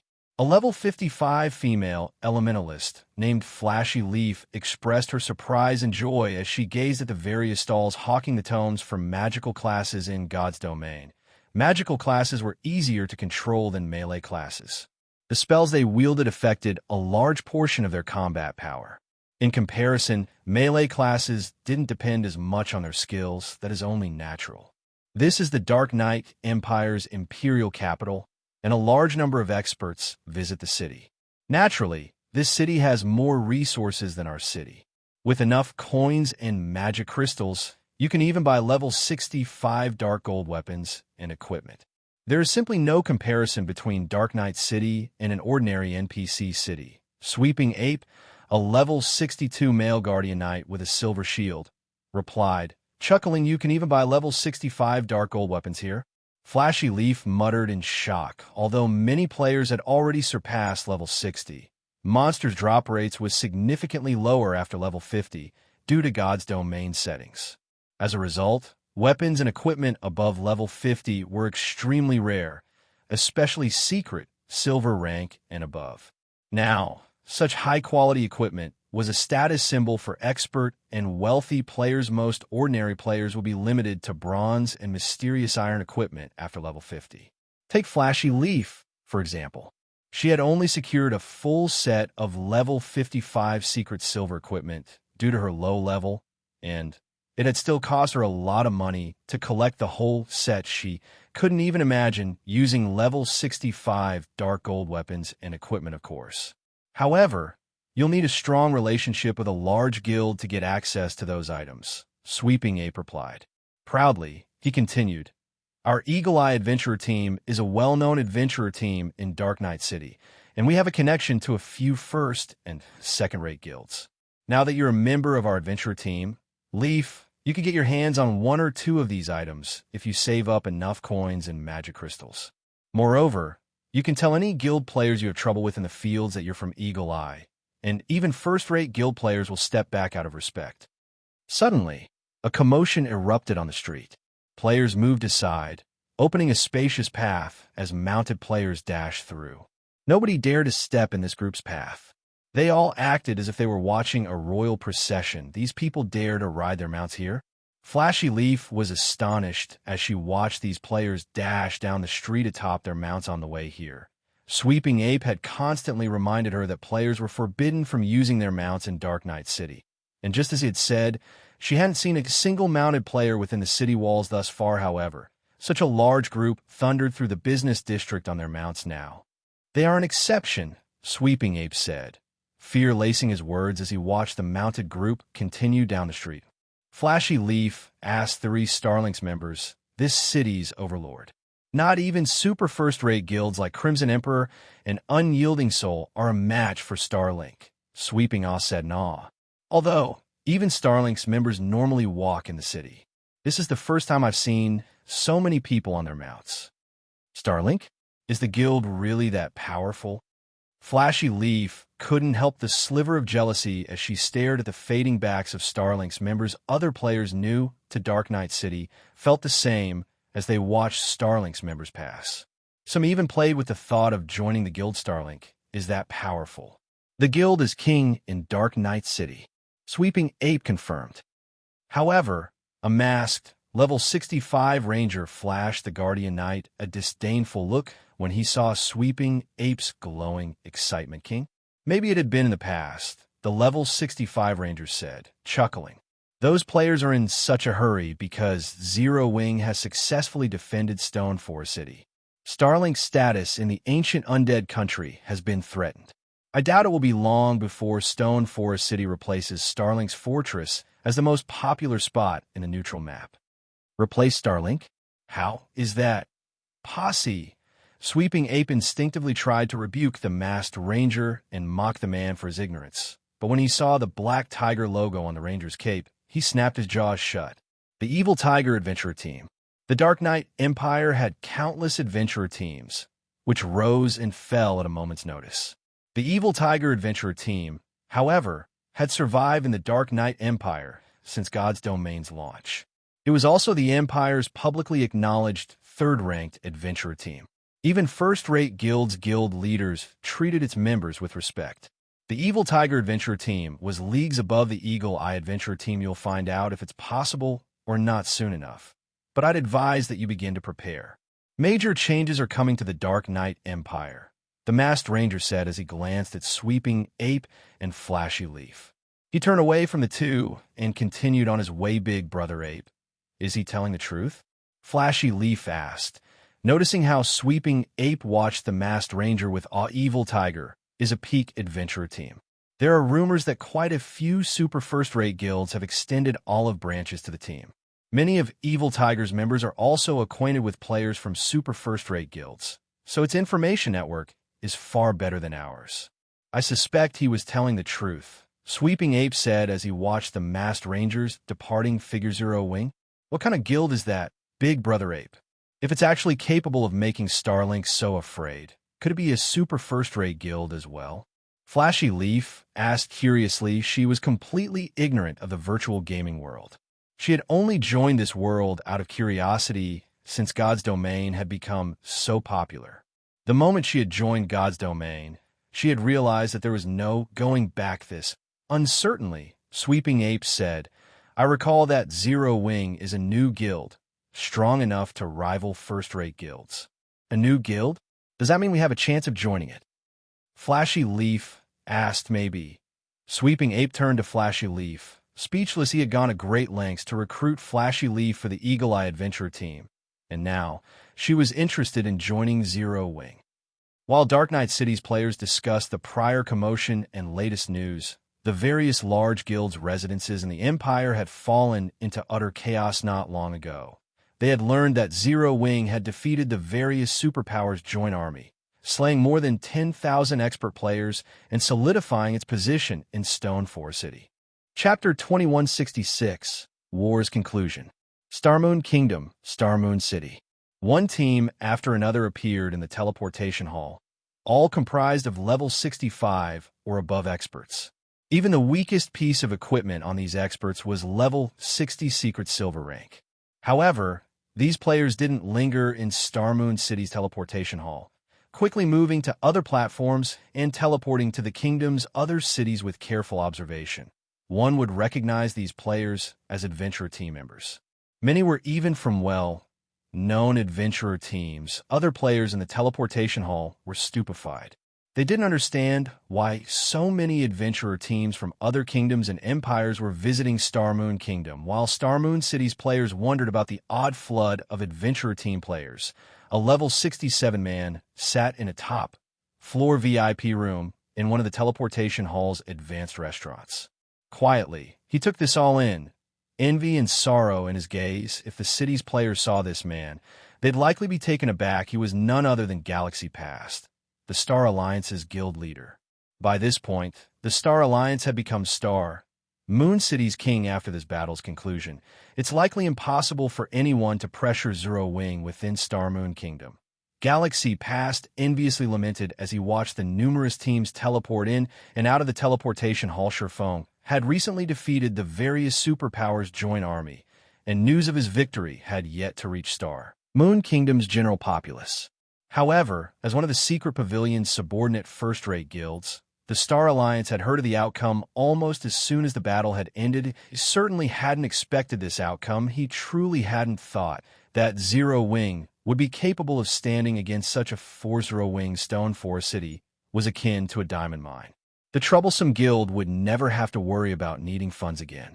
With the city's income, Zero Wing could easily support its current level of development, which meant it had resolved its sole weakness within Star Moon Kingdom. From now on, even the various superpowers would find it exceedingly difficult to pressure the guild in its own kingdom. Moreover, doing so wouldn't gain them much. At this point, he'd be hard-pressed to find a superpower that was willing to make such a trade first-rate guilds like the Star Alliance dreamed of achieving such power. But now, a new guild, one that had only established after God's Domain's launch, had been the one to realize this dream. No one could have imagined that Zero Wing would have struck back as soon as Starlink had tried to hinder the guild's development in Star Moon Kingdom and successfully deal such a fierce blow. Starlink's fortress in the ancient Undead country was basically crippled. Even if that is the case, guild leader Zero Wing will have more problems to deal with now. Honestly, Starlink hadn't taken Zero Wing seriously, but now, with Stone Forest City in its way, Starlink will view the Zero Wing as a sworn enemy. Moreover, Zero Wing has provoked more than a handful of superpowers this time. I doubt the guild will find moving forward to be more difficult than expected. Purple Jade, said Galaxy Past, did not try to refute Purple Jade's logic in his opinion. Zero Wing's retaliation against Starlink's bullying had been splendidly carried out. Even before Zero Wing had taken action, the two guilds had shed all pretenses. Increasing their hatred for each other wouldn't change things overmuch. However, the fact that Zero Wing had slaughtered the superpowers' joint forces would come back to bite it. Those superpowers might be helpless against Stone Forest City and Zero Wing, but the Undead Forest was a small fraction of the Bottomless Abyss. The God Mode Regional Dungeon had other areas, and exploring those areas would require particularly powerful experts. The various superpowers had both stronger and more experts than Zero Wing. Once Zero Wing's members left the forest, they'd find miserable deaths waiting for them while the various powers in the kingdom discussed Zero Wing's victory. Adventurer teams crowded the entrance to the guild's residence in White River City. Just entering and leaving the residence had become a struggle for Zero Wing's members. Aqua Rose, who was responsible for the guild's recruitment, was stunned. She had watched many expert players apply for membership before, but she had never seen this many apply at once. A rough estimate calculated more than 10,000 expert applicants. Moreover, quite a few of these experts were at the half-step refinement realm, and some were even refinement realm experts. The guild hadn't experienced such a thing before. Half-step refinement realm experts generally served as core team leaders in first-rate guilds. Most refinement realm experts were immediately promoted, becoming an upper echelon within the first-rate guild. Even Aqua Rose was only a refinement realm expert, however. Despite knowing that they would, at most, start out as an elite member, so many refinement realm experts were adamant about joining Zero Wing. "What kind of magic did you use, guild leader?" Aqua Rose excitedly asked after contacting Sherfone. More than 300 well-known and 20 top adventurer teams have applied to join the guild. After a rough estimate, more than 200 half-step refinement realm experts and 15 refinement realm experts have applied as well. Zero Wing didn't even have 15 refinement realm experts in total. Even so, the guild had far more than its first-rate competition. By accepting these 15 or so refinement realm experts into the fold, Zero Wing could double its total count. If it succeeded in doing so, no ordinary first-rate guild would have a chance against Zero Wing. Only the few top-ranked first-rate guilds would be able to rival the guild. Over 200 half-step and 15 refinement realm experts.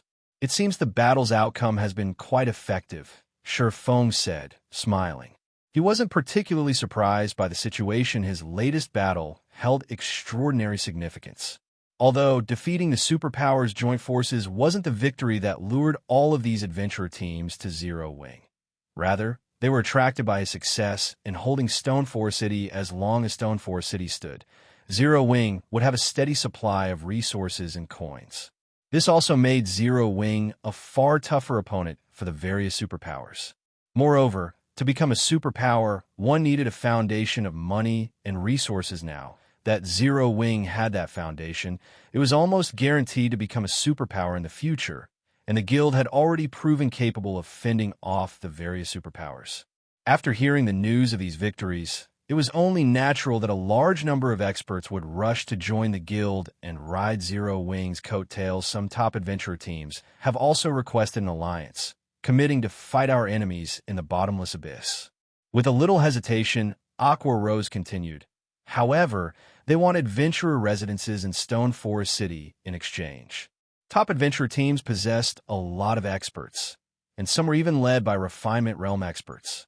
There were also some that even superpowers feared. Meanwhile, Zero Wing had provoked quite a few superpowers this time, and because of that, it was fated to encounter many trials and tribulations within the regional dungeon. If the guild had to face these superpowers alone, it would likely struggle to establish itself in the bottomless abyss's other locations. It might even be trapped in the Undead forest, which was only a fraction of the dungeon and had very limited resources. If they want adventurer residences for free, they can forget it, Shi Feng said, shaking his head. Of course, if they're willing to pay, it's a different story. Each adventurer residence will cost 50,000 gold or magic crystals of equal value. Adventurer residences were similar to guilds' temporary residences. The team's members would be able to teleport in and out of Stone Forest City freely, but adventurer residences were a special type of building that could only be constructed in guild cities. Moreover, the ruling power could only construct a limited number. A basic city could only support 10 adventurer residences at a time. 5,000 gold? The amount Shi Feng demanded startled Uproar. Are you sure? One could afford a relatively good plot of land in an imperial capital with so much gold. Charging so much for an adventurer residence in a guild city was absurd. No adventurer team would likely agree to that price. That's right, 50,000 gold. If they're not interested, we won't force the issue, Shi Feng firmly declared. I understand. I'll notify them of our price. Knowing Shi Feng had made up his mind, Uproar could only nod and agree. She could only hope that more opportunities to secure outside help appeared in the future. After disconnecting the call, Shi Feng made his way to Stone Forest City's City Lord's mansion to open the city's doors to the public. Chapter 2167, Stone Forest City's opening. Unlike Zero Wing City, which had been a city upon its conception, Stone Forest City's City Lord mansion wasn't a castle. It was merely a house atop a spacious compound. Thick stone walls lined the compound, and the only entrance was through a set of sturdy iron gates. Two Tier 2 NPC soldier parties stood guard when Shi Feng arrived. The NPCs opened the gates for him and respectfully welcomed him to the mansion. Sure enough, this City Lord's mansion is far more secure.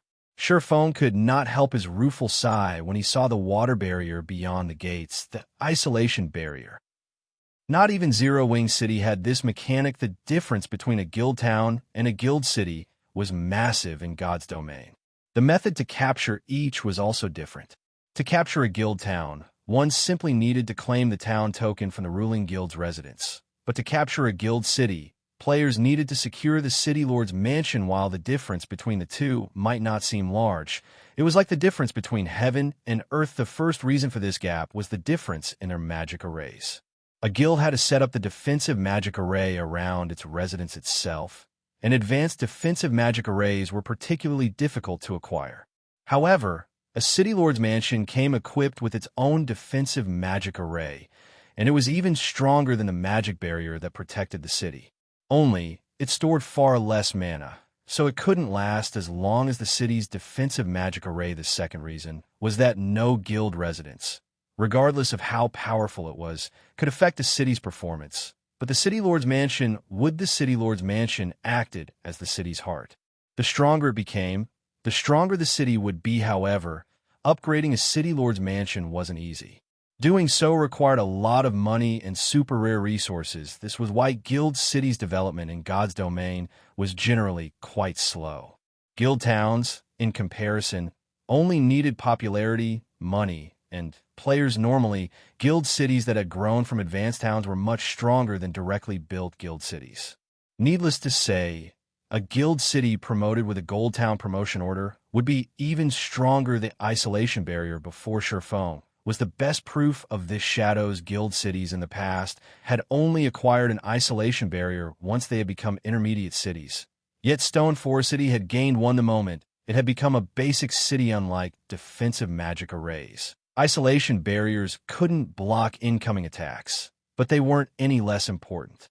An isolation barrier was capable of stopping unseen attacks and isolating the city lord's mansion from the outside world. If players entered the mansion without explicit permission, they wouldn't be able to contact others outside of the compound's walls. This ability had allowed guilds in the past to hold meetings within the city lord's mansion without having to worry about information reaching their enemies too quickly. Now that Stone Forest City lord's mansion had an isolation barrier as well, Zero Wing could use this place to discuss confidential matters.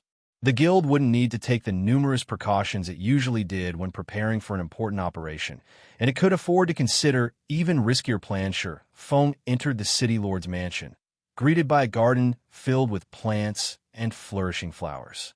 Birdsong and floral fragrance filled the air. The garden had an easy-to-capture vibe, a stark contrast to Zero Wing City's heavily fortified city lord's mansion, but Sherfone remained unperturbed. After all was said and done, Stone Forest City had only recently become a city. It would still take a lot of time, money, and resources to develop this city lord's mansion to rival that of Zero Wing City. This was also why the various superpowers had tried to capture Stone Forest City. So soon after its promotion, the city lord's mansion was still undeveloped and at its weakest once Zero Wing fully developed the mansion. Not even Tier 5 players could infiltrate it, although he had defeated the various superpowers and defended Stone Forest City this time. Repelling future attacks wasn't guaranteed. He needed to upgrade the city as soon as possible. Initially, the secret pavilion had suggested they wait for 2 or 3 days before opening Stone Forest City to the public. By then, most of the city's defenses would be operational. However, the secret pavilion wasn't aware that Sherfone couldn't afford to wait that long. Silverwing Town, Stone Forest City, and Zero Wing's development desperately needed coins and resources, but due to the ongoing war with Starlink, Zero Wing severely lacked both, even though Sherfone had acquired quite a few top-tier weapons and equipment pieces from the various superpowers. It was a pitiful amount compared to what the guild needed, and selling the items would simply be foolish. Hence, to ensure Zero Wing's future, he had to open Stone Forest City to the public as soon as possible. Sherfone soon arrived at the 3-story house within the compound. An elderly butler, the city lord's mansion's manager, waited for him. Although the old man was only level 10, he was invulnerable. No player could damage him. City lord, how may I be of service? The butler asked as he greeted Sherfone with a smile. I wish to remove the seal on Stone Forest City. Sherfone answered. After its promotion, Stone Forest City had been sealed. Without the owner's permission, players would have to destroy the city's defensive magic array and walls to get into the city. If he wanted to attract visitors, he'd have to remove the seal. I will see to it immediately.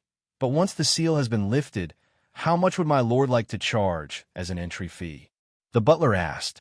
With Stone Forest City's current scale, the lowest entry fee available to you is 40 copper coins. The lowest is 40 copper? Sherfone could not help but chuckle. What about the highest? He had gone to great lengths to relocate Stone Forest Town to the Bottomless Abyss. He had even upgraded it into a city. Naturally, he couldn't charge the lowest entry fee currently. You can collect up to 3 silver per person. If you wish to raise the entry fee further, you will first have to upgrade the city. The butler explained. In that case, set it to 3 silver. Sherfone decided without hesitation players couldn't set a city's entry fee to any amount they desired in God's domain. There were lower and upper limits, and the city's geographical surroundings and development determined these limits. When Zero Wing City had first established, the lower limit had only been 30 copper, yet Stone Forest Cities was 40 copper to attract more players to Zero Wing City. Shifeng had initially set the entry fee to the minimum, gradually raising it as more players arrived. Now, players had to pay 80 copper to enter Zero Wing City. However, Stone Forest City's situation was different. It rested on the Bottomless Abyss's first underground floor. It was almost guaranteed that only a small number of players would visit. Unfortunately, that meant that he couldn't choose the lowest entry fee available. He wouldn't make any money if he did. Furthermore, Stone Forest City was the only rest area in the God Mode regional dungeon, and unlike Zero Wing City, this city was essential for the players that wanted to grind in the area understood. I'll get it done immediately. The butler bowed before leaving in less than 5 minutes. A regional system announcement alerted all players in the Undead Forest that Stone Forest City was officially open. Chapter 2168. Not like a superpower, but superior. Once the seal on Stone Forest City had lifted, Shifeng began to draft a construction plan for the city. Although Stone Forest Town had already contained a lot of buildings, it had grown several times after its promotion. As a result, Stone Forest City looked empty and could, at most, only accommodate 1 million players. This was the downside to a promoted city. A built city, on the other hand, didn't have this problem. Although Stone Forest Town had more than enough buildings to accommodate visiting players, its visitors wouldn't be limited to experts as mainstream players reach higher levels and improve their equipment. Eventually, even ordinary players would be able to grind in the Bottomless Abyss's first floor with ease. It was necessary to plan the city's constructions ahead of time to ensure that players had what they needed to live and rest in Stone Forest City. Not only would careful planning increase the value of the city's shops and private housing, but it was also of the utmost importance for the city's development. While Shifeng planned the city's layout in the City Lord's Mansion, the powers from the kingdoms and empires near the ancient Undead Forest received news of Stone Forest City's grand opening for a time. These powers were in an uproar. Zero Wing is actually opening such a precious city to the public? Has the guild gone mad? How generous! That's a God Mode regional dungeon we're talking about. I can't believe Zero Wing is letting just anyone into the city. Just what is Zero Wing thinking? The many powers that had watched the battle for Stone Forest City knew how significant the city was. Whoever owned Stone Forest City would have a massive advantage when exploring the Bottomless Abyss. However, Zero Wing so willingly gave up this advantage, granting the public access to such a valuable city. Even the various superpowers were stunned by Zero Wing's decision. They had known that the guild would open Stone Forest City to the public sooner or later. Reaching the Bottomless Abyss's first floor wasn't particularly difficult, and even experts from first-rate guilds and peak adventurer teams would be strong enough to grind in the area. After another 10 days or so, once they were, Stone Forest City wouldn't be nearly as much of an advantage. Even if Zero Wing wanted to avoid doing so, it would have to open the city to the public to earn a little money. The city's potential income would be far more important to the guild than limiting access to its members and allies. However, the various superpowers hadn't dreamed that Zero Wing would open Stone Forest City's gates so soon. Essentially, doing so now was throwing away any advantage the city could provide a God Mode regional dungeon. This is a perfect opportunity to strengthen our adventurer team. Zero Wing is truly amazing. It's giving up such a massive advantage. Not even superpowers would dare to make such a sacrifice. Since no one's explored the Bottomless Abyss yet, we can advance our guild's development if we can claim some of its treasures for ourselves. The various kingdoms and empires' powers sprung into action the moment they heard of Stone Forest City's opening. They all dispatched expert teams to the city. The various superpowers occupied most of God's domain's high-resource maps, and that should have been the case for the Bottomless Abyss as well. Superpowers had far better weapons and equipment for their members than ordinary powers, and by the time the ordinary powers were able to explore the regional dungeon, the various superpowers would have likely combed through the dungeon now that Stone Forest City was open to the public. However, ordinary powers could share the starting line with the various superpowers in the competition for the Bottomless Abyss's resources. Although the superpowers still had a massive advantage in terms of combat power and equipment standards, it was the fairest condition that ordinary players could hope for. If these ordinary powers got lucky in the bottomless abyss, they might be able to elevate their development to a new level. The regional dungeon was the current front line in God's domain, and needless to say, the loot within would be among the best available at this stage of the game. Because of this news, Zero Wing's residence in White River City had become more crowded than ever before. Players joined the growing crowd outside of the residence's entrance almost as fast as the seconds ticked by. They filled the several streets around the residence, stupefying players who visited the city for the first time. Meanwhile, Unyielding Heart and Mu Sha, who had finally made it into the residence, couldn't stifle their rueful sighs as they observed the current atmosphere within. Although powers seeking refuge or alliances visited the various superpowers' residences as well, their traffic was nothing compared to the number of representatives currently in Zero Wing's residence. They had already counted more than 100 representatives thus far, including upper echelons from first and second-rate guilds. First and second-rate guilds might be insignificant to the various superpowers, but that was only true when 2 or 3 of these guilds gathered. If dozens of first- and second-rate guilds banded together, not even a super guild could afford to underestimate them. Unyielding Heart and Mu Sha even felt as if their positions had been reversed. It felt as if Zero Wing were the superpower here, and Unyielding Soul was simply an ordinary power seeking refuge. Almost every first- and second-rate guild upper echelon in the residence felt the same. They had all assumed that they stood on equal footing with Zero Wing and that the guild wasn't yet a superpower, even if it were stronger than a first-rate guild. But looking at it now, they realized how naive the thought was. Although Zero Wing might not have the strength of a superpower, it possessed a foundation that no superpower could match. Despite its lower status, it was, in fact, more powerful. Bottomless Abyss, Stone Forest City. After working in the City Lord's mansion for nearly 2 hours, Sherfone received a call from Aqua Rose and Gentle Snow Guild leader. Over 100 powers have visited our residence in the Black Dragon Empire to discuss potential cooperation. 5 of them are first-rate guilds, and 17 are second-rate guilds. Should we agree to their offers?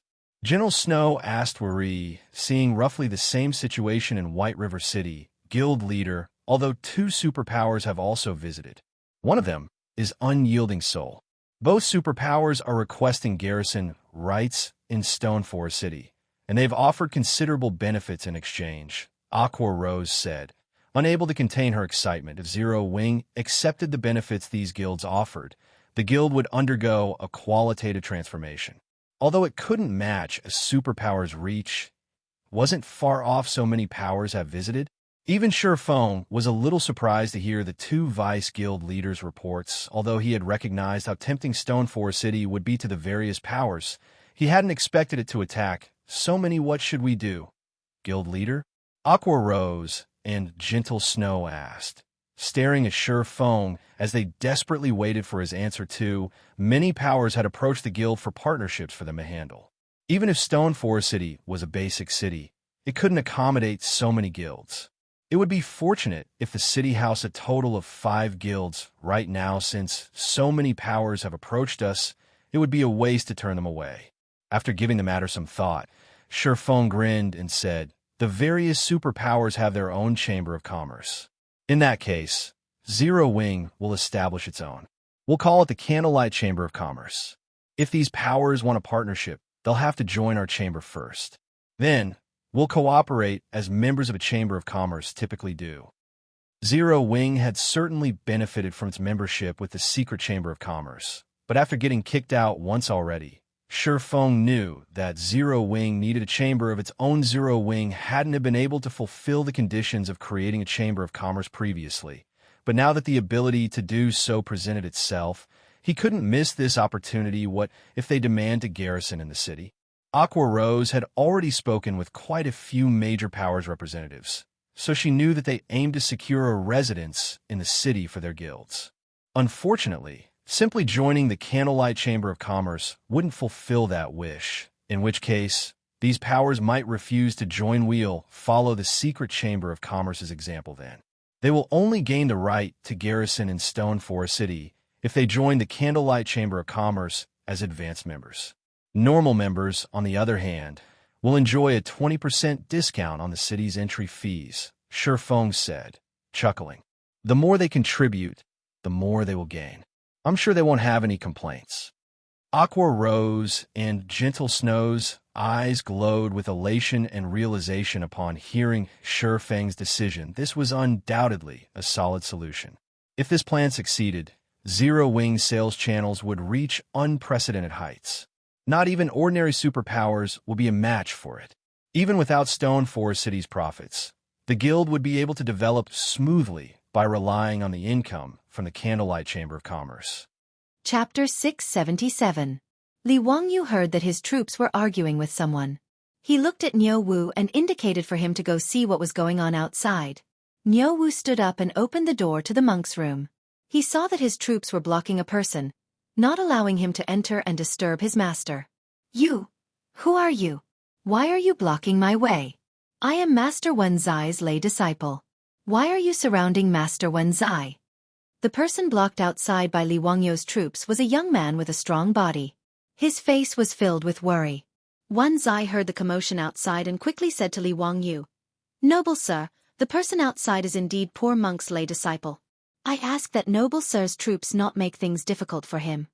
Hearing Wenzai say this, Li Wangyu smiled and waved his hand at Niu Wu, indicating that it was fine and that the person could enter. The person's face was filled with worry. He entered the monk's room and bowed to Wenzai, asking, "Master, are you all right?" Wenzai bowed to him and then said to Li Wangyu, "Ba, I've shown noble sir a joke. This is poor monk's lay disciple.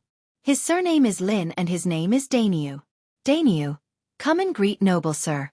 This is the current county count of Hu." Lin Daniu was somewhat reserved and bowed to Li Wangyu. Disciple greets county count Wenzai. When Li Wangyu heard Wenzai introduce this person, his eyes darted around. He scanned Lin Daniu several times before saying, "Lin Daniu, from your accent, you're from Hu County, right?" Lin Daniu didn't expect Li Wangyu to ask such a question.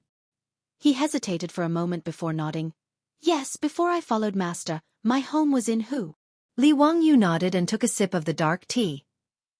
He suddenly asked, "Is Lin Chunhua your sister?" His words caused Lin Daniu's body to tremble. He looked at Li Wangyu in disbelief and was speechless for a long time.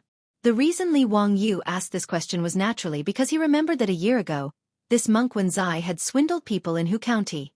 That day, he and Yang Quan had analyzed that it should have happened after the servant girl, Hua Shang, whose original name was Lin Chunhua, was forced to commit suicide by the Li clan leader of Hu County. That monk, out of some reason or righteous indignation, decided to take revenge by setting up that scam and swindling Li clan out of 200 taels of gold. Li Wangyu vaguely remembered that Li Zhang of the village where the Lin family lived said that the servant girl who died in the well had an elder brother named Lin Daniu. Seeing Lin Daniu in Monk Wenzai's residence, Li Wangyu naturally recalled this matter. He also roughly understood why Monk Wenzai had set a trap for the Li clan. Li Wangyu smiled and glanced at Lin Daniu, who was at a loss.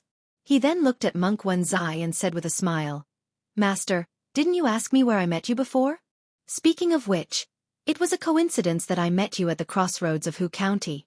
Haha, Grandmaster's actions that day really opened my eyes." When Wenzai and Lin Daniu heard his words, they felt as if they were struck by lightning. Even though Monk Wenzai had cultivated for many years, he couldn't help but tremble. He then silently chanted Buddha's name and lowered his head in silence. Lin Daniu's reaction was even more intense. He suddenly pounced at Li Wangyu and shouted, "Master, leave quickly. Disciple will stop them."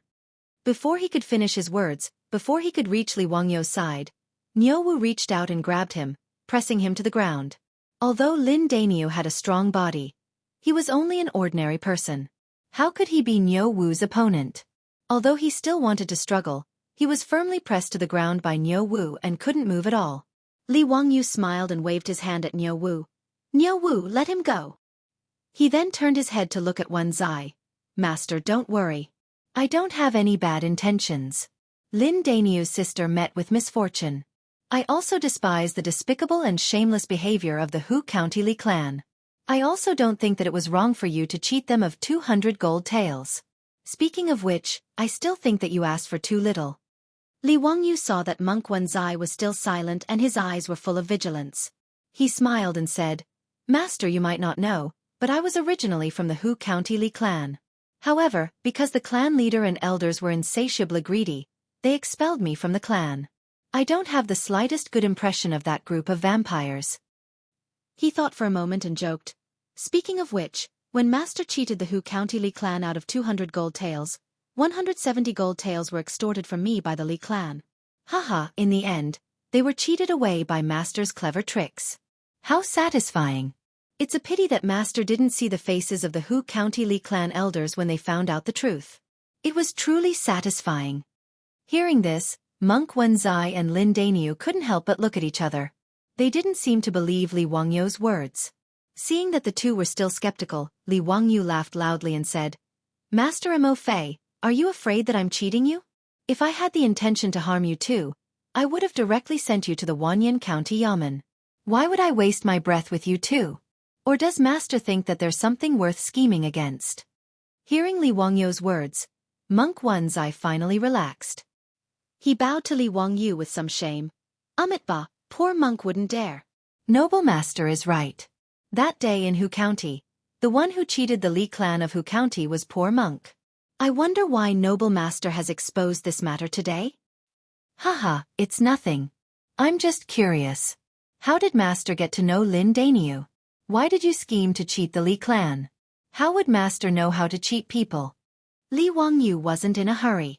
He only asked about the ins and outs of the matter first. Seeing that he couldn't hide it, Monk Wenzai could only sigh and recount the matter. It turned out that Monk Wenzai wasn't a good person in the past. When he was young, his parents died. Wenzai wandered the streets and hung out with ruffians. He learned many tricks to cheat people of their money.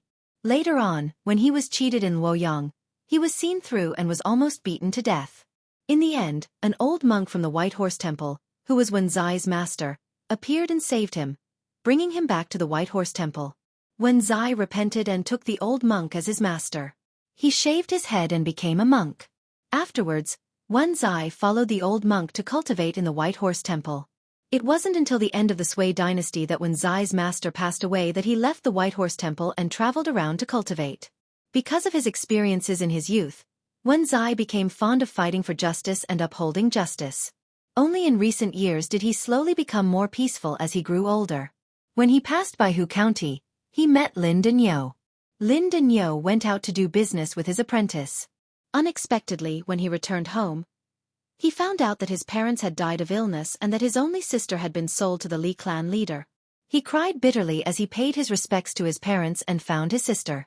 He took out all the savings he had accumulated over the years and prepared to redeem his sister. Unexpectedly, the Li clan leader was insatiably greedy. After accepting the 20 strings of coins, he turned his back on him and even wanted to sell Lin Chunhua, forcing Lin Daniu's only sister to her death. When Lin Daniu heard the news of his sister's death, his eyes turned red. He prepared his saber and planned to find an opportunity to kill the Li clan leader to avenge his sister. However, at this time, he met Monk Wenzai, who was traveling to Hu County. Wenzai naturally couldn't bear to see Lin Daniu ruin his own life. If he went to fight the Li clan leader, he might be able to kill the Li clan leader, but he himself wouldn't be able to escape. However, Lin Chunhua was a servant girl who sold herself to the Li family. Even if he went to the county office to complain, it would be useless. Wenzai could only repeatedly advise Lin Daniu not to do anything stupid. At the same time, he promised that he would teach the Li clan leader a lesson and make them compensate Lin Daniu with money. Lin Daniu was finally convinced by Monk Wenzai and promised not to do anything stupid. Afterwards, the scene that Li Wangyu saw at the crossroads of Hu County happened. Lin Daniu didn't take the 200 taels of gold. Disheartened, he donated all the gold to the charity hall. Afterwards, he became Monk Wenzai's disciple and served by his side. The two traveled all the way and returned to Chang'an at the end of the year. They settled down at Jianfu Temple. When Li Wangyu learned of this, he could only sigh. That Li clan leader was indeed insatiably greedy and deserved to die. Chapter 678. In fact, Li Wangyu did not have any other intentions when he came looking for Monk Wenzai. It was just that when he suddenly saw this person, He recalled the incident and came to ask about it out of curiosity. After knowing the whole story, Li Wangyu shook his head and sighed. He then recalled the explosion of the clear water and asked curiously, "Master, how did you make the clear water explode that day?" "I've always been very curious." Monk Wenzai said, "Ba.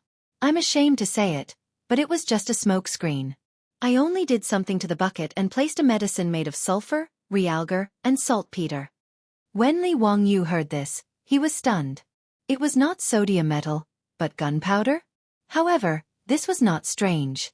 After all, gunpowder had been recorded in the spring and autumn warring states period. It was just that it was not announced to the public. Although there were no firecrackers in the Tang dynasty, it was not strange that these alchemists and monks knew about gunpowder. It turned out that he was wrong. He thought that there was someone in the Tang dynasty who could make sodium metal. This made him feel strange. After figuring out the cause of the bucket explosion, Li Wangyu no longer had any interest. He chatted with Wen Zai for a while more before intending to take his leave. Just as he was about to get up, he stopped. He looked at Wen Zai and Lin Daniu and suddenly grinned. Li Wangyu's inexplicable smile made Wen Zai and Lin Daniu feel strange. They did not understand what this young noble meant. The two of them did not know that Li Wangyu suddenly thought of the plan he had with his beautiful boss a few days ago. Weren't the two in front of him the perfect candidates to carry out their plan? "Master, what plans do the two of you have for the future? Do you plan to return to Luoyang's White Horse Temple or continue to wander the world?" Li Wangyu asked with a smile. Wen Zai pondered for a moment and said something that gave Li Wangyu a fright. "Poor monk plans to follow in Master Xuanzang's footsteps and go to India. He will travel west to seek the Dharma and go straight to the source code." "Xuanzang? Travel west?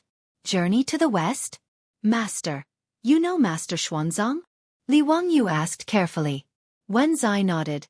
In the 7th year of Wuda, poor monk and Master Xuanzang met in Xiangzhou to discuss Buddhism. Due to the different theories of Dharma between the two schools of thought, Master Xuanzang wanted to go to India to seek Maitreya's opinion. Initially, poor monk wanted to set off with Master Xuanzang, but he was delayed by some matters. Poor monk plans to set off soon to catch up with Master Xuanzang in the western region. Li Wangyu suddenly understood. However, in history, he had never heard of this monk who was known as Wen Zai. Xuanzang did not have monk Wen Zai on his journey to the west. Naturally, he did not have son Wukong, Zhu Beiji, monk Sha, or the white dragon horse to accompany him. This unknown monk, Wen Zai, might have met with some mishap while chasing after Xuanzang. This was a very normal thing. In the first year of Zhenguan, Master Xuanzang presented a request to Pai Lupi to allow him to travel west to seek Dharma, but was rejected by Pai Lupi. However, Xuanzang had already made up his mind. Hence, he went to India in the 2nd year of Zhenguan. He planned to pass through the western region and take a detour to India.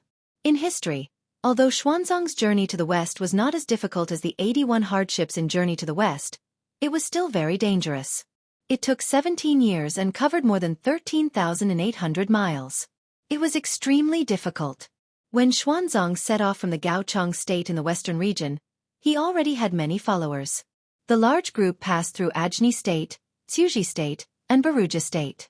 Even so, 30 to 40% of his followers died of cold or hunger. They passed through the Hushi Corridor, Starry Gorge, Turpan Basin, Darim Basin, Pamir Plateau, Suya City, Sasa State, Central Asia's grassland, Xingdu, Kushi Mountain, and Daban State. It was not easy to fight against the power of heaven and earth with one's flesh and blood. This monk, Wen Zai, must have met with a mishap on his journey to the west. Hence, he did not leave his mark in history. Thinking of this, Li Wangyu could not help but want to advise Wen Zai not to go to the west. The journey to the west must be a path of no return for this monk. "Master, do you really have to go to the west? I'm afraid it won't be easy." Li Wangyu persuaded. "Ba. Poor monk has already made a great wish to follow in the footsteps of Master Xuanzang. Even if it is not easy, I have no regrets." Li Wangyu was speechless. He did not know how to persuade this monk.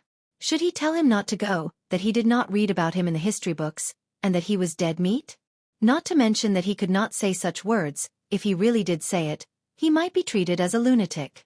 Looking at the determined monk Wen Zai, Li Wangyu was rather impressed by such a strong-willed person. Li Wangyu pondered for a moment and said to Wen Zai, Since that is the case, I can do you a favor. I know a Chotzi merchant. He will return to the west at the end of summer. Master, why don't you travel with him? After you reach Chotzi, you can continue your journey to the west. This will save you a lot of time. As for the document for leaving the west, I can also help you prepare it. Wen Zai was overjoyed when he heard this. He quickly bowed to Li Wangyu and said, Amitba, if this is really possible, poor monk will be very grateful.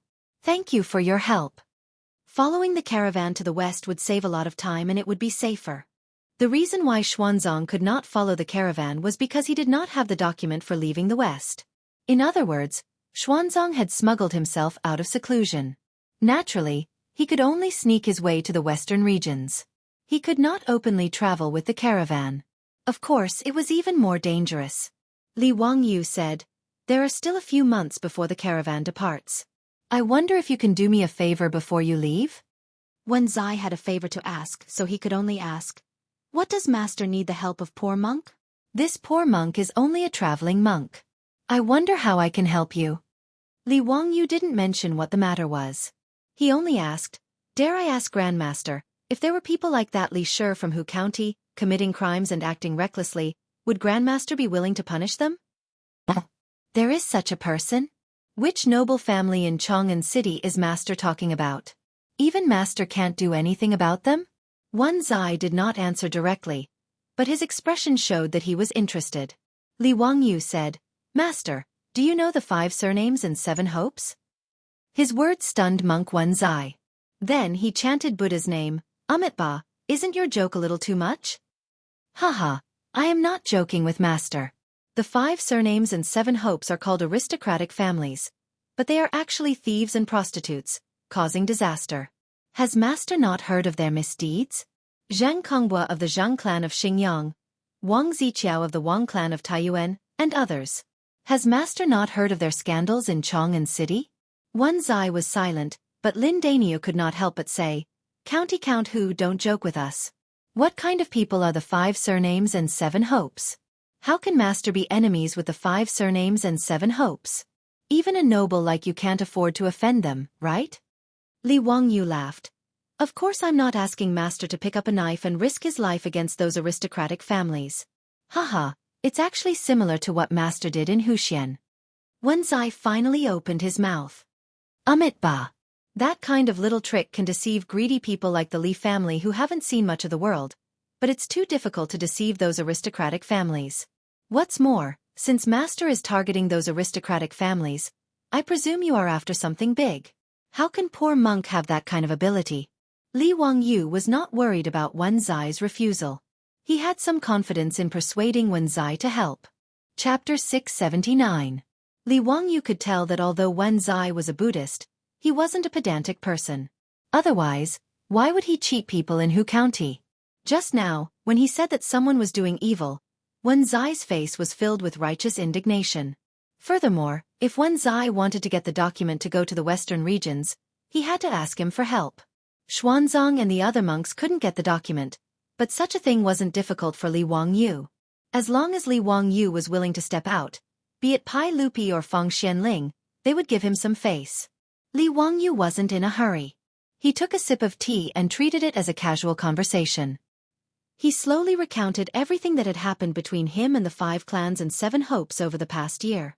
As they listened, Wen Zai and Lin Danio's faces became more and more solemn. When he heard that the aristocratic families actually dared to collude with the palace maids and secretly replace the empress's son with a baby girl, even monk Wen Zai couldn't help but heavily slap the table, causing the teacups to clatter. How arrogant! How dare these aristocratic families do that? What beasts! To the Tang people, especially Wen Zai, who had experienced the chaos at the end of the Sui dynasty, even if he was a monk, he still respected the Tang dynasty and the royal family of the Li Tang. This was also the respect that China had for the royal family for thousands of years. The Li Tang dynasty had only been established for 10-odd years, but today, no one cared about the benefits of the Sui dynasty. Among the scholars, Emperor Yang of the Sui dynasty abused the power of the people, indulged in extravagance, and was obviously filled with disgust. What replaced it was loyalty and submission to the Li Tang dynasty. As such, when Wen Zai heard that the aristocratic families dared to mess with the palace, He was furious and couldn't hold back his anger. Monk Wenzai calmed down a little and silently chanted a Buddhist mantra before looking at Li Wangyu seriously. I believe Noble Sir already has a plan, but I wonder what Noble Sir wants poor Monk to do? Seeing that Wenzai was willing to help, Li Wangyu naturally revealed a smile on his face. He indicated for Niu Wu to stand guard outside and not let unrelated people near the monk's residence. Only then did he lower his voice and whisper instructions to Wenzai and his disciple Lin Daniu. Not long after Li Wangyu and Wenzai had a secret conversation, the two of them left Jianfu Temple and disappeared without a trace. No one felt anything strange about this matter. After all, he was just a wandering monk and no one cared about him. In the blink of an eye, it was the middle of the 2nd month of the 3rd year of Zhenguan. On this day, Li Wangyu was summoned to the palace by Pai Lupi. Zio, the Minister of Agriculture, reported that the leaves of the potatoes have begun to turn yellow and wither. According to what you said before, this means that the potatoes are already ripe and ready to be harvested? In fact, Pai Lupi had long forgotten about the potatoes. Today, when he heard the report from the Minister of Agriculture, he remembered this matter and ordered someone to summon Li Wangyu to the palace to inquire. Recently, Li Wangyu had been busy with other things. If Pai Lupi hadn't mentioned it, he would have almost forgotten about the potatoes. Counting the days, it should be almost time for the potatoes to be ripe. Uncle, this is a good thing. If the potatoes can be cultivated, the Tang dynasty will no longer have a shortage of food in the future. Thinking that he would soon be able to taste potato stewed beef, French fries, potato chips, and other delicacies, Li Wangyu's saliva almost dripped down. Pai Lupi smiled and said, if the potatoes can really produce 10 dan per mu as you said, it will be a blessing in the world. Although he said so, his expression clearly revealed that he didn't believe it.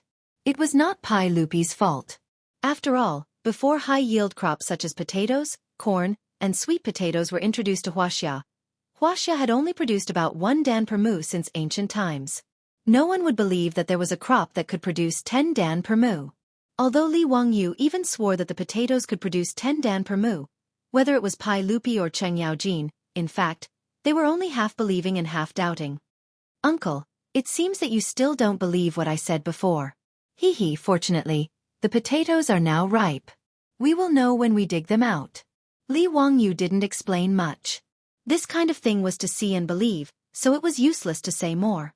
Li Wangyu also thought that in the future, if he wanted to promote the potatoes, he would need the support of Fang Xianling, Du Ruhui, and the other prime ministers of the Tang dynasty. So he took this opportunity to call these big shots to the Minister of Agriculture to see with their own eyes. Uncle, why don't we invite Prime Minister Fang and Prime Minister Du? Let everyone see the output of the potatoes? By the way, Uncle Cheng should also be invited.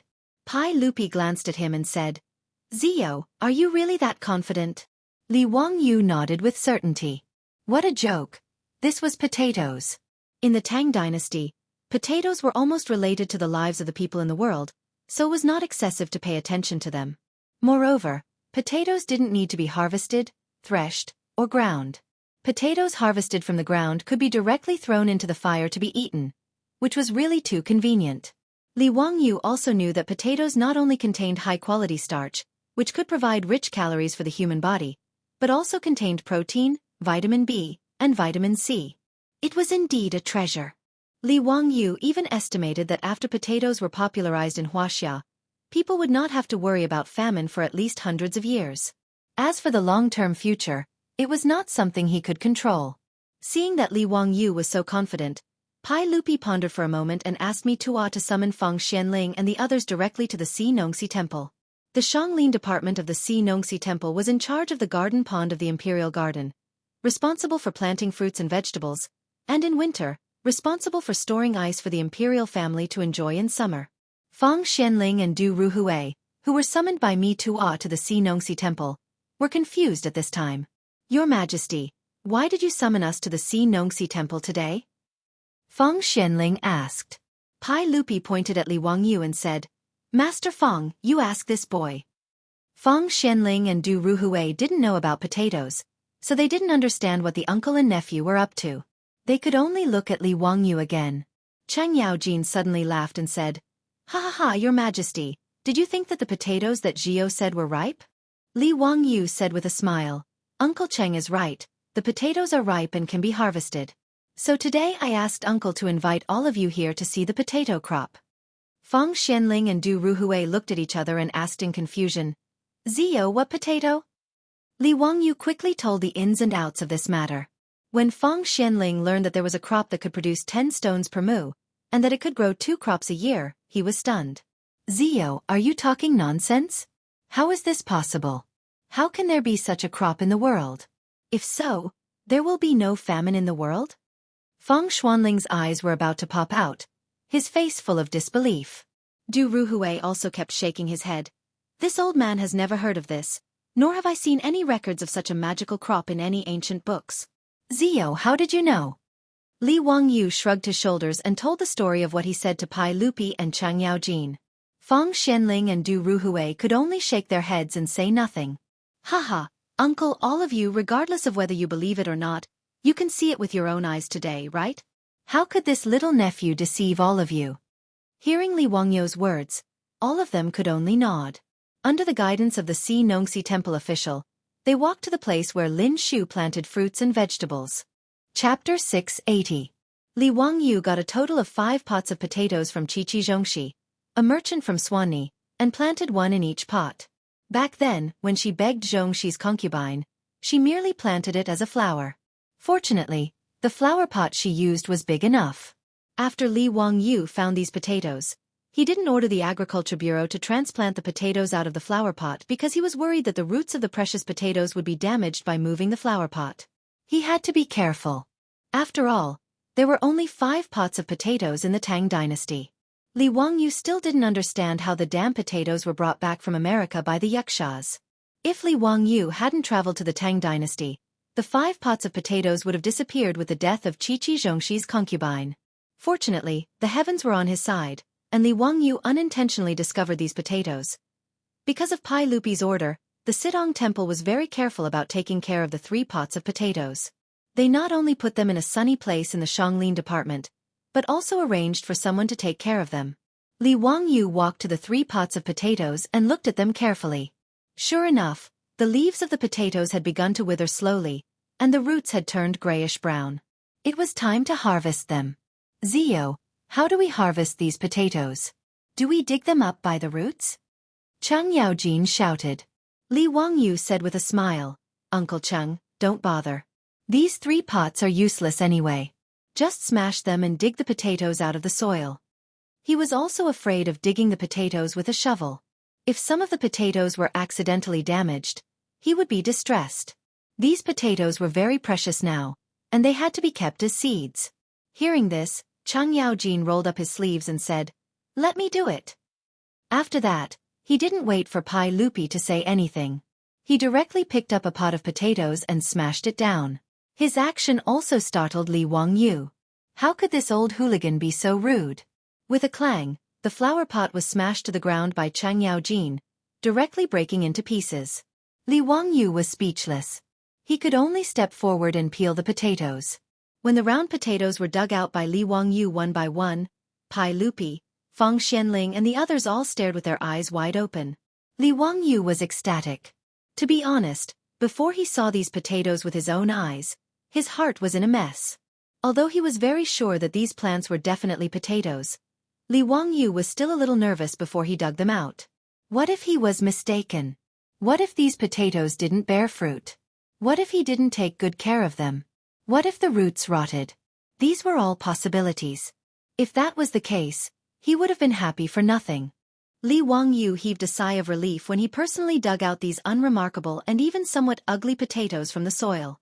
The potato that he had been longing for was finally in his hands. Ziyu, the round lumps on the roots of this crop are the potatoes you were talking about? This is too much. Pai Lupi couldn't help but click his tongue. Anyone with a discerning eye could see that the potato that Li Wangyu dug out had 7 or 8 potatoes hanging on the roots. The big ones were about the size of a fist, and the small ones were about the size of an egg. They looked very heavy. Feng Xianling didn't care about the dirt. She leaned over and reached out to take a potato. She carefully looked at it and said, Ziyu, are these the potatoes you were talking about? Are they all edible? Hee, Minister Feng is right. These are potatoes. Li Wangyu was also very happy at this time. How do you eat them? Fang Xianling asked again. Do you need to threshing or processing them? Li Wangyu smiled and said, Minister Fang, these potatoes don't need to be threshed like grains. They can be eaten directly after being roasted or boiled. Of course, they taste better when made into dishes. What? Ziyu, don't lie to this old man. These potatoes are so big. Can they all be eaten? How is this possible? Not only Fang Xianling was stunned, but Pai Lupi and the others were also stunned. In comparison, the harvest of rice or wheat added together was not as much as an egg-sized potato. Moreover, it needed to be dried and threshed.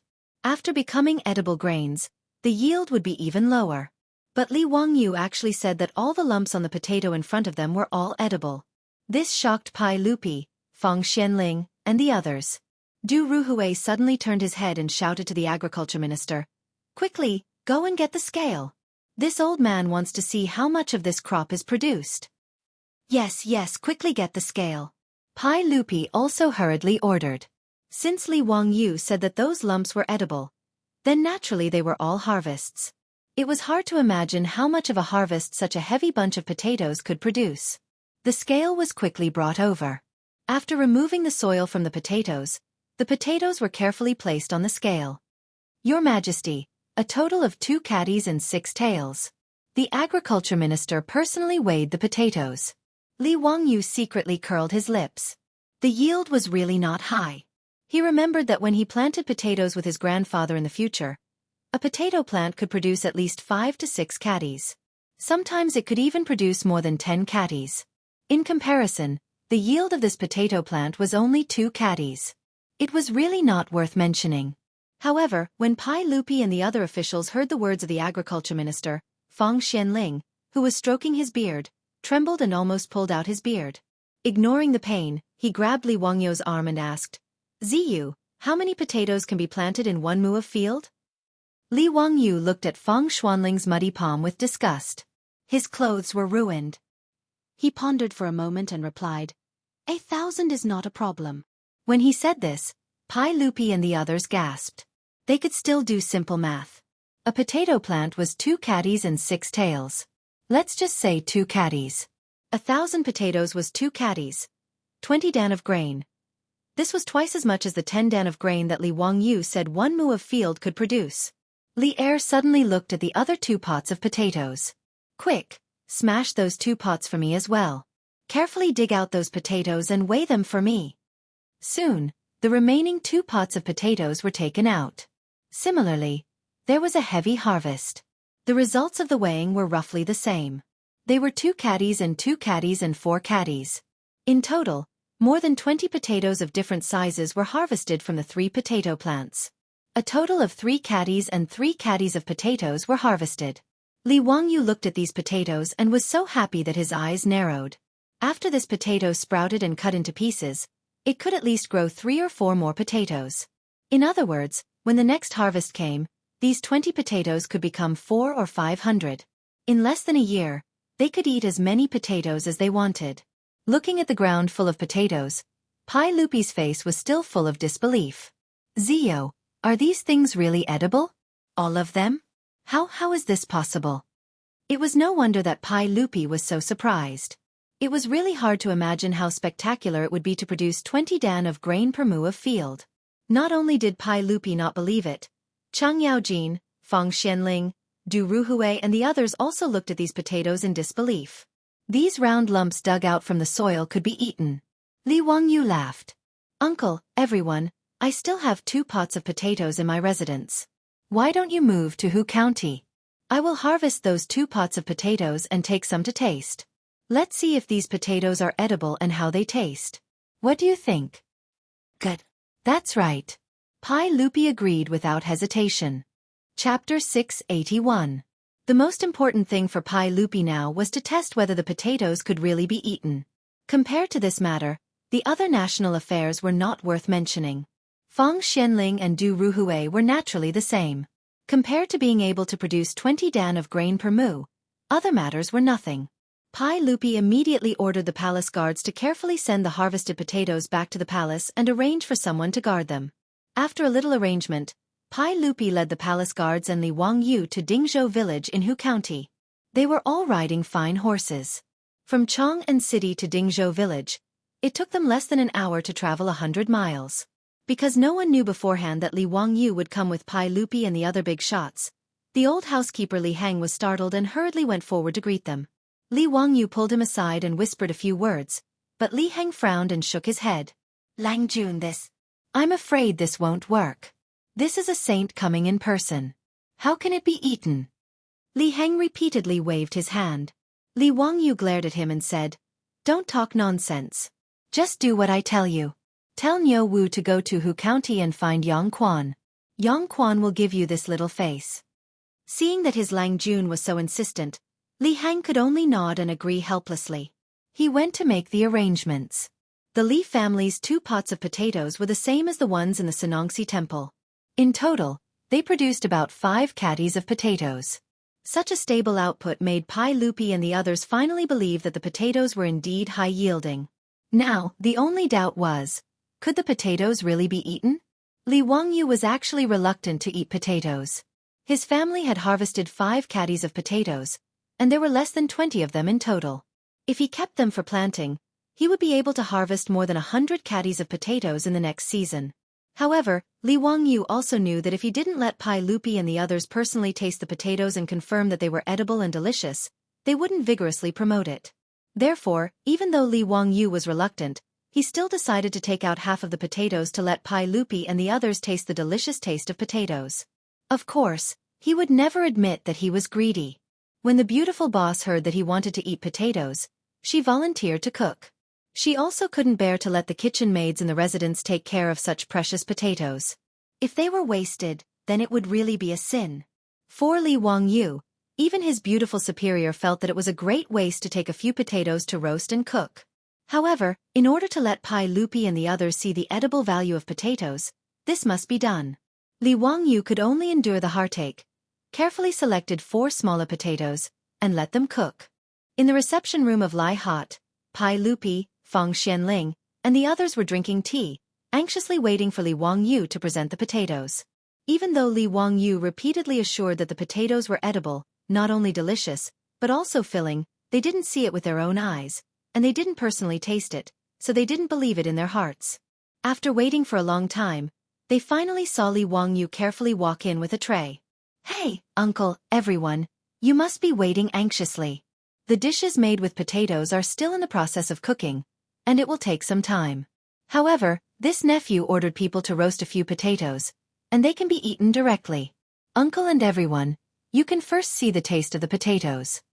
On the tray, there were a total of 4 egg-sized potatoes. Pai Lupi and the others could naturally see that these were the potatoes that were dug out from the soil before, but they were roasted after being cleaned. Zio, is it really so easy to eat potatoes? Just throw them into a pot and steam them? Pai Lupi still didn't believe it. After all, whether it was rice or wheat, it wasn't so easy to eat. Hey, of course, uncle, you will know when you taste it. Of course, potatoes taste better when used to make dishes. These potatoes are really good things. Not only can they be eaten directly, but they can also be used to make dishes. They are very delicious. Cheng Yaojin, however, was dissatisfied and shouted, Zio, how can you be so stingy? How can these 4 potatoes be enough to eat? Aren't they just filling the gaps between the teeth? Li Wangyu rolled his eyes. Uncle Cheng, this nephew is distressed with just these 4. You know, if these potatoes are planted, these 4 potatoes can become 70 or 80. If it weren't for the fact that I want to make you believe that potatoes are really edible food, this nephew wouldn't even be willing to give up these 4. Pai Lupi laughed. Zio is right. These potatoes are very precious now. If they can really be used as food, we will have sinned today. Fang Xianling looked at the 4 potatoes and asked curiously, Zio, how did you cook these potatoes? Li Wangyu said, Master Fang, this can't be considered cooking. It's just simple roasting and boiling. These 2 are directly thrown into the firewood and roasted, and these 2 are placed in the pot and boiled. They can be eaten directly, so it's very simple. He then pointed to a small cup of salt on the tray.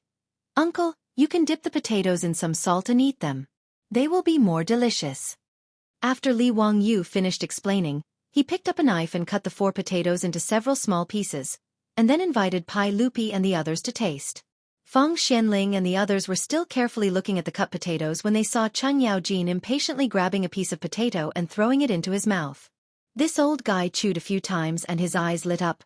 Delicious! This potato is soft and fragrant. It's very delicious. Hearing this, Pai Lupi and the others didn't continue to study it. They each picked up a piece of potato with their chopsticks and chewed carefully. Not bad. This potato really tastes good.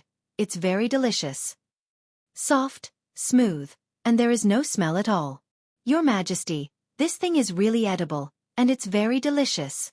Feng Xianling sighed again. I never thought that even the skin of this potato could be eaten. There is no waste at all. Li Wangyu laughed in his heart. He deliberately didn't peel the potatoes, and the officials of the Tang dynasty, including Pai Lupi, ate them directly together with the skin. Of course, the skin of the potato was not inedible, but the taste was slightly worse. Du Ruhui suddenly stood up and bowed deeply to Pai Lupi. Your Majesty, it's really amazing. If this potato can really produce 20 dan per mu, how grand will it be? The Tang dynasty will no longer have to worry about food, and the people will no longer have to starve. This subject congratulates Your Majesty. Congratulations, Your Majesty. Congratulations, Your Majesty. Feng Xianling and Cheng Yaojin also immediately stood up and bowed to Pai Lupi to congratulate him. Pai Lupi also laughed happily. Haha, dear officials, please rise. Speaking of which, this is all thanks to Zio. I never thought that there would really be 20 dan per mu of grain in this world. Zio, tell me, how should I reward you? Cheng Yaojin also laughed. Your Majesty, Zio has made many contributions. If you ask me, it's not too much to give him the title of Duke. Feng Gonggong, Du Gonggong, don't you think so? Feng Xianling and Du Ruhui naturally laughed and nodded to show that they agreed with Cheng Yaojin's words. In fact, it was not too much to give this young man in front of them the title of Duke. Pai Lupi nodded slightly. Your words are reasonable. I have said before that I want to reward Zio. Now that Zio has contributed crops like potatoes, it is reasonable to give him the title of Duke. Li Wangyu, on the other hand, was sweating profusely. What Duke? If he was really given the title of Duke by Pai Lupi, how could he marry his beautiful superior? When Empress Zhong's son wanted to talk about marriage for him, Li Wangyu realized that it was not a good thing for him to have a high title before marrying his beautiful superior. If it was just taking a concubine, no one would gossip. But if he wanted to marry his beautiful superior, it would be really troublesome. He was already very satisfied with the title of Duke. If Pai Lupi gave him the title of Duke now, he was afraid that Li Wangyu could only cry. Uncle, I am still young. Please don't give me any more titles. Li Wangyu hurriedly declined. If Uncle must give me a title, why don't you give me some fields? Chapter 682. Li Wangyu was originally not interested in how much land he owned. After all, compared with the industries he started, the output of the land was pitifully small. Moreover, it was troublesome to hire a large number of tenants to farm. The officials and nobles of the Tang dynasty, and even the bureaucrats and gentry of later generations, all aimed to own more land. But in fact, these people just did not have other ways to make money. Ever since the Li clan had become one of the nobility of the Great Tang and had accumulated so much gold and copper coins in their treasury that it was almost impossible to store them, the old steward Li Hang had been incessantly urging Li Wangyu to buy farmland. In the old man's opinion, it would be best if Li Wangyu could buy all the land in Hu County and Guanzhong Road. Neither Li Wangyu nor Su Chongqing had any interest in this. The output of 1,000 mu of land in a year was probably less than the output of a winery in a day. They would not buy land if they had nothing better to do. However, things were different now. The reason why Li Wangyu asked Pai Lupi for land was because he had other plans in mind. Li Wangyu's words surprised Pai Lupi. Zio, have you thought it through? Do you really only want some land as a reward? Yes, uncle. You can just reward me with some of the land in this county, Li Wangyu said with a smile. Pai Lupi looked at Feng Xianling and Du Ruhui inquisitively. He wanted to see what they would say. Du Ruhui thought for a while and said, Your Majesty, since Zio said so, there is nothing wrong with it. After all, Zio is still young.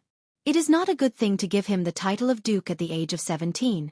Why don't we do as Zio said and give him 10,000 mu of land in Hu County as compensation? Your Majesty, Kuming's words are reasonable. I am close friends with Duke Li of Zio's family. Given Duke Li's cautious personality, he might not want his son to be conferred the title of Duke at such a young age. Why don't Your Majesty do as Ziyu requested and grant him 10,000 mu of land? Hearing Feng Xianling and Du Ruhui's persuasion, Pai Lupi could only shake his head regretfully. All right, since Grandpa Feng and Grandpa Du have said so, then so be it. Ziyu, I will bestow upon you 10,000 mu of fertile land as a reward. Li Wangyu laughed again and said, Uncle, we don't need fertile land, we don't need fertile land. Why don't Uncle bestow this nephew with the land on both sides of the Gone River beside Dingzhou village? When Pai Lupi heard this, he was even more surprised. Zio, what are you planning? Hee, Uncle, it's actually nothing much. It's just that I see the beautiful environment around Dingzhou village, so I plan to build some houses here and sell them to the officials in Chong, and to make some money. Hearing Li Wangyou's words, Pai Lupi and Feng Xianling looked at each other speechlessly. What was this kid up to now? Or was he out of his mind?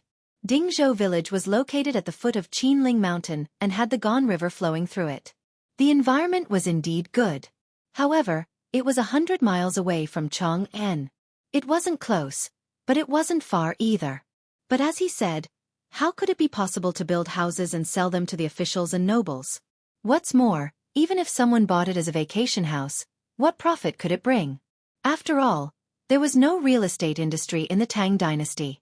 Whether it was Pai Lupi, Feng Xianling, or Du Ruhui, they didn't think that there would be any profit from selling houses.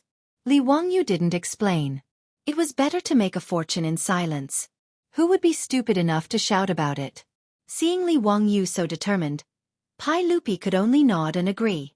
After returning to the palace, he would issue an imperial edict to bestow the 10,000 mu of land on both sides of the Gone River to Li Wangyu. After these idle chatter, the beautiful boss smiled and invited Pai Lupi and the other officials to eat. Pai Lupi smiled and said, Gentlemen, let's go. Today we are eating a big meal. Let's have a good taste and see how delicious the potatoes will be. Li Wangyu said, It will definitely satisfy Uncle and you. Pai Lupi just smiled and didn't say anything. The potatoes did taste good, but in his opinion, it was just not bad. As food, it wasn't bad, but it wasn't necessarily delicious. Potatoes naturally had to be vigorously promoted. Even without mentioning the taste, the yield of 20 dan per mu was enough to move Pai Lupi. However, Pai Lupi felt that Li Wangyou's words that potatoes could be used to make dishes and even described as delicious were exaggerated. Not only Pai Lupi thought so, but Feng Xianling and Du Ruhui also thought so, but they didn't mention it.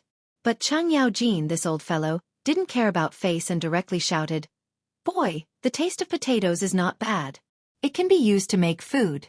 But if you say that potatoes can be used to make dishes, it is a joke. You have already tasted the potatoes. Let your cook cook some dishes like Wangyou's elbow. The hot pot we ate last time was also good. Keep the potatoes and don't waste them. Hey, Uncle Chung, you are too late. Those potatoes have already been used to make dishes. Uncle Chung can taste it first.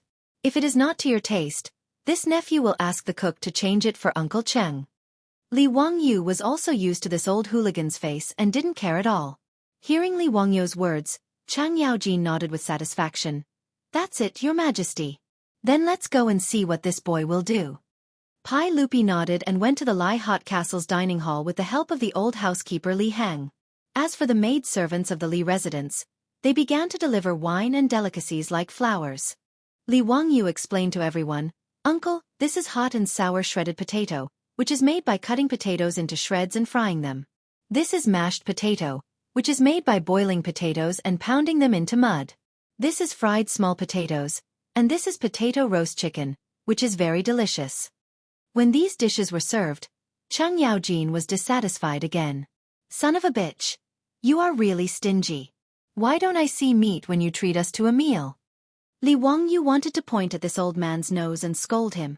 Are you blind? Isn't this potato roast chicken meat? However, he couldn't scold him. It wasn't that he didn't dare, but that chicken meat really wasn't considered meat in the Tang dynasty.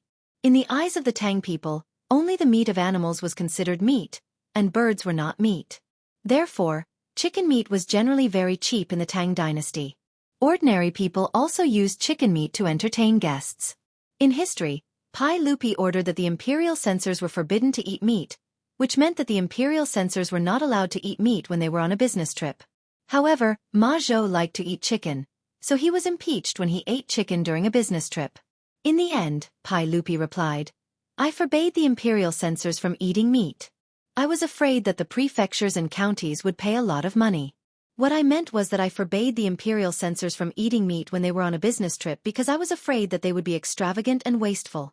How could eating chicken be considered as eating meat? Therefore, it was common knowledge in the Tang dynasty that chicken meat wasn't meat, which was why Chang Yaojin said this. Li Wangyu cursed the old hooligan's shamelessness in his heart. He ate and drank for free, yet he was still so picky. On the other hand, he had to smile apologetically and say, There is meat, there is meat. Uncle Cheng, please wait a moment. There are more dishes later, and they will be served soon. As he said this, the maids in the residence brought in a large plate of delicacies.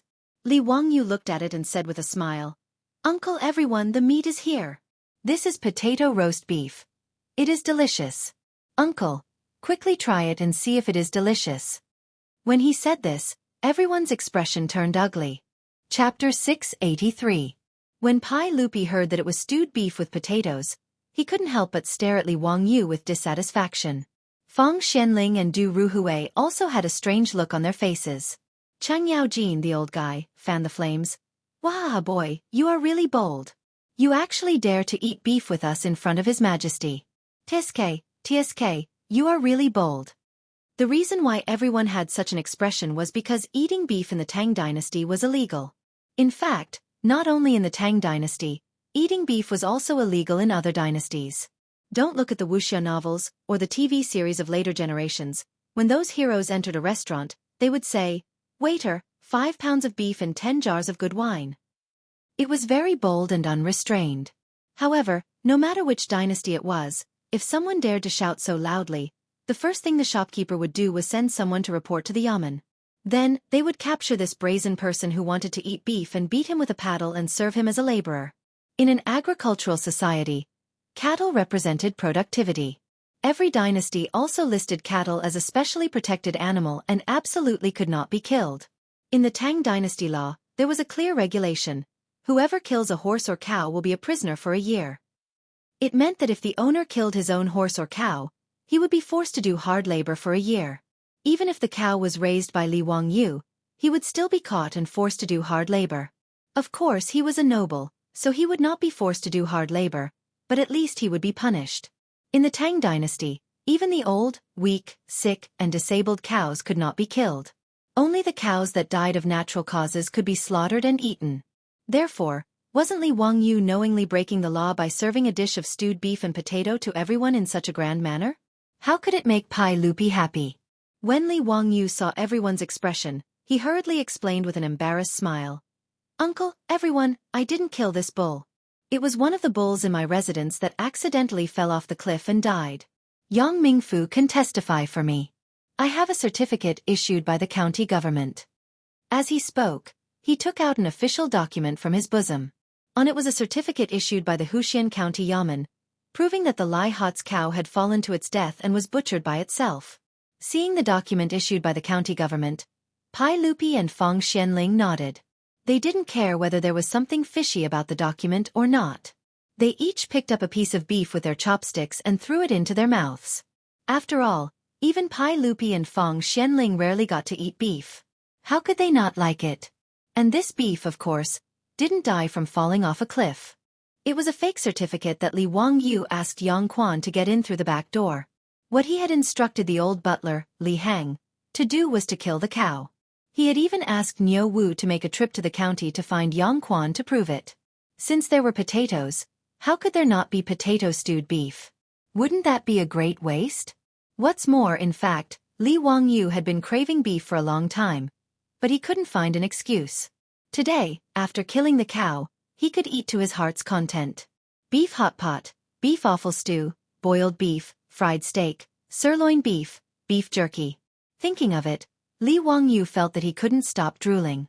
Zio, This shredded potato is very good. It's sour and spicy, very appetizing. Zio, this mashed potato is very soft and smooth.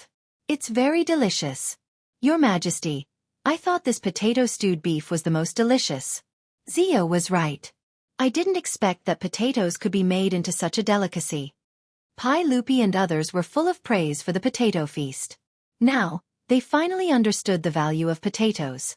After almost all the food on the table, Li Wangyu ordered the maidservants to remove the banquet and replace it with tea.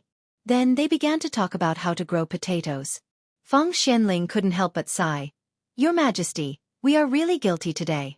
These potatoes have been wasted. We should have kept them as seeds. Such a precious crop was only used to satisfy our appetite. It really makes me sad. Du Ruhui also had the same attitude. Alas, if I had known that potatoes had so many benefits, I really shouldn't have eaten them today. Pai Lupi nodded and glared at Li Wangyu. Zio, you bastard, why didn't you say it earlier? Wasting so many potatoes, won't you delay the important matter? Li Wangyu almost vomited blood because of Pai Lupi's words. You, who couldn't stop eating just now. Most of Noda's potato stewed beef went into the stomachs of Pai Lupi and Chang Yaojin. At this time, he had the nerve to scold him. Did he have any shame? Li Wangyu could only secretly criticize him. At this moment, he could only reply submissively. Yes, I was rash. Originally, I just wanted to let Uncle and the officials taste the potatoes, but I didn't expect to eat such a precious seed. I won't do it again. Pai Lupi was so thick-skinned that he nodded. It's good that you know. Don't be so rash in the future. Li Wangyu couldn't help but raise his middle finger under his robe and continued. The potatoes can be sowed in spring in April and autumn in November. After 2 seasons, Uncle can eat as many potatoes as you want. The Tang dynasty will no longer have to worry about food shortage in the future. Really? Zio, how do we breed potatoes? Feng Xianling asked curiously. No one had any experience in growing potatoes. It's very simple. Put the potatoes until they germinate, and then cut them. Make sure that there are 2 or 3 sprouts on each potato. Then, plant them in the soil. That is to say, one potato can grow at least 3 or 4 potato plants. It's very convenient, Li Wangyu explained. He was also glad that he grew up in the countryside.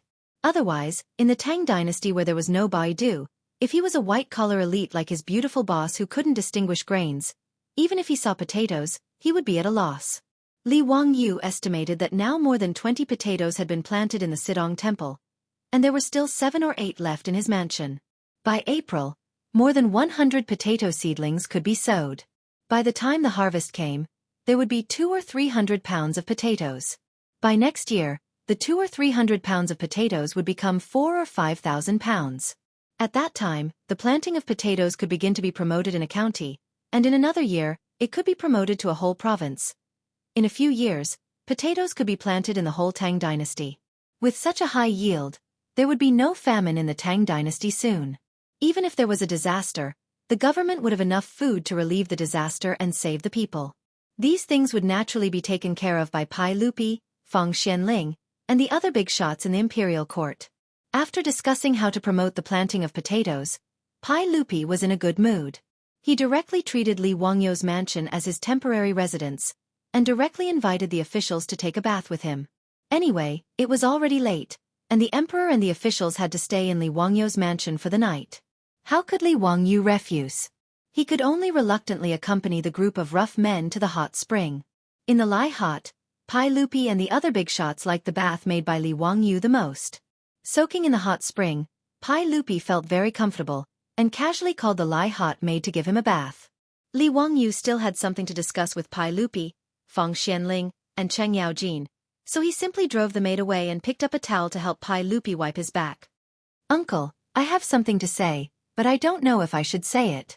Pai Lupi was comfortably soaking in the hot spring, and he was too lazy to open his eyes. He asked lazily, Zio, what do you want to say? Just say it. Yes, Uncle. Do you still remember that a few days ago, the Assistant Minister of the Ministry of Justice, Wang Shizhong, wronged me? When Pai Lupi heard him mention this, he couldn't help but open his eyes, and his dissatisfaction was obvious. Chapter 684. When Pai Lupi mentioned the aristocratic families, He became angry. Humph. Do those aristocratic families really think that I don't know what they did? But me too, that trash. The 100 Horsemen Department has been investigating for a long time, but they still haven't found anything. Zio, you don't need to worry about this matter.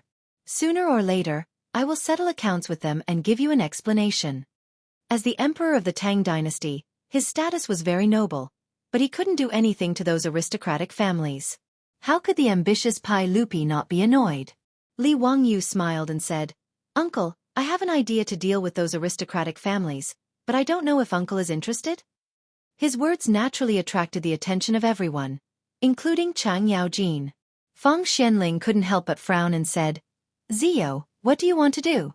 These aristocratic families are not so easy to deal with. If something goes wrong, the foundation of the country will be shaken. You know, their foundation is in the local area. If your majesty pushes them too hard, I'm afraid it will lead to a backlash from the aristocratic families. If something happens at that time, it won't be easy to deal with it. Feng Xuanling's words were naturally out of good intentions. He was also worried that Li Wangyu would come up with a random idea. Li Wangyu shrugged his shoulders and said, Master Feng, I don't intend to fight with those aristocratic families to the death. I just want to vent my anger. Pai Lupi asked curiously, Boy, what kind of evil idea do you have? Tell me first. Hey, it's like this. I plan to. Even though there was no one else in the bathroom of the Lai Hot, Li Wangyu still lowered his voice and told his plan. Pai Lupi and the other big shots had strange expressions on their faces. Chang Yaojin bared his teeth and said, Zio, I found that you are really bad. In the future, I will let my 3 stupid sons stay away from you, so that they won't be cheated by you and lose money for you. Li Wangyu was speechless. What the hell is this old hooligan talking about? Unexpectedly, Du Ruhui also agreed. You know that your words are reasonable. This old man also has to make my 2 sons stay away from Ion Worry. Ha! Pai Lupi laughed even louder. Everyone, do you now know how cunning this brat is? Li Wangyu couldn't be bothered with a few big shots teasing. He could only ask, Uncle everyone, what do you think? Pai Lupi glanced at him. Since you've already started, why are you still asking me? Hee, Uncle, if it weren't for you and the other officials, I'm afraid those aristocratic families wouldn't have been fooled. Li Wangyu laughed. Pai Lupi nodded and waved his hand in front of Li Wangyu. I can participate, but I want this much. Li Wangyu was speechless. This motherfastrous cur was too greedy. He actually asked for 50% of the profits? He didn't hold back and directly bargained. Uncle, 20% at most. You can't let me and the other officials work for free, right? There are 5 of them, so 20% from each family should be fine, right?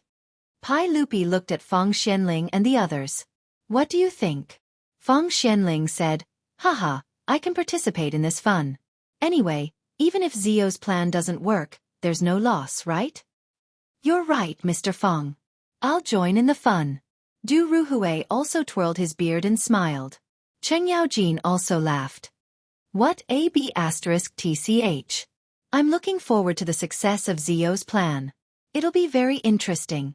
Seeing that no one objected, Pai Lupi naturally smiled and nodded. He raised his wine glass and gestured to everyone. In that case, we'll follow Zio's plan. Haha, I'm actually looking forward to it too. Come, everyone, cheers. Cheers.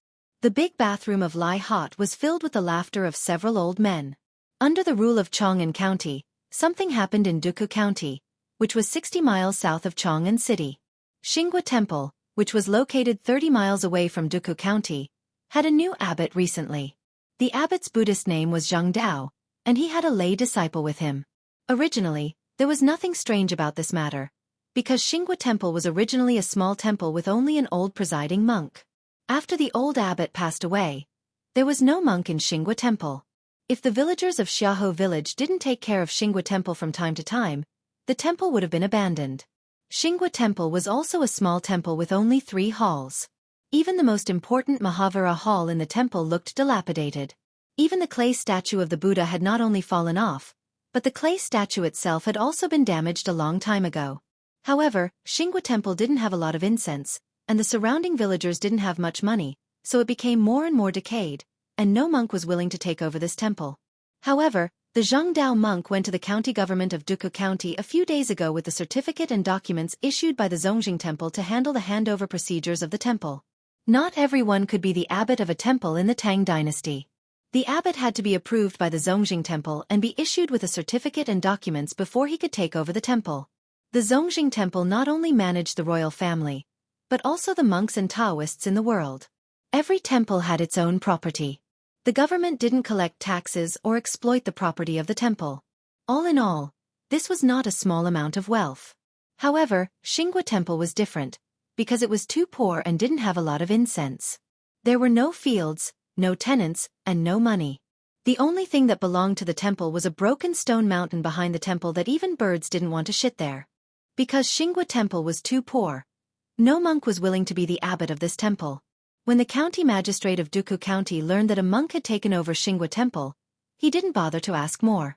He just asked the scribe in the county government to handle the formalities for the monk, and then the dilapidated Xinghua Temple belonged to the monk whose Buddhist name was Zhangdao.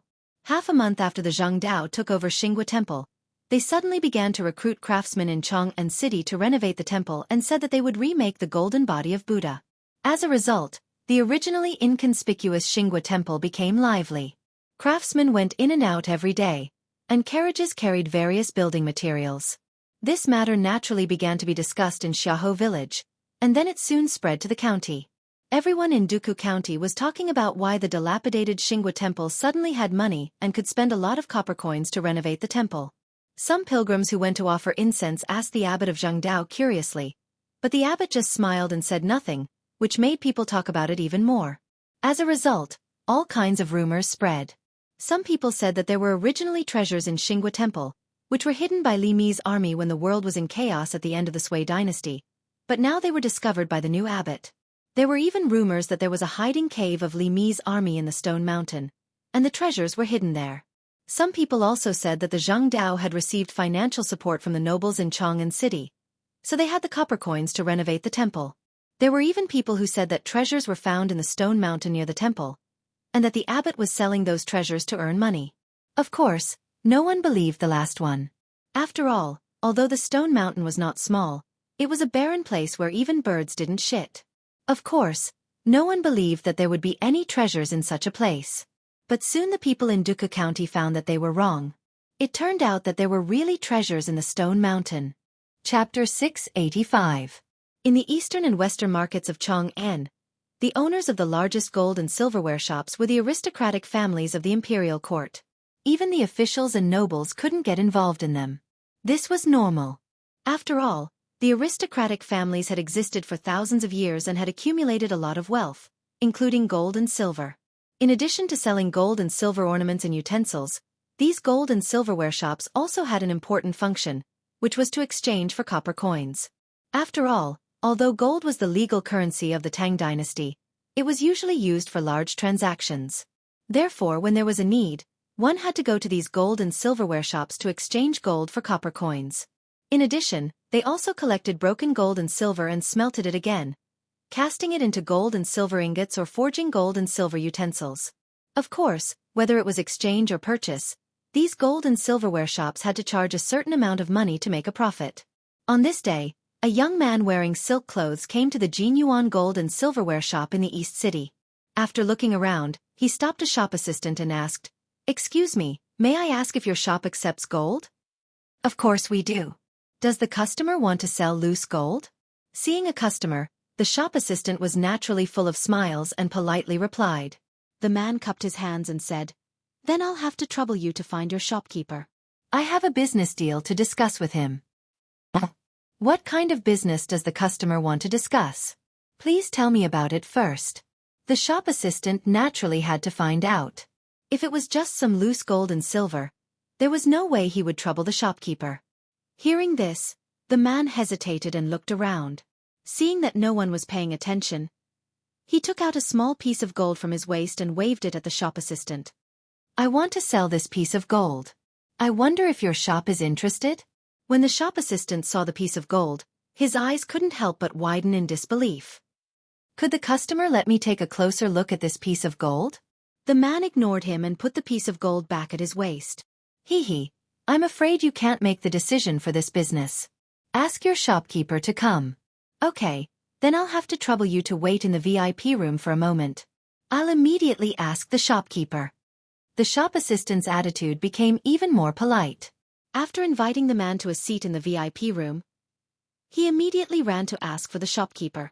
Not long after, the VIP room door was pushed open and the shopkeeper of the gold and silverware shop walked in with a smile. He bowed to the man and said, "Esteemed customer, I heard from the shop assistant that you have a piece of gold you want to sell?" "Yes, that's right. Esteemed customer, please let me take a look at the gold." The man nodded. He took the gold and silver and silver ingots of the gold and silver. Gold of the gold and silverware of the gold and silverware, the gold and silver and gold and silver and gold and silverware and golds were both. The shopkeeper reached out to pick up the gold and carefully examined it for a long time before putting it down. He said in a casual tone, "Esteemed customer, the quality of your gold is not pure. However, since our esteemed guest trusts our golden origin gold and silver tool shop, we naturally cannot disappoint our esteemed guest. Gold will be sold at the rate of 1 tael per 6 strings of copper coins. Our shop will take it." His words made the man laugh coldly. He reached out and grabbed the gold nugget, stuffing it back into his belt. He didn't forget to mock, "Since when is this nugget worth 1 tael of 6 strings? Shopkeeper, how much do you have? I'll take all of it." The shopkeeper couldn't help but blush when he heard this. He thought to himself that this man actually knew his stuff. The shopkeeper could only cough dryly to hide his embarrassment when his little scheme was exposed. "Humph, I originally thought that your gold and silverware shop was trustworthy. Now it seems that you're just Uzo. Since that's the case, I won't disturb you any further. Farewell." The man stood up and was about to leave when the shopkeeper hurriedly stopped him. The man couldn't help but angrily glare at the shopkeeper. "What? Does your gold and silverware shop need to rob? Esteemed customer. What are you saying? I was only joking with you just now. Is there a need to doubt the reputation of our gold and silverware shop? Esteemed customer, do you know who the owner of this shop is? It's the Zheng family of Xingyang, one of the 5 surnames and 7 watches." The shopkeeper laughed, but his tone was full of pride. Hearing the shopkeeper's words, the man hesitated for a moment. He seemed to be afraid of the name Zheng family of Xingyang. After a long time, he murmured, "Zheng family of Xingyang can't be taken by force. I'm a dog's head gold. Gold tael. Shopkeeper, how can you say the price of 1 tael per 6 strings of copper coins?" "Haha, as I said, I was only joking with you." The shopkeeper seemed unconcerned. "Esteemed customer, our shop will take this gold tael. The price is negotiable." "Haha. Negotiable." When the man took out that piece of gold, the shopkeeper and the worker from before naturally saw that it was a rare dog head gold. Gold tael was a naturally formed gold nugget. Because it was rare, its price was very high. Gold tael could only be found by chance. Once it was found, it would be kept as a treasure. Its price naturally couldn't be compared to ordinary gold. In the future, ordinary gold was more than 200 per gram, but the price of natural gold tael was more than 10,000 per gram. The difference was huge. In the Tang dynasty, ordinary gold was worth 1 tael per 6 strings of copper coins. If it was changed to gold tael, the price would be at least 200 strings of copper coins. Even so, it was still priceless. Anyone who had gold tael would keep it at home and treat it as a family heirloom. The gold tael that the man took out to sell was the size of an egg and weighed about 5 taels. According to the market price, it was worth at least 1,000 strings of copper coins. If it met a suitable buyer, it would be normal to sell it for 1,500 strings of copper coins. Previously, the shopkeeper wanted to bully the man because he didn't know the business and tried to buy it at the price of ordinary gold. The price difference was huge. Now that the man knew the price of the gold tael, the shopkeeper naturally didn't want to take advantage of him. He directly said, "Esteemed customer, how about we sell this gold tael for 200 strings of copper coins?" The man thought for a while and counteroffered, 230 strings of copper coins. The shopkeeper shook his head. "Haha, esteemed customer, no one in Chang'an will accept this price. You should know that our gold and silver shop also needs to make money. How about 210 strings of copper coins? Our Zheng family of Xingyang won't let you suffer a loss." The shopkeeper's words always mentioned the Zheng family of Xingyang. Naturally, he wanted to let the man know the background of his gold and silver shop and put pressure on him. The man hesitated for a long time and finally nodded. The shopkeeper immediately called the shop assistant in to weigh it. The gold tail weighed 5 taels and was sold for 1,113 strings of copper coins. Both sides wrote down the sales documents and found someone to be a witness. They pressed their fingerprints and the transaction was completed. As for the 1,000 strings of copper coins, the man naturally couldn't take it with him. He asked the shopkeeper to help him exchange 1,000 strings of copper coins into gold ingots. He also asked the shop assistant to call a carriage for him from Shun Foam Carriage Shop in the East Market and carry the remaining 100 strings of copper coins. After the carriage left with the copper coins, the shopkeeper suddenly pulled the shop assistant and said, "Go, ride a horse and follow the carriage. See where the man is staying." The shop assistant didn't dare to hesitate. He nodded and took out a horse from the shop and followed the carriage from a distance. Chapter 686. In the mansion of the Zhang family in Xingyang, Zhang Yuanshou was sitting in the central room and drinking tea. Behind him, several maids were carefully massaging his shoulders and legs. On the table in front of him was the gold nugget sold by the man before. On the other side, the shopkeeper of the Jinyuan gold and silverware shop knelt down in fear and trepidation and answered carefully. "Lang Jun, after the man sold the gold nugget, I ordered people to follow him to see where he came from. The shop assistant followed him all the way and finally found that the man went to a small temple called Xinghua Temple, 30 miles away from Duke County." The shopkeeper looked up at Zhang Yuanshou and continued. The shop assistant was clever and inquired about it in the surrounding villages. The abbot of Xinghua Temple is called Zhang Dao. He took over the temple not long ago with the certificate of Zongjing Temple. The man is a disciple of the Zhang Dao monk, named Lin Yang. I also sent people to Duku County to inquire about the Zhangming house. I learned that Xinghua Temple was originally a small temple. Except for the stone mountain behind the temple, there was no other temple property and no incense offerings. But after the Zhang Dao monk took over the temple, he recruited craftsmen in Chong and City recently, bought a lot of building materials, and began to renovate the temple. I also heard that there were many rumors about this in Duku County. The shopkeeper's words finally made Zhang Yuanshou a little interested. He slightly raised his eyelids and asked, "What rumors?" "It is said that the stone mountain behind Xinghua Temple used to be Li Mi's hiding cave at the end of the Sui dynasty. There were various treasures hidden in it. Now it was discovered by the Zhang Dao monk." "But..." Zhang Yuanshou glanced at him. "But what?" "But I think that the rumors are not true. I estimate that there is a gold mine vein hidden in the stone mountain." The shopkeeper replied. "Why do you say so?" Zhang Yuanshou became more interested. The shopkeeper pointed to the gold nugget on the table and said, "Lang Jun, there are many rumors among the people that this gold nugget is formed by meteorites falling from the sky. In fact, it is not. I know that this gold nugget is produced from gold mines. I have been in the business of gold and silverware for many years, so I know a lot about gold mines. Wherever nugget gold was found, there was bound to be a gold mine. Therefore, nugget gold was also known as mother of gold. I'm guessing that there is an 80% chance that this dog-head gold was dug out by the Righteous Path monk from the stone mountain." Zhang Yuanshou reached out and picked up the gold nugget. After rubbing it for a while, he asked, "Isn't it possible that the monk dug it up somewhere else and sold it to repair the temple?" The shopkeeper shook his head. "Lang Jun, this gold dog's head was only sent to be sold today, but that righteous monk had already started recruiting craftsmen to repair the temple half a month ago.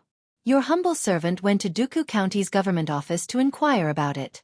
That day when the monk went to receive the temple, he did not have any valuables with him, and his layman disciple's clothes were very shabby. But today, when I saw Lin Yang, he was wearing brand new silk clothes, which are very expensive. Obviously, he bought them recently. In other words, that righteous monk and his disciple suddenly became rich half a month ago." Zhang Yuanshou nodded. "Yes, what you said makes sense. This is interesting. It was rare to find a gold mine in the property of a small temple. In your opinion, what is the output of the gold mine in the stone mountain? Is it a big mine or a small mine?" "Lang Jun, since there is a gold nugget, the output must be not small. The gold mines in Poyang, Lishui, Bonan, and other places are all famous in the world. But when these gold mines were first excavated, they all found gold nugget." The shopkeeper's words were naturally not nonsense. Any gold mine that could find gold nugget was a famous big mine in the world. Once the gold nugget was confirmed, it was a big deal for gold mining. Zhang Yuanshou nodded his head. In that case, we have to make a good plan. Hee. I'm afraid that a small Xinghua temple won't have the fortune to hold a gold mine. Lang Jun is right, but that stone mountain is the property of Xinghua temple. I'm afraid it's not easy. The shopkeeper carefully replied. The property of the temple was not taxed, nor was it managed by the government. Even if the Zheng family of Xingyang was one of the 5 families and 7 watchful families, it was not easy for them to seize the property of the temple. If the news was leaked, they would be attacked by all the monks in the world. Even the Zhang family of Xingyang would not be able to bear it. Zhang Yuanshou did not comment on this and just smiled lightly. It's just a monk. You don't have to worry about it. I have my own decision. You did a good job. Go back to the public account and get 100 strings of copper coins as a reward. You can leave now. The shopkeeper naturally did not dare to say more. After thanking him 1,000 times, he left. Zhang Yuanshou pondered for a moment and then asked someone to invite his cousin, Zhang Shanghua. The 2 leaders of the Zhang family whispered to each other for a long time in the central room. Then, they summoned a few more troops and gave them some instructions. After that, the troops left to carry out their orders. In the next few days, more information was reported to Zhang Yuanshou and Zhang Shanghua. The troops of the Zhang family had secretly searched the stone mountain behind Xinghua Temple and found a hidden tunnel. It was obvious that the tunnel had been excavated for a long time. There was a tunnel of more than 100 meters in the stone mountain, and there were many scattered ores and mining tools in the tunnel.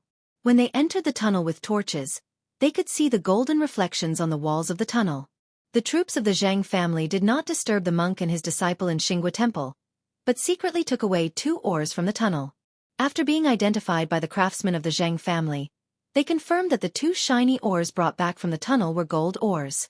Gold ores were usually divided into mountain gold and placer gold. Mountain gold referred to the gold vein in the mountain. Placer gold was divided into water gold that was panned in the water and placer gold that was dug on the ground. Mountain gold was the rarest gold mine in the mountain range. Usually, the gold produced from mountain gold was lumps. Whether it was mining or smelting, it was much easier than placer gold.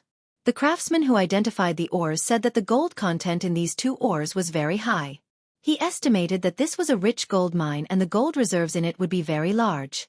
Since ancient times, when gold was extracted from ores in Huaxia, the gold ores were crushed into the size of soybeans and then ground into powder with a stone mill. Then, the ground stone powder was put on a hanging board and washed with water. Because the proportion of gold was large, it would be left on the hanging board. Finally, the collected gold sand was smelted and cast into gold ingots. The craftsmen of the Zhang family extracted nearly 3 to 4 grams of gold from the 2 fist-sized gold ores that weighed about 3 to 4 kilograms. The content was very shocking.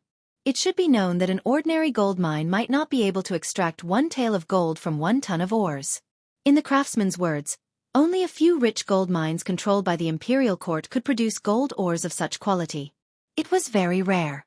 After hearing the news, Zhang Yuanshou and Zhang Shanghua's eyes were full of greed. Sure enough, there was a rich gold vein in the back mountain of Xinghua Temple. This news was really amazing. Zhang Yuanshou could not help laughing and said, "Cousin, God really helps me. If the monk's disciple didn't happen to come to our shop to sell this nugget gold, I'm afraid we wouldn't know about it." Haha, yes. That monk is also an idiot. How dare he show such a treasure to others? It seems that God really helps our Zheng family. Last time, we were cheated by that little bastard surnamed Li and lost hundreds of thousands of copper coins. We almost couldn't continue in our hometown in Xingyang. Fortunately, we used our private money to pay for the gambling. Otherwise, we wouldn't have a good new year. Yuanshou, this gold mine must be in our hands. The 2 looked at each other and couldn't help laughing. In their opinion, it was easy to catch a monk. The gold mine belonged to their Zhang family. Chapter 687. In Zhang Yuanshou and Zhang Shanghua's opinion, how could a little monk dare to fight against the Zheng family of Xingyang? If the monk knew what was good for him, the Zheng family of Xingyang would naturally repair the Xinghua temple and give the monk some money. At least, the monk and his disciple could be rich. But if the monk was not sensible and did not want to give the gold mine to them, it was simple. They would send someone to kill him and burn the temple. When the stone mountain became ownerless, the Zheng family would buy it and excavate it. However, the latter would easily attract others' attention. Wang Yuanshou and Zhang Shanghua did not want to make more trouble. It was more appropriate to let the monk know the difficulties and give the gold mine to them. In their opinion, with the Zhang family's power and influence, forcing a monk with no background to bow his head was simply a matter of lifting one's hand and capturing him. The next day happened to be a rest day. Zhang Yuanshou and Zhang Shanghua were worried that a long night might cause trouble. So early in the morning, they led the people of the mansion and rode to the Xinghua Temple in Duke County. But when they arrived at the Xinghua Temple, Zhang Yuanshou and Zhang Shanghua could not help but feel shocked. At this time, there were already many people outside the Xinghua Temple, which was under construction.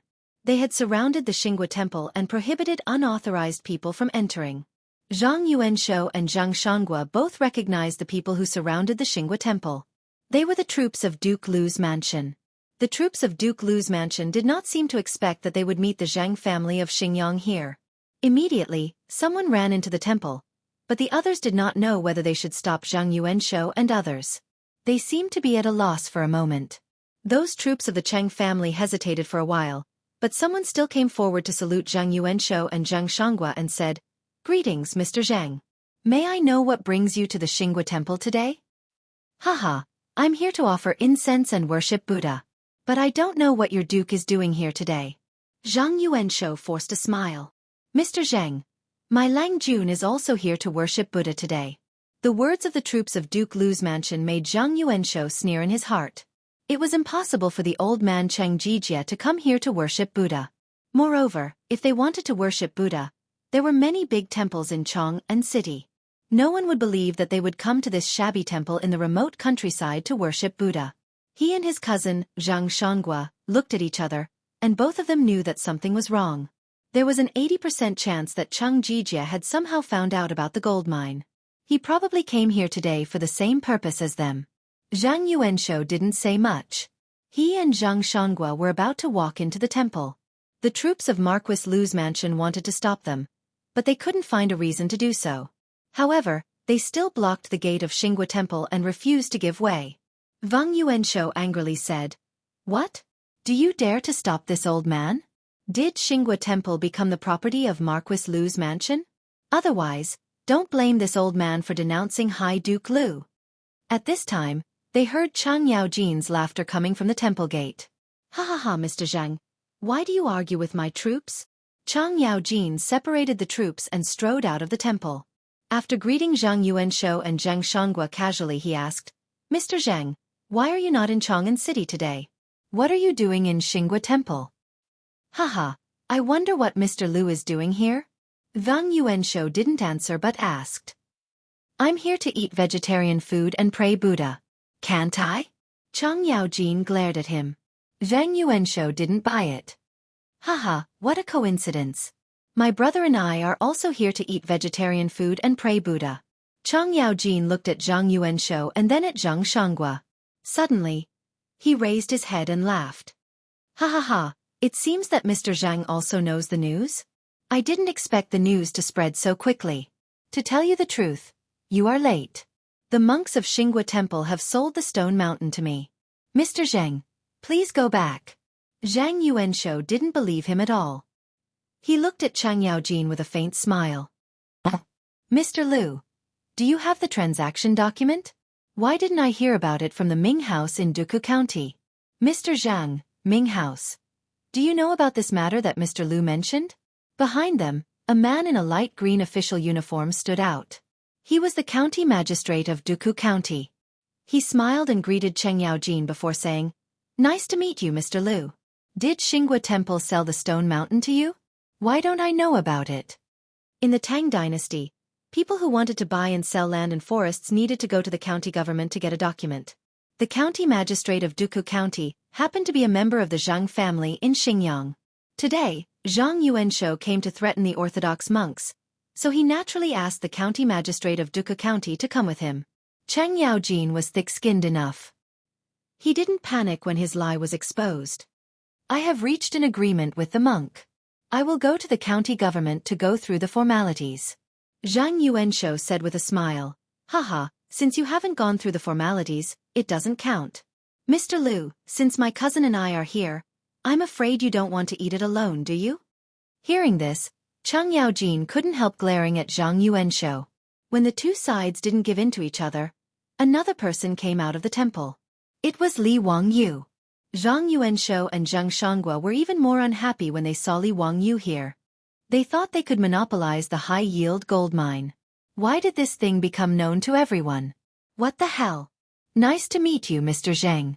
Haha, you are in such a good mood today that you came to Duku County for sightseeing. Li Wangyu was polite and greeted them. When Zhang Yuanshou saw the situation, he decided to lay it all out on the table. I didn't expect to meet Minister Liu and County Count Hu today. In this case, I won't hide it. You can't monopolize the gold mine. The Zheng family in Xinjiang must have a share. Since the matter had been leaked, Zhang Yuanshou knew that it was impossible to monopolize it. However, the Zheng family would never let go of this high-yield gold mine.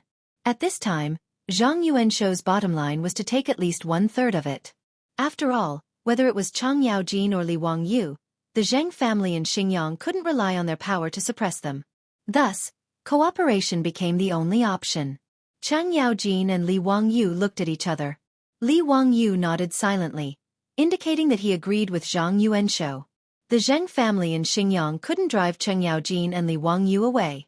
On the other hand, they couldn't drive them away. Chang Yaojin raised his head and laughed. He made an inviting gesture to Zhang Yuanshou and Zhang Shangua. If that's the case, please come in. We'll have a good discussion. Haha, that monk. Before Chang Yaojin could finish his words, the sound of horse hooves came from not far away. Everyone looked toward the source of the sound. This time, everyone's face darkened. Chapter 688. The ones riding the horses were none other than the patriarchs of the other 6 families. Apart from the Zhang clan of Xinjiang, the Chui clan of Bowling, the Chui clan of Qinghe, the Lu clan of Fanyang, the Li clan of Longxi, the Li clan of Zhao County, and the Wang clan of Taiyuan were all present. When Wang Renyu saw Li Wangyu, Chang Yaojin, and the others in front of the Xinghua temple, he was stunned at first, and then he laughed and said, I was going to worship the Buddha in the Xinghua temple today, but I didn't expect to meet Master Chui, Master Liu, and Master Li on the way. What a coincidence. Zhang Yuanshou's face became more and more ugly. He originally thought that this matter was only known by Chang Yaojin and Li Wangyu. A big cake was going to be divided into 3 parts. Unexpectedly, Wang Renyu and the others had also come. How were they going to divide the pie? As for Wang Renyu's claim that he came to Xinghua Temple to worship Buddha, Zhang Yuanshou didn't believe it at all. Although the 5 families and 7 great families were of the same breath and branch, in the face of the temptation of gold, how could they not have their own little schemes? Chui Xian, the clan master of the Chui clan in Qinghe River, also stroked his beard and said with a smile, Xinghua Temple is so lively today. I didn't expect to meet all of you here. Everyone began to exchange pleasantries. However, Chang Yaojin snorted coldly and said, Gentlemen, don't talk nonsense about coming here to pay respects to Buddha. This daddy will say it clearly. Since all of you are here for the gold mine, then let's discuss it together. But I'll say this first. Don't even think about giving me my share. Chang Yaojin's words were very rude, but Wang Renyu, Chui Xian, and the others pretended not to hear. They chatted and laughed as they walked into the temple. Zhang Yuanshou and Zhang Shangua looked at each other and both felt that there was something strange about this matter. It was such a secret matter, and their Zhang family of Xinjiang had only discovered the gold mine by accident. How could it cause such an uproar and almost everyone in the city knew about it? After thinking for a while, Zhang Yuanshou pulled Wang Renyu and asked in a low voice, Lord Wang, how did you know that there is a gold mine in Xinghua Temple? Wang Renyu looked at him meaningfully. How did eunuch Zheng know? At this point, Zhang Yuanshou did not hide it from him and told him the truth. It was a disciple of a monk from Xinghua Temple who went to the Zhang family's gold and silverware shop to sell nugget, which made the shopkeeper notice something strange. After investigating it, he found the gold mine. When Wang Renyu heard that, he twirled his beard and said with a smile, To be honest, Duke Zheng, that monk has also sold gold at my Wang family's gold and silverware shop. Although it wasn't nugget gold, it was a bag of gold powder. My Wang clan's shopkeeper is naturally not someone to be trifled with. With a single glance, he recognized that this is gold powder collected from a gold mine. As long as it is smelted, it will become top-grade gold. Of course, I had to order someone to investigate it, so I noticed the existence of Xinghua Temple. After meeting Cui Gong and the others, I naturally asked them about the reason, and they gave me the same answer. It's ridiculous that the monk actually used such a method. He didn't expect that most of the gold and silver shops in Chang'an City were owned by our aristocratic families. Wang Runyo's words made Zhang Yuanshou somewhat understand. In order to deceive others, the monk and his disciple of Xinghua Temple deliberately changed several gold and silverware shops to sell nugget gold, gold powder, and other things. However, they did not expect that behind these gold and silverware shops, there were aristocratic families. The gold they sold was like prey falling into the sea. The smell of blood attracted the aristocratic families, and these sharks swarmed over, wanting to swallow this piece of fat meat. However, Zhang Yuanshou immediately frowned and said, "No, Duke Liu and the guy surnamed Li don't run a gold and silverware shop." How did they know this? Wang Renyu could not help frowning when he heard that. After thinking for a while, he replied, "You'll know when you ask." "Duke Zheng, are you still worried that there is a trap?" "Haha, it's better to be careful." At this time, Zhang Yuanshou already had some doubts in his heart. There seemed to be something wrong with this gold mine. Wang Renyu nodded. He did not expect that everyone knew what he thought he could eat alone, which really made Wang Renyu depressed. However, if the gold mine really existed, the Taiyuan Wangs would take a bite of it anyway. In response to Zhang Yuanshou's and Wang Renyu's doubts, Cheng Yaojin laughed and pointed at Li Wangyu, saying, "I didn't notice it. It was this guy who noticed it." Li Wangyu smiled and cupped his hands to Zhang Yuanshou and others, saying, "Duke, the monk and his disciple of Xinghua Temple have found many carriages to transport copper coins from Shun Feng carriage shop in the past few days. They all moved copper coins from various gold and silverware shops in Chang'an City. It would be strange if I still didn't guess that there was something wrong with it. I asked Uncle Cheng to find someone to investigate this matter. Naturally, it's clear." Hearing Li Wangyu's explanation, Zhang Yuanshou and others suddenly understood, and at the same time, they secretly scolded the monk for being an idiot. When selling gold, he knew to go to various gold and silverware shops to sell it. Why didn't he change the carriage shop? Of course, Zhang Yuanshou and others also knew that in Noda's Chang'an City, there was no other four-wheeled carriage shop except for Shun Feng carriage shop. Everyone was calculating in their hearts. They all knew that it was impossible to monopolize the gold mine. Now, they just needed to find a way to distribute the benefits. As for the authenticity of the gold mine, this group of old foxes naturally doubted in their hearts. They were afraid that there was something fishy. Could it be that the monk was so bold that he used a trick to deceive them and wanted to cheat a large sum of money? In the great Buddha's hall of Xinghua Temple, several troops of Duke Liu's mansion had already detained a monk. Beside him was a man, who was obviously Lin Yang, the disciple of the orthodox monk. As soon as he saw Cheng Yaojin return with a large group of people behind him, the monk frowned and saluted with one hand, saying, "Amitba. Poor monk greets Duke Liu, County Earl Hu, and all of you. Duke Liu, poor monk has already said that there is a gold mine in the back mountain of our temple. Poor monk will not hide this from you. But poor monk will not sell the gold mine. Please forgive me, Duke Liu." Cheng Yaojin suddenly became furious, saying, "Damn you, you bald donkey, how dare you? I am willing to buy your gold mine with real money. Why don't you sell it? Do you think my knife is not fast enough?" The monk silently chanted the name of Buddha again, and his expression became calm, saying, "Amitba. Buddhism has a saying, if I don't enter hell, who will? If killing this penniless monk can relieve the anger in Lu Guogong's heart, then this penniless monk is willing to give up this stinky body. However, this penniless monk definitely cannot sell this gold mine to Lu Guogong." Hearing this, Cheng Yaojin became even more furious. With a clang, he pulled out his knife from his waist and glared at the monk, saying, "You bald donkey, how dare you? So what if I kill you today? After killing you, this temple will be ownerless. Are you afraid that I can't get the gold mine?" "Amitba, Duke Liu is wrong." The monk lowered his head, saying, "Poor monk has written a letter about the discovery of the gold mine in Xinghua Temple and informed the abbots of Great Mercy Temple, Shiming Temple, Xingshan Temple, Shangji Temple, and Jianfu Temple in Chang'an. Poor monk has made it clear to these abbots that if poor monk dies, the property of Xinghua Temple will belong to these big temples. If Duke Liu is sure that you can take the gold mine from these big temples in Chang'an, then just kill poor monk." When the Righteous Path monk said this, everyone in the Hall of Great Strength was dumbfounded. Chapter 689. The patriarchs of the aristocratic families and Chang Yaojin looked at each other in dismay. They had been busy for a long time, but it turned out to be useless.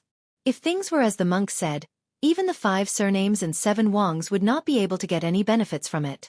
After all, compared to the Buddhism sect that had believers all over the Tang Empire, the noble Duke of Lu or the 5 surnames and 7 Wangs would not be able to snatch food from the mouth of the Buddhism sect. At this moment, Zhang Yuanshou and others no longer doubted the authenticity of the gold mine, but they felt more and more uncomfortable.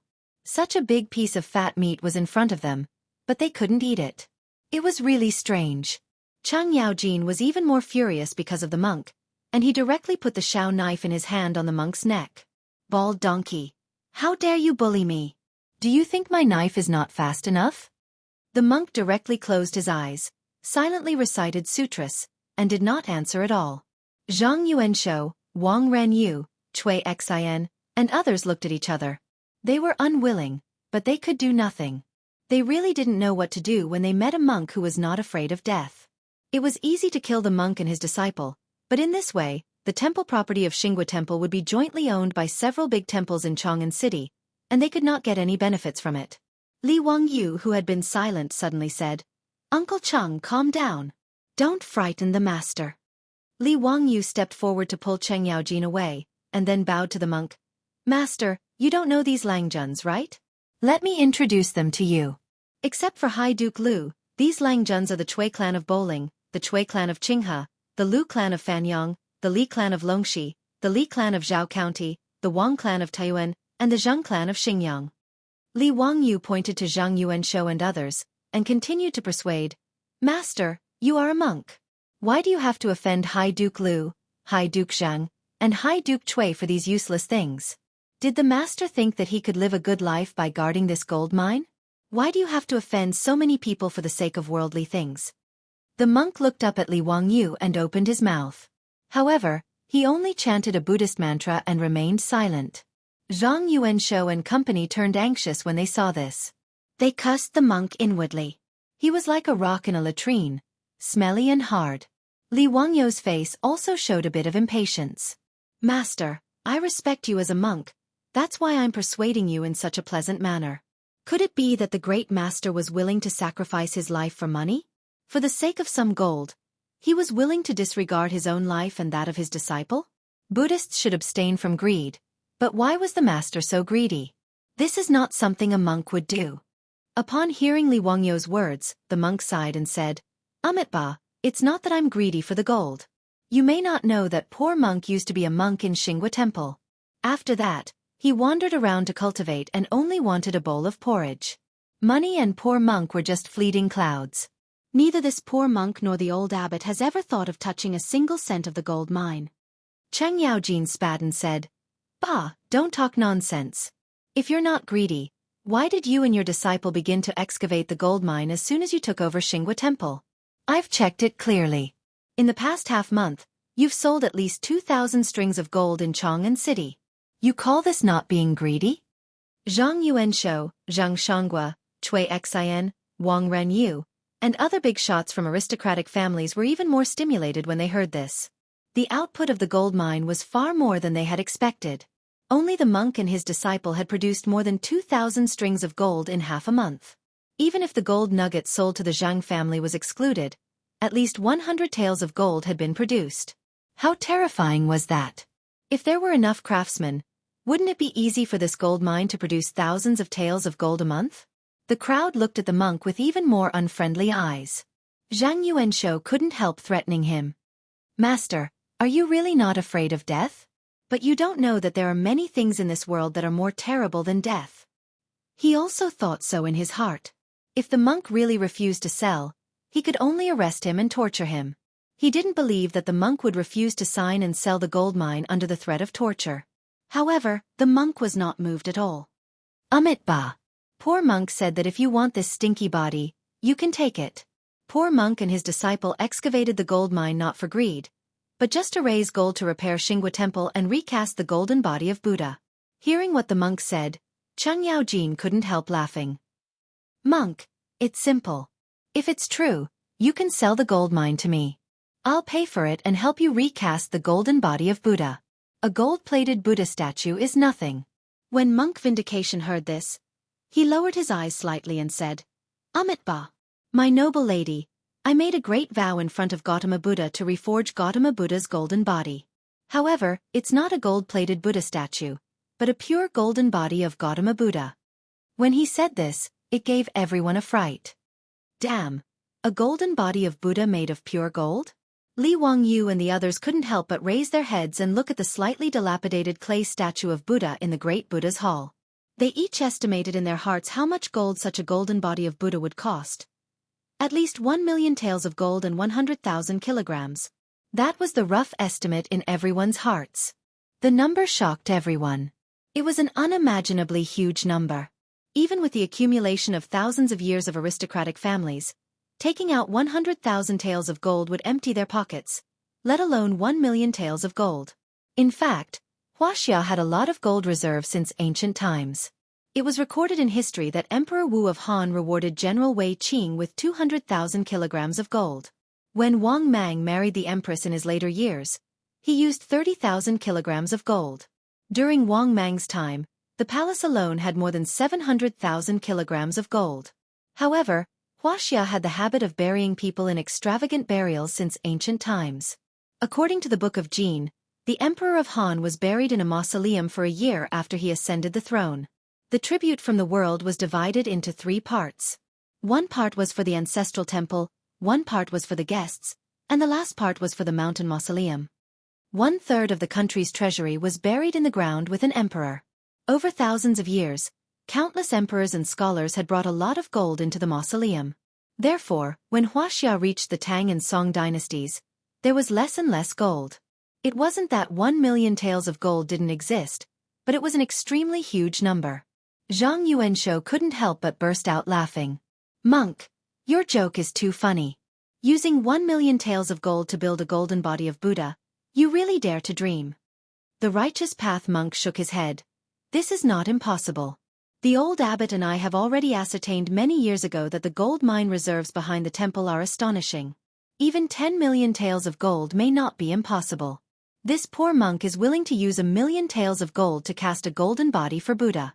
Therefore, this gold mine will definitely not be sold, even if you nobles kill this poor monk. The major temples in Chang'an City will naturally fulfill poor monk's great wish, build a golden body of Buddha and enshrine it in Xinghua Temple. The monk's words immediately stimulated the greed of Zhang Yuanshou and the others. How amazing was the reserves of 10,000,000 taels of gold. Chapter 690. Zhang Yuanshou and the others did not doubt what the monk said. After all, the gold ores taken out from the mine in Zhongqiu Prefecture were amazing. Ordinary gold ores might not produce 1 tael of gold, even 2,000 to 3,000 kilograms. The ores behind Xinghua Temple were indeed extremely rare and rich in gold. According to the estimation of the craftsmen they found, 1 tael of gold could be produced from 1,000 kilograms of ores, which was very terrifying. The stone mountain of Xinghua Temple was not small, so it was not strange for it to produce hundreds of millions of tons of gold ores. In this way, they would believe it if it really had a reserve of 10,000,000 taels of gold. But at this moment, facing this righteous monk, the masters of the aristocratic families did not know how to deal with him. For a moment, there was a deadlock in the great Buddha's hall. No one was willing to give up just like that. However, if they wanted to continue seizing this gold mine, they didn't know how to do it in such a short period of time. Li Wangyu rolled his eyes and asked, Master, even if we leave today, have you ever thought about how long it will take you and your disciple to mine this gold slowly? How long will it take for you and your disciple to gather enough gold to cast a golden body for Buddha? Even if you two work hard, can you mine 500 kilograms of gold in a year? 100,000 kilograms of gold. Haha, I'm afraid you can't get so much gold even if you mine until you die, right? Well, hearing this, the monk hesitated. It seemed that he did not expect Li Wangyu to say this and did not know how to answer. Chang Yaojin stared at him and said, You bald donkey, didn't you just say that you only want to build a golden body for Buddha? Why are you so hesitant now? Amitabha. The monk murmured the name of Buddha in a low voice. Well, if you are willing to pay for the renovation of Xinghua Temple and cast a golden body for my Buddha, I can sell the gold mine to you. The monk's words stunned Zhang Yuanshou and the others. 100,000 kilograms of gold in exchange for the gold mine? If the gold mine really had a reserve of 10 million taels of gold, it seemed that it was not impossible to exchange it for 1 million taels of gold. Although none of them could take out so much gold, it didn't seem impossible if they pooled their resources together. However, Zhang Yuanshou, the old fox, suddenly felt that something was wrong. He carefully thought about the process of this matter and felt that there was something fishy about it. There were too many coincidences. How could it be so coincidental that they all discovered the existence of the gold mine? And all of them gathered here today. The more Zhang Yuanshou thought about it, the more he felt that something was amiss. He suddenly thought of a possibility. What kind of gold mine was this? Could it be fake? Did the monk's disciples sell nugget gold and golden sand just to lure them to Xinghua Temple? Then Li Wangyu, the bastard, Chang Yaojin, and the monk put on a show for them with the purpose of cheating 100,000 kilograms of gold from their aristocratic families? The more Zhang Yuanshou thought about it, the more he felt that it was possible. He felt that he had seen through everything, and a smile appeared on the corners of his mouth. Interesting, they actually deceived the aristocratic families. Hee, Grandmaster, don't joke around. Even if we empty out all of our assets, we still wouldn't be able to gather that much gold. Moreover, what gold mine? Can it be worth 100,000 kilograms of gold? Zhang Yuanshou felt that he had seen through the conspiracy, so he couldn't help but sneer. Did this Li brat really think that the aristocratic families were fools to be fooled? 100,000 kilograms of gold. What a big appetite. Wasn't he afraid of choking himself to death? Zhang Yuanshou's words fell into the ears of Cui Xin, Wang Renyu, and the others. These old foxes thought about it and all felt that there was something fishy about it. Casting a golden body for Buddha? What kind of bullshit reason was this? Who in the world had ever heard of casting a Buddha statue with 100,000 kilograms of gold? Haha, Mr. Zhang is right. Even if this gold mine is real, it's too outrageous to buy 100,000 kilograms of gold. Who in the world can afford it? Monk, have you lost your mind? A gold mine for 100,000 kilograms of gold? Tut, how can there be such a good thing in the world? Zhang Yuanshou and others said sarcastically, but they unconsciously looked at Li Wangyu and Chang Yaojin with the corners of their eyes. Everyone was smiling, thinking that they had seen through the conspiracy of Li Wangyu, the bastard, and wanted to see what else they could say. But what Zhang Yuanshou did not expect was that Li Wangyu and Chang Yaojin's performance was completely different from what they imagined. Chang Yaojin directly opened his mouth and scolded, "You bald donkey, what kind of daydream are you having? 100,000 kilograms of gold. Why don't you go rob someone?" Li Wangyu also laughed out loud. "Master, are you still dreaming? 100,000 kilograms of gold. You really dare to say it? Do you know how much 100,000 kilograms of gold is? Besides, even if everyone is willing, who can take out so much gold? What's more, taking out so much gold to exchange for a gold mine that can produce an unknown amount of gold, do you think we are all idiots?" Li Wangyu and Chang Yaojin's words made Zhang Yuanshou and others stunned. Why was it different from what they thought? This little bastard surnamed Li actually directly said everyone's doubts. Could it be that this matter really has nothing to do with him? Everyone couldn't help but look at the righteous monk again, wanting to see what he would say. The monk hesitated for a long time, seeming to be thinking about the pros and cons, but he didn't speak. The disciple of the righteous monk, the man named Lin Yang, suddenly spoke. "Master, the gold mine can't be sold. This is the temple property left by the old abbot. How can it be sold?" The monk sighed and said, "Alas, how can I not know? But Count Huxian is also right. With just the two of us, master and disciple, when will we be able to gather enough gold to cast Buddha's golden body?" Lin Yang said, "Master, you can borrow gold from Lu Guogong, Count Huxian, and other nobles. The gold mine will be excavated by the nobles. The gold they excavate will belong to them, which is the capital. After the nobles dig out 100,000 kilograms of gold and return the capital, the nobles will take 60% of the remaining gold as the interest of the gold they borrowed, and 40% will go to the temple. Isn't that enough? In this way, the gold mine will be the property of our Xinghua Temple, and the nobles will also benefit. Master, your great wish can also be realized. Isn't that a happy ending?" His words were unexpected to Zhang Yuanshou and others, but after thinking about it carefully, it seemed to make some sense. Li Wangyu, who was on the side, suddenly asked, "Borrow gold? Even if the temple borrows the fragrant kitchen, There must be something as collateral, right? Master, what can you use as collateral for this 100,000 kilograms of gold?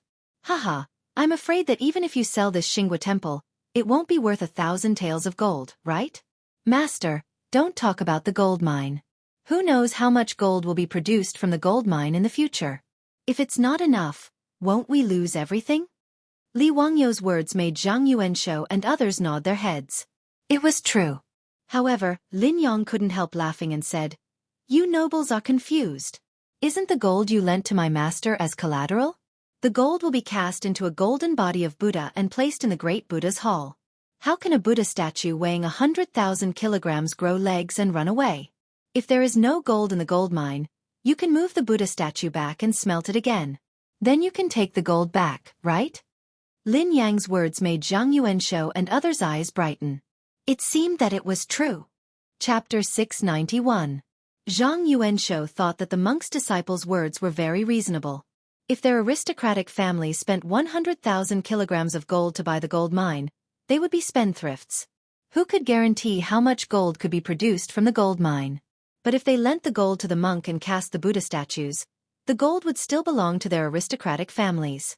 It was fine if the gold mine could produce a large amount of gold. On the contrary, they could dismantle the Buddha statues made of pure gold at any time and melt them into gold ingots. At most, they would consume some fire. Wang Renyu twisted his beard and said with a smile, "This is a good idea. But if you want to borrow the gold, we want 80% of the gold produced by the gold mine.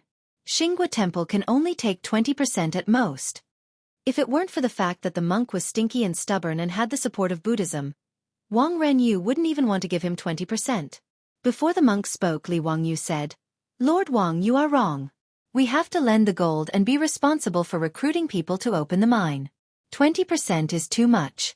In my opinion, 10% is enough." Zhang Yuanshou and others looked at each other and felt that Li Wangyu was really more evil than them. The gold mine belonged to Xingua Temple, but they only gave others 10% of the profit. Evil, it was really evil. However, Li Wangyou's words were what everyone was thinking. They nodded in agreement and said, "What you said is reasonable. 20% is too much. Mining also costs a lot. It's enough for Xingua Temple to take 10% of the gold." Lin Yong was also dumbfounded.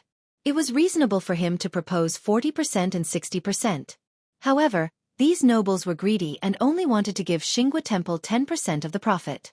They were really shameless. He still wanted to argue, but he heard the monk of the Orthodox sect recite the name of Buddha, Amitabha. "Lin Yong, don't say any more.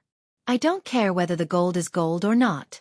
As long as it can cast a golden body for our Buddha, 10% is fine." The monk looked at the crowd again, bowed and said, "As you said, as long as you lend the gold to poor monk, the gold Buddha statues will be used as collateral after they are cast. If there is not enough gold in the gold mine, the gold Buddha statues will be returned to you." Zhang Yuanshou and others looked at each other and nodded in agreement. Anyway, there was no risk in this deal. They just needed to transport the gold to Xingua Temple first. Moreover, with so much gold, they would definitely send their family to guard the Xingua Temple closely to prevent the monks from stealing or swapping the gold. Therefore, it made no difference whether the gold was kept in Xingua Temple or in the treasury at home. Zhang Yuanshou, Wang Renyu, and the others were naturally willing to do this in exchange for a high-yield gold mine. Zhang Yuanshou smiled and said, "Since everyone has no objections, then let's talk about how everyone will invest in the gold and how the profits will be distributed. Let this old man make a suggestion first. We have a total of 9 families here. Why don't we divide the gold into 9 portions? Each family will take out 110,000 taels of gold. The production of this gold mine will also be divided equally." Li Wangyu shook his head. "I can't take out 110,000 gold taels. I'm afraid that Uncle Chung can't take out that much gold either, right? Haha, even if it is the Zhugong, can they really take out so much gold?" Wang Renyu and the others looked at each other and made their own plans. If one were to talk about 110,000 gold taels, it would be really difficult for them to come up with such a sum. They would have to take out all of their trump cards to be able to come up with that amount. Thinking of moving the 1,000-year accumulation of the aristocratic families to Xingua Temple, Zhang Yuanshou and the others were a little hesitant. When everyone was hesitating, they heard a noise outside the Mahavira Hall again. Zhang Yuanshou couldn't help frowning. The Xinghua temple had been tightly surrounded by the troops of their families, and even the craftsmen who repaired the temple had been driven out. Why was there a noise at this time? Everyone turned their heads and looked outside. They found that a group of people had entered the temple and was heading for the Mahavira Hall despite the troops' obstruction. When they saw the person clearly, everyone's faces changed dramatically. Then they bowed to the person helplessly and said, "Your Majesty." It was Pai Lupi, the emperor of the Tang dynasty, who could enter the Xinghua temple without the troops' obstruction. Feng Xianling and Du Ruhui were beside him. When the orthodox monks heard that the bearded man who entered the hall was the emperor of the Tang dynasty, they were shocked and hurriedly bowed to Pai Lupi. As for his disciple Lin Yang, he was so scared that he directly knelt down. Pai Lupi strode into the Mahavira Hall and laughed loudly. "Haha, you are in such a good mood today that you all gather in the Xinghua temple. I wonder if you are here to worship Buddha or to have fun." Zhang Yuanshou and the others didn't know how to answer Pai Lupi's words and cursed in their hearts. Did the sage also know about the gold mine in Xinghua temple? Zhang Yuanshou was even more uncomfortable, as if he had eaten a fly. When he left Chang'an City this morning, he and his cousin Zhang Shanghua were very proud and thought that they could take a bite of the fat meat without anyone noticing. Who would have thought that things would turn out like this? Now even Pai Lupi had shown up. How many benefits could their aristocratic families get from it? When everyone was thinking about this, Pai Lupi stopped smiling and said in a cold voice, "Feng Xianling, I remember that salt and iron in the world are monopolized by the imperial court. Is that true?" Feng Xianling twisted his beard and said with a smile, "Yes, Your Majesty, that's right." "What about the gold mine?" "Your Majesty, it should be monopolized by the imperial court." Feng Xianling certainly understood what Pai Lupi meant and echoed. The conversation between the emperor and the minister was like a bomb in the ears of the aristocratic families. It seemed that the sage came here today to snatch the gold mine. Wang Renyu immediately retorted, "Your Majesty, the law of the Tang dynasty does not stipulate that gold mines should be handed over to the imperial court, but the monopoly of salt and iron does not involve copper, gold and other materials." What he said was naturally the truth. Before the Han dynasty, iron smelting was a private business and countless people started their business by smelting iron. For example, it was recorded in the history books that Guozhong of Handan built his business by smelting iron and became rich together with the king. In the Han dynasty, Emperor Wu of Han dynasty suggested that salt, iron, and wine should be monopolized by the state so as to prevent local feudal lords and tyrants from seizing power. Since then, salt and iron had been monopolized by the imperial court for generations. But at least in the Tang dynasty, copper and gold were not restricted. The aristocratic families also had their own copper mines, and the imperial court just collected taxes from them. After being refuted by Wang Renyu, Pai Lupi was not annoyed. He just looked at Zhang Yuanshou and others with a faint smile and said casually, "In that case I won't force you. But since I know about the gold mine, sell it to me. Is this a righteous master? How much is the gold mine of Xinghua temple? I'll buy it." The righteous master hesitated and bowed again. "Your Majesty, this gold mine is produced by Xinghua temple. Poor monk won't sell it. Just now, poor monk has reached an agreement with the nobles. Poor monk will borrow 50,000 kilograms of gold from the nobles to cast a golden body for Buddha. He will repay the principal and interest with the gold produced by the gold mine." Hearing this, Pai Lupi frowned and looked at the crowd. Finally, his eyes fell on Li Wangyu. "Zio, tell me what's going on." Li Wangyu smiled awkwardly and rubbed his nose. Ignoring the extremely ugly expressions of Zhang Yuanshou and the others, he recounted what had happened in detail and the result of their discussion with the monk just now. After hearing this, Pai Lupi couldn't help laughing and said, "Well, in that case, I'll lend the gold to you. I think I can still take out 50,000 kilograms of gold. You don't have to borrow money from the nobles." Zhang Yuanshou and others were even more annoyed. Pai Lupi was so ruthless that he wanted to swallow the income of the gold mine. How could they, the aristocratic families, be willing? Chapter 692. Zhang Yuanshou, Wang Renyu, and the others only had one thought at this time, which was to stop Pai Lupi from snatching the profits from them. Even if Pai Lupi was the emperor of the Tang dynasty, so what?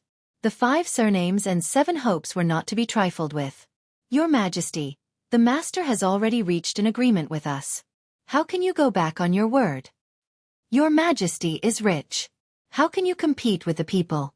Zhang Yuanshou, Wang Renyu, Chui Xin, and the others spoke one after another. What they meant was that they didn't want Pai Lupi to get involved.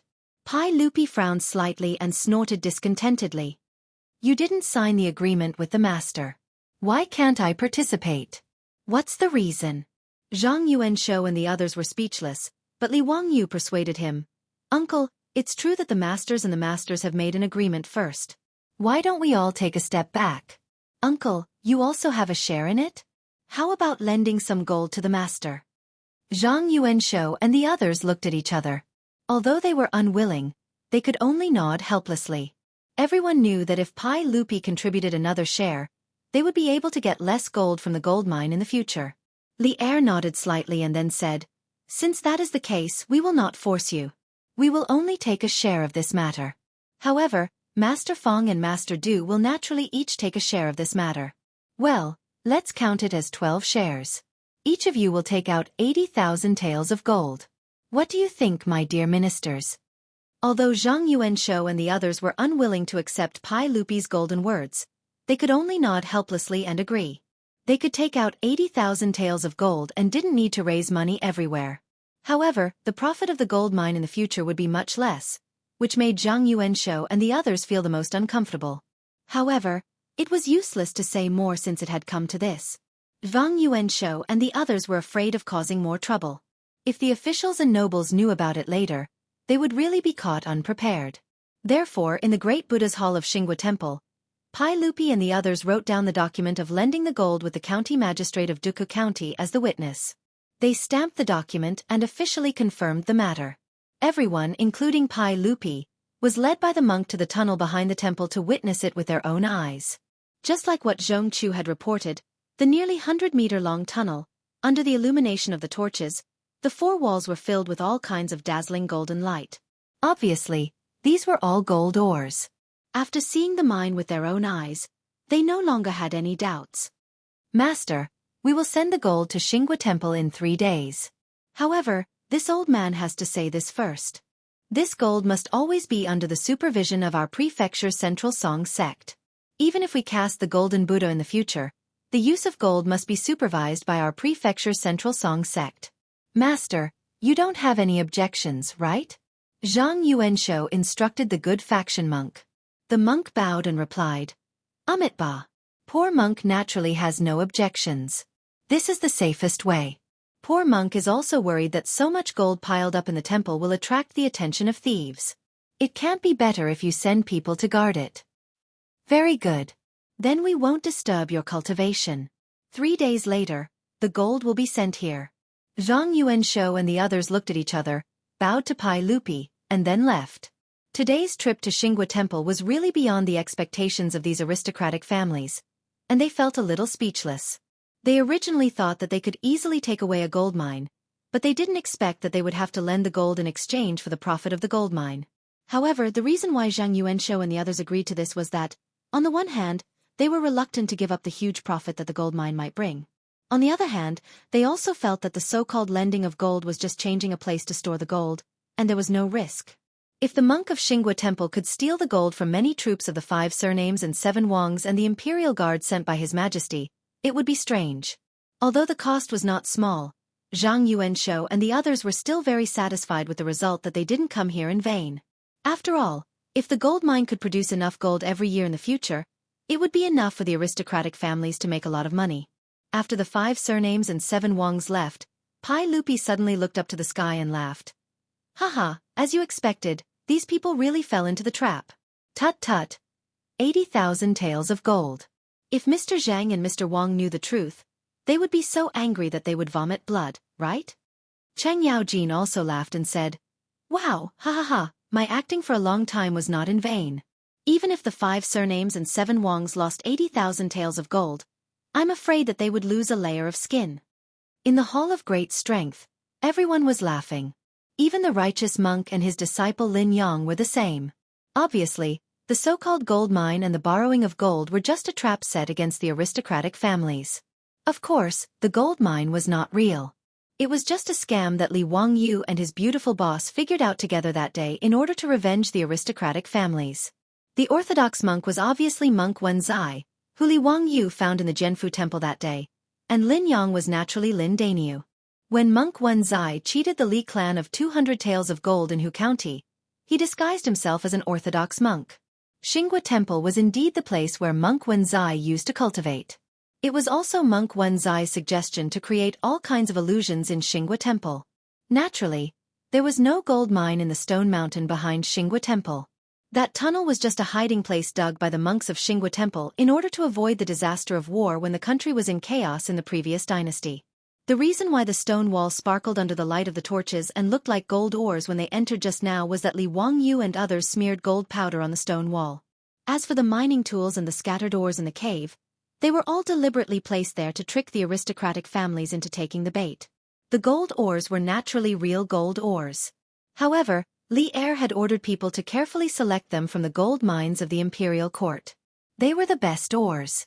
As for the nugget gold and gold sand that were sold in the gold and silver shops, they were produced by other gold mines for the same reason. Pai Lupi ordered people to secretly send them to Monk Wen Zai and his disciples as bait to attract the aristocratic families. Their purpose was to cheat the so-called loaned gold from the aristocratic families. This was the plan that Li Wangyu, Pai Lupi, Cheng Yaojin, Feng Xianling, and Du Ruhui discussed in the bathroom of Lai Hot that day. Pai Lupi did not hesitate to agree to this kind of thing that could make the aristocratic families suffer a big loss and make a lot of gold at the same time. Cheng Yaojin and Feng Xianling followed Pai Lupi's lead. Anyway, even if the plan failed and the aristocratic families saw through the trick, they would not lose anything. Why not? When everyone was laughing, Li Wangyu said with a smile, "Uncle, don't be happy too early. It is unknown whether the aristocratic families will really send the gold 3 days later." Pai Lupi waved his hand and said, "Zio, don't worry. As long as Jijia and I send the gold, these aristocratic families will definitely be fooled." "Humph, don't I know them well? They are just a group of idiots. How can they let go of such an opportunity? I can't wait to see how those aristocratic families will behave when the gold disappears in the future." When everyone heard this, they burst into laughter again. Chapter 693. The scheme that Li Wangyu set up for the aristocratic families was, in fact, borrowed the concept of the most famous Ponzi scheme of the later generations. Ponzi scheme was the name of investment fraud in the financial field. In short, it was to use the money of new investors to pay interest and short-term returns to the old investors to create the illusion of making money and then cheat more investment. In the end, it was just using people's greed. Of course, because Li Wangyu only wanted to target the 5 surnames and 7 Wangs, the long-term method of cheating money like the Ponzi scheme was not feasible. First of all, this scam was to arrange for Monk Wen Zai and Lin Dainyu to continuously go to the gold and silver shops of the 5 surnames and 7 Wangs to sell dog-head gold and gold sand. If it was a scammer from the Tang dynasty, after the 5 surnames and 7 Wangs were hooked, most of them would use the gold mine as an excuse to cheat money. But how could this trick the old foxes of the aristocratic families? After Monk Wen Zai said the huge number of 100,000 jin of gold, Zhang Yuanshou and others, who were originally blinded by greed, immediately became alert. But the wonderful thing was that Li Wangyu borrowed Lin Dainyu's mouth to say those words. Turning the business relationship into a loan. Turning the gold mine into an investment product, this made the aristocratic families waver. And the gold was under the supervision of the aristocratic families. Naturally, there was no risk to speak of. Compared with the possible benefits, the aristocratic families would naturally be tempted. And Pai Lupi's intervention was the last straw that pressed the aristocratic families. Everyone has a blind heart. No matter how smart the aristocratic families were, how could they think that Pai Lupi, the emperor of the Tang dynasty, Cheng Yaojin, Feng Xianling, Du Ruhui, these dukes and dukes would personally come to support them? Therefore it was normal for them to be fooled. Pai Lupi and his ministers would follow Li Wangyu's nonsense, naturally, not because they coveted the aristocratic family's gold. Even Li Wangyu's annual income was almost 70,000 to 80,000 taels of gold. Of course, it was not to cheat some gold from the aristocratic families. Whether it was Pai Lupi, Feng Xianling, or Du Ruhui, none of them were that bored. The gold was just an addition to the plan of Li Wangyu and Pai Lupi. 3 days later, just as Pai Lupi had expected, when the carriages of Shun Feng Carriage Company began to transport the gold from Taiji Palace, Marquis Lu's mansion, Marquis Zheng's mansion, and Marquis Lai's mansion, the doors of these aristocratic families also opened and began to transport the gold to Xinghua Temple. In the Tang dynasty, One tael was equivalent to 37 grams in modern times. 80,000 taels of gold weighed almost 3 tons. Today's four-wheeled carriages could easily carry a ton each. Therefore, the transportation of 3 tons of gold was only a matter of 3 carriages, which was not very eye-catching. However, regardless of whether it was Pai Lupi transporting the gold from the palace or the noble families of the 5 surnames and 7 watches, they all sent out large numbers of palace guards to be responsible for escorting the gold. With the consent of Pai Lupi, Cheng Yaojin also released a large number of imperial guards of the Jinwu Guards to escort the carriages to Duku County. The gold from Li Wangyou's mansion was transported from Hu County, and it was also escorted by Niu Yong and Niu Wu, who led a large group of troops. With the protection of such a powerful force, the gold was naturally sent to the Xinghua Temple without any trouble along the way. Monk Wenzai had already been waiting in front of a side hall beside the Grand Hall. Seeing the carriages escorting the gold arrive, Wenzai hurriedly bowed to Pai Lupi and the officials who came with the gold carriages. Ba. Poor monk greets your majesty and all the noble people. Pai Lupi got off the horse and motioned the monk to dispense with the formalities. Master, please dispense with the formalities. Is the warehouse for storing the gold ready? Yes, your majesty. Please have a look. It's this side hall. Do you think it's suitable? Wenzai said. Everyone entered the side hall together and checked it out. They felt it was suitable. The original Buddha statue in the side hall had been removed. There was no other way out except for a door and a round window on the high gable wall. The round window was more than 3 meters high from the ground and less than 1 foot in diameter. Normal adults couldn't get through it. Li Wangyu suddenly said, "Uncle, this place is suitable. It's easy to guard the gold stored here. I suggest that after the gold is stored in this side hall, the door of the side hall should be completely closed. Without the consent of all of us, it can't be opened. However, the window of the side hall shouldn't be closed. Instead, a wooden platform should be built outside the gable wall. In this way, it'll be convenient for everyone to climb up the wooden platform at any time and check the condition of the gold in the side hall through the window to prevent the gold from being lost." Hearing this, everyone nodded and agreed. They felt that Li Wangyou's idea was quite good. Since the door of the side hall was closed, no one could enter. If the window on the gable wall was left open, it would allow the guards outside to check the situation at any time. It would also prevent them from coming into contact with the gold, so it was naturally very safe. After Pai Lupi and the other big shots all nodded in agreement, they began to arrange for the guards to move the gold into the side hall. More than 30 carriages of gold were transported for 4 to 6 hours before they were all transported into the side hall and placed neatly. After all the gold was transported into the side hall, the door of the side hall closed with a creak and a large bronze lock was hung on it. Li Wangyu smiled and said to everyone, "Uncle, everyone, we have so many guards, so we don't need to guard here at the same time, right? There are too many people and it's inconvenient to give orders. How about we split up the guards? With 10 days as the boundary, Uncle's Imperial Guards, Uncle Cheng, Duke Feng, Duke Du, and my estate's troops will guard the palace for 10 days first. Then, I'll hand it over to Zheng Gong, Wang Gong, and your estate's troops to guard the palace for 10 days. Pai Lupi and the others naturally nodded in agreement. Zhang Yuanshou and the others discussed with each other and also felt that this was the best way. Anyway, they couldn't share the same pot with Cheng Yaojin and the others. If they all gathered together, it would be easy to cause trouble. Wang Yuanshou nodded in agreement. What Count Hu said is reasonable. However, when the two sides hand over the gold, they need to go in and check the amount of gold, in case the amount doesn't match. It will be hard to explain. Of course. Then check the amount of gold every 10 days. Li Wangyu nodded. After arranging the storage of the gold, Zhang Yuanshou bowed to Pai Lupi and said, "Your Majesty, since the gold has been transported to Xinghua Temple, should we start mining the gold mine? Your Majesty, please give a decree to the supervisor and the Ministry of Works to dispatch craftsmen here." Hearing this, Pai Lupi gently shook his head and said, "This is my private property. How can I let the Ministry of Works dispatch craftsmen here? If the goat-nosed Duke knows about it, won't I be spat to death by his saliva? It's not appropriate. Mr. Zhang, Mr. Wang, it's better for you to recruit craftsmen." Hearing this, Zhang Yuanshou couldn't help but be stunned. He knew that Pai Lupi was right. The gold mine in Xinghua Temple was not owned by the Imperial Court. If the craftsmen of the Ministry of Works were mobilized, Wei Zhang, the censor, would probably lose his temper again.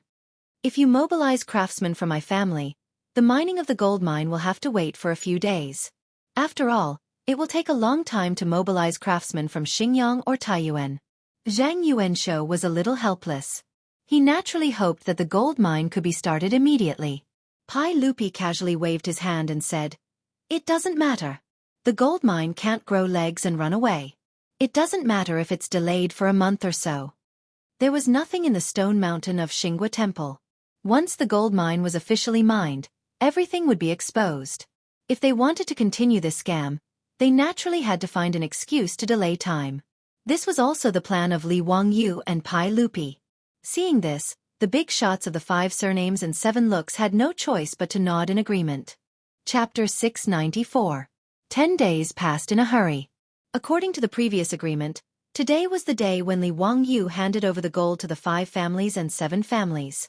After the city gate of Chang'an opened, Zhang Yuanshou led the troops of each mansion, together with Li Wangyu, Chang Yaojin, and others, and rode to Xinghua Temple. In order to protect the gold, each mansion of the 5 families and 7 families sent 20 troops. There were millions of taels of gold in Xinghua Temple, so Zhang Yuanshou had to pay attention to it. They checked the seal on the door of the side hall. After confirming that there was no mistake, they took off the seal and opened the door. In the side hall, millions of taels of gold were naturally intact. After the stewards of the aristocratic families carefully checked the amount of gold, the door of the side hall was closed again. The troops of each family who had been guarding here also withdrew from Xinghua Temple and handed over the task of guarding the gold to the aristocratic families. Li Wangyu and the others waited for Zhang Yuanshou and the others to sign the agreement before they left with the troops. Zhang Yuanshou, Wang Renyu, Cui Xin, and other masters of aristocratic families led the troops to carefully inspect the temple. After confirming that there was no problem, they repeatedly urged everyone to work hard. When they were about to leave, they heard various knocking sounds coming from the great Buddha's hall. They reached out to Monk Wenzai and asked him the reason. "Master, why is it so noisy in the great Buddha's hall?" Monk Wenzai said with a smile. "Amitba. They are dismantling the original Buddha statue.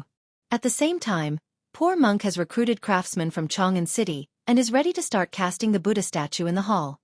Hearing Monk Wenzai's explanation, Zhang Yuanshou and others did not think too much. It was not easy to cast such a large pure gold Buddha statue in the Tang dynasty. The usual method was to cast it with the lost wax method. That was to first mold the inner layer of the clay sculpture, wrap the clay sculpture with beeswax, carve it into a casting model, and fill the clay core with other refractory materials to form the outer layer. After that, it was heated and baked with fire. The wax film melted and the whole casting model became an empty shell, and then melted gold or bronze could be poured into it. In the history of Huaxia, the largest bronze Buddha statue was the 1,000-hand guanyin made in the Song dynasty. The 21-meter-tall Buddha statue took 3,000 craftsmen from the military and took 4 years to complete. The Buddha statue that Xinghua Temple planned to cast was not so tall, so it naturally did not require so many craftsmen and so much time. However, he still needed to recruit craftsmen to work in the palace. It would take at least a few months to complete the construction. In this way, the clanking sounds of construction were normal. Of course, these were only the thoughts of Zhang Yuanshou and the others. Since the so-called gold mine was a scam, Monk Wenzai naturally wouldn't be so free as to really recruit craftsmen to forge some golden Buddha statues. This was just for the sake of Li Wangyou's plan, to deceive others. Zhang Yuanshou and the others entered the Hall of Great Strength and looked around. Sure enough, many craftsmen were busy here. The original clay Buddha statue was being dismantled, and there was still a lot of yellow mud piled up in the hall. It seemed that they were preparing to use it to rebuild the clay Buddha statue. After looking around, they took their leave and returned to Chang'an City. Every day, the troops of each mansion would return to their mansions to report the situation in Xinghua Temple in detail. Of course, there was nothing wrong with the side hall where the gold was stored. 140 troops from aristocratic families surrounded the side hall. Every half an hour, some troops would climb up the wooden platform and check the condition of the gold in the side hall through the windows on the gable wall. The only problem was that the troops felt that the craftsmen in the Mahavira Hall were too noisy while they were working. Zhang Yuanshou and the others naturally didn't bother to pay attention to such a trivial matter. They just told them to keep an eye on the side hall and ignore other things. After another 10 days, it was time for the aristocratic families to change their guard with Chang Yaojin and the others. Outside the Mingda Gate, Li Wangyu and Cheng Yaojin had already been waiting here with a large group of troops. When they saw Zhang Yuanshou and Wang Renyu, they greeted each other politely. Even though they could be considered enemies, they still had to do this to save face. Li Wangyu despised them in his heart. Now that he was hypocritical, he didn't want to continue talking nonsense with Zhang Yuanshou and the others, so he just drove his horse forward. They were silent all the way. When they arrived at Xiaohou village outside Duke County, Niuwu suddenly pulled the rein and looked in the direction of Xinghua Temple in astonishment. Lang Jun, look, is Xinghua Temple on fire? Not only Li Wangyu heard Niuwu's loud voice, but also Cheng Yaojin, Zhang Yuanshou, Wang Renyu, Cui Xian, and the others. They all looked up in the direction of Xinghua Temple, only to see that the temple not far away was emitting thick smoke at this moment. Zhang Yuanshou, Wang Renyu, and the others were a little flustered. Their hearts skipped a beat, and they knew it was not good. Oh no, Xinghua Temple is on fire. Hurry, hurry. Let's go and see what happened. Li Wangyu looked anxious and rushed out of Xinghua Temple. Only then did the people behind him come to their senses. They hurriedly urged their horses to rush to the temple. They rushed to the temple in a panic, only to see that the troops of the Zheng family, the Wang family, the Lu family, the Li family, and the Cui family were in a mess at this moment. Some were busy looking for buckets to get water to put out the fire, some were running around looking for tools to put out the fire, and some were shouting to call for help. The fire was in the Great Buddha's hall and the side hall where the gold was stored. Li Wangyu and Cheng Yaojin were also shocked and hurriedly asked the troops of the mansion to help put out the fire. However, the main hall in the temple was all made of wood, and there was no water bag to put out the fire. The troops only carried water from the well with buckets, so how could they put out the fire that was getting bigger and bigger? Zhang Yuanshou's legs suddenly became weak. If it were not for the support of the servant beside him, he would have sat on the ground. Gold! My gold! Hurry, hurry! Put out the fire, put out the fire. Cheng Yaojin also jumped up and scolded the troops of the Wu family and Qi Wang mansion angrily. Damn you! You are trash. You are worse than dogs. I asked you to guard the temple. Why did it catch fire? If something happened to my gold, you should be careful of your dog heads. Li Wangyu heaved a long sigh and consoled. Sigh, this fire can't be extinguished in a short time. Uncle Cheng, you don't have to worry. As the saying goes, true gold is not afraid of fire.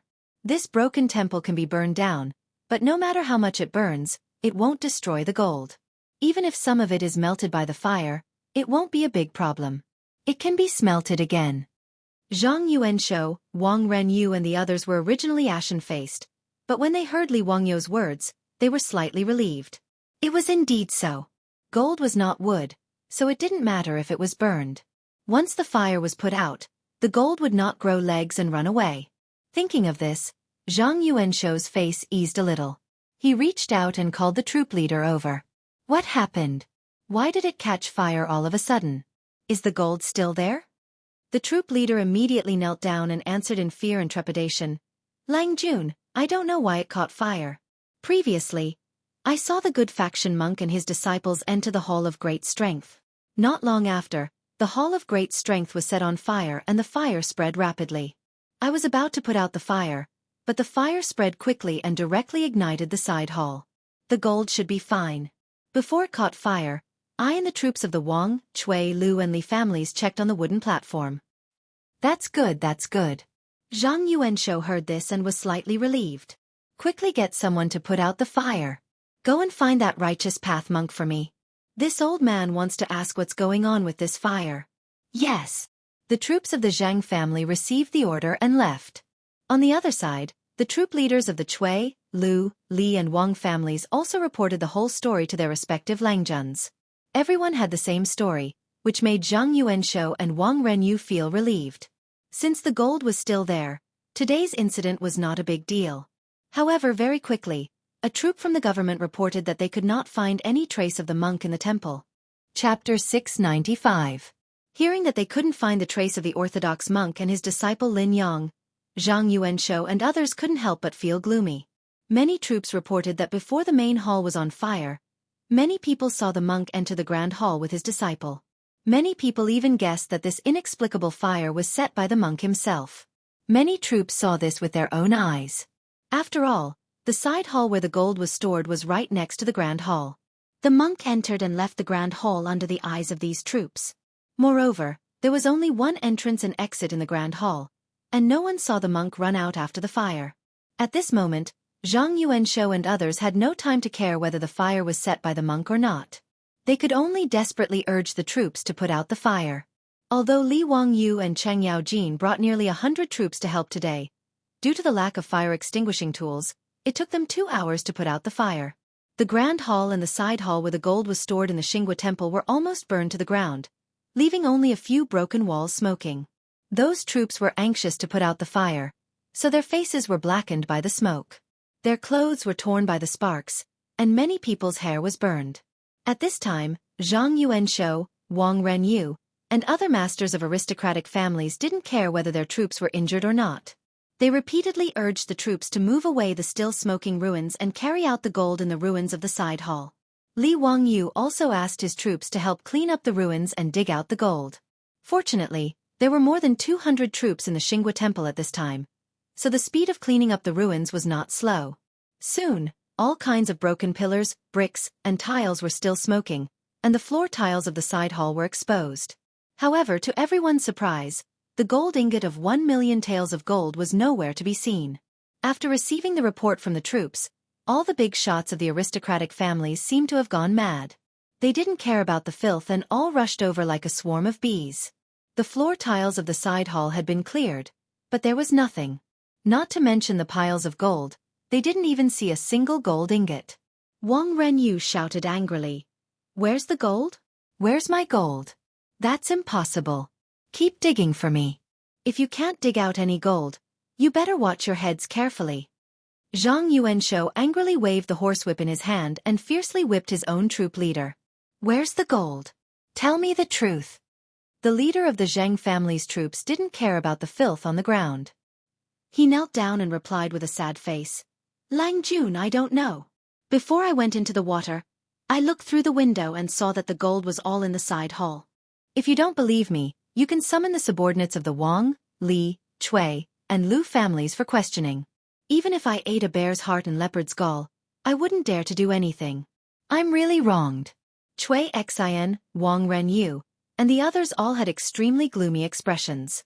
They summoned their own troops for questioning, and sure enough, their answers were the same.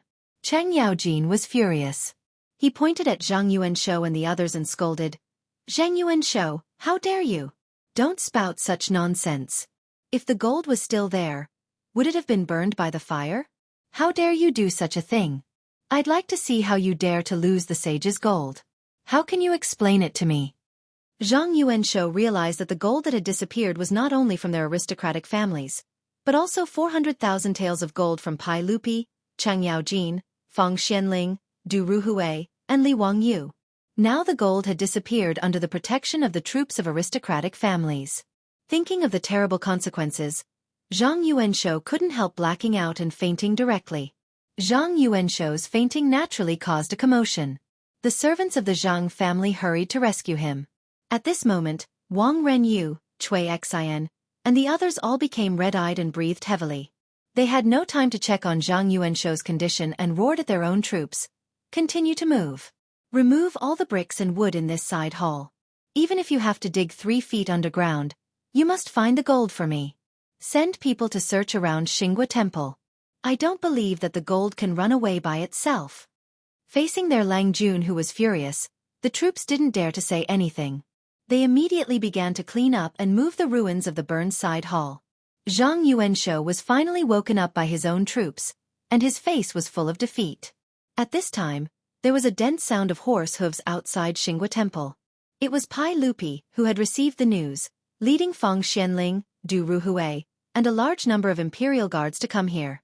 Pai Lupi strode into the temple and asked angrily, "Gentlemen, what's going on? Why would there be a fire in the temple for no reason? Is the gold safe?" Zhang Yuanshou and others looked at each other, but didn't know how to answer. Li Wangyu said with a wry smile, "Uncle, the side hall where the gold was stored was all burned down.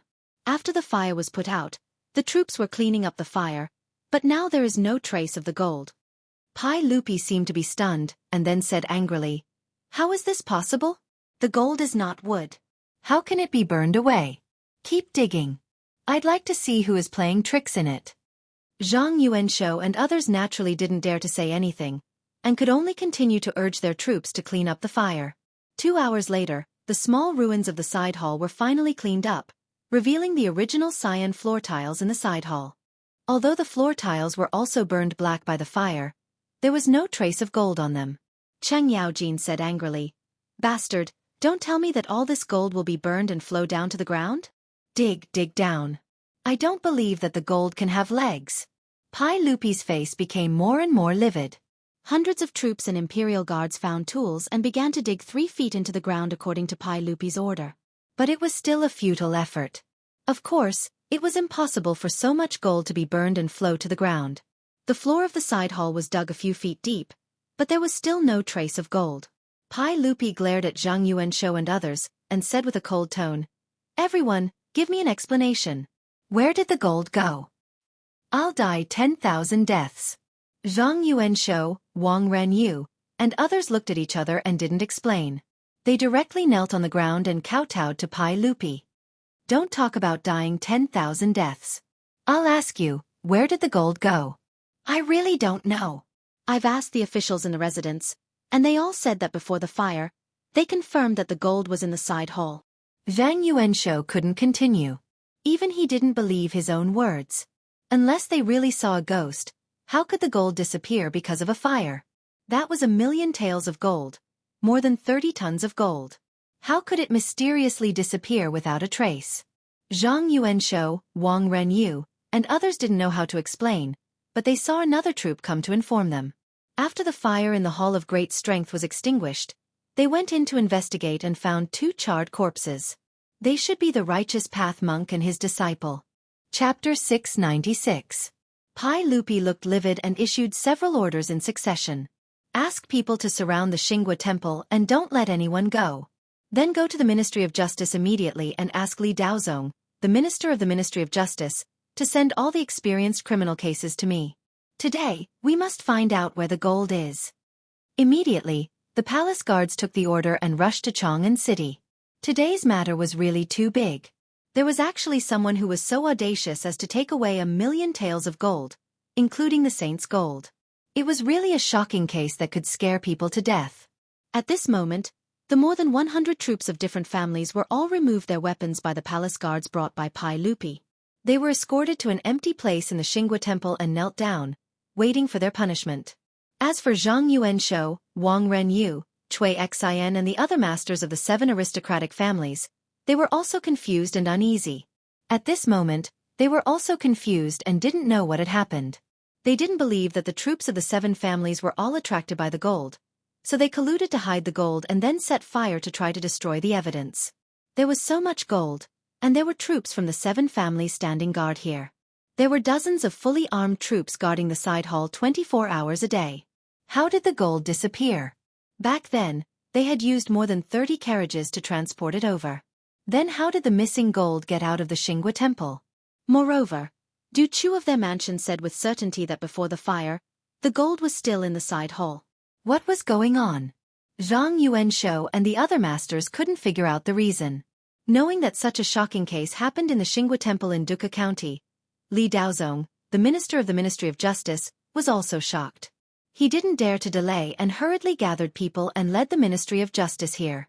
After seeing Li Daozong, Pai Lupi immediately ordered him to interrogate the troops of the aristocratic families and check the scene. They must get to the bottom of the matter and find out the whereabouts of the gold. Daozong, you can send people to interrogate anyone in this case. Remember, anyone. I don't care what method you use, but you must find the gold for me. Yes, this subject obeys. Li Daozong braced himself and replied. Li Daozong had roughly learned about the case, and he also felt that it was strange. Naturally, he did not dare to neglect Pai Lupi's order. After nodding, he immediately commanded those experienced criminal cases of the Ministry of Justice to take over everything in Xinghua Temple and begin to investigate the case. The Ministry of Justice's experienced criminal cases separated the aristocratic family troops and interrogated them separately. They took their confessions and investigated the fire in the side hall. However, because Zhang Yuanshou and the others had ordered the troops to move away all the wreckage in the side hall, and Pai Lupi had ordered people to dig 3 feet into the ground. They could not find any valuable clues in the wreckage of the side hall. As for the 2 charred corpses in the Hall of Great Strength, the coroner of the Ministry of Justice made a discovery after careful examination. Reporting to Your Majesty, after the coroner examined the 2 corpses, he found that they were not burned to death, but were killed by a sword. That is to say, they were killed and then burned by fire. Li Daozong came to report. Pai Lupi frowned and said, "This is strange." The troops of the Zhang family and the Wang family said that they saw the Orthodox Master and his disciples enter the Hall of Great Strength before the fire started. Since the person had already been killed, then who set the fire? Who killed the Great Master? I don't know. I think someone must be lying. Li Daozong did not believe what those troops said. He had repeatedly confirmed that when the aristocratic families came to take over Xinghua Temple 10 days ago, the gold was indeed in the side hall.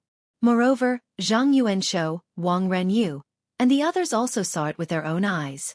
The steward of the aristocratic families also entered the side hall to check the amount of gold. In the next 10 days, in addition to the troops of the aristocratic families, there were only the Orthodox Master and his disciples in Xinghua Temple, as well as the craftsmen who were recruited by the Orthodox monks to cast the gold Buddha statues in the temple. Those craftsmen only came to work in the temple during the day. Moreover, they worked in the Hall of Great Strength and were supervised and searched by the troops of the aristocratic families. It was absolutely impossible for them to touch the gold. These craftsmen were also questioned by the Ministry of Justice, and confirmed that it was impossible for them to steal the gold under the eyes of more than 100 troops of the aristocratic families. What was more bizarre was that no matter how the experienced criminal officers of the Ministry of Justice interrogated them, the troops of the aristocratic families insisted that before the fire in the side hall, they had confirmed with their own eyes that the gold was in the hall through the window on the gable wall. The more the officials of the Ministry of Justice interrogated them, the more confused they felt about this case. They could not understand it at all. There was no other possibility except that the troops of the aristocratic families colluded with each other to steal the gold. Therefore, with the consent of Pai Lupi, the Ministry of Justice directly tortured the troops of the aristocratic families. Suddenly, the Xinghua Temple was filled with the miserable howls of the troops of the aristocratic families. After beating several leaders of the troops of the aristocratic families into a bloody mess, the confessions they got were still the same. Those troops insisted that they knew nothing about it. Even if some people could not stand the torture and admitted that they had stolen the gold, they could not tell where the gold was. Obviously, they were just talking nonsense. Zhang Yuanshou and the others became more and more embarrassed because the troops of their own mansion were tortured by the Ministry of Justice. However, Zhang Yuanshou, Wang Renyu, and Cui Xian all remained silent at this moment. Now not only the gold of the aristocratic families disappeared, but also the gold of Pai Lupi, Chang Yaojin, and others had disappeared. How could they say anything at this moment? The sun was very good today, but in the warm sunshine of March, the faces of the masters of the aristocratic families became paler and paler. They were silent, and no one knew what they were thinking. Pai Lupi turned to look at Li Wangyu and asked, "Zio, what do you think? This case is really strange." Li Wangyu just shook his head silently, but the uncle and nephew secretly exchanged a look when others were not paying attention. Even though Pai Lupi looked solemn, the corners of his eyes were full of excitement. Obviously, today's situation was another trap set by him, Li Wangyu, Chang Yaojin, and others. However, Zhang Yuanshou and the other masters of the aristocratic families jumped into the trap without noticing it, like the beasts in the forest. How could Pai Lupi not feel happy about this? Summoning the Ministry of Justice to inspect the scene, investigate the suspects, and trace the gold was just a show for the aristocratic families. In short, as long as the gold could not be found, the aristocratic families would have to take the blame for the loss of the gold. Whether they were willing or not, there was no excuse for it. In fact, the million taels of gold were still in the Xinghua Temple at this time. Chapter 697. The Ministry of Justice had investigated the gold theft case in Xinghua Temple for more than half a month, but they still had no clue. The case soon became known to almost everyone in Chang'an City. This incredible case immediately became the hottest topic in Chang'an City, a huge city with a population of millions. Both the officials and the people on the street were extremely excited and gossipy after hearing this shocking case. After all, it involved millions of taels of gold, which made people yearn for it. However, just like the opinion of those experienced criminal cases of the Ministry of Justice, No one could find any other suspects except for the more than 100 aristocratic families' troops who were responsible for guarding the Xingua temple at that time.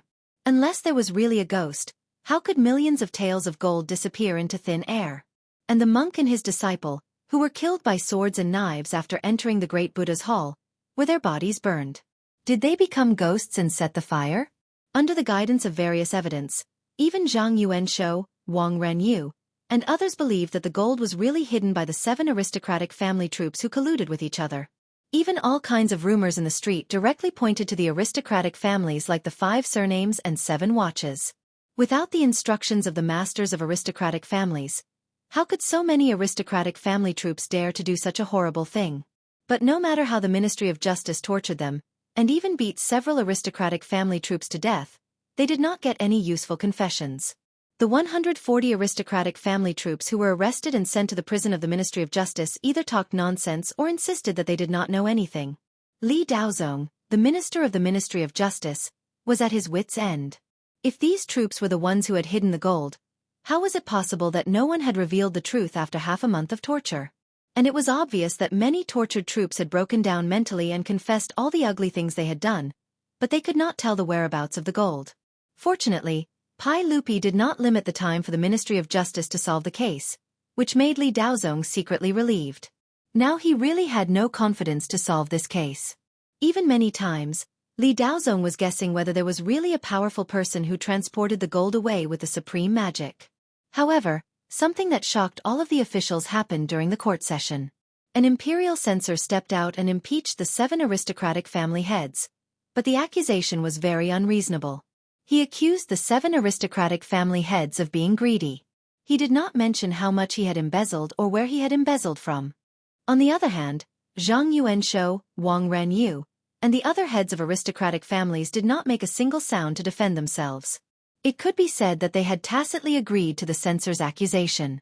All the civil and military officials in Taiji Palace immediately understood that there was no such thing as greed. After all, everyone knew the extent of the aristocratic family's wealth. Even if they wanted to be greedy, it wouldn't be up to the 7 aristocratic families' patriarchs to personally stretch out their hands. Obviously, there was only one reason why Zhang Yuanshou and others were impeached. That was the gold theft that happened in Xingua Temple half a month ago. 1 million taels of gold had disappeared without a trace, and there were still 400,000 taels of gold, including the saint's gold. Since they couldn't find the real culprit in such a big case, someone had to take the blame. The gold was stolen under the watch of the 5 aristocratic families and 7 aristocratic families. Whether Zhang Yuanshou and others were willing to take the blame or not, they could only take it silently. They naturally knew this in their hearts. Pai Lupi stood up from the throne and looked around at the officials in the hall. Finally he looked at Wei Zhang, the imperial censor, and said, "What do you think of this matter, Mr. Wei?" Wei Zhang stepped out and said, "Although Mr. Zhang, Mr. Wang, and other officials are noble, the law of the Tang Empire cannot be abolished. Since they are involved in corruption, they should naturally be handed over to the imperial censor for a strict investigation, and the law of the country shall be enforced." Hearing this, Pai Lupi sighed deeply and said, "Alas, you have worked hard for the court for many years. How can I be so heartless?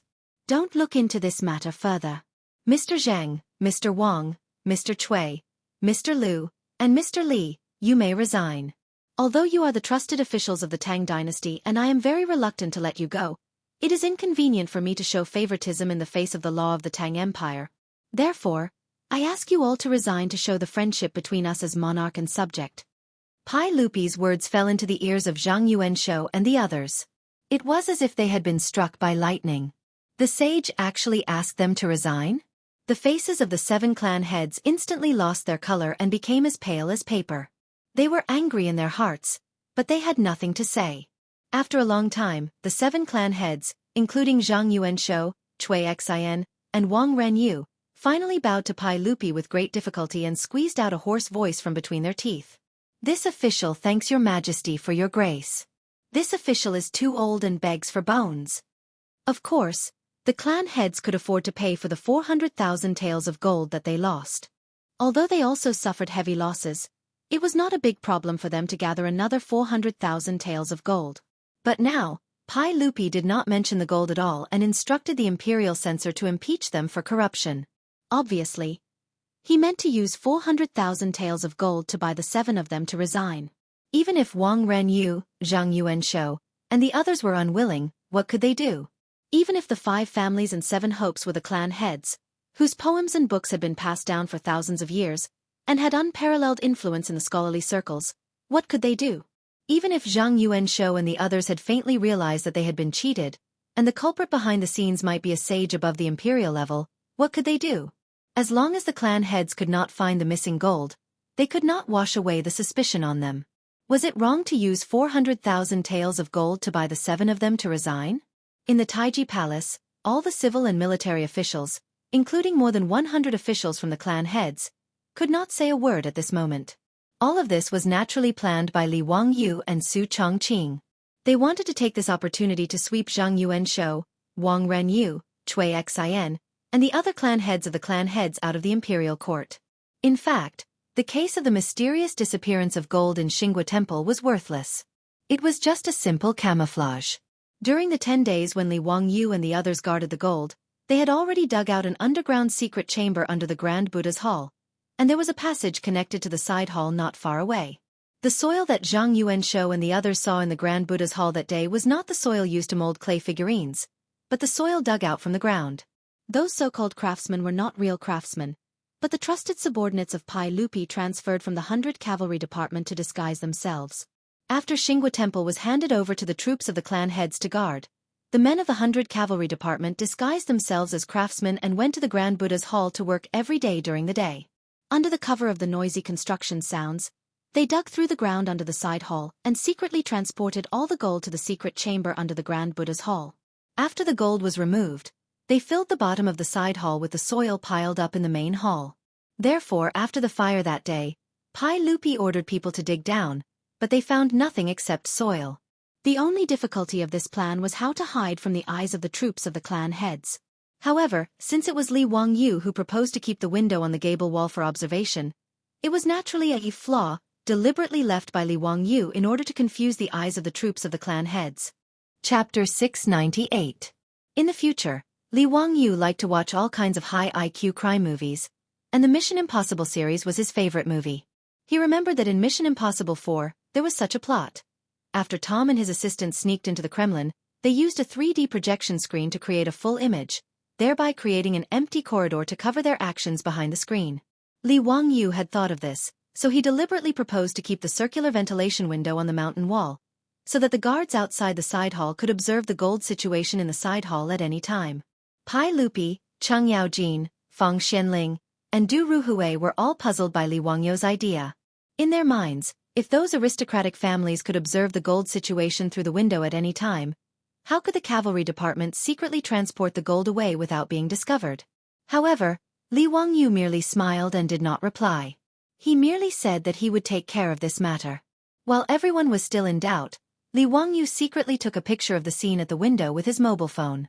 Then, he returned to Dingzhou village and used the 3D imaging mode to draw on the black curtain with gold powder. He drew a curtain that was enough to deceive the eyes.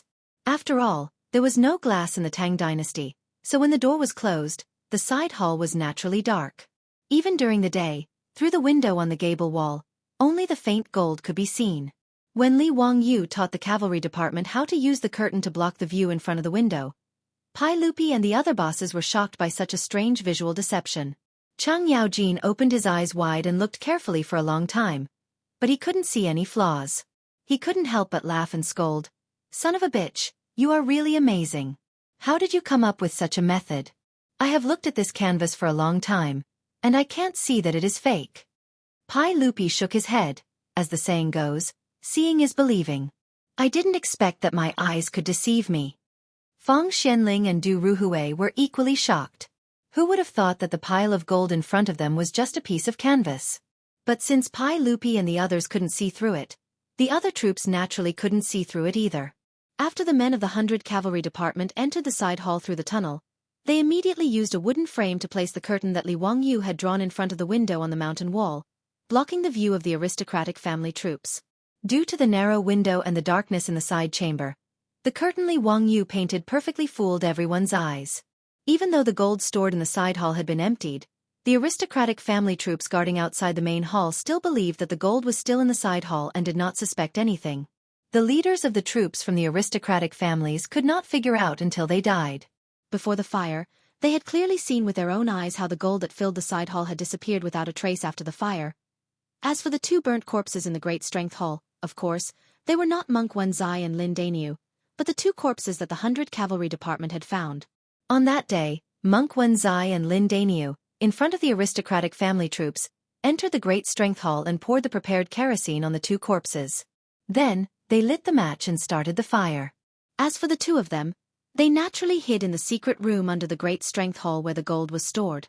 In the era where there was no DNA testing, no one would suspect that the righteous monk and his disciple Lin Yang were still alive. The Great Strength Hall and the side hall had already been arranged by the 100 Cavalry Department to ignite the fire. As the fire started, it naturally ignited the side hall. The fire burned all the traces in the side hall, as well as the curtain that was placed by the window, leaving no trace of evidence. 1,000,000 taels of gold mysteriously disappeared in front of everyone's eyes. As the saying goes, it's dark under the lamp. Even if Zhang Yuanshou, Wang Renyu, and the other masters of aristocratic families racked their brains, they could not imagine that the gold had already been moved to the Great Strength Hall that was also burned in front of them. What was more, they could not imagine that the monk and his disciple, who were already dead in their eyes, were still alive now. The gold hidden under the Great Strength Hall of the Xingua Temple was naturally secretly taken out by the 100 Cavalry Department and sent back to the Taiji Palace and the other mansions. This time, Li Wangyu and his companions had cheated the aristocratic families quite miserably without risking anything. The 600,000 taels of gold from the aristocratic families made Pai Lupi and Li Wangyu a windfall. Each family got more than 100,000 taels of gold. Although Li Wangyu was not short of money now, how could he not accept the gold that was given to him for free? As for the so-called gold mine in the Xingua Temple, it had not yet been discovered to be fake, because several major temples in Chang'an City were now arguing with the 5 surnames, 7 Wangs, and Li Wangyu. Monk Wenzai's claim that he had sent letters to the major temples in Chang'an City to inform them of the gold mine was naturally false. It was just an excuse to fool Zhang Yuanshou and his companions. However, after the fire in the Xingua Temple, the letters signed by the Orthodox were sent to the major temples in Chang'an City and to the abbots. They learned that the Xingua Temple had a gold mine, and now the temple was burned down and the original Orthodox abbot had died. How could the abbots of these major temples sit still? They all rushed to the Xingua Temple and asked to take over the property of the Xingua Temple. Wang Renyu and his companions were naturally unwilling. In the eyes of the aristocratic families, even if the gold was lost, as long as the gold mine was in their hands, they could still make up for the loss in the future. Therefore, they held the documents signed with the Orthodox monks and refused to give up the gold mine. However, the abbots of the major temples insisted that since the gold loaned to the Orthodox was lost under the watch of the aristocratic families, the document should not be valid anymore. Unless the aristocratic families took out another 1,000,000 taels of gold, the gold mine should be handed over to the major temples in Chang'an City according to the letter written by the Orthodox monks. Since the 2 sides argued, Pai Lupi naturally did not say anything and pretended not to know anything. Therefore, the case went from Chang'an City to the censorate, which gave Wei Zhang a headache. On one side, there were the 5 surnames, 7 Wangs, Lu Guogong, Zhang Guogong, Lai Guogong, and even the sage behind them. On the other side, there were several major temples with countless believers. Both sides had their own opinions, but they were all reasonable. Wei Zhang wanted Pai Lupi to make a holy judgment, but Pai Lupi kicked the ball back to him. The reason was very reasonable. This matter involved himself. As the emperor of the Tang dynasty, he naturally could not become a topic of ridicule. Therefore, the case was put on hold again. No one cared about the Xingua Temple for the time being, and the gold mine could not be mined. Several years later, the 5 surnames and 7 Wangs finally reached an agreement with the major temples in Chang'an City. They would mine the gold mine together and share the profits equally. Finally, the Xingua Temple gold mine, which had been put on hold for a long time, could be started. Naturally, there was nothing in the Bull-Shastarisk T gold mine except stones. It was not until then that Zhang Yuanshou, Wang Renyu, and others who had retired long ago realized that they had been cheated by the monks. Zhang Yuanshou was so angry that he spat blood on the spot and fell seriously ill. But these were the stories for later. At this time in the Taiji Palace, Pai Lupi was in a good mood. He forced all the heads of the 5 surnames and 7 Wangs to retire. Although there were still hundreds of officials from aristocratic families in the imperial court, Pai Lupi even felt lighter without the 7 heads as their backbone and their constraints in the imperial court. In the Taiji Palace, Pai Lupi pretended to comfort the heads of the 7 aristocratic families and praised them for their contributions to the imperial court. At this time, Li Wangyu was seeing them off outside Chang'an City. Chapter 699. At a pavilion 10 miles north of Chang'an. As the saying went, there was a pavilion 10 miles away and a pavilion 5 miles away. The pavilion was a place for travelers to rest and also a place for the Tangs to bid farewell to their friends and relatives. Today, Li Wangyu was here to bid farewell to the Chotzi merchant Bai Mohu, the monk Wenzai who was preparing to go west to catch up with Master Xuanzang, and his disciple Lin Daniu. Bai Macho's injuries from being tortured by the gangsters that day had already recovered. His throat that had been burnt by the medicine, after Sun Simiao's treatment, although he could now speak, he could only speak in a low and hoarse voice. Li Wangyu bowed to Bai Mohu and said, "Lao Bai, you were almost imprisoned because of me and suffered such a serious injury. It's all my fault. Please accept my bow as an apology." Bai Mohu quickly bowed back and replied with a hoarse voice, "Please don't say that again, I don't deserve it. How can I blame you? It's all because of those bad guys. On the contrary, I should thank you for your help. Otherwise, I wouldn't be able to see the light of day again." Li Wangyu smiled and said, "Let's stop bowing here and there. Lao Bai, when you return to Chang'an next spring, I'll invite you to drink again." Bai Mohu smiled and pointed at the wine sacks hanging on the hunchback. "Count Hu, the wine you gave me is enough to make me drunk." On his return journey, he did not bring any goods except for the sorghum wine on the backs of more than 100 camels. Li Wangyu gave him thousands of pounds of Shadaozi wine. Bai Mohu would be able to earn a lot when he returned to Chotzi this time. It was comparable to his business income from several trips to Chang'an. "Haha, it's nothing." Li Wangyu laughed. After the two chatted for a while, Li Wangyu looked at the monk Wenzai and said, "Master, this journey to the west to seek scriptures will be difficult. Please be careful." Monk Wenzai and his disciple Lin Daniu were going west to India. Li Wangyu wanted to persuade them to give up, but he could not say it. He didn't have a good impression of Buddhism. The temples of the Tang dynasty didn't produce anything, and only relied on worshippers. The monks did not pay taxes, nor did they submit to the corvée. Instead, they owned countless temple properties and drove a large number of good people to work for the temple. They even set up a fragrant kitchen, with a high interest rate. Buddhist temples were as beautiful as palaces and extremely luxurious. From Li Wangyu's point of view, it was no wonder that Emperor Wuzong of Tang would order the annihilation of Buddhism 100 years later. These monks were too greedy and naturally had a way to die. Therefore, Li Wangyu felt that there was no point in going to India to obtain the scriptures. Even if Xuanzang spent 14 years to retrieve the scriptures from India, what could he change? Moreover, since he had not seen this monk's name in the history books, it was obvious that his journey to the west this time did not bode well. Even though Li Wangyu had obtained the document for him to exit, it didn't have much use. Following Bai Macho's caravan, they could only reach Chotzi, and there was still a long journey of tens of thousands of miles. Although Li Wangyu did not like Buddhism, he admired monk Wenzai quite a bit. This monk who knew how to cheat was definitely an extraordinary person. This time, monk Wenzai was able to pull down the 7 family heads of the 5 surnames and 7 hopes. Li Wangyu's suggestion to give him a large amount of gold and let him cultivate in the Tang dynasty was rejected by monk Wenzai. Following Xuanzang's footsteps to the west was Wenzai's unwavering belief. Regarding this, Li Wangyu could not persuade him. He could only wish this monk a safe journey in his heart. "Amitba, thank you, Count Hu." Monk Wenzai smiled and returned the greeting. Li Wangyu gestured to Niu Wu beside him and gave him a package. "Master, here's 100 taels of gold for your travel expenses. Please do not refuse." Monk Wenzai still shook his head and refused with a smile. To be able to travel with Benefactor Bai's caravan to Chotzi has already saved poor monk a lot of energy. Also, the document sent by Count who made poor monk very grateful. How could he dare to ask for more? Count Hu, please take back the gold. This poor monk has a bowl of food and a ladle of wine. Li Wangyu persuaded again and again, but this stubborn monk still refused to accept the gold. He could only give up. "In that case, please take care. I look forward to meeting you again in Chang'an. Monk Wenzai said, Ba. County Count Hu, please take care.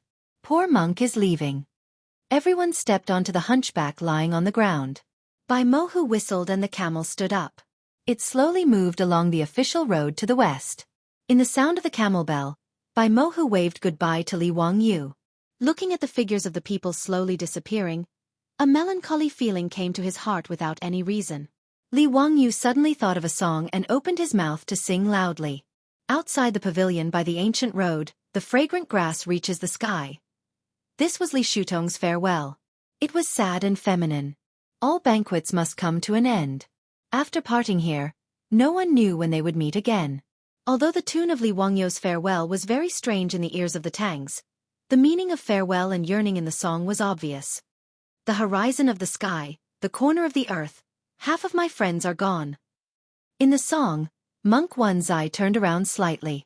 On the hunchback, he bowed to Li Wangyu with one hand. After the farewell was sung, the camel team gradually disappeared on the official road. Li Wangyu sighed deeply and calmed down. He called Niu Wu and the team behind him to return to Chang'an. Monk Wenzai's insistence on going west made Li Wangyu sigh with emotion. Limited time and endless dust. Let fate take its course.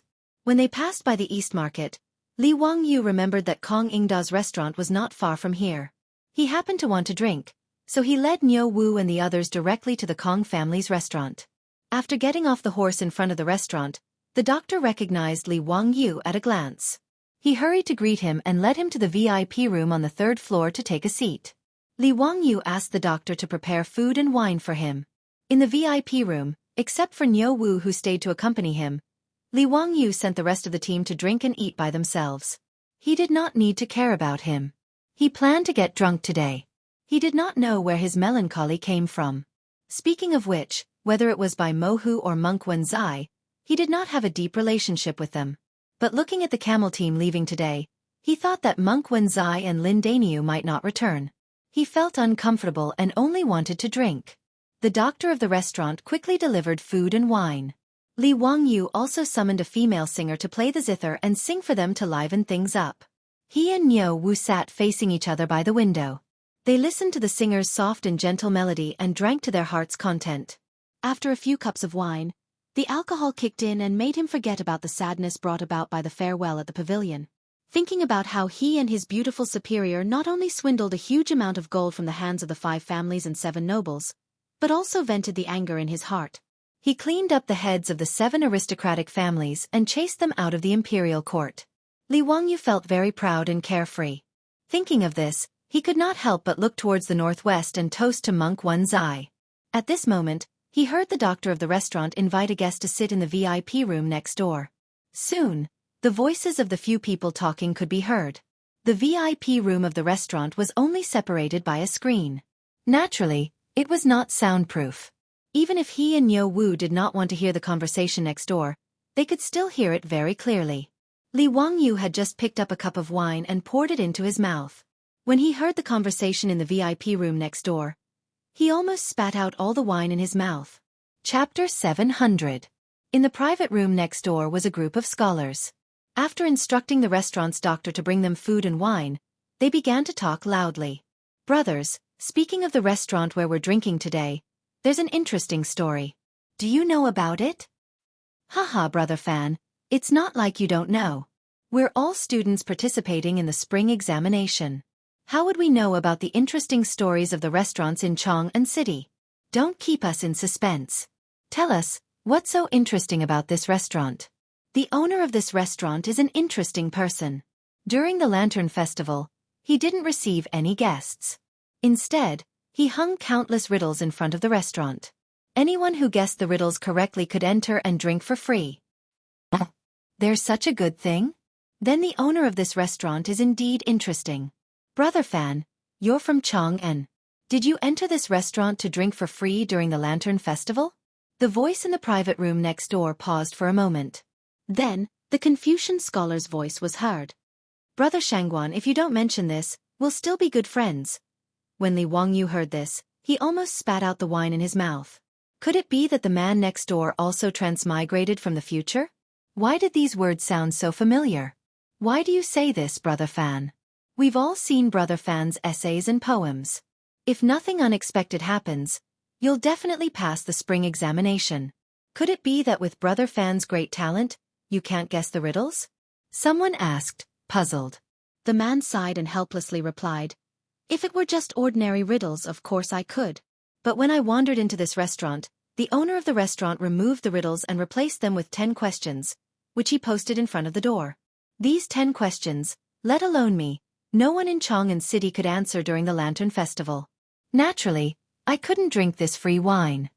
His words immediately aroused everyone's curiosity. What kind of questions could baffle all the Confucian scholars of Chang'an City? There's such a thing?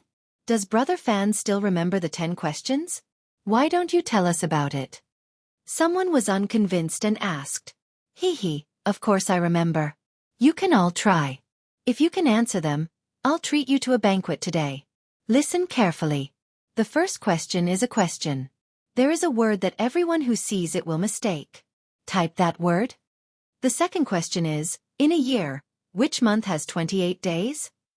The third question. There was no sound in the room next door. Li Wangyu almost laughed out loud.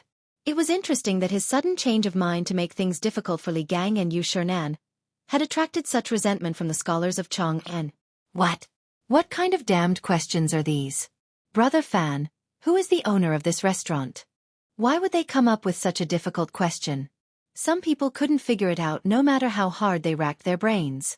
After hearing the answer, they couldn't help but be speechless. It was quite a while before they asked indignantly. Haha, I don't know who the owner of this restaurant is, but I do know who came up with these questions. Oh? Brother Fan, quickly tell me, who is so despicable? When the owner of the restaurant set the questions that day, he had already written that these difficult riddles were all written by the county earl who founded the country.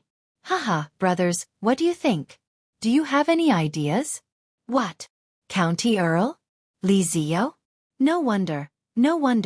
It was written by the little immortal poet. That makes sense. Haha, how can I compare to the little immortal poet's great talent? Li Wangyu was stunned by this person's words. Little immortal poet? Is he talking about me? Since when did I have the title of little immortal poet? But immortal poet is immortal poet. Why add the word little? Li Wangyu shook his head, feeling a little smug. He raised his head and drank another cup of wine. Haha, I can copy the title of little immortal poet just by copying poems. But I wonder how the immortal poet Li Tai Bai will live in the future? This guy's skin is getting thicker and thicker. Not only is he not ashamed, but he is also somewhat proud. A voice came from the room next door. Brothers, you may not know, but in Chang'an, no one calls Li Zio little immortal poet. Behind his back, they all call him Bai's County Earl. Haha. Li Wangyu heard this and could not help but raise his eyebrows.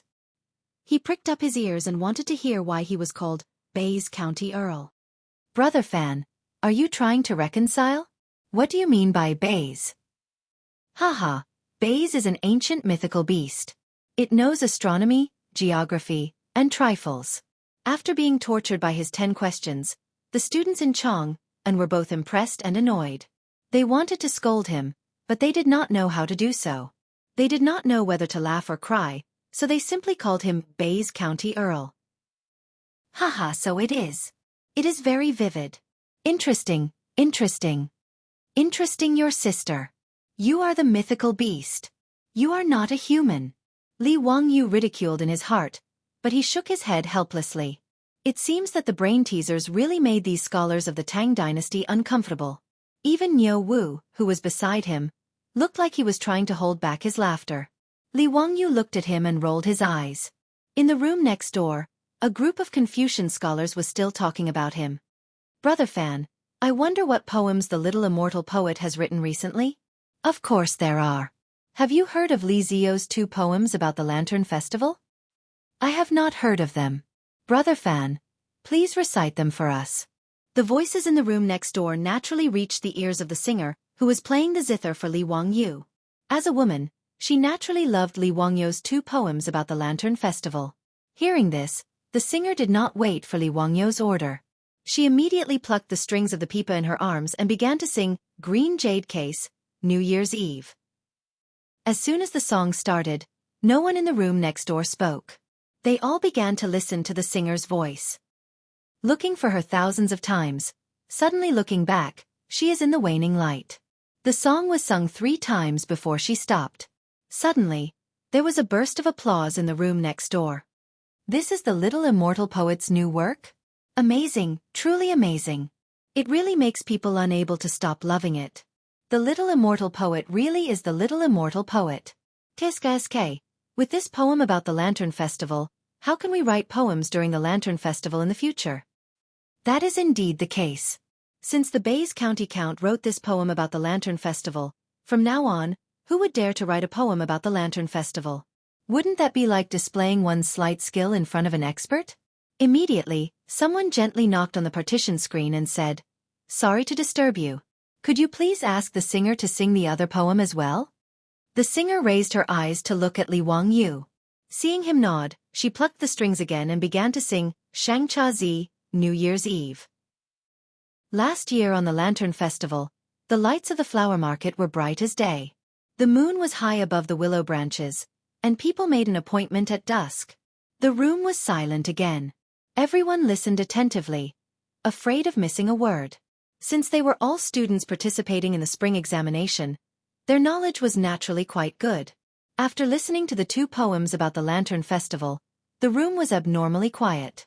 It was so quiet that one could hear a pin drop. After a long time, Li Wangyu heard a sigh coming from the other room. The Lantern Festival's poetry will be finished from now on. The sentence, "The moon was high above the willow branches, and people made an appointment at dusk," made people's hearts yearn. The little immortal poet really lives up to her name. In the field of poetry, Li Ziyo should be called teacher. Since ancient times, the word teacher was extraordinary. It meant that the one who reached the top was the teacher. The scholar was the elder, so he was called teacher. Li Wangyu was 17 years old. For these scholars to be willing to call him teacher, one could see his current position in their hearts. Chapter 701. When Niu Wu heard the words from the room next door, he could not help but wink at Li Wangyu. Li Wangyu pretended to be calm, putting on a straight face and coughing lightly. He looked like he did not care, but he was actually feeling really good inside. Naturally, he felt really good hearing someone praise him in secret, but he still put on an act. Niu Wu knew his Longjuan's temperament, so he just grinned and did not expose him. On the other hand, the songstress looked at the master and servant pair weirdly. The Confucians next door were praising County Earl Hu. So what was the meaning of their expressions? Another voice came from the room next door. "I heard that the imperial court is preparing to attack the Turks again? Do you know about this?" When Li Wangyu heard this, he frowned. He did know about this matter. In the 8th month of the 3rd year of Zhengguan, Pai Lupi ordered Minister of War Li Jing as the general manager and Zhang Gongjin as the deputy general manager to attack the Turks. It was also in this battle that Pai Lupi finally took revenge for the humiliation of being forced by Jelly Khan to sign the Wei River Alliance, destroying the Turks in one fell swoop. However, Li Wangyu did not know about this matter from Pai Lupi, Chang Yaojin, or Li Jing. He only knew about it from history books. How did these Confucians know about such a secret of the imperial court? It had only been 3 months, and the matter of attacking the Turks had already caused such an uproar? We do not know about this matter, so how did Brother Shangguan know? Brother Zhu, have you forgotten that Brother Lu and I are both from Hunan?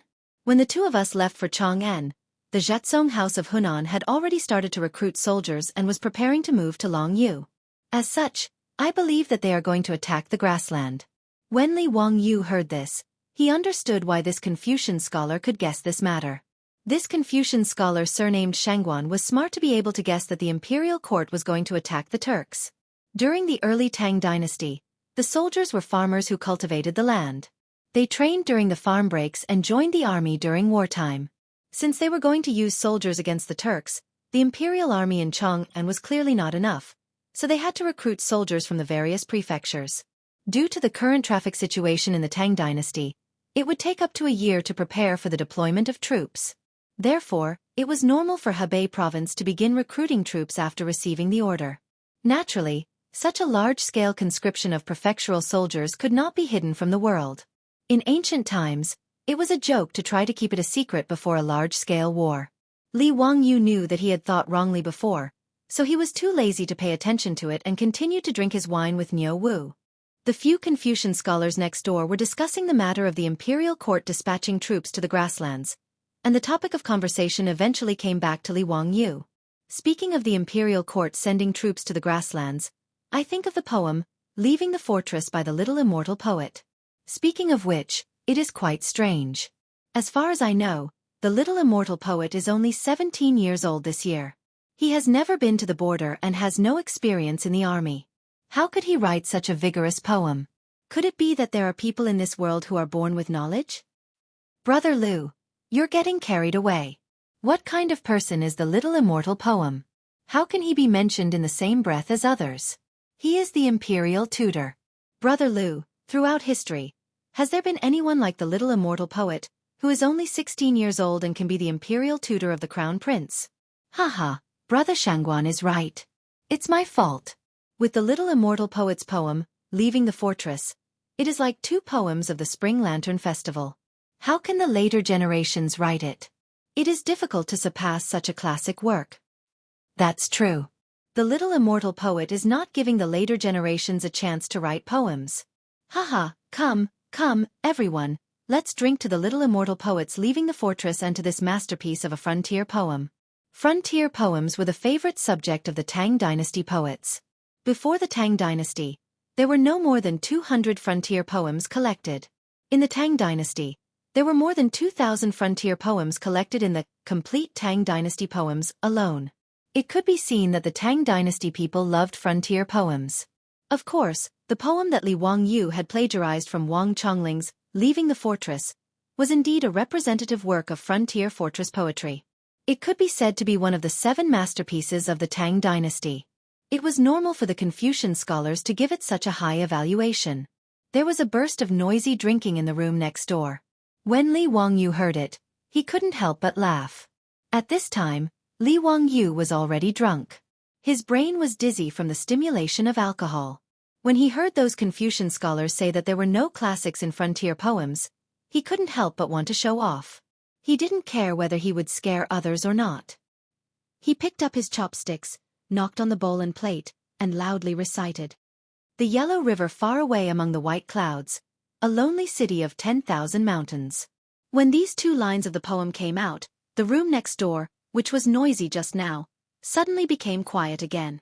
These 2 lines describe the magnificent scenery of the frontier fortress in the northwest.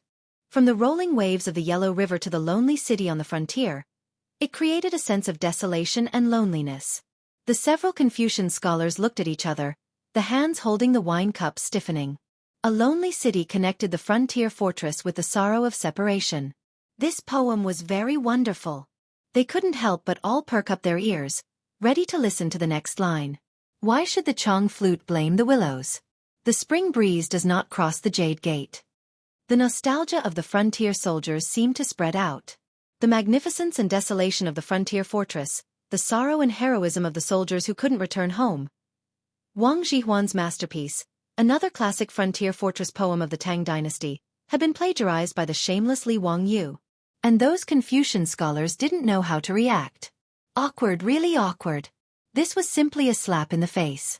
Just a moment ago, everyone was praising the Little Immortal Poet's frontier poem, saying that it was the masterpiece of the world. But in the next room, someone immediately recited a poem that was on par with her? Everyone even doubted if they had heard wrongly. But that songstress's eyes lit up. Without hesitation, she immediately plucked the strings of her zither again, opening her mouth to sing the poem Li Wangyu recited, Leaving the Frontier. After the songstress finished singing, Li Wangyu still hadn't had his fill. He recited another poem. Grape wine in a luminous cup, the lute immediately urges me to drink. Lying drunk on the battlefield, don't laugh. Since ancient times, how many people have returned from a campaign? The clouds of the Qinghai Mountains, the lonely city looks at the Jade Gate. The yellow sand wears the golden armor after 100 battles. Lu Lan won't return until it's broken. Today, he was sending off monk Wen Zai, so he was originally feeling melancholy. Now that he had drunk a few cups of wine, under the stimulation of alcohol, he didn't care and recited several wonderful frontier poems. Li Wangyu felt good. The songstress was stunned. All the Confucian scholars were stunned. Separated by a screen, everyone could only hear the sound, but not see the person. At this moment, besides shock, there were only 10,000 alpacas galloping through their hearts. Damn it, when did frontier poems become a specialty in this field? And they were sold wholesale? They had only praised the little immortal poet's frontier poem, and now they were fighting? Moreover, every single one of them was actually so magnificent and full of ambition. All the Confucian scholars were sluggish for a long time. After carefully pondering over these frontier poems, they had to admit that these poems were on par with the little immortal poets, leaving the frontier. Brothers, come, let's drink. I hope that all of you can pass this year's spring examination. Yes, let's drink. Haha, the taste of today's wine is really good. In the room, the Confucian scholars were stunned for a long time before someone interrupted. Everyone closed their mouths and didn't talk about the poem anymore. They greeted each other and drank, erasing the awkwardness from just now. Chapter 702. In the past, when they heard Li Wangyu's poems, they would come to meet the poet and make friends with him. But today, when they were flattering the goddess of poetry, they were directly slapped in the face by the unknown guy in the next room. Under such embarrassment, how could they have the nerve to make friends with him? Therefore, they could only persuade each other to drink and pretend that they didn't hear the poem. Of course, in everyone's hearts, these few poems were firmly engraved in their minds. They planned to find someone to ask who these few poems were later. Brothers, by the way, you should know about the gold theft case in Xinghua Temple, which has caused a stir in Chang'an City recently, right? What do you think? The Confucian scholars simply changed the topic and talked about the hottest thing in Chang'an City recently. This extremely bizarre case naturally attracted the gossips of everyone in Chang'an City and incessantly discussed it. Even though they were Confucian scholars who came to Chang'an City to attend the imperial examination in spring, they also knew about it. Of course I know. Tut, this case is really strange. It's 1,000,000 taels of gold. I was born in an official's family, but I have never seen so much gold. Haha, I'm not afraid of being laughed at. I haven't even seen 10,000 taels of gold, let alone 1,000,000 taels of gold. Haha, none of us have seen it either. The strange thing is that so much gold disappeared just like that. To tell you the truth, I don't quite believe that it was those aristocratic families who were greedy. If they were really greedy, why didn't they run away? Why did they stay in Xinghua Temple? Brother Shangguan, you're right, but it's also strange. I heard from the people in the Ministry of Justice that those troops were very sure that before the side hall where the gold was stored caught fire, they saw with their own eyes that the gold was in the side hall. If so, I'm afraid that only immortals could transport the gold away. Haha, Brother Lu, don't joke. Do immortals need to steal gold? Immortals can turn stone into gold by themselves, right? Haha, you're right. I was wrong. However, in this gold theft case in Xinghua Temple, not only the gold of the 5 families and 7 kings was lost, but also the gold of the sage, Duke Lu, Duke Zhang, and Duke Lai were also lost. Even the goddess of poetry lost 80,000 taels of gold. It's really a heavy loss. TSK. Speaking of which, I admire the little immortal poet the most. You are indeed worthy of being the Bays County Earl. It was said that when the little immortal poet was chased out of the clan by the Li clan of Hu County, she led an old servant and started from scratch. In less than a year, she had earned Noda's family business and was also conferred a title by the saint. She was really amazing. Although I lost 80,000 taels of gold this time, in my opinion, it is nothing. Little immortal poem will definitely be able to earn it back. The group of Confucian scholars also nodded repeatedly. They admired Li Wangyu to the core. Not only was his literary talent outstanding, but in terms of poetry, no one in the world could surpass him. Moreover, his ability to earn money was comparable to Shang Shang, Tao Shang, Zhu Gong, and Fan Li. It could not help but be envious. Li Wangyu was already drunk at the moment.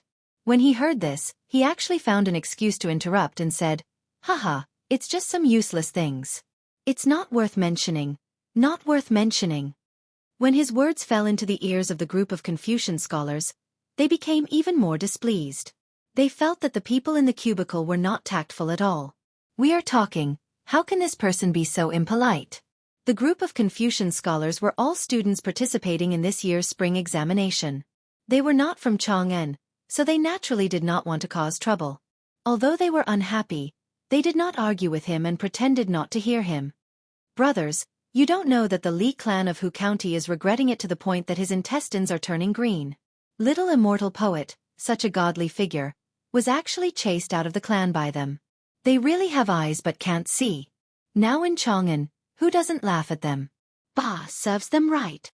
This kind of clan is unworthy of being a member of the Li Tang clan. The saint should have chased them out of the clan. When Li Wangyu heard this, he almost couldn't help but applaud the Confucian scholars in the cubicle. Sure enough, the eyes of the crowd were as bright as snow.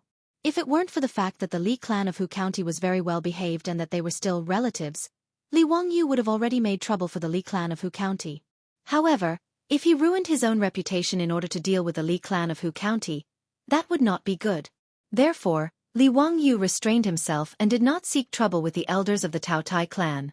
At this time, when he heard the Confucian scholars curse the Li clan of Hu County, he naturally felt happy.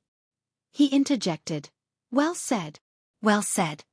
The group of Confucian scholars in the elegant room were stunned. None of them understood what was going on with the guest next door. In the Tang dynasty, it was rare to see someone respond like this. Some of the Confucian scholars felt that it was inappropriate for them to impudently talk about the imperial clan, not to mention that there was a shameless eavesdropping person in the cubicle. Therefore, they did not respond and directly changed the topic to this year's spring examination. Brothers, do you all know? The imperial court has already announced that the rules for this year's spring examination are different from previous years. It is said that the examination papers will be copied and sealed? That's right, it is indeed so. It is said that the changes in the spring examination were also the idea of the immortal poet. This plan is very clever. In this way, why do we need to care about the examinees who have submitted their papers? Speaking of this, I feel very carefree in my heart and should drink a toast. With this sealing of the papers, we don't need to worry about cheating in the spring examination. We brothers have studied hard for many years and can also display our talents. Haha, we should drink a cup to victory. Speaking of which, the person I admire the most right now is none other than the immortal poet. Not to mention his poems and essays, just the immortal poet's engraving printing technique is a blessing for us scholars. Brother Shangguan is right. What I admire even more is the water wheel and four-wheeled carriage that the immortal poet created. This is something that will benefit the country and the people for thousands of years. If I can learn from the immortal poet and benefit the people, then my years of study will not be in vain. If I can become the immortal poet's disciple, I would rather not take this year's spring examination. Brother Lu's words are exactly what I want to say. After the scholar surnamed Lu and Shangguan said these words, the crowd of Confucian scholars burst into laughter. Haha, Brother Lu and Brother Shangguan don't joke like this. Why don't you see who the immortal poet's disciples are? Not to mention the Crown Prince and His Highness King Yu. Even Junior Supervisor Yen and Imperial Censor Ma, one is a 4th-rank Imperial Censor and the other is a 6th-rank Imperial Censor. It is not easy for Brother Lu and Brother Shangguan to become the immortal poet's disciple. Passing the spring examination is easy, but becoming the immortal poet's disciple is too difficult. Brother Lu and Brother Shangguan, do you still have the extravagant hope of becoming classmates with the Crown Prince and His Highness King Yu? Li Wangyu was dizzy when he heard the Confucian scholars next door dismissing the two of them. He couldn't help but laugh and say inarticulately, why not? You, the two of you, as long as you pass this year's spring examination, I will accept the two of you as my younger children. When his words fell into the ears of the group of Confucian scholars, they were first stunned and then became furious. What an arrogant guest! It was one thing to rudely interrupt time and time again, but now he actually dared to speak such drunken nonsense? Everyone could hear that the guest in the next room was very drunk and couldn't speak clearly. He actually came to take advantage of them and said that he wanted to accept Shangguan and Lu as his disciples. Who did he think he was? Did he really think that just because he drank a few cups of wine, he was a character like the immortal poet? At this time, the Confucian scholars couldn't care less. In a moment of anger, they directly pushed open the partition screen in the room, wanting to see what kind of crazy person was so rude. When Niu Wu saw the Confucian scholars angrily push open the partition, he quickly stood up and prepared to stop them. Just as he was making a ruckus, he heard a burst of noise from the back of the room. Wahahaha, I told you that I didn't see wrong. Isn't the person sitting downstairs the middle of that brat Zio's residence? That bastard Zio must be drinking and making merry here. Let's find him and settle the score. Hearing these words, Li Wangyu, who was still dizzy a moment ago, suddenly quivered. Chapter 703. To be able to make such a sound that could make Li Wangyu tremble in fear, other than Cheng Yaojin, there was only Chung Chumo, that dandy. The group of dandy were carefully led to the third floor by the restaurant's manager and doctor, who were smiling apologetically. They pushed open the door to Li Wangyu's private room. Seeing that it was indeed Li Wangyu and Niu Wu in the private room, the dandy laughed and scolded. Damn it, this kid is drinking and making merry here. He actually didn't call his brothers. He really deserves a beating. Ziyu, you bastard. You made us run around like donkeys, and you came to the restaurant to have fun. SK. You even called a singer. Li Wangyu. You bastard. You've learned bad things. Everyone, don't talk nonsense with this kid. Today, we must make this kid drink, otherwise, we won't be able to vent our anger. This bastard, he sent us to manage the Wangyu Charity Hall, but he came here to have fun. Brothers, today, we must not let this kid off. As soon as the dandies saw Li Wangyu, they shouted to beat him up. Li Wangyu, who was already drunk, looked at the situation and suddenly broke out in a cold sweat. Even his drunkenness sobered up a lot. He naturally knew why the dandy were like this and knew that he was in the wrong. He quickly stood up and bowed to the dandy. Hee, brothers, good day. Ziyu greets all my brothers. Haha, it's been a few days since we last met, and I've missed all of you. I didn't expect to meet all of you here in this restaurant. Come, brothers, please take a seat. Today, this little brother will be treating, and we won't leave until we're drunk. The Wangyu Charity Hall that Li Wangyu set up on a whim was not short of money, but there were many things that needed people to do. March was the time for spring sowing, but last year, a large area of Guangzhong Road was hit by a disaster. Even though Pai Lupi issued a decree to waive last year's rent, it was still a drop in the bucket, and the people were now crying for food. Although the government also provided disaster relief, it could only ensure that the people of Guangzhong Road did not starve to death. At this time, Wangyu Charity Hall, which was not short of money, could play a role. With the support of Empress Zhang's son and a group of top playboys in Chang'an, the Wangyu Charity Hall did not encounter any resistance in the Guangzhong circuit. But even if he had the money, it wasn't easy to run a charity hall. Whether it was counting the number of farmers affected by the disaster or distributing food, it was a very complicated matter. The debauches didn't understand this either. Although they had their own stewards to help them, they were still very busy. He sent someone to ask Li Wangyu for help, but at that time, Li Wangyu was busy digging a hole for the 5 surnames and 7 factions. How could he care about these things? He repeatedly said that he was not free and refused. Moreover, with his temperament, he didn't have the patience to do these things. He had always been the one who only cared about setting fires and not cleaning up. Li Wangyu did not expect that he would be caught red-handed by these foppish playboys when he came to this restaurant to relax after seeing Monk Wen Zai off outside Chang'an City, and wanted to have a drink on the way back. Chung Chumo ignored Li Wangyu and went forward to grab him by the collar and scolded jokingly. Don't talk nonsense, Zio, you scoundrel. You left so many things to us. You tell us what to do. Niu Wu knew that the debauches were joking with his Lang Jun and did not stop them. He just laughed and watched the fun. Li Wangyu saw that the debauches were coming at him aggressively and decided to play rogue. He spread his hands and said, Brothers, this little brother's 50 kilograms is here. If you are not satisfied, then you can deal with me however you want. His shameless appearance made the debauches laugh. Feng Yai, I simply shouted. Beat him. Then the group of debauches rushed forward and pressed Li Wangyu to the floor and ravaged him for a while. The scene in the elegant room shocked the group of Confucian scholars. They had originally planned to denounce the person in the room and see who was constantly interrupting them. They didn't expect that before they could open their mouths, they would encounter such a scene.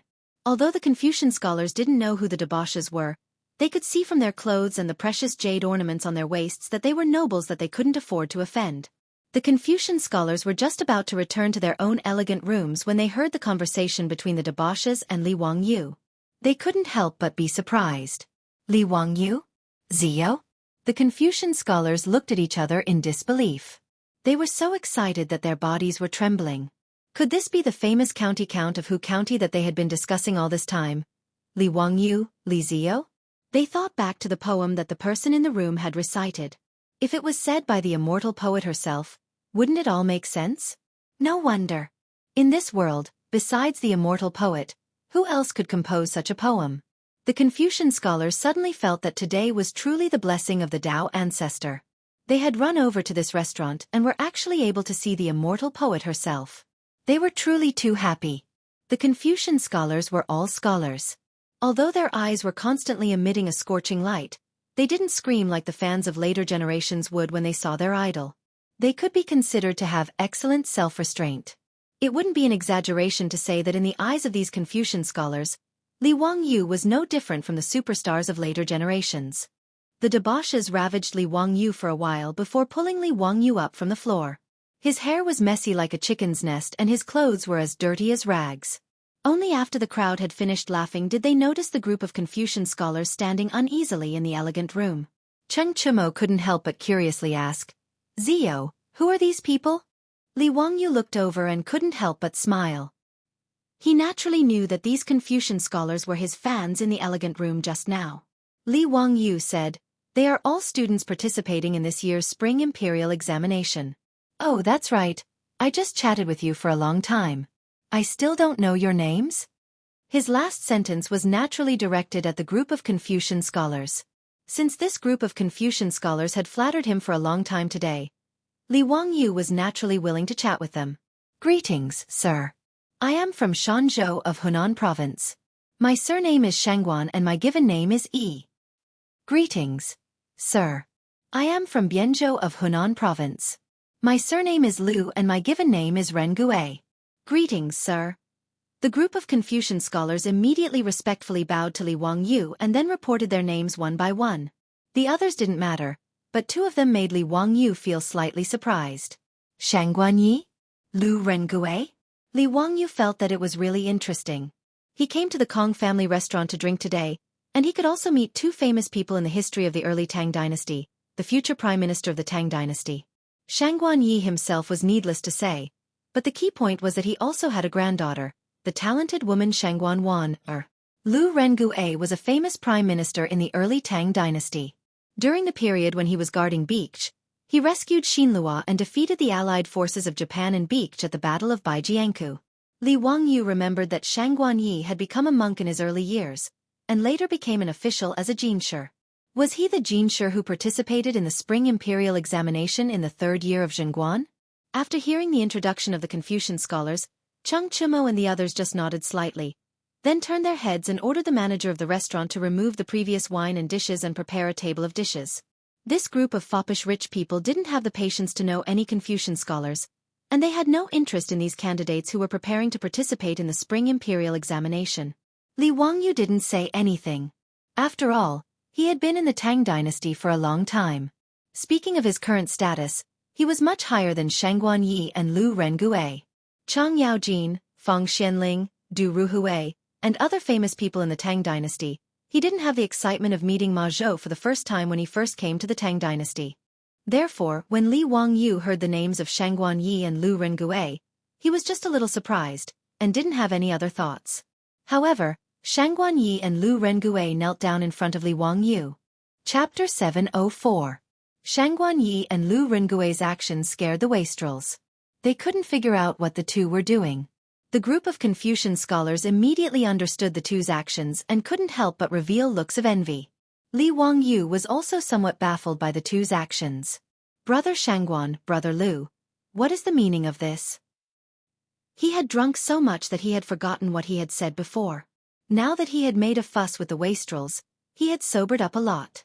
However, he didn't remember that he had said that he would accept the two as his disciples. Teacher said earlier that if the two of us were lucky enough to pass this year's Spring Imperial examination, teacher would accept us as his disciples. I don't know if teacher's words still count? Li Wangyu was stunned. Did he say that? How come he didn't have any impression of it? He looked at Niu Wu and asked if this was true. Niu Wu was also speechless. He could only nod silently, indicating that this was indeed what Li Wangyu had said earlier. After receiving Niu Wu's confirmation, Li Wangyu was also dumbfounded. He had really agreed to accept Shangguan Yi and Liu Rengue as his disciples? Li Wangyu had a headache. He subconsciously wanted to find an excuse to refuse. However, when he saw Lu Rengue and Shangguan Yi kneeling on the ground and their eyes filled with anticipation, he couldn't bring himself to refuse. Forget it. In any case, one sheep was already herded, and a flock of sheep was also released. 2 more disciples was no big deal. Thinking about Li Changqian, Li Tai, Ma Zhou, Yan Liben, Shangguan Yi, and Lu Rengue were all his disciples, it seemed quite interesting. Looking at Pai Lupi's meaning, that brat Li Ji should also acknowledge him as his teacher in the future. After this mess, the historians in the future would have a headache when they researched the history of Zhan Guanyan. Thinking of this, Li Wangyu nodded slightly at Shangguan Yi and Lu Rengue on the ground. Since I said this before, I won't go back on my words. After this year's spring imperial examination, if the 2 of you can pass, go to Hu County's Dingzhou village to find me. I will accept the 2 of you. But if it doesn't, then there's no need to mention it again. Shangguan Yi said happily, Teacher, don't worry. Brother Lu and I are both candidates for this year's examination. I will definitely not embarrass you. I will definitely pass this year. That's right. Don't worry, teacher. If I can't become a grand scholar, how can I have the face to acknowledge you as my master? Brother Shangguan and I are confident that we can pass this year's spring quarter examination, Lu Rengue said without hesitation. Li Wangyu didn't doubt that the 2 of them could pass the imperial examinations. What a joke! If the 2 future prime ministers of the Tang dynasty couldn't even pass the spring imperial examination, who else could? After receiving Li Wangyu's confirmation, Shangguan Yi and Lu Rengue were overjoyed. As for the other Confucian scholars, they were all filled with envy. They hated themselves for not saying that they wanted to take the little immortal poem as their master. Anyone would understand how great the benefits of being Li Wangyu's disciple were. Even though Li Wangyu looked like he was 17 this year, and they were much older than him, so what? The young man in front of them was not only famous in Chong'an, but he was also the imperial preceptor of the crown prince. If they took him as their master, wouldn't it mean that they would also be close to the crown prince? If the crown prince inherited the throne in the future, would Li Wangyu's disciples not have a good future? These Confucian scholars naturally didn't think that Shangguan Yi and Lu Rengue, who they called brothers, would be able to become the prime ministers of the Tang dynasty in the future even if they didn't rely on Li Wangyu's influence. Li Wangyu said, Well, since the spring quarter examination is around the corner, you 2 should review your homework well. Don't be careless. You also know that this year's imperial examination requires you to copy the exam papers. If you don't have real talent, it won't be easy for you to pass. If you can't pass the imperial examinations, don't blame me for not opening the door for you too. Yes, teacher, you're right. Brother Lu and I will definitely not let you down. Li Wangyu said a few more words to them and then indicated that they could go back. This group of Confucian scholars knew that Li Wangyu was here, so they didn't dare to continue drinking in the private room. After they respectfully saluted Li Wangyu, they hurriedly left. After Shangguan Yi and Lu Rengue left, Fang Yai asked curiously, Zio, can the 2 students who want to take you as their master really pass the spring quarter examination this year? It's not easy to pass the spring quarter examination. Li Wangyu said, Haha, I believe in them. Brother Yai, just wait and see. I'm sure they will pass. The foppish young masters didn't quite believe his words, but they didn't care. After all, whether the 2 students passed or not had nothing to do with them. Don't talk about that. Come on, everyone, let's drink. Today, we must make that bastard Zio drunk. Chung Chumo raised his glass and shouted, which attracted the response of the foppish young masters. The private room suddenly became noisy. Needless to say, Li Wangyu was drunk again. The next day, he rubbed his temples and got up from the bed. He took the hangover soup from his beautiful boss and drank it in one gulp. Then he said painfully, I will never drink with Chung Chumo and his group of bastards again. His beautiful boss rolled her eyes at him and said, Humph, you say that every time, but when have you ever done it? Wangyu, don't forget that you are not 26 years old now. Your body is only 17 years old. Getting drunk like this is not good for your body. Li Wangyu said with a cheeky smile. Yes, my wife cares about me. Humph, who's your wife?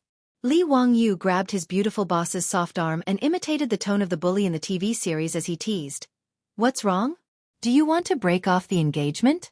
To tell you the truth, today you have to obey, even if you don't want to.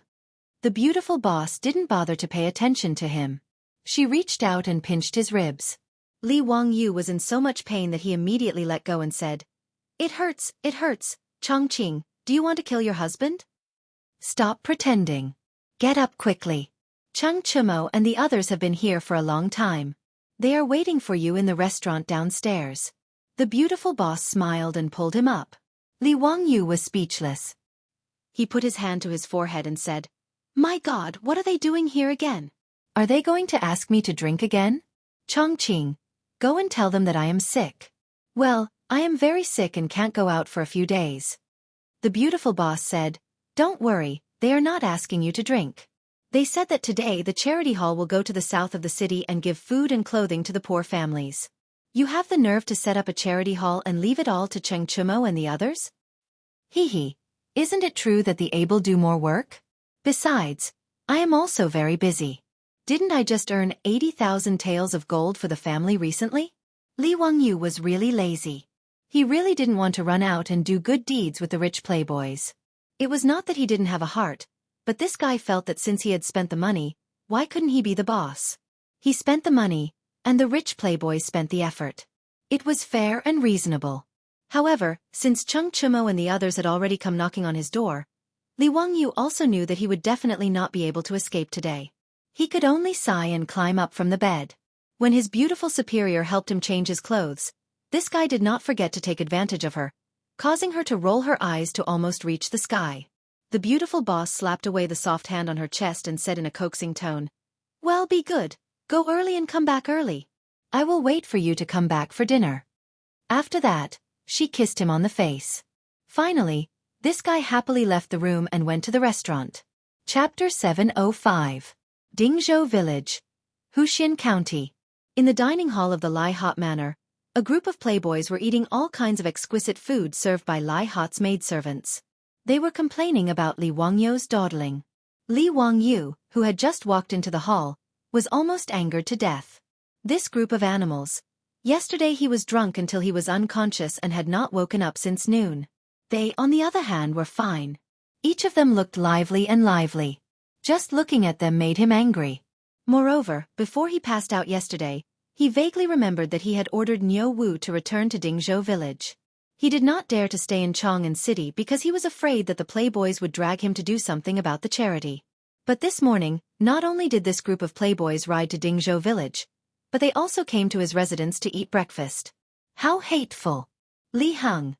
There is no extra food in the residence. In the future, if there are any bad guests, don't give them any food. It's a waste of food. He purposely spoke in a loud voice so that the silk pants could hear him. What he got in response was 10 middle fingers in unison to show his disdain. The old housekeeper Li Hang naturally just laughed and did not take it seriously. He knew that his Lang Jun was just joking with the playboys. Li Wangyu snatched the soup dumplings in front of Fang Yai and put them into his mouth. He complained, brothers, do you have to be like this? Early in the morning, you came to my residence to block me. Those who know will say that we are doing good deeds. Those who don't know will think that I owe you a lot of money. Cheng Chumo glared at him fiercely. Ziyu, you bastard, if we did not block you today, would you have obediently followed us to do things? Let me ask you, since the establishment of this Wang Yu charity hall, have you ever been to it? Do you know where the door of the hall is? That's right, this brat actually threw the matter to us. It's really hateful. The playboys echoed. Li Wangyu knew that he was in the wrong, so he didn't try to defend himself. Instead, he raised his hands in surrender. I was wrong. Elder brothers, you are right. Today, I will follow your arrangements without any objections. Speaking of which, Li Wangyu also felt that it was strange. He originally thought that the hedonists were just a name for the charity hall. After all, the hedonists had their eyes on the good reputation that doing good deeds could bring. In Chang'an, it was easy to talk about caring for the young, supporting the old, helping the poor, and alleviating the sick. However, this group of silk pants actually seemed to be addicted to it. Not only did they do it themselves, but they also enjoyed it. This attitude made Li Wangyu very confused.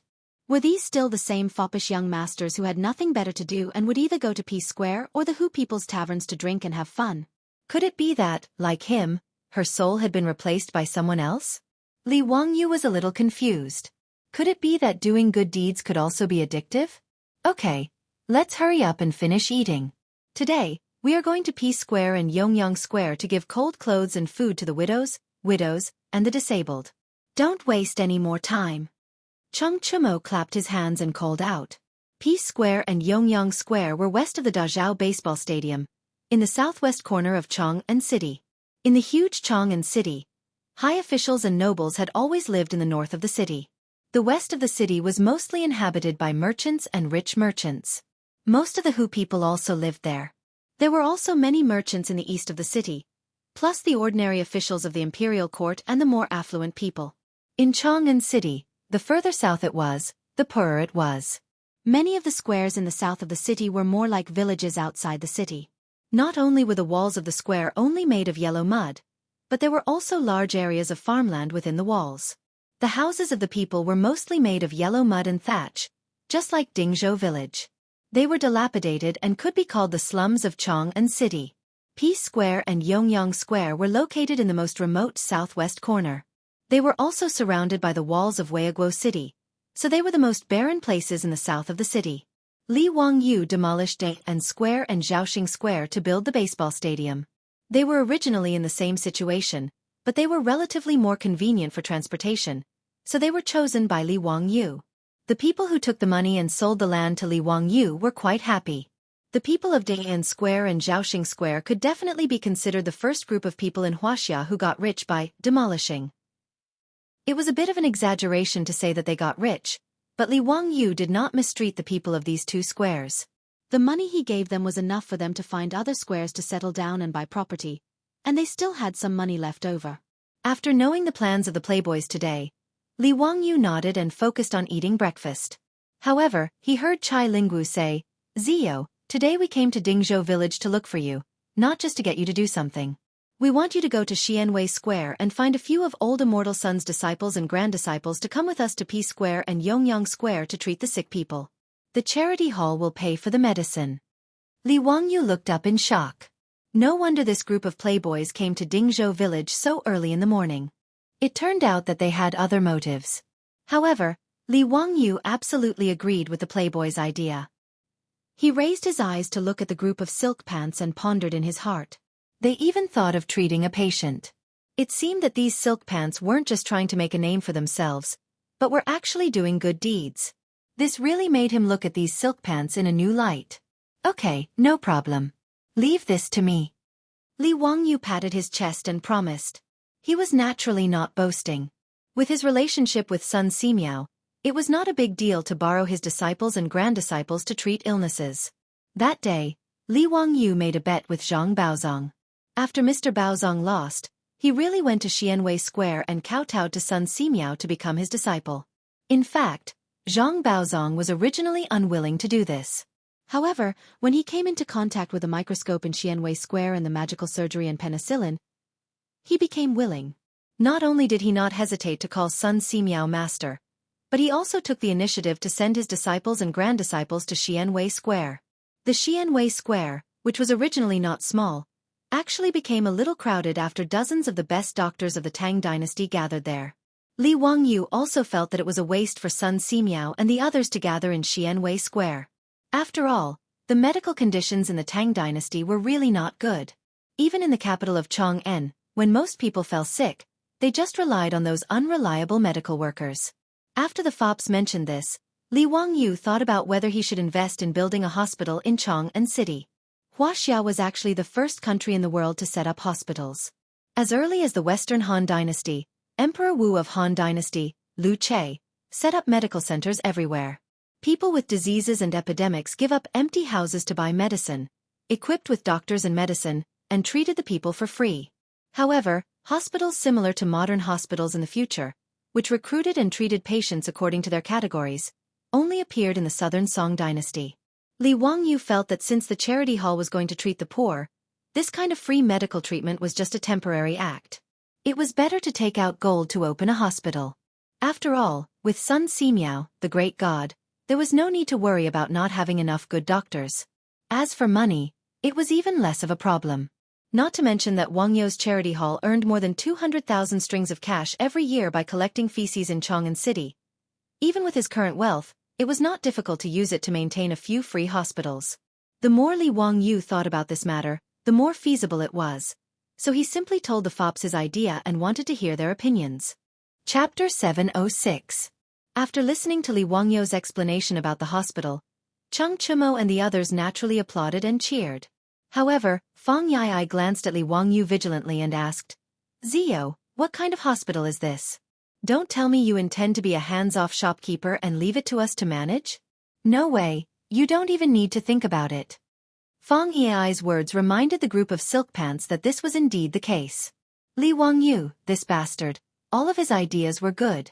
It was just that this fellow was lazy to the bone and belonged to the type of person who only cared about killing and not burying. This was the case with the charity hall.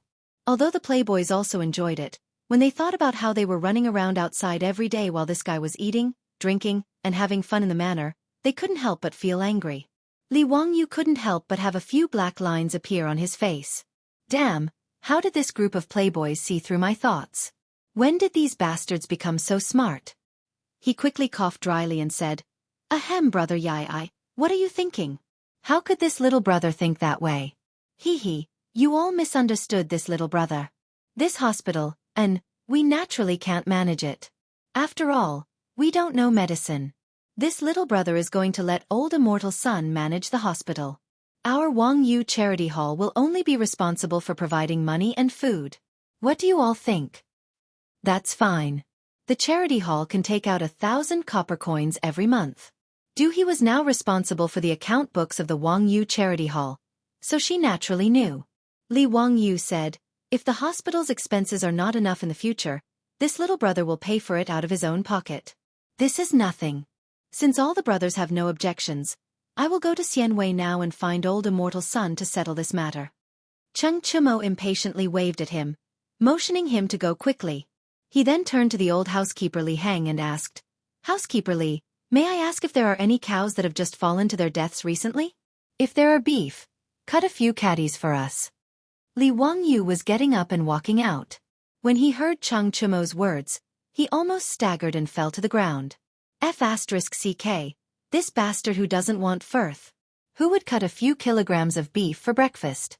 What was even worse was that he actually asked Li Heng if there were any cows that fell to their death recently. Obviously, this was the after effect of the stewed beef with potatoes that he had treated Pai Lupi, Feng Xianling, Cheng Yaojin, and Du Ruhui to. Li Wangyu pretended not to hear Cheng Chumo's words. He comforted himself while muttering, "Don't be angry, don't be angry. If you get sick from anger, no one will take your place." Then he went out to look for Sun Simiao. Li Wangyu, Sun Simiao, and Zhang Baozong greeted each other before taking their seats in a private room. "Old immortal son, Mr. Treasure. I'm here today because I have a request." After seeing Sun Simiao, Li Wangyu came straight to the point and said, "I see that in Chang'an City, when ordinary people fall ill, they lack doctors and medicines. It's very pitiful. So I want to do something for them." Sun Simiao and Zhang Baozong looked at each other. They did not quite understand what Li Wangyu meant. "Zio, I know this too. I often go to the mountains to collect herbs and treat the people for free. But it's just a drop in the bucket. Immeasurable deity, I can't do anything about it. There's always a limit to human power." Sun Simiao sighed. "Old immortal son, because of this, I plan to open a hospital in Chang'an City. There will be outpatient clinics and inpatient clinics to treat the patients." "Oh, outpatient clinics are where the patients come to see the doctor and get medicine. Inpatient clinics are where the patients who have difficulty moving and are easy to infect will be opened. I'll pay for all the medical expenses and medical expenses of the ordinary people's families. Although I don't charge any money, I'll treat the patients and the medicine will be good. What do you think, old immortal son and Mr. Treasure? Free consultation fees and medicine? Zio, you'll pay for it?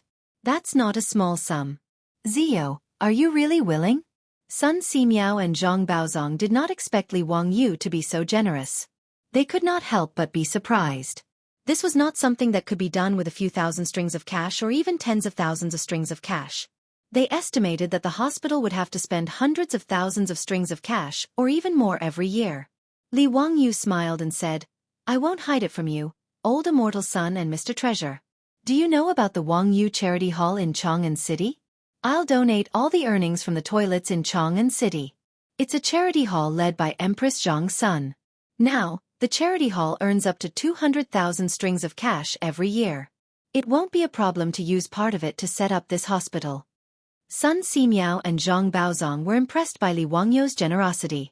They looked at each other and nodded in approval. Zhang Baozong stroked his beard and said, County Count who is indeed extraordinary. I've wronged you. Since County Count who is willing to set up this hospital, I don't have any other abilities, but my medical skills are not bad. If you need my help, County Count who only has to ask. Sun Simiao said, Zio, if you're really willing to pay for the medicine for the people of Chang'an City, I'm naturally willing to help. However, I haven't been in the secular world for a long time and am unable to manage a hospital. Why don't I let Baozong manage it? If you have any difficult or complicated illnesses, you can come find me. Li Wangyu hurriedly looked at Zhang Baozong and said, If Mr. Treasure doesn't mind, why don't you take the position of director of the hospital? Zhang Baozong smiled and said, If County Count who trusts me, I'll cooperate. Li Wangyu said, With Mr. Treasure taking charge, there naturally won't be any problems. However, the scale of the hospital I plan to set up is not small. When the time comes, I'll have to ask Old Immortal Sun and Mr. Treasure to send some of your disciples to the hospital. Of course, no problem. Sun Simiao and Zhang Baozong both nodded in agreement. After the three of them discussed the details of setting up the hospital, Li Wangyu proposed that Sun Simiao send a few of his disciples with good medical skills to help out with the charity's preparations to go to Chang'an City's Ping'an City and Yongyang City's Fangyi City. Of course, Sun Simiao would not refuse. He immediately had the little Taoist boy in the temple call for a few disciples and had them follow Li Wangyu to Chang'an City. Li Wangyu led Sun Simiao's disciples and grand-disciples to meet up with the foppish young masters. Then, they rode towards Chang'an City. Since Cheng Chimo and the foppish young masters wanted to do good deeds, Chang'an City naturally had to cooperate. When they arrived at Yongyang City's Fangyi City, the bailiffs of Chang'an City who came to maintain order were already waiting there. The Li Zhang of Yongyang City was also waiting there respectfully. What made Li Wangyu speechless was that Cui Zhua, the county magistrate of Chang'an City, was also waiting at the entrance of Yongyang City's Fangyi City. Li Wangyu did not know that in this period of time, Wangyu's charity hall had become famous in Chang'an City. Empress Zhang's son personally took the lead. Duke Zhang, Duke Lai, Duke Lu, and the other young masters of the Duke's Manors were personally in charge. Chang'an City and Wanyan City naturally had to cooperate fully with Wangyu's charity hall. Cui Zhua and Lu Deheng were not fools. As the two county magistrates of Chang'an City, how could they let go of this opportunity to improve their reputation and flatter Chang'an City's Fangyi City? Knowing that a group of young masters were coming to Yongyang City and Ping'an City to give food and clothing, Cui Zhua did not even care about his official duties. He personally came to Yongyang City to wait. He was prepared to accompany the playboys to help the poor. Today, the clothes and food used to help the people of the two cities would naturally be delivered by the charity hall's steward. These things did not need the playboys to personally take care of. When Cui Zhua saw that Li Wangyu had also come today, he quickly went forward to greet him. Greetings to the county magistrate. Today, the county magistrate has actually come to Yongyang City to help the poor. I am very impressed. Thank you for your trouble, Ming House. Li Wangyu politely returned the greeting. Looking at the young man smiling at him, Cui Zhua could not help but feel a little absent-minded. The scene when he first met Li Wangyu outside Dingzhou village was still vivid in his mind. Who would have thought that this young man, who was chased out of the clan by the Li clan of Hu County, would become the county magistrate of the founding dynasty within a year, a level 4 official. And he was still the level 6 county magistrate of Chang'an City. Cui Zhua could not help but feel that he had lived for so long in vain. Chapter 707. Let's not talk about Cui Zhua, the county magistrate of Chang'an County. Li Wangyu and the foppish sons were carefully escorted by the Li Zhang of Yongyang Lane. Behind them were several carriages piled with grain sacks, salt, clothes and other supplies. Whether it was in the future or the Tang dynasty, Li Wangyu had never personally done such a thing to help the poor. He had seen a lot of it on television in the future. The general idea was to distribute the food and other supplies to each household and then say a few words of comfort. Actually, Li Wangyu did not agree with this method of giving people fish to feed the poor. Even the poverty alleviation in the future was not so simple. Simply giving the poor people some money and food could only relieve them of their poverty for a while. It could not change their poor lives. Continuously giving them money and food would only raise lazy people. It would not help at all. The poverty alleviation in the future of Huaxia was more about helping the poor find jobs, providing them with vocational training and jobs. This was the reason why it was better to teach a man to fish than to give him fish. But now, Wang You's charity was only blood transfusion. It did not have the effect of creating blood. Li Wangyu could not help but shake his head when he thought of this. But the wastrels were in high spirits. It could be seen that this group of wastrels was sincerely doing good deeds. Even though the clothes of the people in Yongyang Lane were shabby and dirty, Cheng Chumo and this group of wastrels who were used to living like princes did not mind. They even personally carried bags of food from the carriages and sent them to the people's homes. Sun Simiao's disciples also began to treat the illnesses of the people in the homes. Yongyang Lane was very lively at this time. The streets and alleys of the lane were filled with children running around. There were also voices of people bowing and thanking the wastrels. There were even some who were so excited that they directly knelt down in front of the wastrels and knocked their heads against the stone slabs. This scene fell into Li Wangyu's eyes, but he was silent. Fang Yai had just personally delivered the food to the two families and was sweating profusely. However, it could be seen that he was in an extremely good mood at the moment. Not only was Fang Yai like this, but Cheng Chumo and the others were also like this.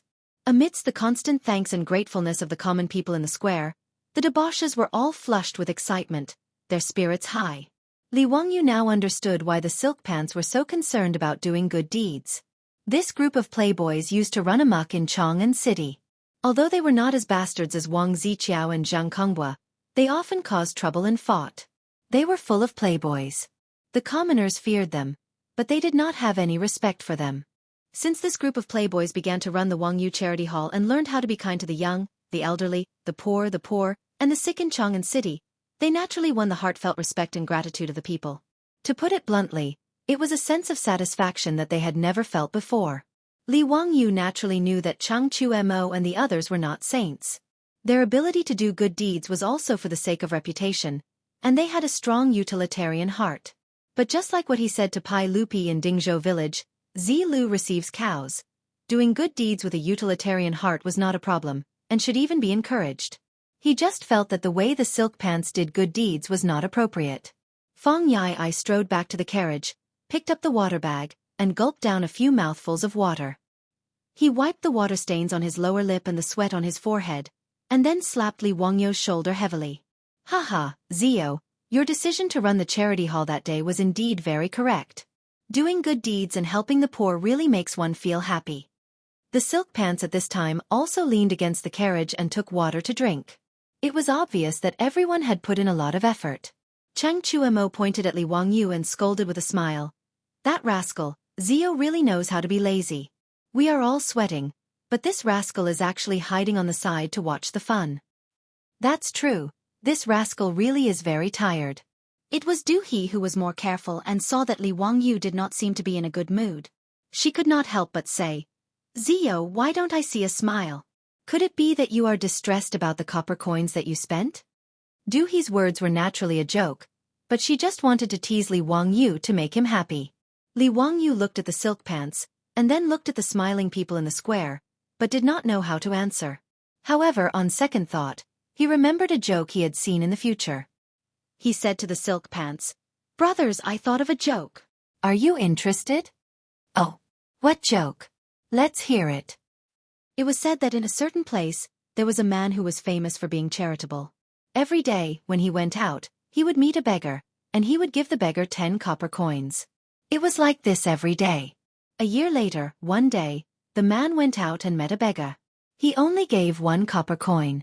So the beggar asked him why he only gave 1 copper coin today.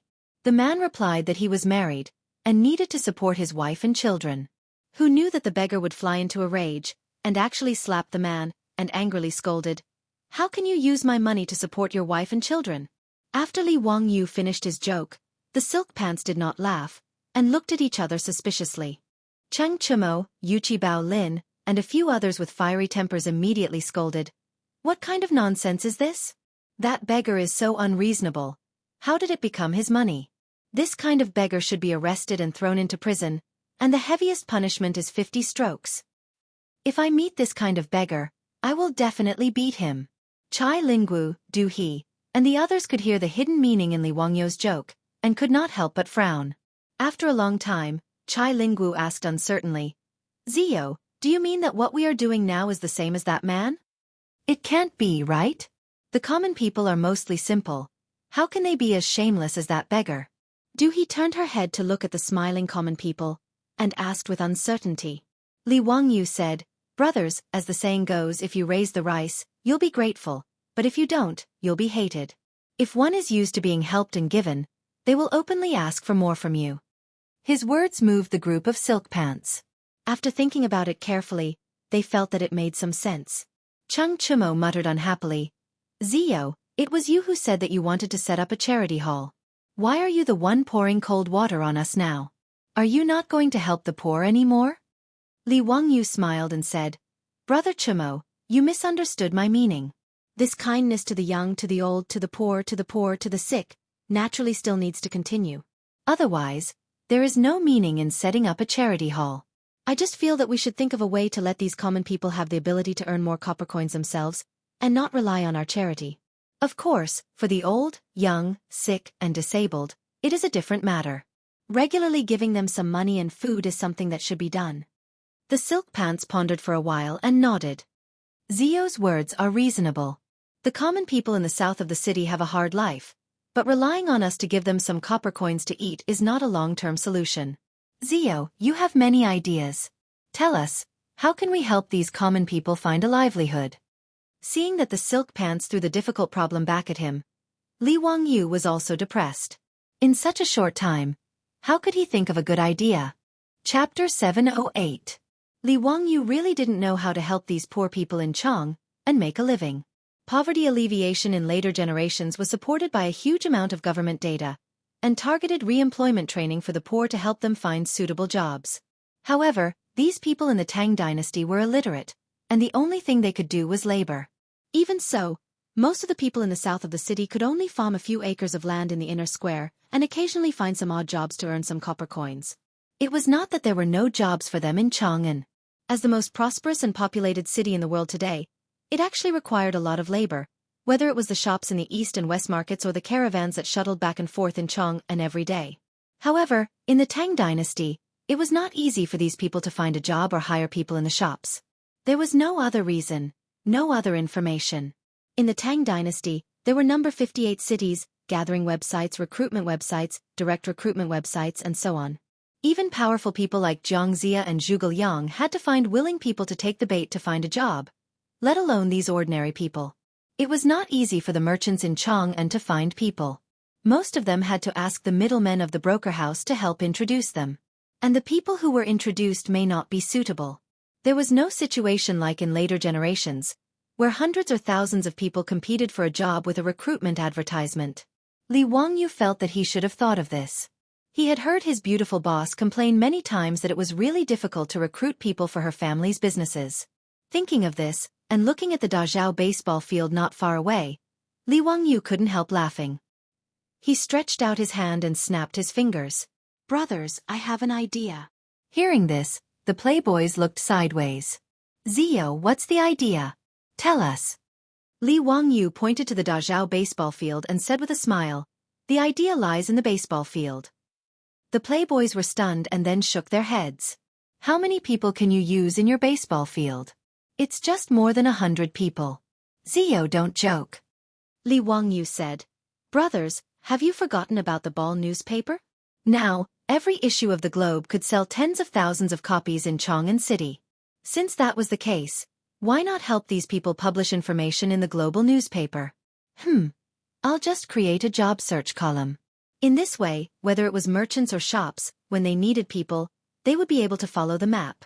Since we can help these people find a source of livelihood and also solve the needs of the merchants, why not? Job search column? Every word Li Wangyu said was understood by the rich kids, but when put together, they were completely dumbfounded. They didn't understand what he meant. Zio, why is there a job hunting column? Heh, it's simple. Just gather the information of these people, such as their name, age, where they live, what specialties they have, and so on. Then, publish this information on the global newspaper. Now, everyone in Chang'an would read this newspaper, including the merchants and shopkeepers of the eastern and western cities. If they need help in their shop, they can choose from among them. Isn't this the best of both worlds?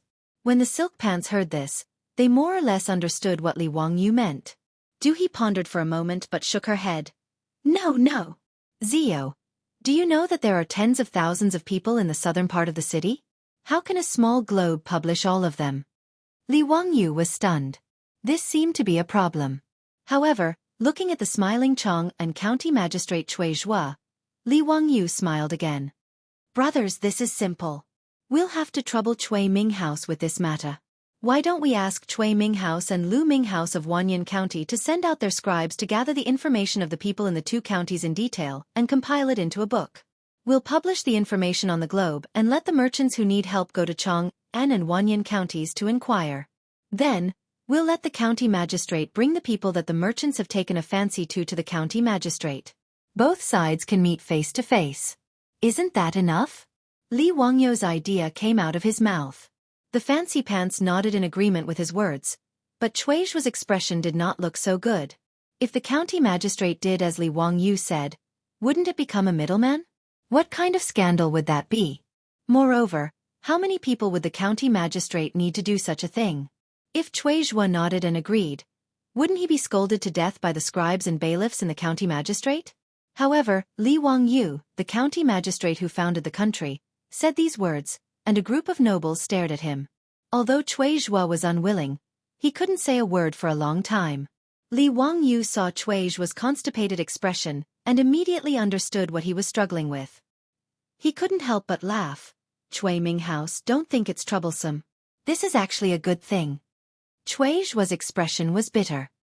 He cupped his hands toward Li Wangyu and said, Please advise me, county magistrate who?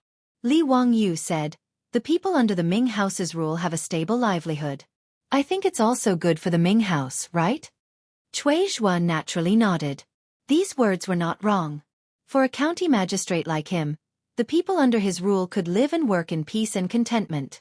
Whether it was his political achievements or his reputation, it was a good thing.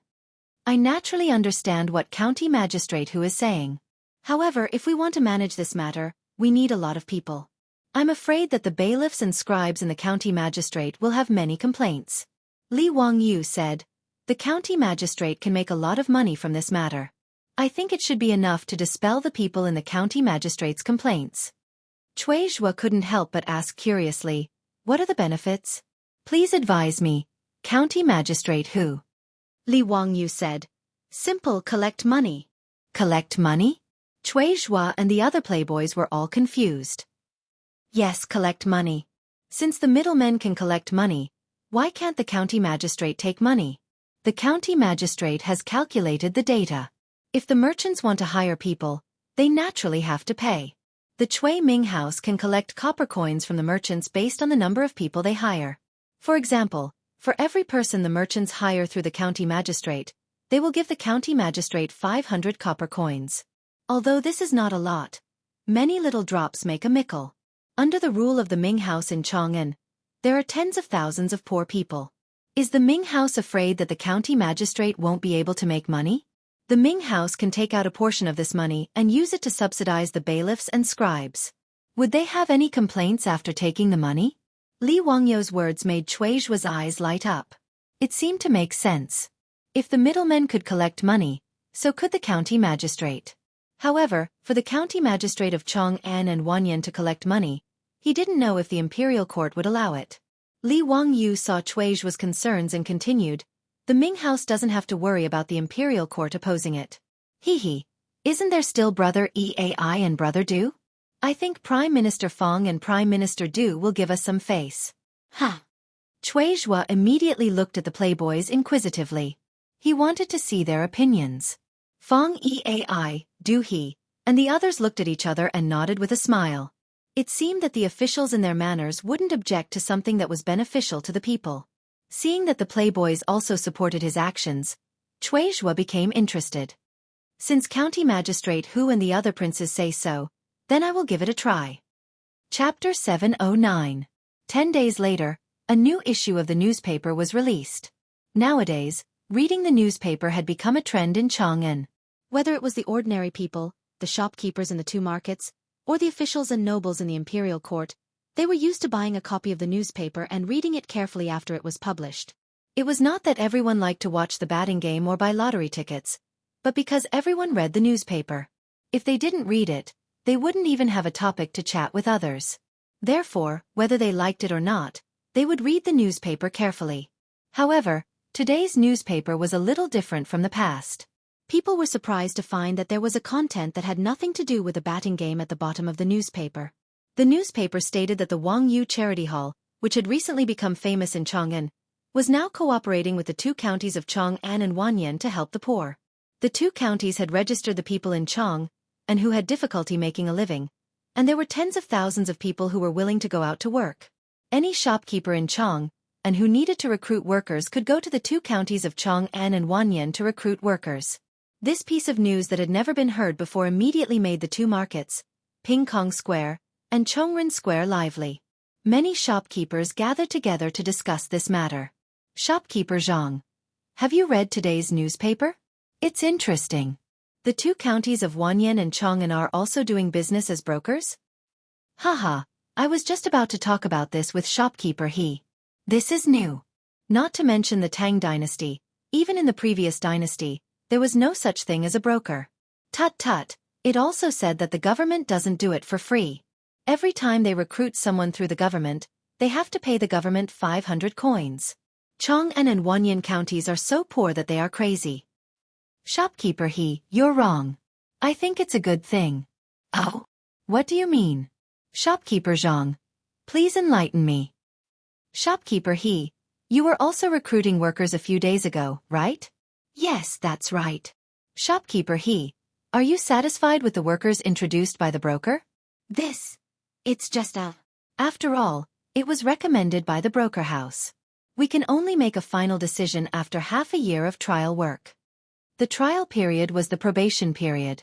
The merchants of the Tang dynasty were even more black-hearted. The probation period was as long as half a year, during which they were only given basic food, lodging, and a few copper coins. If he was an apprentice, it would be even worse. He would have to be an apprentice for at least a year. During that time, he would not be able to earn a single copper coin. She could tell that shopkeeper, he was not very satisfied with the servant introduced by the broker house. This was also very normal. His shop needed workers, so he went to the broker house, and through various connections, he found someone to bring over for the shopkeeper to take a look. Regardless of whether it was good or not, he could only give it a try first. As for whether this person was suitable or not, and whether he could satisfy the shopkeeper, that was up to fate. Shopkeeper He, look at what's written in the newspaper. There are tens of thousands of people in Wanyan and Chang'an counties. When we need to recruit people, won't we be able to choose at will? Wasn't that a good thing? In this old man's opinion, although I've never heard of the county yamen doing this, it's more reliable than finding a broker. Even if we were to pay the broker house, it would be more than 500 copper coins. Moreover, this was done by the Wang Yu Charity Hall behind the scenes. What's wrong with that? The broker house in Chang'an City was similar to the headhunting company or employment agency in the modern world. Naturally, they would charge a fee for introducing workers to these shops.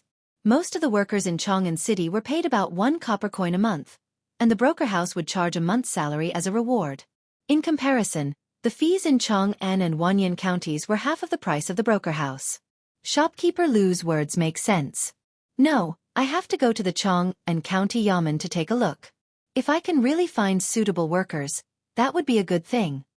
Shopkeeper He thought that it was very reasonable, so he said this and hurried to the county yamen.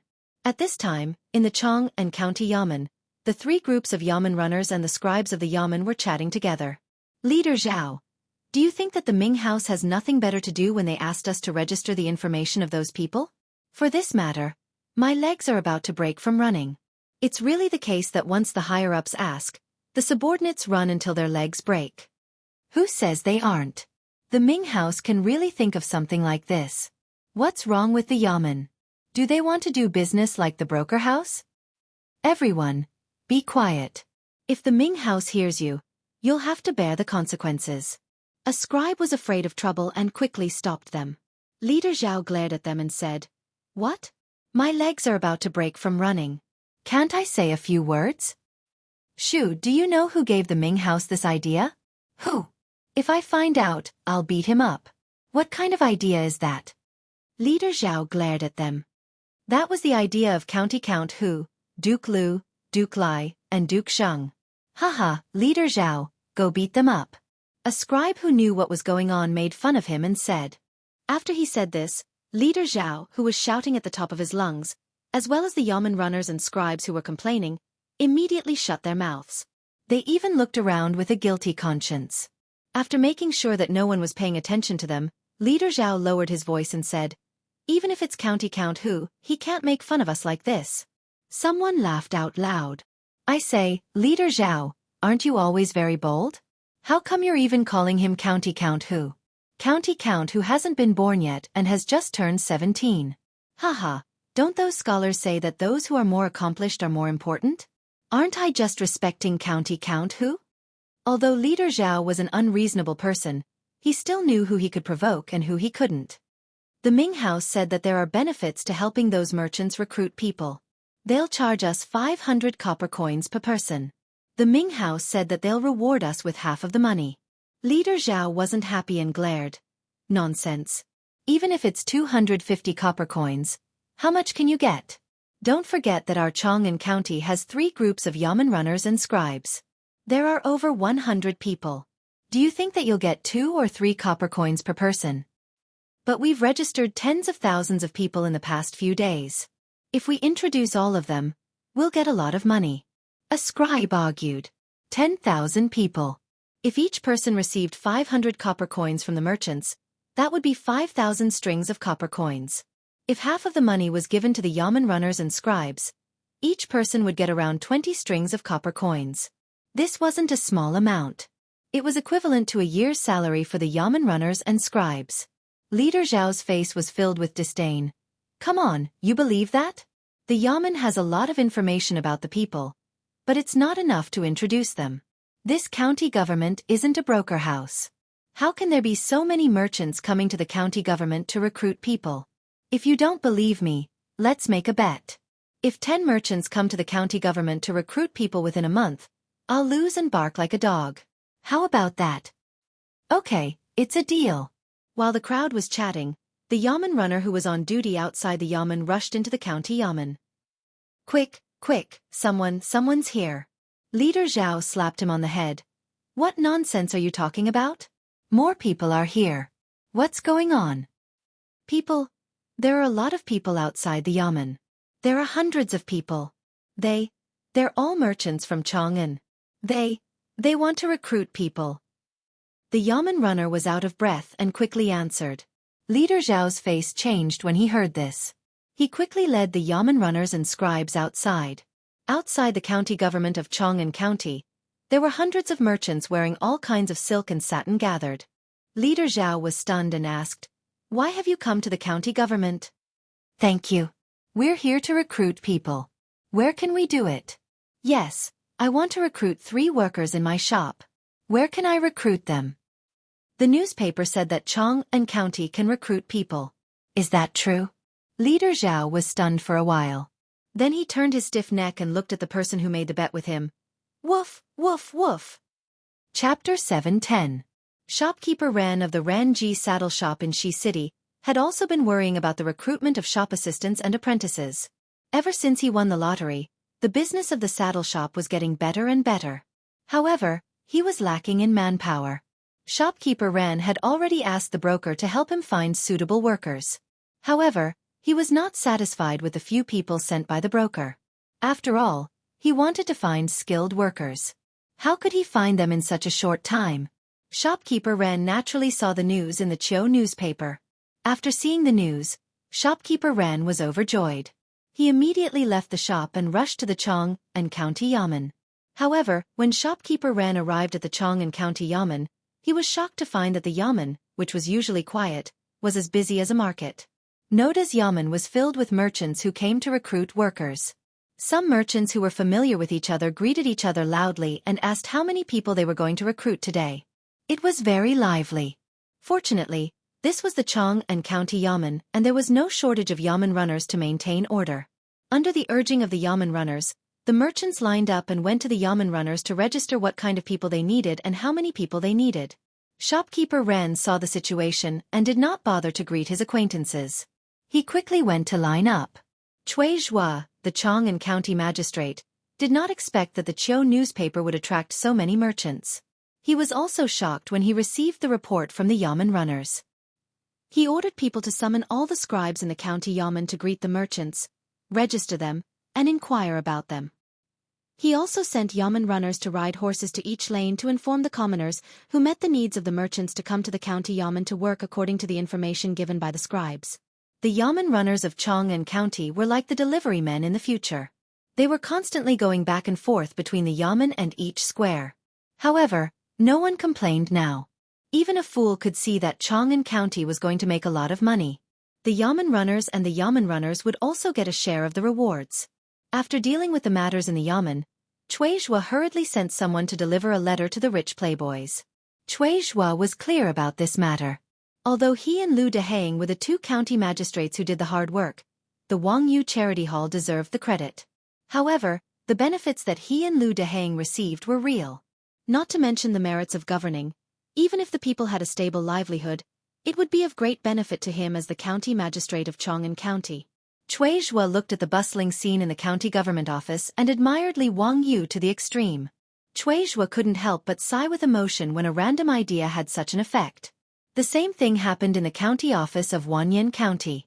The scene of the two counties in Chong, and that had lasted for 10,000 years, had even spread throughout the city. The Tangs had never seen any job fairs, much less hundreds of merchants running to the county yamen to recruit workers. As a result, countless people who were bored and wanted to watch the fun also rushed to Chong An and Wanyan counties to join in the fun. The Changshu Square and Shenyang Square, where Chong An and Wanyan counties were located, were crowded. It was even livelier than during the Lantern Festival. Today's job fairs in the two counties were obviously successful. Many merchants, including shopkeeper Ren, had found suitable workers. In just one day, more than 1,000 people in Chong An and Wanyan counties had found jobs. In the eyes of the Tangs, this was simply a legend. For this reason, even the big shots like Fang Xianling and Du Ruhui solemnly submitted a memorial to Pai Lupi the next day in the Chong and Imperial Court to commend the two county magistrates, Cui Zhua and Lu Dehang. Wang Yu Charity Hall also became famous in the hearts of the people because of this. In addition to the merchants who were stomping their feet and cursing in the streets, nearly 1 million people in Chong and almost praised Li Wang Yu and the rich playboys to the skies. In this regard, the rich playboys naturally became more excited and more diligent in managing the affairs of the charity hall. Li Wang Yu didn't feel very happy. Since the day he and the rich playboys went to Yongyang and Hepping Square to help the poor, he had been thinking about something and frowning every day. Seeing him like this, the beautiful boss couldn't help but be curious. Wang Yu, why have you been so worried recently? What are you thinking about? Li Wang Yu sighed deeply and pulled the beautiful boss to sit beside him. Chongqing, recently I've been thinking about why God sent us back to the Tang dynasty. The beautiful boss seemed to understand his meaning, but she didn't say anything. She just quietly looked at the little man in front of her and waited for him to continue. In fact, when I first came to the Tang dynasty, I'm not afraid of being laughed at by you. My idea was very simple. I just wanted to be a small landlord. My family had good land, thousands of beautiful concubines. When he said this, he felt a pain in his waist. Li Wang Yu knew that he had said something wrong and hurriedly begged for mercy. It hurts, it hurts. I was wrong. I was just thinking about it. Humph, pig trotter, don't even think about it. The beautiful boss said angrily. Li Wang Yu quickly grabbed her soft hand and gently stroked it. He continued to say, Yes, I don't want to. Listen to me and don't interrupt me. I originally just wanted to live a leisurely life in the Tang dynasty. I didn't have to worry about food and clothing. I really didn't have any ideals or ambitions. You see, I can't be like those pig trotters in time travel novels and usurp the throne. Haha, I can't deal with that old man Li Shimin. He laughed self-deprecatingly. Chongqing, you also know that I'm not an engineering student. I'm just a bad student. I don't even know how to make steel, let alone make a steam engine in the Tang dynasty. So, I can't start an industrial revolution, right? The Tang dynasty is so powerful. You and I both know the following history. The rule of Zhenguan, the prosperous Tang dynasty. As for the Inlushan rebellion, there's still more than 100 years. I guess no matter how hard I work, I won't be able to live until then. It has nothing to do with us. Li Wangyu stood up and paced back and forth with a slightly irritated mood. Chongqing, you see, we have money and a house now, but I'm confused and don't know what to do next.